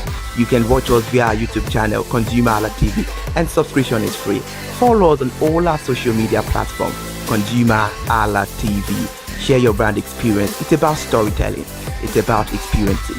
Hello consumers, you're welcome to another exciting episode of Consumer Voice on ConsumerHallaTV. I am Matilda Omenai. As you already know, Consumer Voice is a show where we'll be visiting different places in Lagos to check out people's preferences, hear what the consumers have to say about different leading brands that they make use of. Hello, it's your boy here, Iremofe Kofoworola, and you know what? They call me the AUF General Overseer. Every day is a blessing and it is meant to be enjoyed maximally with AUF packages that put a smile on our faces. And guess what? That is why this show AUF is for you. You can get to know about trendy market slashes, promos, offers, and juicy deals that put a smile on your faces, and you can always enjoy them maximally. And you know one thing that is so interesting about this show? It is a blend of English and Pidgin. As I dey run you English, now I go dey marry am with Pidgin, make am spicy. So catch me every time on the show to enjoy more about trendy AUF packages. Public service announcement. Hello consumers, I am Kikelomo Ajibola and welcome to the Scam Alert segment on ConsumerHallaTV. Scam Alert educates viewers about various scams affecting consumers. We learn tips on how to identify fraudulent activities and provide advice on protecting our personal information. We aim to raise awareness and empower viewers to avoid falling victim to scams. We cover various topics such as phishing, identity theft, fraudulent investment schemes, and many more. You want to catch up on how these scammers invade our lives? Join us every Tuesday by 12:30 p.m. for Scam Alert on our YouTube channel at ConsumerHallaTV. Subscription is absolutely free. And in case you're not following us across all our social media platforms, follow us on Instagram, Facebook, X, TikTok at ConsumerHallaTV. Don't say I didn't do anything for you this 2025. Bye. Welcome to In the Marketplace. We are taking you on a journey behind the scene of Nigeria's most vibrant market, from the sight and sound of the market to the stories of the people who makes it thrive. We will be sharing the untold stories that brings this market to life. Join us as we explore the history, challenges, and triumphs of the market vendors. We will dive into the daily lives of the people who call markets home and uncover the secret that makes this market special. You will get to see the passion, energy, and dedication that goes into making this market success. Tune in to the In the Marketplace on ConsumerHalla TV on Thursday by 11 a.m. to experience the sight and sound. Don't forget to follow us on all our social media handle on ConsumerHalla TV. I am Elizabeth Abefe. Hello fellow consumers, are you looking for a program where we give analysis about brands and a program where we project the voice of the consumer? Join my team and I on Consumer Analytics and Resolution Box by calling on the program to get your issues resolved. And in case you are wondering where Consumer Analytics and Resolution Box will be showing, please join us on our YouTube channel at ConsumerHallaTV. Subscription is free by 2 p.m. to 4 o'clock p.m. every Mondays and Wednesdays. Consumer Analytics and Resolution Box will be airing and will be here to provide you any information on brands and also issues that you have pending for us to resolve. Also follow us across all our other social media platforms, Instagram, Facebook, X, TikTok at ConsumerHallaTV. And that is why at ConsumerHallaTV, you deserve to be heard. Hi everyone, I am Iri Ayomikunle Eke. Join me live on Perspective every Mondays to Friday from the hour of 9 to 10, where we have meaningful and engaging conversations about all the burning and pressing issues making the round. Issues related to our economy and consumers. It's conversing, it's relatable, it's beyond interview. We have expert analysts who gives updated analysis about all aspects of a conversation. Join the moving train by subscribing to our YouTube channel, ConsumerHallaTV, and do well to follow us on all our social media platforms, ConsumerHallaTV. Stay informed. Thank you. I am Matilda Omenai. As you already know, Marketing is the show where we visit different markets across Nigeria, Lagos, to check out the price of differences, ranging from household items to foodstuffs to cosmetics, electronics, every other thing. In a world of hustle and bustle, entertainment keeps us alive, and that is why at ConsumerHallaTV, we ensure you enjoy all around 360-degree entertainment program. Screen Time is the show for you, where you enjoy top 5 countdown, celebrity of the week, exclusive interview, and other segments. Don't mind him, he's just a jealous person. Oh, His new movie release, update, and Screen Time. I'm going to enjoy myself because this is my favorite time on the program. I get to recommend good movie for you, and I'm also waiting for you to recommend movies to me also in the comment section. Screen Time is not just all about entertainment, it is relaxing and also educational. So that is why we are bringing to you Screen Time on ConsumerHallaTV. And in case you're wondering where to join us every Mondays by 5 o'clock p.m. at ConsumerHallaTV on our YouTube channel. Subscription is very, very free. And in case you have not followed us across all our social media platforms, please do so. We are begging you, on Instagram, Facebook, Twitter, and also TikTok at ConsumerHallaTV. What are you waiting for? Click on that follow and subscribe right now. And from the I to the R to the E to the M to the F to the E, my name is Iremofe Koporola, the man always clothed in wealth and strength. And I'm Kikelomo Ajibola. Toodles!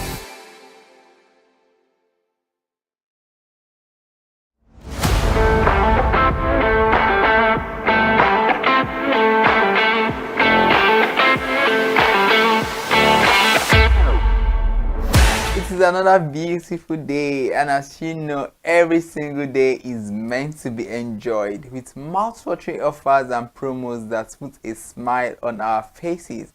Welcome to another edition of AWOOF, your #1 show that you can always get informed about new deals, market slashes and juicy offers. I am Iremufe Kofoworola, and you can call me the AWUF General Overseer.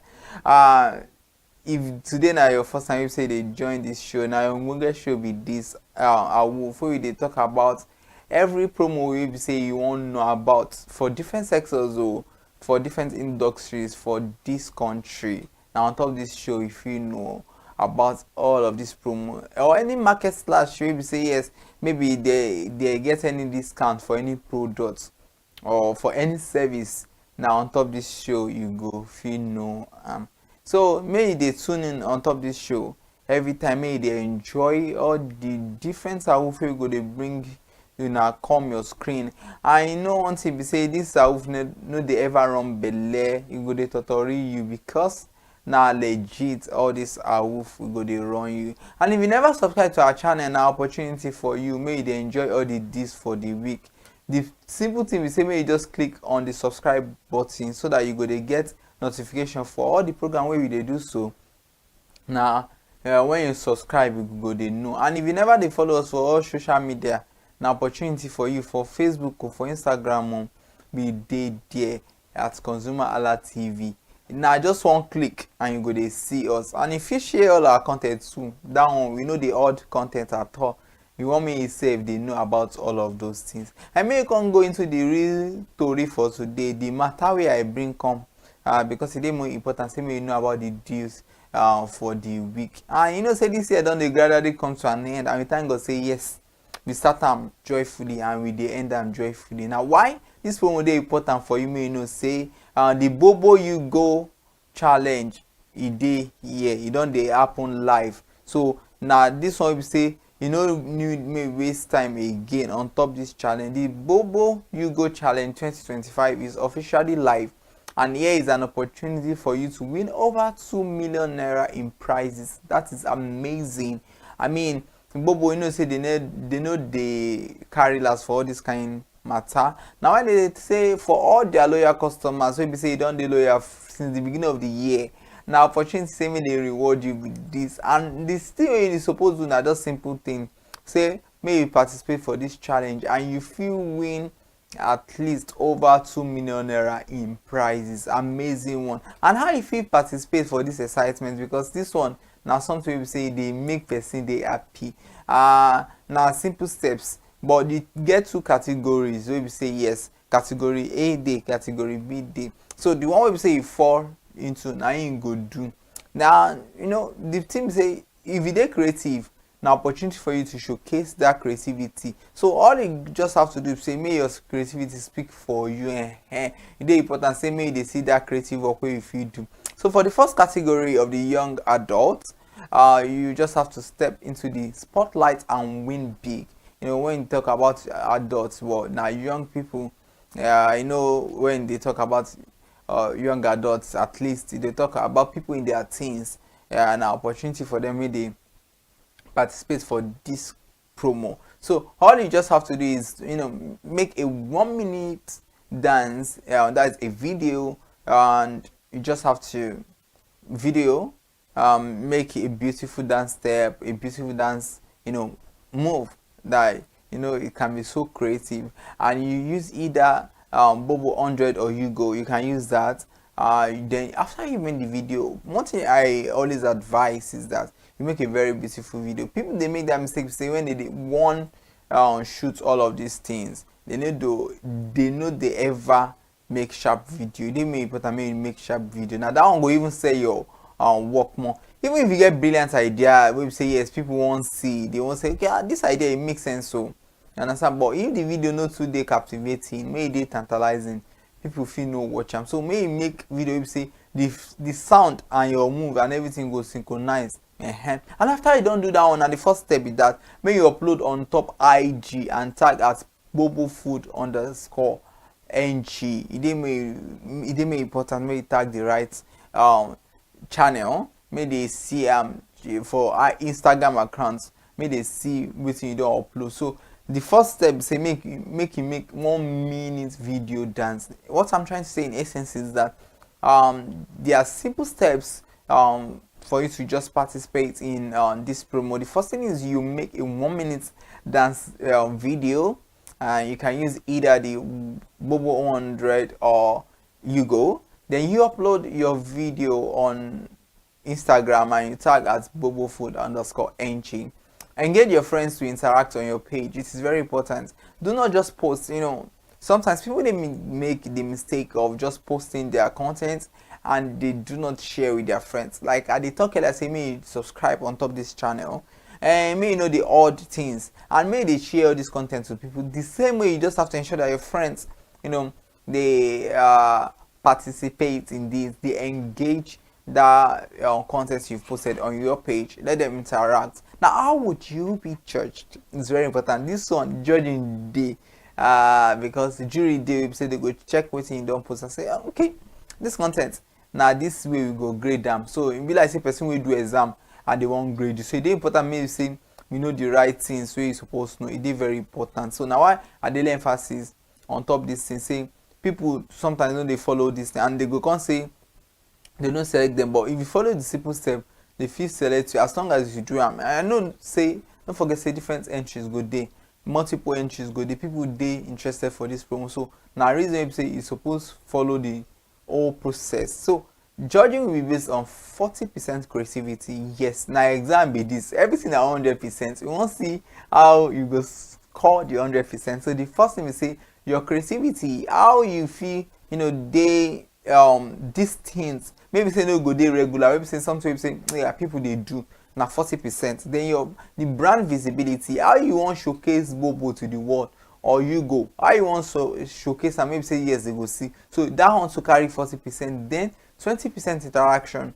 What is your video like? Is it just bland? I mean, you just have to make it lively, well detailed, make sure that the interaction is beautiful to watch. So all of this thing I talk, so now the way they go grade them. Now maybe go the other category. For the kids category, children save their category day the Christmas special challenge. Now they call them Christmas on day around the corner, and you just they smell Christmas everywhere. If you see the air now, Christmas is the right for the air. Even the sky is the right Merry Christmas in advance. So let the little stars shine this season. It's season of love, and you just have to show love to the little stars. So all you just have to do is build a creative Christmas tree using any materials and Bobo wrappers. You can create any Christmas tree, but in a very creative way, and you use Bobo wrappers. Yes, you use Bobo wrappers or any good materials, but ensure that it is well detailed with the Bobo wrappers. Then you record a 1-minute video showing how you made it. You want to see the process where you do the Christmas tree, record them, then you post on your Instagram page at bobofood_ng. I don't talk the website before. The accounts will be say if you go post them on Instagram. Then you boost your chances with more likes, comments and shares. It's very important. Just like people have to engage your post. So how do you do that? You just have to boost it. How do you boost it? With likes, with comments and shares. All of this is really important. Then don't just miss this moment. You all have to create, you dance, you have fun, and you win big. I will say win big this December. It is 30 December, and this is one of the promos you should jump on. Just jump at it, enjoy yourself. And one thing is important, may say this promo now some people say you go to enjoy yourself. Why did they create all those content? So if you use the hashtag Bobo You Go Challenge 2025, I think that's again hashtag Bobo You Go Challenge 2025, or may you use hashtag Bobo You Go Vibes. Yes, we want to see all those vibes. Note, first prize go win 500,000 naira. I mean, for this economy now, some people say 500,000 now something. Then the second winner goes with 300,000 naira, which is huge, which is nice. 300,000 naira. Then the third winner goes with 200,000 naira. I see all this thing I did talk so. Now all these price people say they legit. First prize you go win 500,000. Second prize go win 300,000, and the third prize go win 200,000. If it be you, then this promo it don't start already from December 5. You go reach December 20 for this year. So don't forget say this promo day on. from December 5 reach December 20 for this year. So your kids fit win 400,000, 200,000, 100,000 depending on what you say you want make they win. Now as I don't run that promo, maybe go to onto the next one. This one I don't dey talk am on top the show several times. Say the pop scratch and win promo is still there on Nkechi Obinna Tolani Chibuzo. Wetin you dey wait for? Why you never participate for this promo? Na opportunity for you. You say, I mean, you yourself you feel win amazing prizes.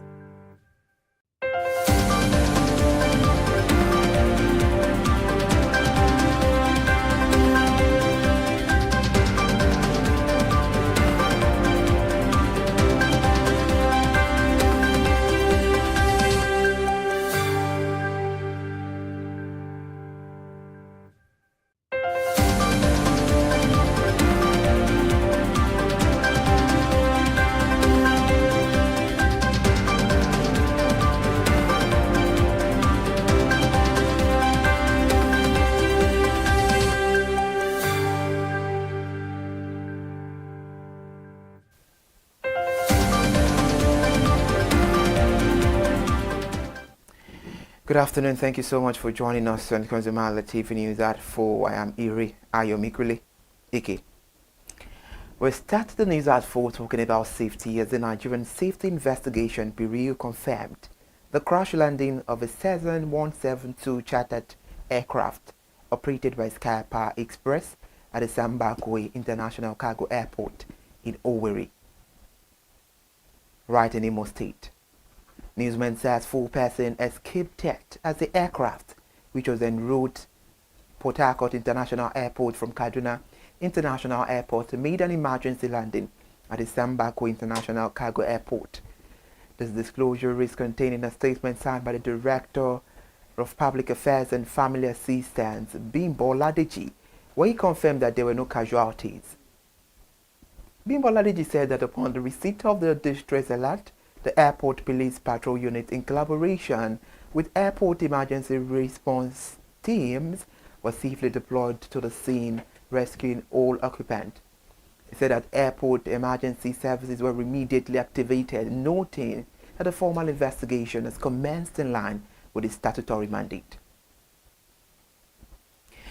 But move away from the East, a member of the House of Representatives, Honorable Abdul Samad Daki, has raised concerns over alleged discrepancies between the newly Gazette Tax Reforms Law and the version passed by the National Assembly. Mr. Dasuki raised the issue under a matter of privilege on the floor of the House earlier today, and according to him, his review of the Gazette copies of the tax law revealed the material differences from what was debated, harmonized, and approved by the House of Representatives and the Senate. This comes barely 2 weeks to January 2026, when the implementation of the new tax law is expected to commence. The Director General of the National Pension Commission, Ms. Omolola Oluworaro, says the Commission has commenced the disbursement of the 758 billion naira bond approved by the federal government. She spoke at the Pension Revolution Summit at the Federal Capital Territory, disclosing that the bond approved by President Bola Ahmed Tinubu in February had already been cashed. She said the funders to clear outstanding pension liabilities owed to retirees, and according to her, the pension asset in Nigeria have now grown to about 27 trillion naira, a development she attributed to bold decisions and structured reforms under the Pension Revolution 2.0 initiative. She confirmed that over 600 billion naira has been disbursed to settle the arrears, marking a significant milestone in addressing the pension obligations, highlighting a one-year scorecard. She further said the Commission had rebuilt trust, expanded coverage, and strengthened the governance within the contributory pension scheme. Well, right on statistic, Nigeria's import landscape in the third quarter of 2025 remained heavily concentrated around the familiar group of global partners, with total import hitting 161.23 trillion naira for the quarter, highlighting the scale of Nigeria's dependence on foreign supplies and weak local manufacturing capacity and rising consumption pressure.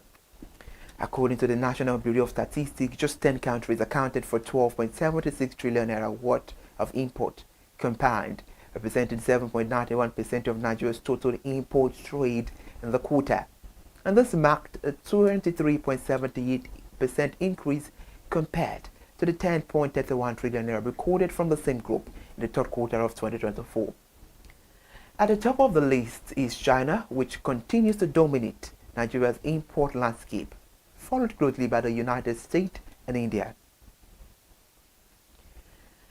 Elsewhere now, the International Labour Organization has emphasized the central role of social health protection in achieving universal health coverage as a World Map International UHC Day.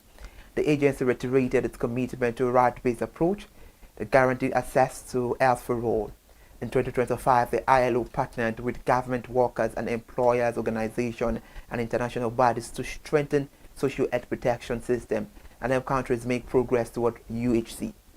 A key focus was breaking down barriers between the social protection and health sectors in line with the United Nations Sustainable Development Goals on universal social protection and health coverage.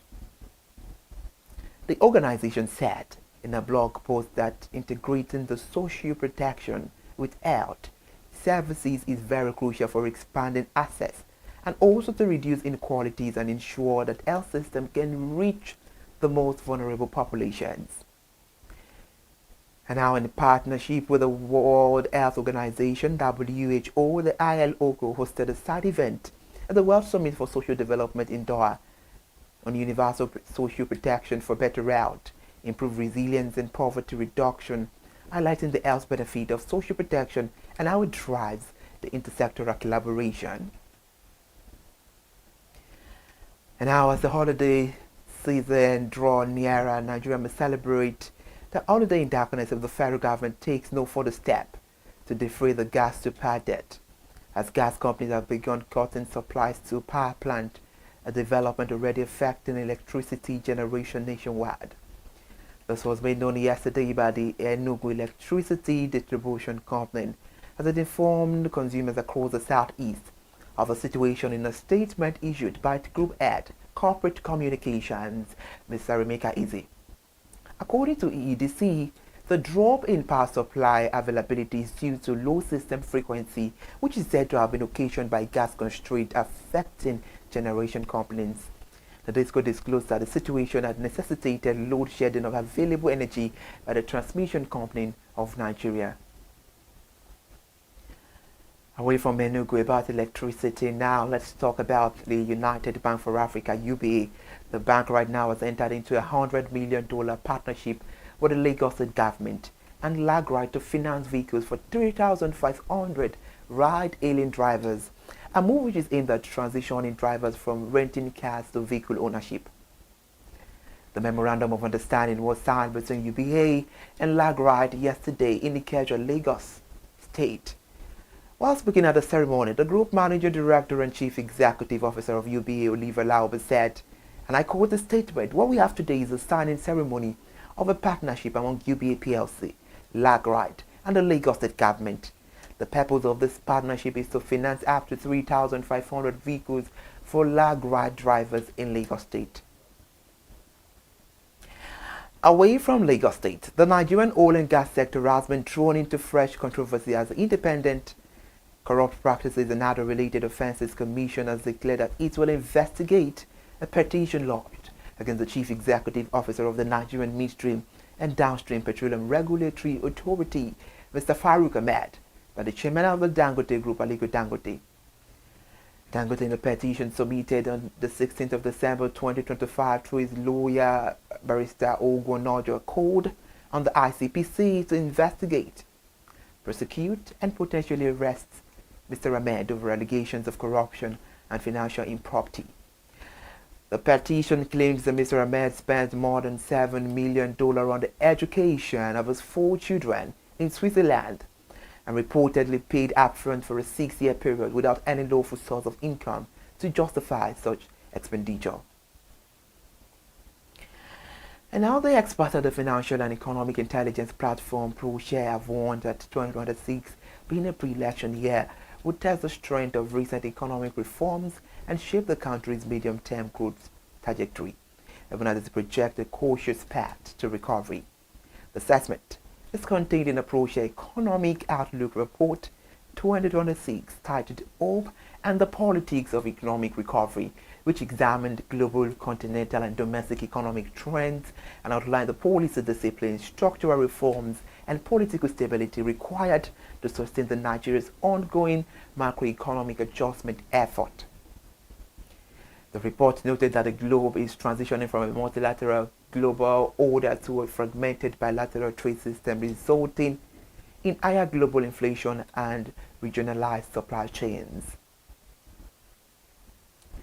If you're just joining us, this is ConsumerHallaTV News at 4. Ahead of the nationwide protests by the Nigerian Labour Congress, report says that police made sure that there are no violence. The State Police Command, in a separate interview with newsmen yesterday, confirmed their readiness towards the rally today.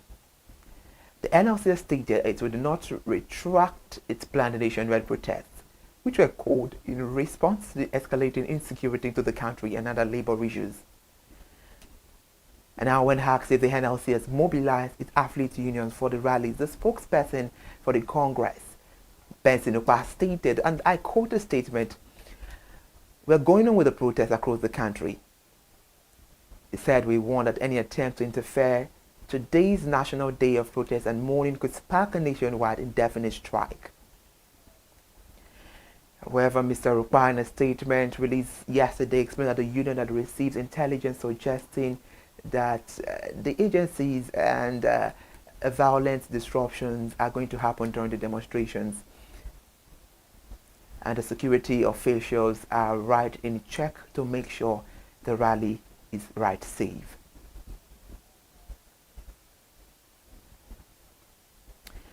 For more update from ConsumerHallaTV, follow us on all our social media platforms and subscribe to YouTube channel where you get informed and stay updated.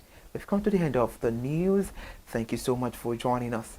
Up next, you share your brand experience. Bye for now.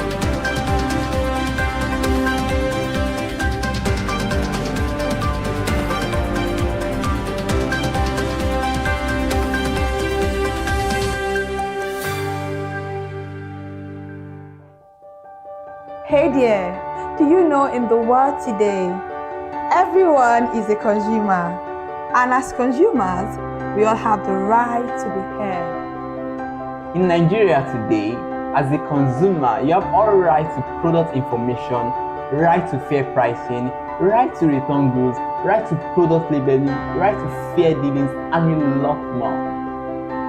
Well then, have you heard about the new media channel? ConsumerHallaTV. ConsumerHallaTV. ConsumerHallaTV.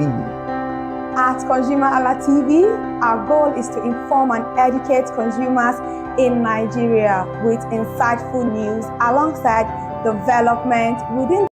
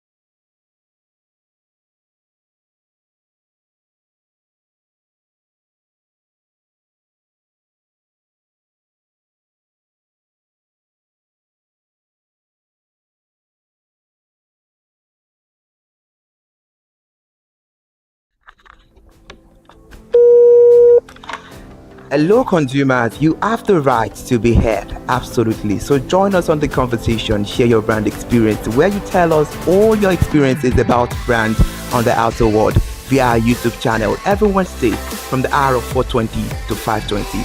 You can watch us via our YouTube channel, ConsumerHalla TV, and subscription is free. Follow us on all our social media platforms, ConsumerHalla TV. Share your brand experience. It's about storytelling. It's about experiences.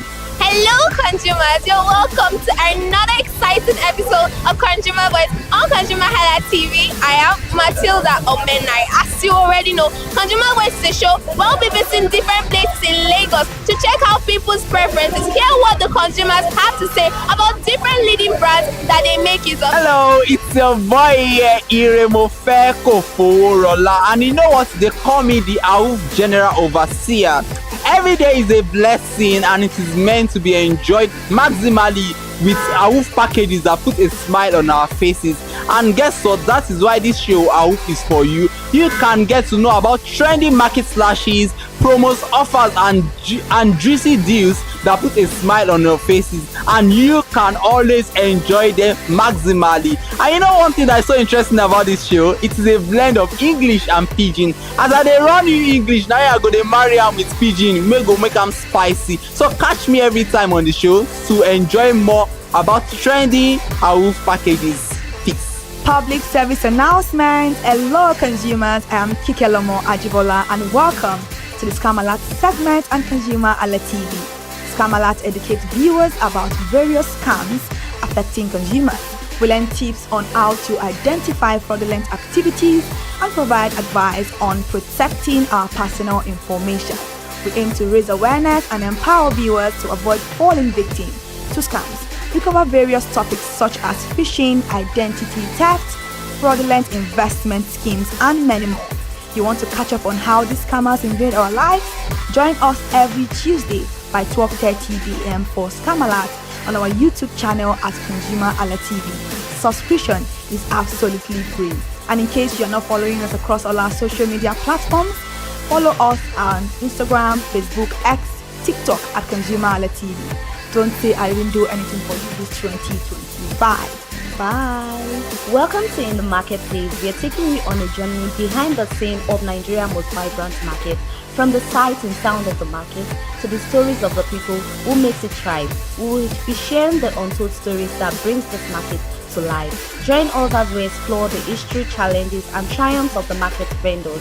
We will dive into the daily lives of the people who call markets home and uncover the secret that makes this market special. You will get to see the passion, energy, and dedication that goes into making this market success. Tune in to the In the Marketplace on ConsumerHalla TV on Thursday by 11 a.m. to experience the sight and sound. Don't forget to follow us on all our social media handle on ConsumerHalla TV. I am Elizabeth Abefe. Hello fellow consumers, are you looking for a program where we give analysis about brands and a program where we project the voice of the consumer? Join my team and I on Consumer Analytics and Resolution Box by calling on the program to get your issues resolved. And in case you are wondering where Consumer Analytics and Resolution Box will be showing, please join us on our YouTube channel at ConsumerHalla TV. Subscription is free by 2 p.m. to 4 o'clock p.m. every Mondays and Wednesdays. Consumer Analytics and Resolution Box will be airing and will be here to provide you any information on brands and also issues that you have pending for us to resolve. Also follow us across all our other social media platforms, Instagram, Facebook, X, TikTok at ConsumerHalla TV. And that is why at ConsumerHalla TV, you deserve to be heard. Hi everyone, I am Iri Ayomikunle Eke. Join me live on Perspective every Mondays to Friday from the hour of 9 to 10, where we have meaningful and engaging conversations about all the burning and pressing issues making the round. Issues related to our economy and consumers. It's conversing, it's relatable, it's beyond interview. We have expert analysts who gives updated analysis about all aspects of a conversation. Join the moving train by subscribing to our YouTube channel, ConsumerHalla TV, and do well to follow us on all our social media platforms, ConsumerHalla TV. Stay informed, Thank you. I am Matilda Omenai. As you already know, Marketing is the show where we visit different markets across Nigeria, Lagos, to check out the prices of different things, ranging from household items to foodstuffs to cosmetics, electronics, every other thing. In a world of hustle and bustle, entertainment keeps us alive, and that is why at ConsumerHallaTV, we ensure you enjoy all around 360-degree entertainment program. Screen Time is the show for you, where you enjoy top 5 countdown, celebrity of the week, exclusive interview, and other segments. Don't mind me, it's just a jealous person. Oh, New movie release, update, and screen time.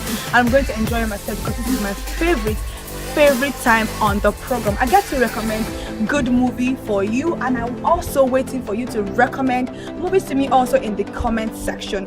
Screen time is not just all about entertainment, it is relaxing and also educational. So that is why we are bringing to you Screen Time on ConsumerHallaTV. And in case you're wondering where to join us every Mondays by 5:00 p.m. at ConsumerHallaTV on our YouTube channel. Subscription is very, very free. And in case you have not followed us across all our social media platforms, please do so. We are begging you, on Instagram, Facebook, Twitter, and also TikTok at ConsumerHallaTV. What are you waiting for? Click on that follow and subscribe right now. And from the I to the R to the E to the M to the F to the E, my name is Iremofe Kokorola, the man always clothed in wealth and strength. And I am Kikelomo Ajibola. Ta-da!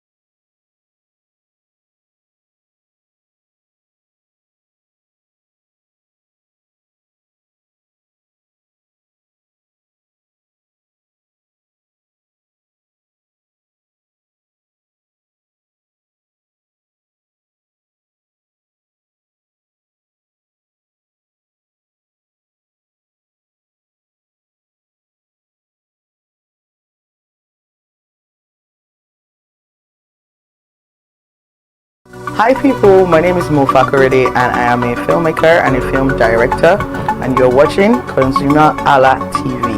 ConsumerHallaTV is everything consumer advocacy, consumer rights, everything that has to do with consumers. On this TV, you'll watch, you'll learn, you'll be educated, and you'll be entertained. Keep watching ConsumerHallaTV. My name is Olubukola Ozone, a photographer and a social media enthusiast. You're watching ConsumerHallaTV. It's a consumer advocacy TV. If you have a problem, any consumer related problem, just holla at them, just like their name implies, and they're going to get it sorted for you. Keep watching, stay tuned. Thank you very much. Hi guys, my name is Joba Jalabi. I'm a marketing communications professional. I currently lead marketing at Flash Change, a fintech startup. Keep watching ConsumerHallaTV, a consumer advocacy channel. Hello, my name is Sharon Rotimi. I'm an actor and I am on ConsumerHallaTV. Now, ConsumerHalla TV is a consumer advocacy channel. So if you have any issues, consumer-related issues with brands and services, you can reach out to them, and they'll be sure to handle it or to cater to you. Thank you so much. Hi guys, my name is Iyebiye Adeton. I'm a film poster designer and illustrator. This is ConsumerHalla TV. It's a consumer advocacy channel. We show content on consumer-based news, entertainment, and all of that. So I urge you guys to stay tuned to ConsumerHalla TV. My name is Anoluwapo Alao, a sales consultant for Star Times Nigeria. This is a ConsumerHalla TV, where they discuss anything consumer needs, and get knowledge about anything about consumer. So keep watching Hi, my name is Adebola Ogushino. I'm a filmmaker, and you're watching ConsumerHalla TV. Any consumer-related issues, they've got you. Hi, my name is Stephen Olorunshisi. I'm a strategy and sales professional, currently working with Obey, and you're watching ConsumerHalla TV. I mean, this is one of the channels that you don't want to but stay on. Consumer advocacy, brand promotion, everything consumer, what you need to learn for your business to grow. This is a channel where you learn, where you experience entertainment too, but it's good for businesses, for brands, and for an entrepreneur. If you want to know more about businesses, want to know more about brands, please stay watching. Alright, thank you so much, ConsumerHalla TV. Keep watching. Hello, good day. My name is Tunde Balogun. I'm the lead pastor at the Kingsborough Church in London. And you're watching ConsumerHalla TV, which is a new initiation into the TV industry in Nigeria, the first of its kind in Nigeria. And I know that it's going to bring value and quality into the service industry. ConsumerHalla TV is here to offer value to service industry and to give a voice to consumers, bring awareness to the brand industry, and also bring education to what it is to have quality for what you paid for. I know that through ConsumerHalla TV, you are going to be able to get what you have paid for quality-wise, and also give a voice to you in wherever it is that you do. I am here to support and give a shout out to say that keep watching ConsumerHalla TV, and we'll have a better quality for value in Nigeria and in the global space.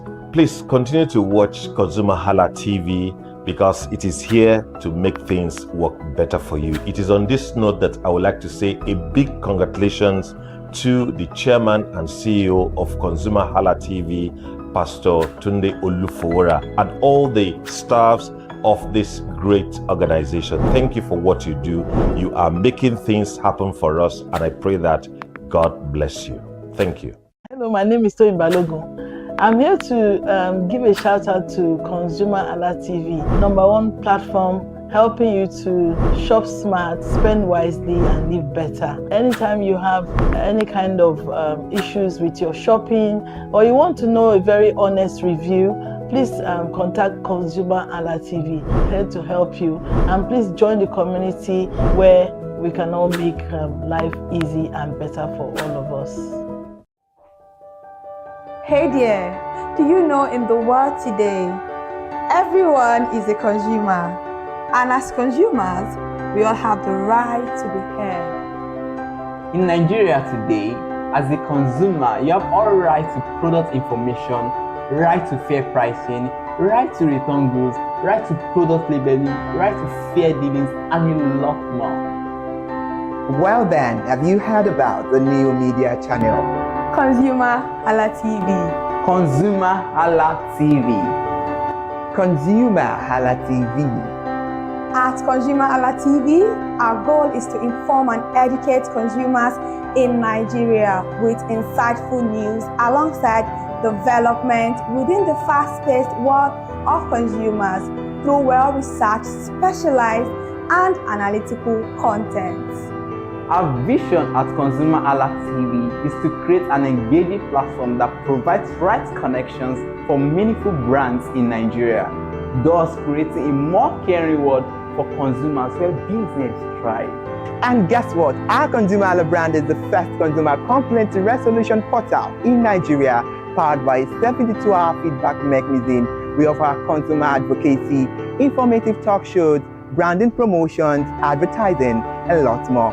Connect with us via our YouTube channel at ConsumerHallaTV. Follow us on our Facebook page, ConsumerHallaTV, our Instagram page, ConsumerHallaTV, and do well to subscribe to our YouTube channel. Subscription is free, ConsumerHallaTV. At ConsumerHallaTV, you deserve to be heard. At ConsumerHallaTV, you deserve to be heard.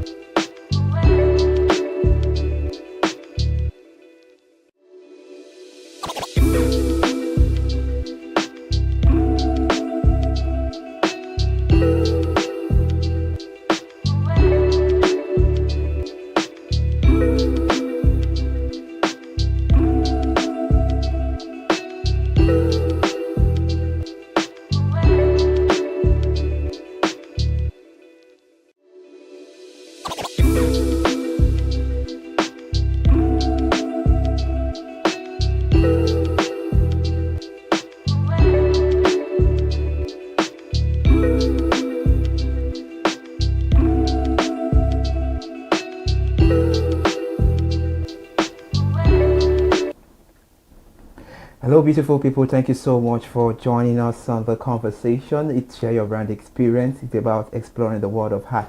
It's about storytelling. It's about narration. And Share Your Brand Experience, of course, is meant for you as a consumer, whereby you tell us your experience about the topic we are conversing on the program. It's a beautiful one. This beautiful Wednesday afternoon. Thank you so much for joining us once again. I am Ire Ayomekule Ike. Alright guys, welcome back to another beautiful edition of Share Your Brand Experience on ConsumerHallaTV. I am Kike Lomo Ajibola. Share Your Brand Experience is exactly what the name implies, and in case you haven't followed us across all our social media platforms, Instagram, Facebook, X, TikTok, and on YouTube, subscription is absolutely free at ConsumerHallaTV to listen to more beautiful programs like this one. Thank you so much for joining us this evening. All right, then, Kike, let's get into the conversation. Let's start talking about it. We're talking about brand revamping, and a lot of time there is a misconception about revamping and rebranding. A lot of people think when a product or when a brand is revamping, they are rebranding, and some people think when they are rebranding, they are revamping. Just for instance, look at Etisalat. We knew that there was a time it used to be no, talking about Etel.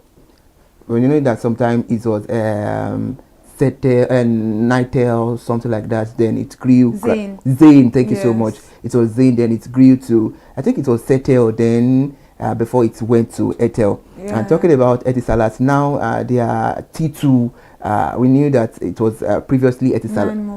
Nine Mobile from Nine. Thank you, Nine Mobile. From Etisalat to Nine Mobile. From Nine Mobile to T2 right now. So talking about the process of Nine Mobile, Etisalat to T2 right now, that is rebranding. But when it comes to revamping, it has to do with you, maybe you changing your logo, maybe you bringing a new design out for a lot of people to see. And talking about revamping, there are quite a numbers of brands that have done quite a lot of things when it comes to their brand, their logo, their design, their colors. A lot of brands in Nigeria have revamped, and that is why we have come together to share this experience for beautiful viewers at home.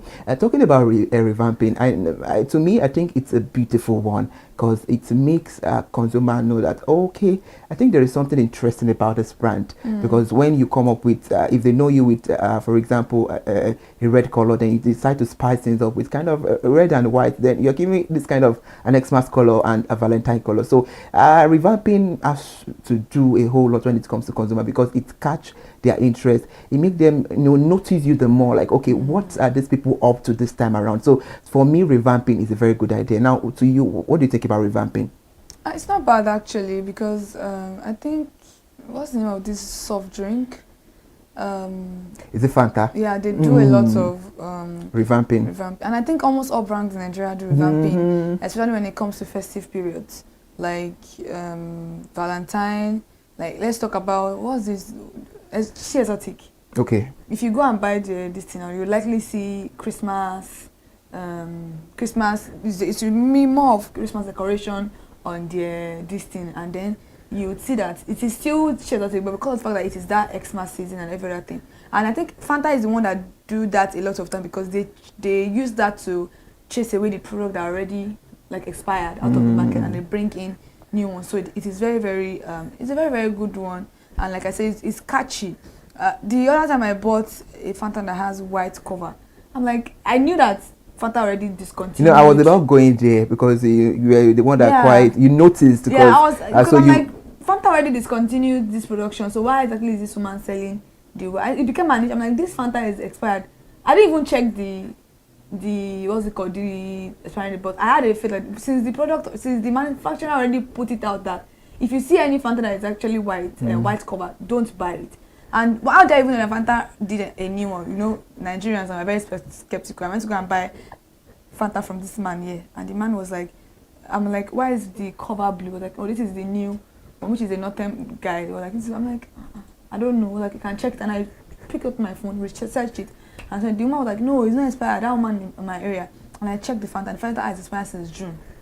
And she's telling me the Fanta last month, I think last month, early last month. So I'm like, okay, what do you have to say for yourself? She's like, and what are you supposed to do with the ones on a mark? I'm like, okay, you want to sell fake products to people because you don't know that you're supposed to sell off those ones. Maybe you should call Fanta or anybody. Maybe there's a way you can discount from a new one you're going to get. But for you to say that, oh, what am I supposed to be? That mindset alone is very, very annoying. That what am I supposed to do with the ones? And she had like 10 packs. So I understand that, but like, what do you mean? So I'm not supposed to really want to consume a bad market because you don't want to lose money. So it is a very, very important thing. And with that fact also, if manufacturers bring all of those things up as suggestions and bring it to the consumers' notice that this is how it is right now, I feel like it's more safer for us to cop even expiry product. Because now if Fanta today brings a yellow cover, I would probably think in my head like, oh, I think they discontinued the blue one. And I say they always do it almost 6 months. They used to like change. So this is very, very beautiful. I've never really realized. I just knew the Fanta used to have yellow, orange, white.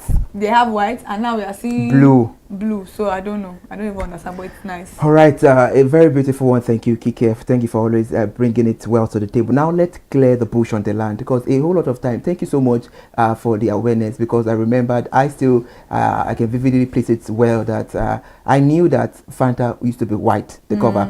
But it got to a time I got to see a video whereby a guy, I think a consumer, so he went to where he wanted to buy it, and he created this false awareness that consumers, be careful, because there is this Fanta they are doing now with blue cover and everything. It's fake. You people be careful and everything. So it was when we were having that conversation, I was like, oh no, I saw a video on the media that said, now talking about revamping, we know it's very beautiful. It's good. It's a kind of a way of you being creative, letting the consumer know that, oh, with what we do, we are very dynamic about it. It's welcome. It's a welcome idea. But talking about revamping, don't you think that the brands are not creating more awareness when it comes to revamping? Exactly, they are not, because this Fanta issue is like a problem to a lot of people. So, you know, Nigerians now, we are used to the white, and then all of a sudden we are seeing blue cover.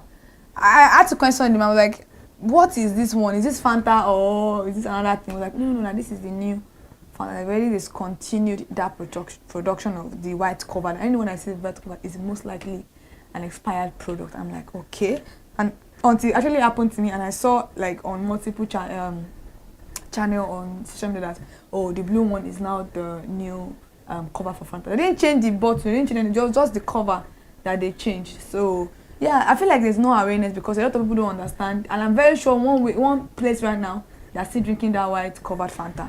All right, talking about brand revamping, we have to talk it to the fullest on the program. There is a whole difference, I must say, between brand revamping and brand rebranding. When it comes to brand rebranding, they change their name. A whole lot of things change. Most of the times we see it in the news, most especially with bank.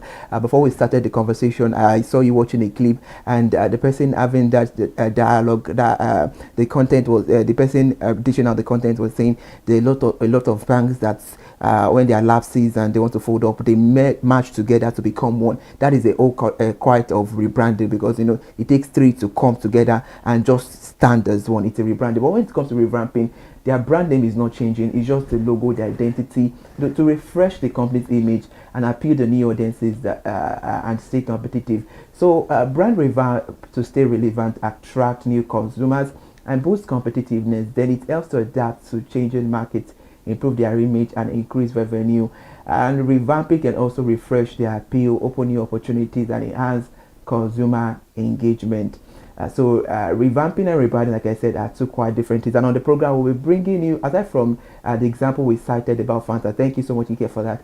We'll be sharing you a beautiful experience about some brands that have revamped. But I love the idea where you said a lot of brands have actually revamped. Yes, interesting. So we're talking about Jumia Nigeria. Jumia Nigeria has revamped their brand by enhanced user experience and streamlined services with a new brand identity, focusing on simplicity and ease of use.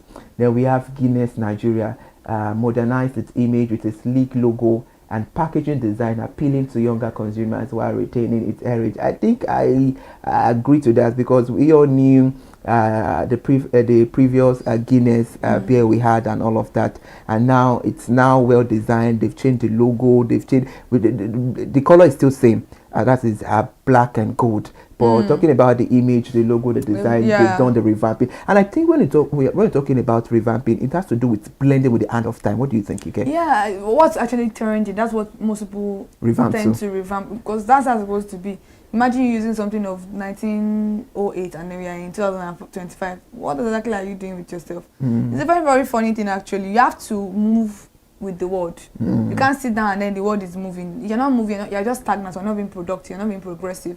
So I feel like most of the reason why most brands revamp is because of what exactly is happening at that time. And that's why Christmas, Eid, New Year, Easter, they are always something that has to be tied around that particular occasion, so that people can understand, oh, we are also celebrating with you guys. You can see a lot of banks right now, they are being decorated. It's a form of revamping, because their building is not looking the same. I think this bank here now, you will see a lot of lights here and there. Even in my street, this is the first time in my street I'm seeing them do. I think the first time I entered my street and I saw decoration, I'm like, this is happening. I first look, I'm like, is this my street? And I'm like, I asked people, I'm like, because I'm on the youth forum, so why exactly did I not get the information? So they were like, and I think because I archived them, I'm like, what happened? Who did this decoration? I've been living there for 2 years, I've never written. So they were like, this is the first time. And do you know, because this is the first time I'm also creating, this is the first time that the street has a youth forum. Before, they've never had any youth forum. So it's the youth now, they are now bringing. Yesterday I got home, so I'm seeing lights in people's houses. This has never happened in my street before. So it's a form of revamp. Welcome, and they are still saying they want to do donations to people, you know, give out to people. I'm like, so in this our street, so it's a form of. It doesn't have to be with brand alone right now. Everybody can revamp. Even sometimes you can try to redecorate your room. You don't need to buy anything. Just things, you know, where the bed direction. Revamping, so that you can just maybe I want to be in a new space. I want to. Some people will say I want to have my room to be a Pinterest. You may not understand girly stuff. I want my room to be in a Pinterest style. You know, that is just how you can revamp your life. Even your parents something be like, oh, I want to change my whole house. Doesn't mean that you are changing yourself, because changing yourself is like you are rebranding. Maybe people that are doing BBL or they are doing Botox. Okay, that's that revamping. One you can rebrand. That one is rebranding. Because that one doesn't come with you. You are the one adding. That's true. But that one, this one, you already have that plan. You already have everything. You're just trying your best to just change the face of whatever it is. It's every individual, whether manufacturers, consumers, anything that you're doing in life. I feel like revamping, moving with the time, the hand of time is very, very important. Like you will not stay stagnant. I feel like things are not progressing for you, because most brands right now are actually not progressing. They are not moving forward because they are not moving forward. Imagine brands that we've been hearing on Consumer Voice, brands of like almost 50, 70 years ago. If they were still in that style of 70 years ago, they would not be relevant today. You see those brands now, they're having TikTok, they're having this account, they are there doing whatever Gen Zs, the Gen Alphas are doing, and by God's grace, whatever generation that is coming next also, they will also still try to move ahead with them. So it's very, very important. I think talking about that brand revamping, thank you so much. There is this TV station, an ancient TV station that now opened. I don't want to mention the name. I didn't know that they now have a TikTok account, and people were quite surprised that this TV now has a TikTok account. That's to tell you that revamping is something beautiful. It's creative. It lets you know that, okay, I'm blending with the head of time. I'm carrying my consumers along, so it's very beautiful. We are still sharing experience, and if you feel like you know one or two about some brands that have revamped and you want to join the conversation, the numbers on the screen is a valid identity card for you to be part of the conversation. Please call that number and let us know about that brand that you know that have revamped over the hand of time. And we're still sharing experience of brand that revamped MTN Nigeria. You know, it refreshed its brand with a focus on digital transformation and innovation, highlighting services like mobile money and 5G technology. It's a very beautiful one there. We have Dangote Group as well, unified its diverse businesses with a new brand identity, emphasizing professionalism, reliability and excellence. I think I agree with that, because when you revamp, you showed yourself to approve, just like the Bible says. You've in one way you've convinced them that okay, we are unique, we have a very unique style, we are excellent in what we do. That's a beautiful one there. Then Access Bank, it repositioned itself as a leading financial services provider in Africa with a strong presence in several countries. First Bank of Nigeria as well expanded its operation across Africa and Europe, establishing itself as a symbol of Nigerian excellence and innovation. We have GTB as well. They launched innovative digital banking solutions and strategic partnerships, solidifying its position as a leading bank in Africa. Exactly, like this CB used to be GTB, now I think it's GTCO. GTCO, yeah. Thank you so much for that. GTCO. GTB sounds just freer to see, like just normal to say, but that is GTCO, and a lot of things have just, you could see a lot of things have, it has been different with the bank. Because the reason why I stopped using the bank was because of too much. They were not, what would I say? They were not like very helpful when it comes to queuing, collecting money from it. Because it's a bank that I feel like almost everybody uses that bank. GTB has to have the highest number of customers, because you get to their bank and everywhere is just blocked. You'll not be able to do whatever you want. But I think now it has lessened, because I've not really heard the complaint from customers when it comes to that aspect of the bank. So they must have been doing something that is very important. And for their bank not to be one of those banks that they are shutting down, you know, this coming March 2026, if they are not able to meet up, then something well is going on in the company. All right, still talking about brands that are revamped. We're talking about Indomie. Because we know that they've done a whole lot of revamping. Oh my God, Indomie tables, now it's like onion, you can see chicken. In fact, there was a time I'm like, why are people doing all of these things? But people that are eating that one, they are eating it. So they're not only making for me, they are making for me that sort of onion noodles, because onion noodles is the best one so far. But like at least they're making jollof, they are making suya. I don't understand. But a lot of consumers are writing off the jollof, saying the jollof is not so necessary. Exactly. No, I'm not even going to lie to you. Most people don't like the jollof. The best one they've produced so far is the onion. Not everybody, like, I feel like it's only when you don't know good noodles, you know, like onions. That onion noodles is very, it smells really nice. It smells so good. Just like when Golden Penny started doing chicken Golden Penny.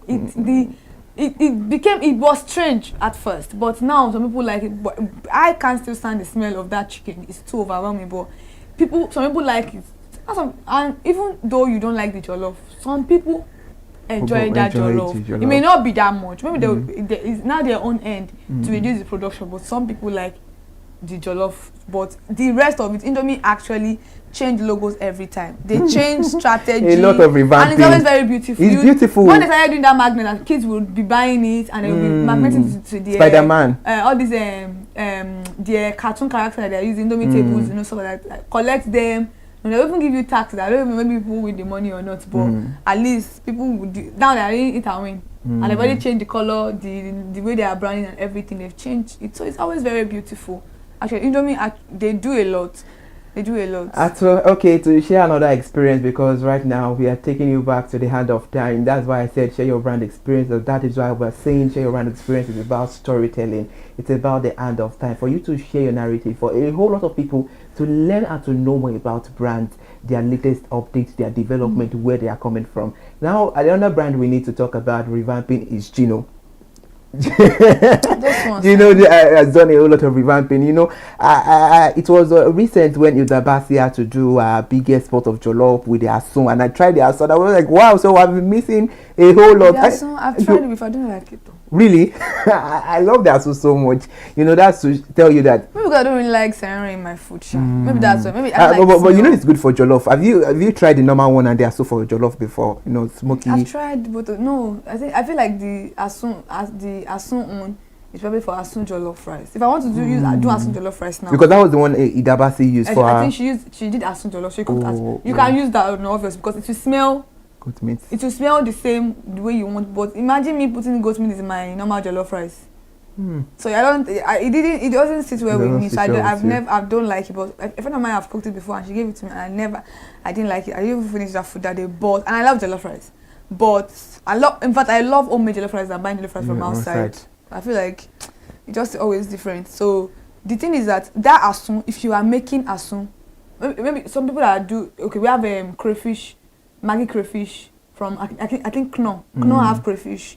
That's why you be like, some people will say they can only use Knorr chicken to make fried rice, which I agree with. It tastes better. They can't use the crayfish, they can't use the beef. But beef now you can use it to cook, you can use it to boil your meat. So it's always like that. So I feel like this. I think they have fish too. Yeah, there's fish, there's crayfish. There's crayfish. The crayfish is good for your eforiro and stuff like that. Oh, and like maybe a pot of Titus soup. It's always very nice. So these people are actually trying in making different varieties of bouillon cube. They're actually trying. If it's that one, no, Junior is doing a lot better. In fact, Junior has one particular bouillon cube that is good for coloring making your jollof rice very, very red.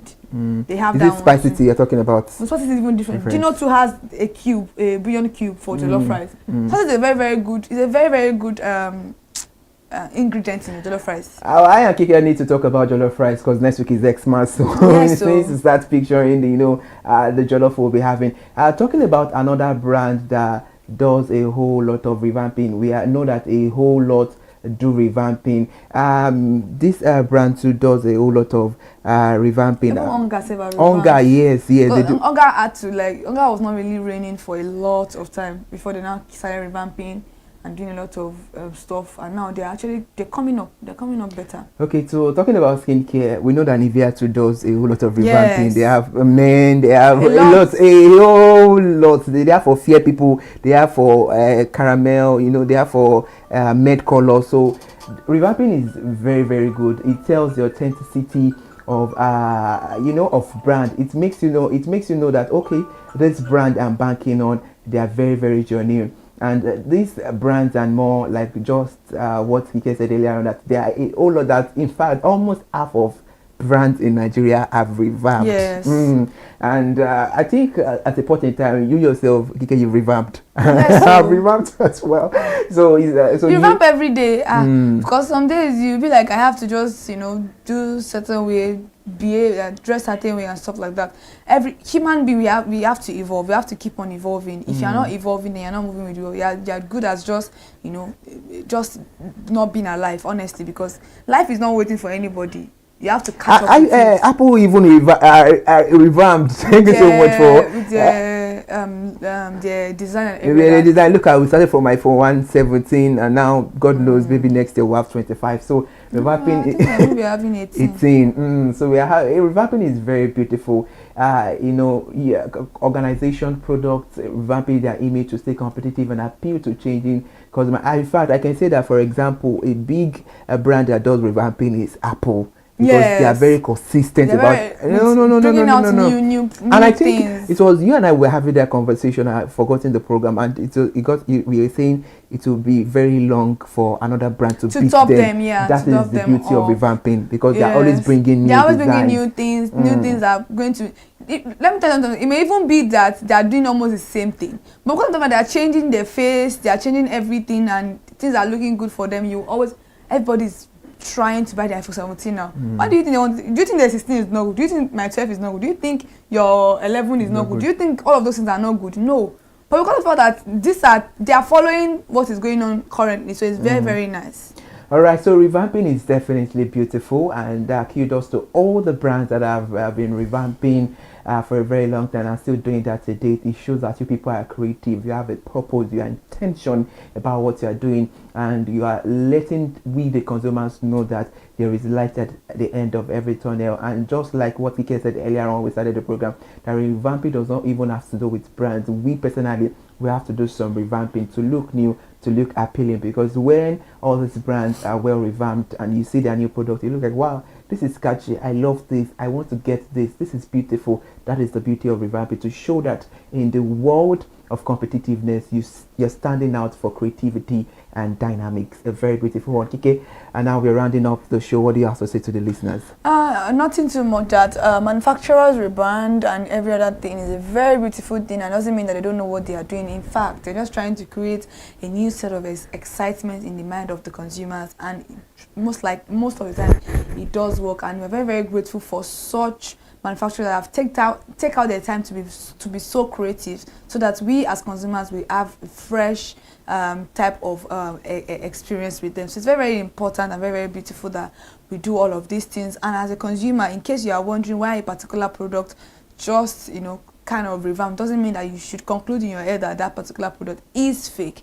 We are in Nigeria, a lot of things are fake, but try as much as possible probably to reach out to the manufacturer or research yourself and see why exactly this brand has carried out such a decision. Thank you so much for joining us on the program. All right, then thank you for that brief. We are rounding up the conversation. Revamping is very beautiful. You might be seeing this later on.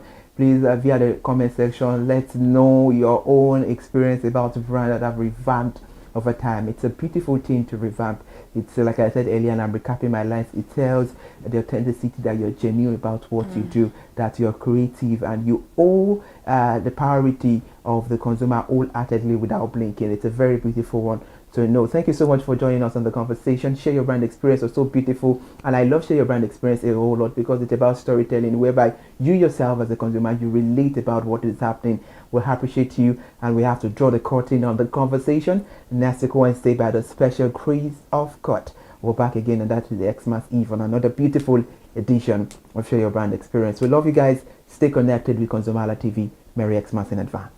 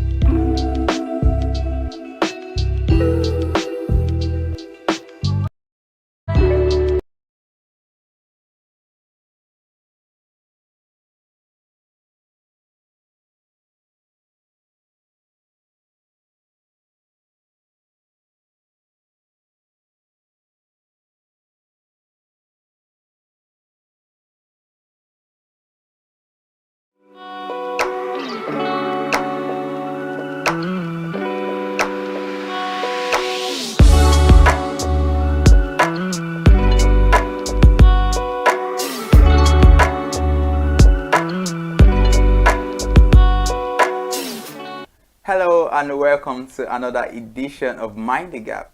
This is a weekly broadcast program on ConsumerHallaTV that helps draw attention to everyday avoidable gaps in customer service delivery with the overall aim of strengthening existing relationships between brands and their consumers. I am Iremufe Kofoworola. On this edition of the program, we will be discussing how brands can build strong relationships among employees. We all understand that clear communication, trust, and transparency are key elements that foster relationship between brands and their employees.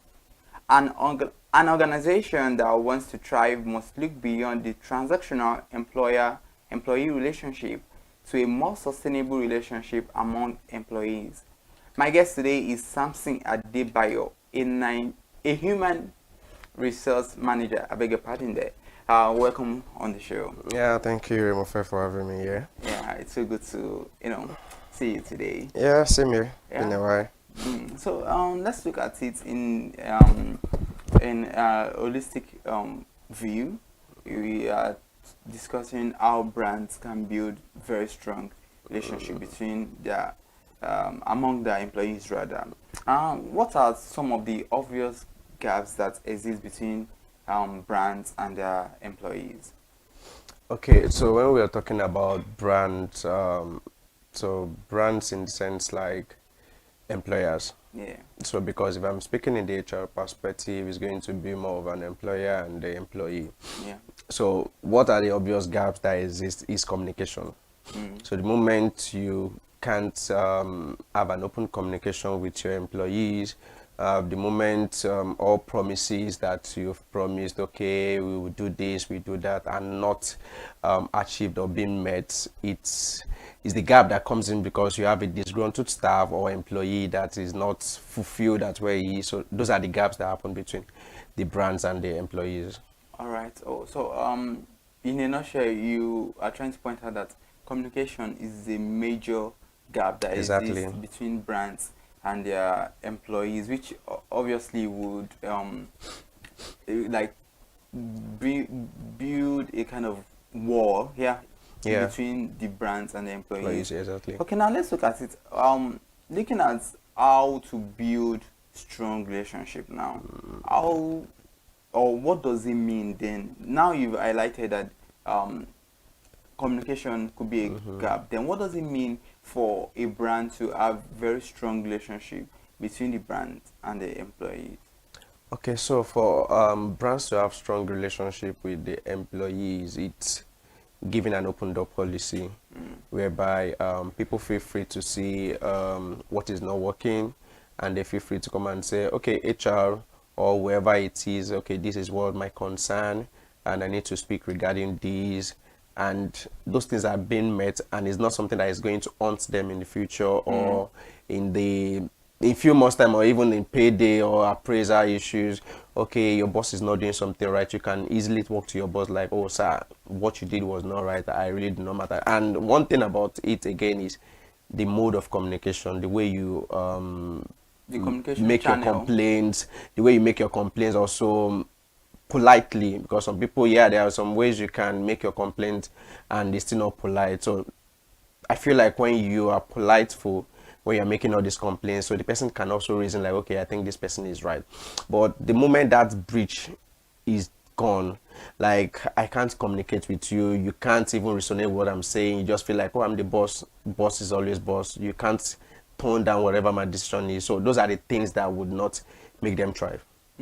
Interesting. And I know that many brands, they fall short of this when it comes to communication and having that opening door policy. Yeah, because communication is very germane, it's very important when it comes to brands. Sure. And sometimes when a brand does not properly communicate the culture and values of their organization to their employees, that creates a gap between them. Now let's still talk about communication. Okay. Now, because we know that communication is very important. It's a two-way thing.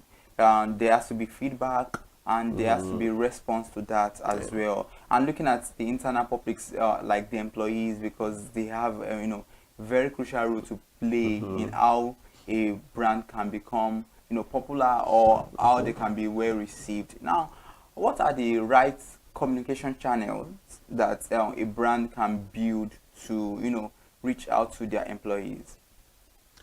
Okay, so a right communication channel which brands can use is having like surveys.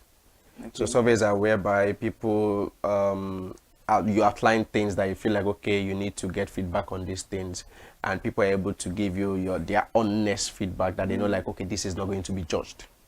So this is not going to be like as if, oh, I'm giving this and I'll be on for it. You're having a non-disclosure survey whereby nobody is recording anybody's name or anybody's staff number or anybody's thing. So after doing all those things, they feel secured and they feel safe, like, yes, I can express myself. We've seen institutions or companies that says like, okay, you have any issues, just send an email and it should be treated. So there's always the platform for all these complaints to be laid.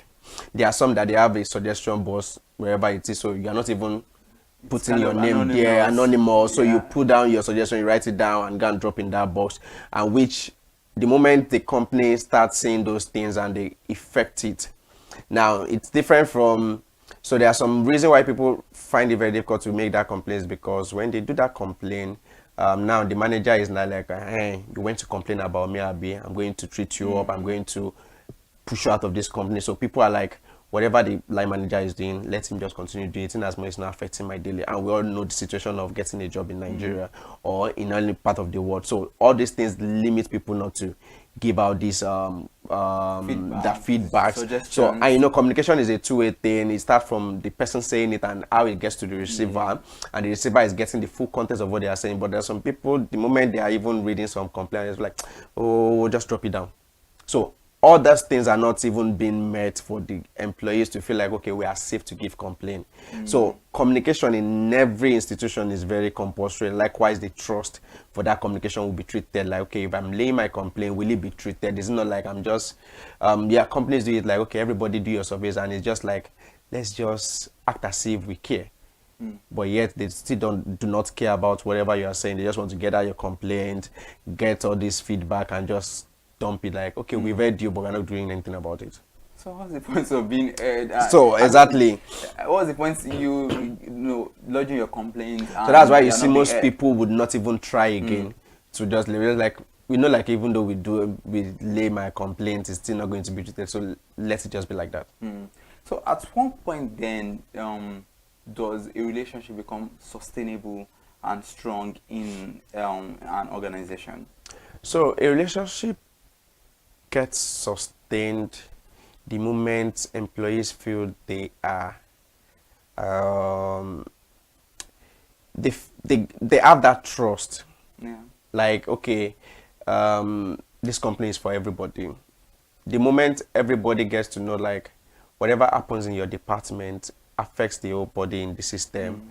When they get to, like, okay, whatever I'm doing is also what the other person is doing, and when I make my complaint, everybody is resonating with that, and they are all in hands together to solve this complaint. So at that moment, everybody feel like, yes, our complaints are being heard, and people will not sit down to let things go south before they take actions. They immediately go and lay those complaints. Make those complaints to see, like, okay, this thing is working out. And when they see correction, they even try to correct before even making the complaint. And there are ways that people can make complaints, because a lot of people go fast beyond their shadows. They feel like, okay, they are reporting channels. Okay, I can lay my complaint to my boss, and my boss takes it to the directive. It's something like, I know, like, it's about the brand that might damage the brand or might affect the brand. But there are some people that will feel like, oh, my boss is not there, let me go and meet the top people, which is, you are already shooting the shots above your line manager that are supposed to have effect that change. So they do not care about your image. They just want to, like, quickly let me go and escalate things faster. Meanwhile, there's a channel whereby you need to follow those channels. From you report to whoever is supervising you, then from that one it takes it to the board. What you might think is not fine might be fine in its own space, and just a way of getting feedbacks. So for everything in sustaining your brand is communication. We can't take that out of it. Interesting. So for anyone to sustain their brand, so they just have to communicate effectively. Exactly. And communication builds trust, and at the same time transparency. Exactly. Now let's talk about transparency in an organization, because there's no way there's going to be that strong relationship between the brand and their employees without transparency. So what role does being transparent play in building trust and sustainable relationship? What role does transparency build? You know, when it comes to sustainable relationship now between brands and their employees. Okay, so to that I will talk about it builds trust in the fact, like, everybody know what's going on in the organization. Nobody is left behind. It built that transparency is in the form of so every week there's a newsletter to tell everybody in the organization, like, okay, this is what we met last week, this is one of our core, this is what we've achieved last week, these are the best people doing this, these are the good I had, or something like that, in different departments. So people feel like, okay, my work is being seen, I'm being appreciated for what I'm doing, and I'm not left behind. So if company just acquire a boss today, I'm in the know. It's not about, okay, it's just management that knows all these things. If we've secured a grant or a loan or what is it called, a scholar deal or something like that, we are in the know. We are all carried along to know the progress of the company. If the company is also falling down, we are in the know. We're also getting carried along because we are all the company. So at that moment, they feel like, that's why you see people start even trying to do their best, because they know like, oh, the company is coming down. There's no money in the company. Okay, let's try our best. But if it says like, okay, you are not transparent enough to show them like, we are not making progress, or we are not even making any sales. And at that part, you want to feel like, let's hide this information. People will just sit down, relax, and feel like we're not carried along until when there's not like, oh, we need to take out some people from the system, and be like, we are making sales now, we are making money now, we just acquired this and something like that. So all these things affect people because there's no transparency for them to know what's the issue going on in the business. So when brands put in their employees, make them also like a co-partnership or co-owner of the business, these are like, it gives them that responsibility to own it and feel like, okay, whatever I'm doing is for the betterment of this business, and I know like it will be seen and it will be shown forth. So everybody is up to their toes, working and ensuring like this business is stand. Interesting one. I mean, that's been insightful. And I was going to ask you something at the later end, but I think it's better for me to ask now, because you mentioned the fact that employees should be carried along. And I was going to like ask that, okay, how effective would it be to like involve them in decision making or decision policies of the organization? Because fine, there's room for transparency, and sometimes some organizations, to the best of their knowledge, they believe that there are some pieces of information you should not let your staff know. Now, involving them is very good, because they know that, okay, they are even respected enough to know their opinions are being sought. Now, how then does it really help them, to build that strong relationship in policy or decision making? Okay, so when it comes to decision making, still go back to communication and still go back to like service. You really can't. Number one thing you need to respect is the labor law. So the moment you are making any decision, you need to consider the labor law. Then the next part of it is also to consider who are your employees. Okay, before any law is being communicated out, even HRs, we need to consider the employees. They may try to even push out a survey to say, okay, let's see how people will take this, we embrace this new development. But like I always say this thing, I say it is we human that cause a lot of things that happen to us. Because the moment we are given just a little opportunity, we want the whole thing. The moment you are given the opportunity, like, okay, your decision is being made. And I tell people, I said there are two ways of things in life. You can speak, you can share your opinions, and it is well accepted. And there are some days you share your opinion and they feel like, okay, we will see how we will do it, but at this moment is not what we want. So people feel like, I've always been sharing opinions, and they always like, why are they not taking this? So decision making takes a whole lot of things to consider. You are not in the shoes of the co-founder or the CEO. You don't know what he is planning to achieve, and that's why also the mission and vision of every company must be communicated to everybody that is coming on board. So at that period, everybody is focused to like, okay, we know where we are going to. So when it comes to decision making and you are giving them the clues, you've already pushed out a survey to know how would they embrace this thing. Even though you are going to bring it up or bring it on, it's going to be gradual. You don't just impose on them and like, I own the company, you have to do this thing. It's just gradual process, and you say like, okay, let's look at the review after 3 months or 2 months, and let's see how it is being done. I remember, we all remembered COVID. When COVID came in, companies were like, okay, how are we going to sustain? Some were still doing on-site. At the moment, like they said, okay, it's not sustainable. Okay, let's go back to hybrid. And at the moment, people feel like, okay, it's not okay. Let's go back to remote. And after remote, after COVID, what happens? Some companies still remain being remote workers. Why some have said, okay, everybody will come back to work. We are going back to the way where normal life has started. And you see some companies like, okay, we can't remove that part of working from the office. Okay, let's try to bridge in between, making it more flexible. Okay, go ahead and let's say you are working hybrid, you are working remote. Sometimes you come to the office, sometimes you don't come to the office, which everybody will embrace. So the moment that comes in, I think COVID changed a whole lot of things. Even in decision making, you still need to consider like there are companies that their staff still feel disgruntled as at right now. Like some companies are doing hybrid or remote. Some of their colleagues or mates are doing hybrid or remote, and yet they are all Monday to Fridays at the office, which is something that still make them. So if you have run a survey and say like, okay, would you like this? Would you like that? It's also part of decision, but it is we people that will also misuse that opportunity given to us. So that's why businesses feel like, okay, it's not everything we need to still push out to everybody. We make the decision when it comes to maybe other thing that is exclusive of employees. If it's something about growth of the business, we can't really wait to put these people to be transparent enough. You can't also be, even as a woman, we don't get transparent to everybody. Even as a wife, you don't get transparent. There are some things you still reserve for yourself to be done, and you share the one you want to share out.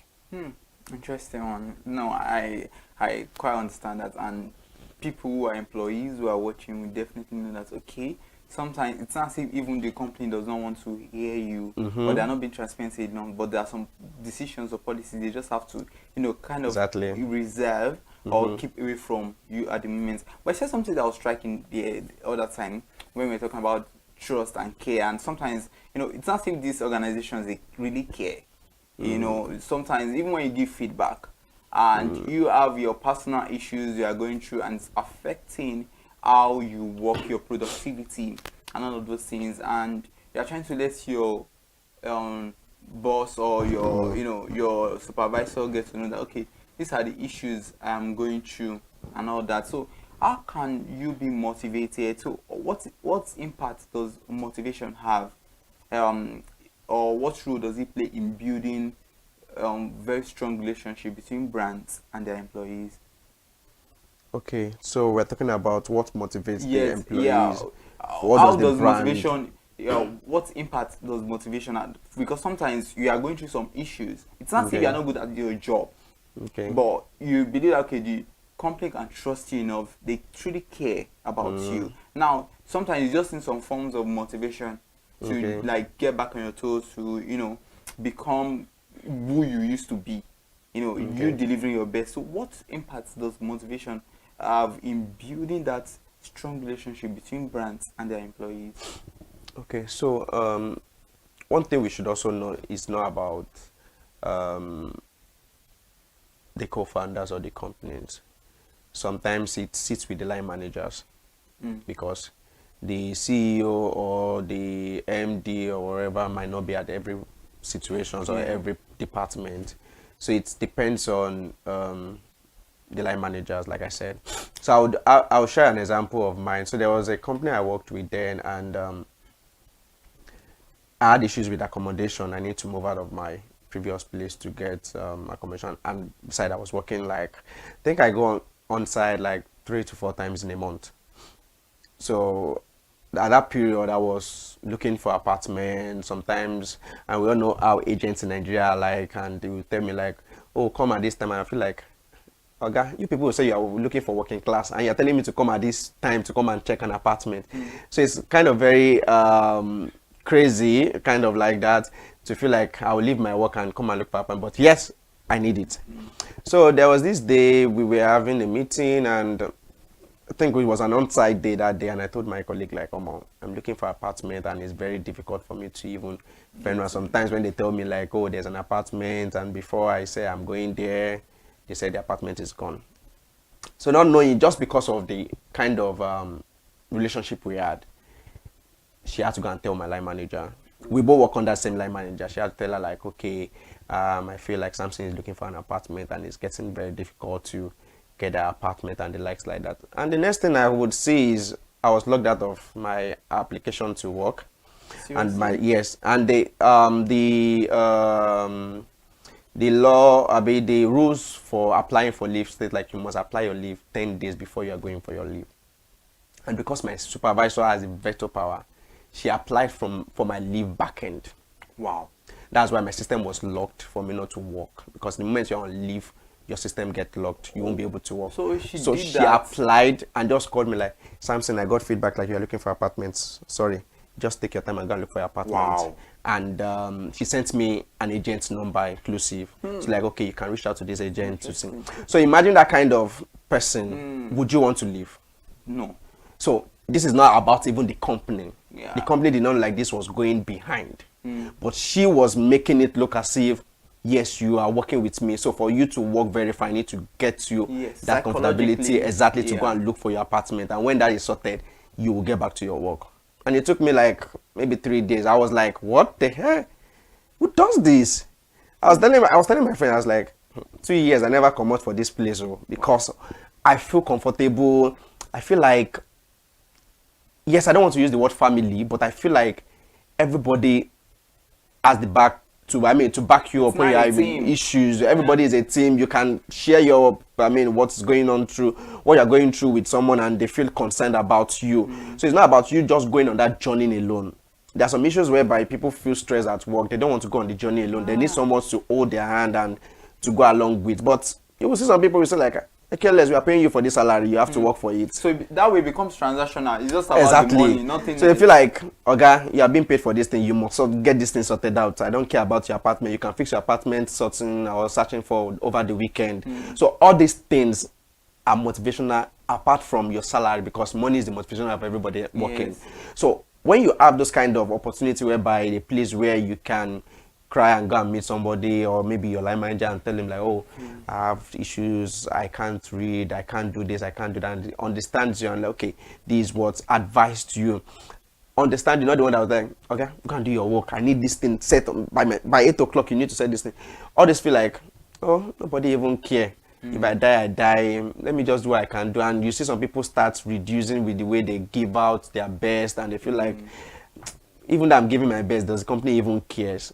But when you go extra mile for people, they will do better for the company, not even you that give them those chances. They will go extra miles. I've seen where I've gone extra miles. Like anytime they call for anything, I would definitely be available. Just because the motivation is exactly there, right? Because you're not stressing me like that. You are still paying my money. Not just the money. I feel like I'm in the midst of people that understands me and that could help me in time of needs and in time when I am down.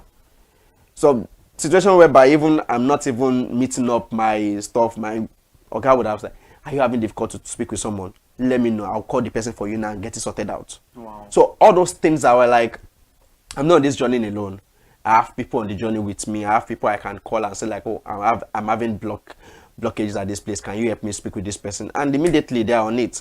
They're not even like, oh, that's what we are paid for.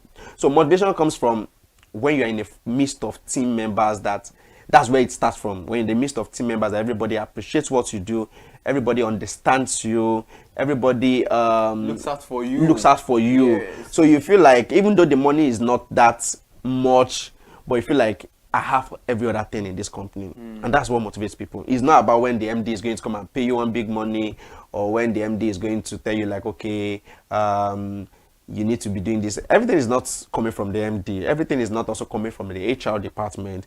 I tell people this a lot. I said to manage people is not easy. It's not easy, but in sense like when there's a high rate of turnover in the companies, it doesn't sit with the HR. It sits with the line manager first. Then the lesser percent comes from the HR. But the first thing is HR is giving you someone that they know is best fit to work. Now this person is coming, is a fresh head coming. HR have bamboozled him like, oh, you will get this, you will get that. But this person comes to the organization and it's something else from the line manager's part. So how are you expecting me to retain? Because I'm not the one that sits with this person on a daily basis. And this person might be someone that is even scared to come and tell HR because it seems like, oh, HR will cast me out and say like I'm reporting my boss and all this kind of things. So all these things are things that you need to do that motivates people. So it won't be HR or the freebies that comes in or TGIF. A lot of companies that introduce TGIF like, okay, let the employees have fun, but it's not all about that. It's all about like, okay, even when I have issues, can you just let me? There are some people that feel like, okay, oh, you're not doing well. Are you sure you're fine? It's like, I've been thinking about a lot of things. I'm just, okay, can you just take the day off? So the moment you're taking the day, they know like you need to do a refresh or a reset on yourself, and the moment you are getting better, you come back to work and you are being productive. So all these privileges are things that motivate people. I work in an organization, it's even the legal department, legal industry, and like if you are tired of work, you can just take a bed rest for like an hour Wow. And you go and rest and your body is calmed down and you resume back to work. So all these things is not about money, but it gets motivated like, oh, if I'm stressed. But the main issue there is still woman that will still misuse all this opportunity. Well, thank you for that. I mean, the way you keep saying human, I mean, I understand. It's human. Because some people, it gets to the point whereby they don't even know the thin line between, you know, I shouldn't do this, then these are the things I should do. Yeah. You understand? They just know that, okay, fine, we are motivated, but even things they shouldn't bring to the office, They personal bring issues, sometimes you should know that there are some things you shouldn't bring. Then they begin to bring it, you know, into the office space and all that. Now, let's look at it. As individuals, we all have our strength and our weaknesses. So how can organizations then leverage on each individual's strength to ensure that, okay, you know, we are building that sustainable relationship among the employees so that nobody will see anyone as a threat and all that. So how can they recognize individual strengths and weaknesses and use that for the sustainability of the brand? Individual strength. Yes. Okay. So I can remember, was it last week? I watched the video. I've forgotten the woman's name. It's one of the First Bank top leader then. So she said, yes, Ibuka Oshika. So she said something, and that thing recently, we said, when I'm bringing you to my team, I know my strength. So I'm only bringing you for my weaknesses. So the things I can't handle, I'm pushing it to you to sort out for me because I know like those are your own strengths. Exactly. So that's how you manage them. The moment you know, like, okay, you can't, and there's also something else that says like, you might have someone that is performing better in your team, and you don't. I know we still had all this kind of talk within my peers recently. Also, like, okay, when you have someone that is doing well in your team, okay, what do you want to do at that period? Do you want to single-handedly train that person because you feel like, okay, that's the only person that you feel? But you need to carry everybody along, because the moment you put them aside and you focus on one person, now they are not motivated to work. Now this person feels like he's doing too much for what is earning, because every other thing that is coming, you are pushing it to this person. And at the point, like, it's difficult for some employees to feel like, okay, maybe this person wants me to improve better if there's no communication there. Like, oh, this person wants me to improve better, that's why it's pushing all these things to me. I'm sorry to just keep it. But in the situation by, even if you have outlined that, okay, these are the things I want you to work on, you realize now, okay, these are the things this person seems to, like, you know, not doing so well, and the person still not like improving, you know, because there are times like that you still highlight these things and they still do not work. So in those situations, I feel like a manager needs to speak with the person. Okay, what are the things? And that's why organizations have put out the PIP part, which is a performance improvement plan, whereby, okay, we see like, okay, you are lacking behind in all these things, you need to go on this journey. And that's where the line manager had to outline the things like, okay, I feel like this person is having issues with, if it's mental stuff, they need to put you through maybe mental classes or watch some videos, or need you to see a doctor or someone that could help you out. If it's something like, okay, it's based on soft skills or something like that, okay, there are plans of trainings you need to go through so that you can also help yourself. But I tell people, so you don't even wait till those periods before you help yourself. When you know, like, these are the things you do. I do a lot of interviews and I see people say like, okay, I don't know how to do these things. And I feel like it will only take you just one day to learn these things online. We have online stuff that you can use. So it starts within you. If you don't want to be lazy on your own part, if you don't want to be lazy on your part, you go online, look for things you know, like, okay, these are the things I use that makes my work very easy, and you get to use it. And like we all say, technology. Technology is here to help you out on all these things.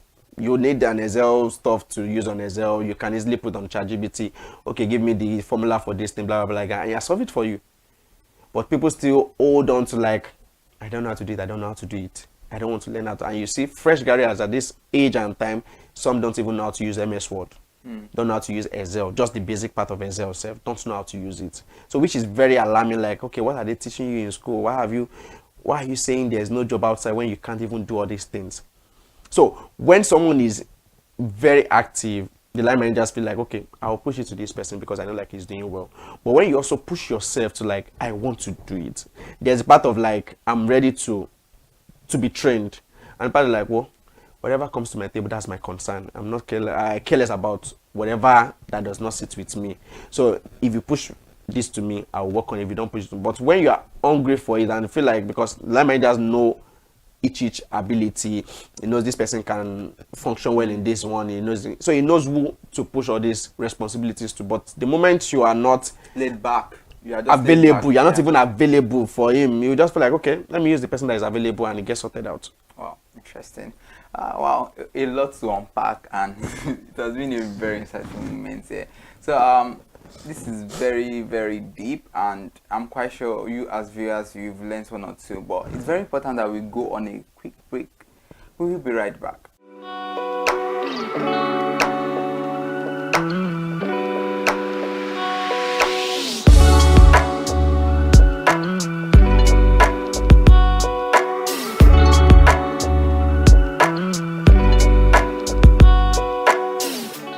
You are watching Mind the Gap on ConsumerHalla TV. My guest is Samson Adebayo, a human resource manager.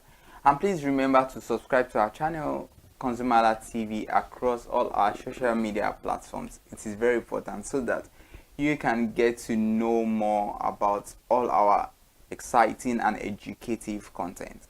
We are still talking about how brands can build strong relationships. Among their employers and employees rather, and we know that that is very crucial, and we've highlighted some points before the break, and you said something that was very striking, and that was talking about communication. And earlier on we also talked about motivation and recognizing individual strengths.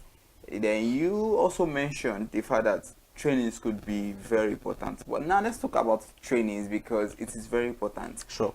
Over the time, we know that there are new technology, there are new tools to apply and all that. So how can trainings and onboarding promote sustainable relationship among employees? Okay, so for every employers, there's always an opportunity to train anybody coming on board.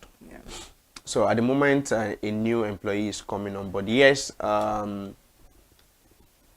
experience there, they can do their job, but every organization have their own principles or rules or how they do their things. So during onboarding, you are trying to tell them, okay, this is the mission, so this person knows what the kind of company is coming into and what he needs to focus on. Okay, this is the mission, this is our vision, and this is who we are. So the moment you have those who we are, it helps you to, it's a part of like orientation that they are giving you. So you are unlearning the previous organization you are coming from, and you are learning the new organization you are coming into. So when you come about training, so training is a way of implementing you to do better at your job. And I tell people, you don't wait for trainings before you train yourself, because trainings is until when there's this gap for you to be trained. But if there's no gap, you think you don't need to be trained. But as at this time around, things are evolving. Your line manager sometimes does not even know what is trending.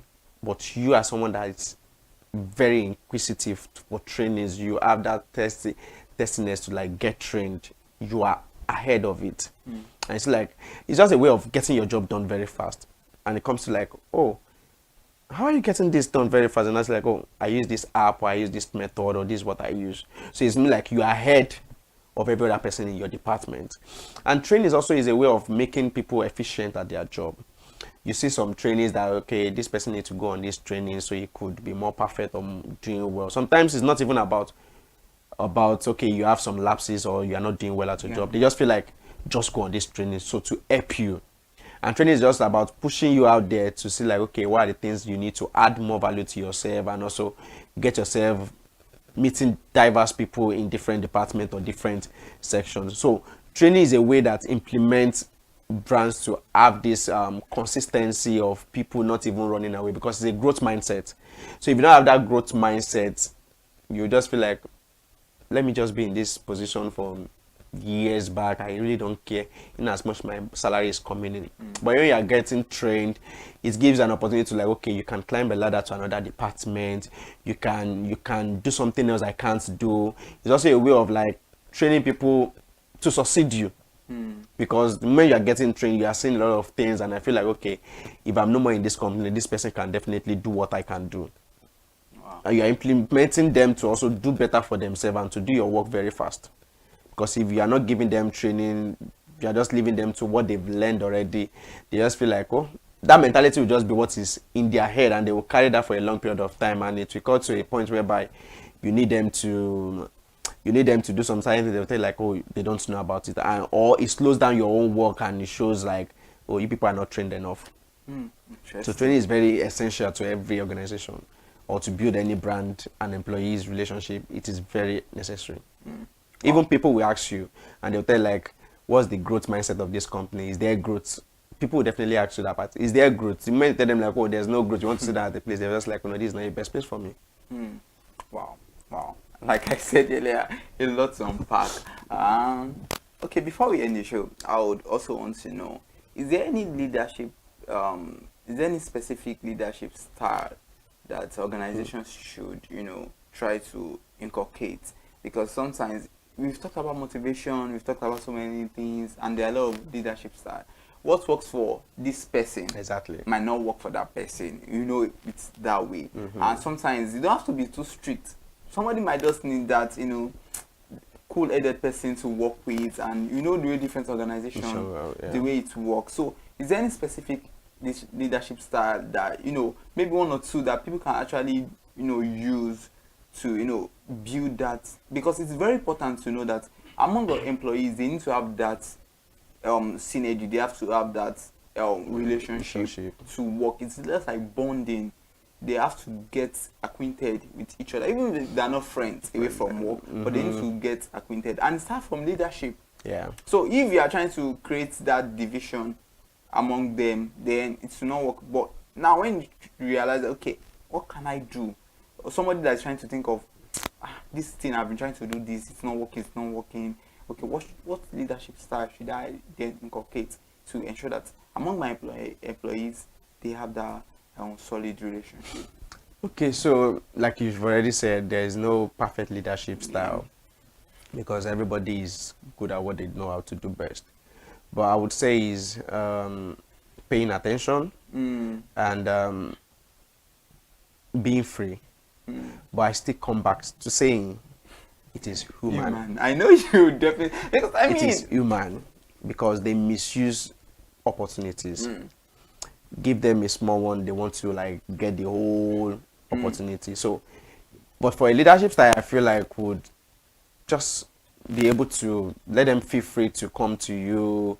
Nobody is scared like, if I should say this, would he just send me away? Would he be resentful to me? Would he get angry or start making any kind of attitude towards me? So the moment you give people to even give opinions, maybe you're having sections, okay, give your opinions about this, what do you think about it? You are trying to hear from them. They feel like, oh, so I'm relevant. Okay, I could, before, even when you're having meetings, before you say this, you try to push out, okay, do anybody have any contrary opinions? There are some leaders, that will tell you like, my word is my word. You can't change whatever I'm saying. I'm the lead of this team. Nobody knows anything. But when you give them, you also reason with them, because everybody has suggestion. Everybody have ideas. Everybody's coming from different background. Everybody's coming from different kind of community. So when you give them that opportunity to be heard and like say, okay, boss, why don't we do it this way? And the other part of it is the way you are also bringing down your ideas. You are not cutting down people's ideas and say like, okay, this idea is not good for my other reason. Yeah. So you are just sharing your own opinions, and okay, your boss can say, okay, we'll think about it and I'll get back to the whole team. So, and also don't expect like every time you bring ideas, it will be accepted. So leaders should just know how to like manage their team, and they knows what works best for them. But at the same time, still give them hearing say like, you okay, could even reward them sometimes. for you say, okay, exactly, okay, my team, okay, you guys are doing well, okay, can you guys, let's have hangouts, let's do this. They feel like, oh, our boss is doing, but same thing, woman. This human thing. It's human. For every policy, woman is always have to be involved to even know like how would they feel and would they take it extra notch, or they will just let it be on the normal thing. Interesting. Now we'll be talking about employees, brands and their employees. You know, it's very important that they build a sustainable relationship. Now, let's just then look at employees and the customers, because we can't leave out the fact that customers are kings, they're important, and you know everything begins from the internal publics before it gets out to the external publics, the customers and every other person. So, how can brands then ensure that there is that solid relationship between their employees and their customers now? Okay, so for this part now, we are coming to the sales angle, because sales are the more people that see more of the customers. And I tell people, when you're dealing with sales guys, you need to understand them. The way you treat them is what they bring outside to customers. If you treat your salespeople badly, they will treat you badly too, because sales hold the strength of a company. The moment a sales guy that is performing very well leaves your company, all the customer, because of the loyalty they've built, follows them through. And now let's say Mr. A already have like 76,000 customers in the business. I know like they are the strong people in the business, and tomorrow you're saying like, oh, Mr. A, you are fired. And you expect him to leave those 76. Any company that is coming is going back with all the 76. Because those are his network. Those are the people he can build on. So that part of employees and customer, it's an internal one. The moment you give them satisfaction internally, the moment you reward them internally, the customers will see it. Because they are so happy in doing their job, they are so happy to satisfy their customer, they are so happy or eager to attend to the customer's need. So number one thing you need to do for them is giving them that empathy. Let them be heard. So if you are not giving them that listening ears, like, okay, what are the feedback you got back from outside, and let's know how to implement it, they just feel like, well, when they get outside, they just tell the customer, oh, is that company, Jare? Well, if you want to patronize us, patronize us. Let me meet my KPI, or let me meet my own sales. So but you don't even need to use it. So the concern is not there for them, because they feel like, even though we go back to this report now, we are not going to do anything about the feedbacks we bring. You just feel like you are the one that knows the best thing. Meanwhile, these people are the ones that go outside, that sees what is happening outside, and they're bringing back that feedbacks to you. You need to implement those things. Implementation is very crucial. It's not just listening. It's just listening. It doesn't stop there. At the end of the day, you just have to ensure that, okay, everything that has been said, how then do we then implement it? It's exactly. To ensure that it's not just for your growth as a brand, but also for your visibility outside, because people begin to see, oh, this is what this brand stands for. Exactly. And you know, like you said, the sales team, they are the one in between now at this point. Exactly. They are the middleman. Yes. So that's so interesting. Now, before I allow you go, the years gradually coming to an end. I know that, you know, it's a whole lot. People want to relax, they want to do a lot of things. Then how can different organizations then ensure that they motivate that? Because I mean, that staff have been working since the beginning of the year, and sometimes they are not even motivated. And some people just like, oh, this next year, I'm not seeing that my voice has not been heard and all that. So how can organizations or companies ensure that, yes, they motivate their employees as this year is coming to an end? Okay, so first thing I will talk about is transparency. Number one, if there's no transparency in the business, you won't know how the business has fared from January till now. Secondly is carrying them along. If you've not carried your employees are along from January till now, they will be too demanding. And now, so let's say, for example, there's no company that would definitely not do one or two things for their employees at this time. But there are companies, I know no bonuses, nothing. I mean, and I think maybe it's based on the contract that was actually, because another thing is the contract signed when you are giving an offer letter. Well, that's that. But even at that, a little thing shows appreciation, like, okay, I'm getting this from my company, right? So to me, I feel like there's no company that should not celebrate any of his worker, because I've worked for 1 year for you. I need something. But also, employees should also be grateful and have that gratitude heart to know, like, okay, this little I'm collecting from this company, at least they give. If they're not giving, there's nothing I can do to it. I can't say forcefully I need to go into the purse of the company to go and get it. And also, you should, so that's the part of the transparency, because when you are transparent to them, they know, like, oh, this is what is happening in the company, this is what has entered, this is what we've spent out. Even though you are giving them 5,000 naira, they'll be very appreciative. With everything this company has gone through at this period, they are still able to give us like 5,000 naira. They'll be able to, eager to do more, to ensure, like, we need to ensure there's more money in the business. So as the year runs out too, the organization needs to know, like, these are our employees. This is a time whereby you can have high turnover rates, whereby people that work for me from January, they tell you they're not more working again, they're going to under business because they don't feel appreciated. I've worked with an organization that did not even pay salaries till the following year.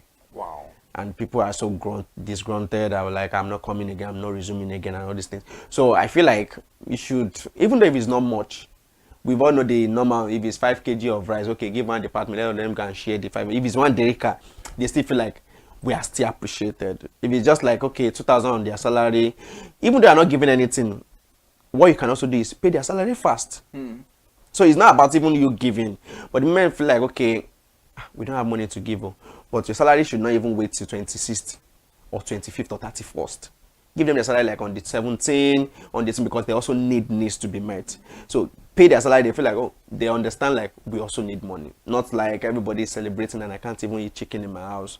So it's just little things that matter. I was discussing with my barber recently, I think it was last week Saturday. I was like, guy, what are you giving us for Christmas? He said, oh, guy, I'm not yet deal yet. I was like, it's not something big. If it's just a mug and have your name on it, people will appreciate. It's even promotional, even what you've exactly done. Somebody comes to you and I'm like, oh, do you get? So even though it's a mug, even though it's just face cap, even though it's just towel, just do something. Let people feel like, oh, this guy recognized our presence coming here to come and cut our hair. Because I cut my hair 2,000 naira twice in a week. Twice in a month, that's 4,000 naira. And we have people that maybe every week they cut their hair, and they feel like from January to December you're not giving them. Yes, they want to be appreciated. They won't talk because they really do not need it. They don't care about it. But that little things shows that you will show, like, exactly, like, oh, this person appreciates me. So that's just it. It's not about the big things that is the big picture. Just little things count. For people don't even see the big things. Like, they feel like, oh, yeah, over trying to win them. Just do the little things, and people, it's going to melt people's heart. Like, what? I'm the one that you're giving this. So all these things are just what company needs to do. You don't need to celebrate one big parties or buy one extravagant. Personally, I've learned a whole lot. Because yes, I've learned how to be a better employee to my organization, because it's a two-way thing. Like we say in communication. Once they've communicated their values to you, it is left to you to also, sit down on your own, think about those values, and think of how you can make it personal. And yes, contribute to the quota of the organization. Thank you once again. Thank you. So on the show today has been one amazing man, a human resource manager, Samson Adebayo. And that is all we can expound on Mind the Gap today. And for an organizational growth, the leaders must lead by example and ensure that clear communication, trust, and rewards are tools used to broaden relationships between brands and their employees. Please kindly follow us all our social media platforms, Facebook, Instagram, and YouTube at ConsumerHallaTV. It is very important. Please, across all our social media platforms, do well to follow us. And also like, subscribe, get notified of all amazing and interesting educative content that we always churn out. Till I grace your screen next week, I am Iremofe Koforola. Bye for now.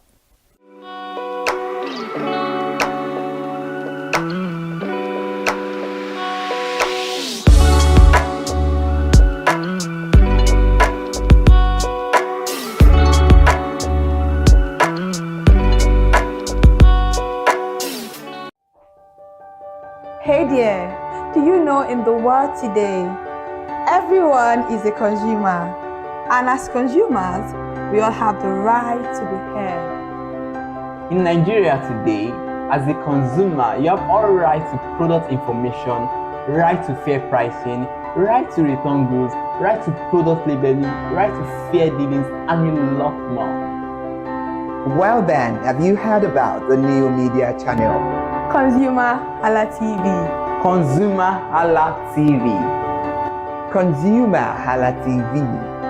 At ConsumerHallaTV, our goal is to inform and educate consumers in Nigeria with insightful news alongside development within the fast-paced world of consumers through well-researched, specialized, and analytical content.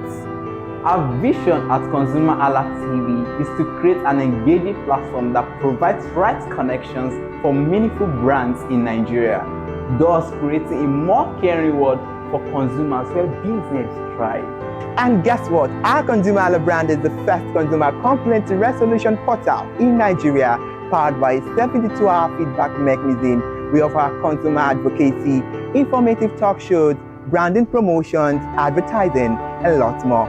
Connect with us via our YouTube channel at ConsumerHallaTV. Follow us on our Facebook page, ConsumerHallaTV, our Instagram page, ConsumerHallaTV, and do well to subscribe to our YouTube channel. Subscription is free. ConsumerHallaTV. At ConsumerHallaTV, you deserve to be heard. At ConsumerHallaTV, you deserve to be heard.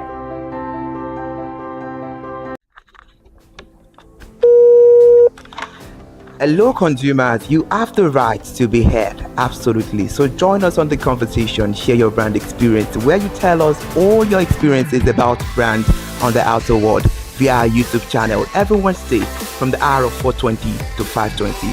You can watch us via our YouTube channel, ConsumerHallaTV, and subscription is free. Follow us on all our social media platforms, ConsumerHallaTV. Share your brand experience. It's about storytelling. It's about experiences. Hello consumers, you're welcome to another exciting episode of Consumer Voice on ConsumerHallaTV. I am Matilda Omenai. As you already know, Consumer Voice is a show where we'll be visiting different places in Lagos to check out people's preferences, hear what the consumers have to say about different leading brands that they make use of. Hello, it's your boy here, Iremofe Koforola, and you know what? They call me the AUF General Overseer. Every day is a blessing and it is meant to be enjoyed maximally with AUF packages that put a smile on our faces. And guess what? That is why this show AUF is for you. You can get to know about trendy market slashes, promos, offers, and juicy deals that put a smile on your faces, and you can always enjoy them maximally. And you know one thing that is so interesting about this show? It is a blend of English and Pidgin. As I dey run you English, now I go dey marry am with Pidgin, make am spicy. So catch me every time on the show to enjoy more about trendy AUF packages. Public service announcement. Hello consumers, I am Kikelomo Ajibola and welcome to the Scam Alert segment on ConsumerHallaTV. Scam Alert educates viewers about various scams affecting consumers. We learn tips on how to identify fraudulent activities and provide advice on protecting our personal information. We aim to raise awareness and empower viewers to avoid falling victim to scams. We cover various topics such as phishing, identity theft, fraudulent investment schemes, and many more. You want to catch up on how these scammers invade our lives? Join us every Tuesday by 12:30 p.m. for Scam Alert on our YouTube channel at ConsumerHallaTV. Subscription is absolutely free. And in case you're not following us across all our social media platforms, follow us on Instagram, Facebook, X.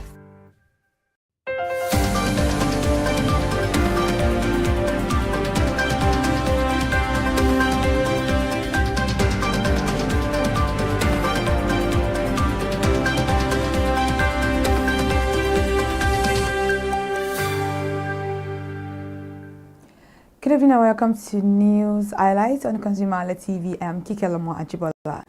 President Bola Ahmed Tinubu urged Nigerians to be apprehensive about a new tax regime scheduled to take effect in 2026, assuring them that the policy will bring relief to the poor, low-income earners and small businesses. The president gave the assurance on Tuesday at the 8th annual Senator Abiola Ajimobi Roundtable and the 76th posthumous birthday lecture of the late former governor of Oyo State held at the University of Ibadan. Another major highlight this evening, some MRS filling stations in Lagos on Tuesday dropped the price of petrol to 739 naira per litre, triggering long queues of vehicles seeking to buy the commodity at the outlets. News correspondents who visited part of Lagos State and Ogun State observed that the MRS filling station in Alakbari recorded a large turnout of buyers, many of whom boycotted other outlets selling petrol above 800 naira per litre. Experts have said that inflation may witness a resurgence in December due to the year-end festivities. This was disclosed in multiple analyst reports issued on Monday. This projection comes on the heels of the November 2025 inflation figure, which trended downwards for the 7th consecutive month. And ahead of the 3 days nationwide protest by the Nigerian Labour Congress, the police have mobilized special forces and tactical teams to ensure a violence-free demonstration. State Police Command, in separate interviews with newsmen on Tuesday, confirmed their readiness to tackle miscreants and political aliens who may want to disrupt the rallies. The NFC had stated that it would not retract its planned nationwide protests, which were held in response to the escalating insecurity in the country and other labor issues. Away from that now, the Nigerian oil and gas sector has been thrown into fresh controversy as the Independent Corrupt Practices and Other Related Offences Commission has declared that it will investigate a petition lodged against the Chief Executive Officer of the Nigerian Midstream and Downstream Petroleum Regulatory Authority, Farouk Ahmed, by the chairman of Dangote Group, Aliko Dangote. Now, Nigerians may celebrate the Yuletide in darkness if the federal government takes no further steps to defray the gas to power debt, as gas companies have begun cutting supplies to power plant development already affecting electricity generation nationwide. And on Tuesday, the Enugu Electricity Distribution Company informed customers across the southeast of the situation in a statement issued by its group head corporate commissions, Emeka Eze. Now to bank matters, the United Bank of Africa has entered into a $100 million partnership with the Lagos State government and LAGRAD to finance vehicles for 3,500 ride-hailing drivers, a move aimed at transitioning drivers from returning cars to vehicle ownership. The memorandum of understanding was signed between UBA and LAGRAD on Tuesday in Ikeja, Lagos. Speaking at the ceremony, the group managing director / chief executive officer of UBA, Oliver Alauba, said, "What we have today is a signing ceremony of a partnership among UBA PLC, LAGRAD, and the Lagos State government. The purpose of this partnership is to finance up to 3,500 vehicles for LAGRAD drivers in Lagos State." The International Labour Organization has emphasized the central role of social health protection in achieving universal health coverage as the world marked International UHC Day. The agency reiterated its commitment to a rights-based approach that guarantees access to health for all. All right, now, thank you so much for joining us for the news highlights on ConsumerHallaTV. I am Kikelomo Ajibola. Thank you so much for listening to the news all through today. ConsumerHallaTV goes on now to return tomorrow morning at the hour of 8 a.m. Thank you so much for joining the news. I'm Kikelomo Ajibola.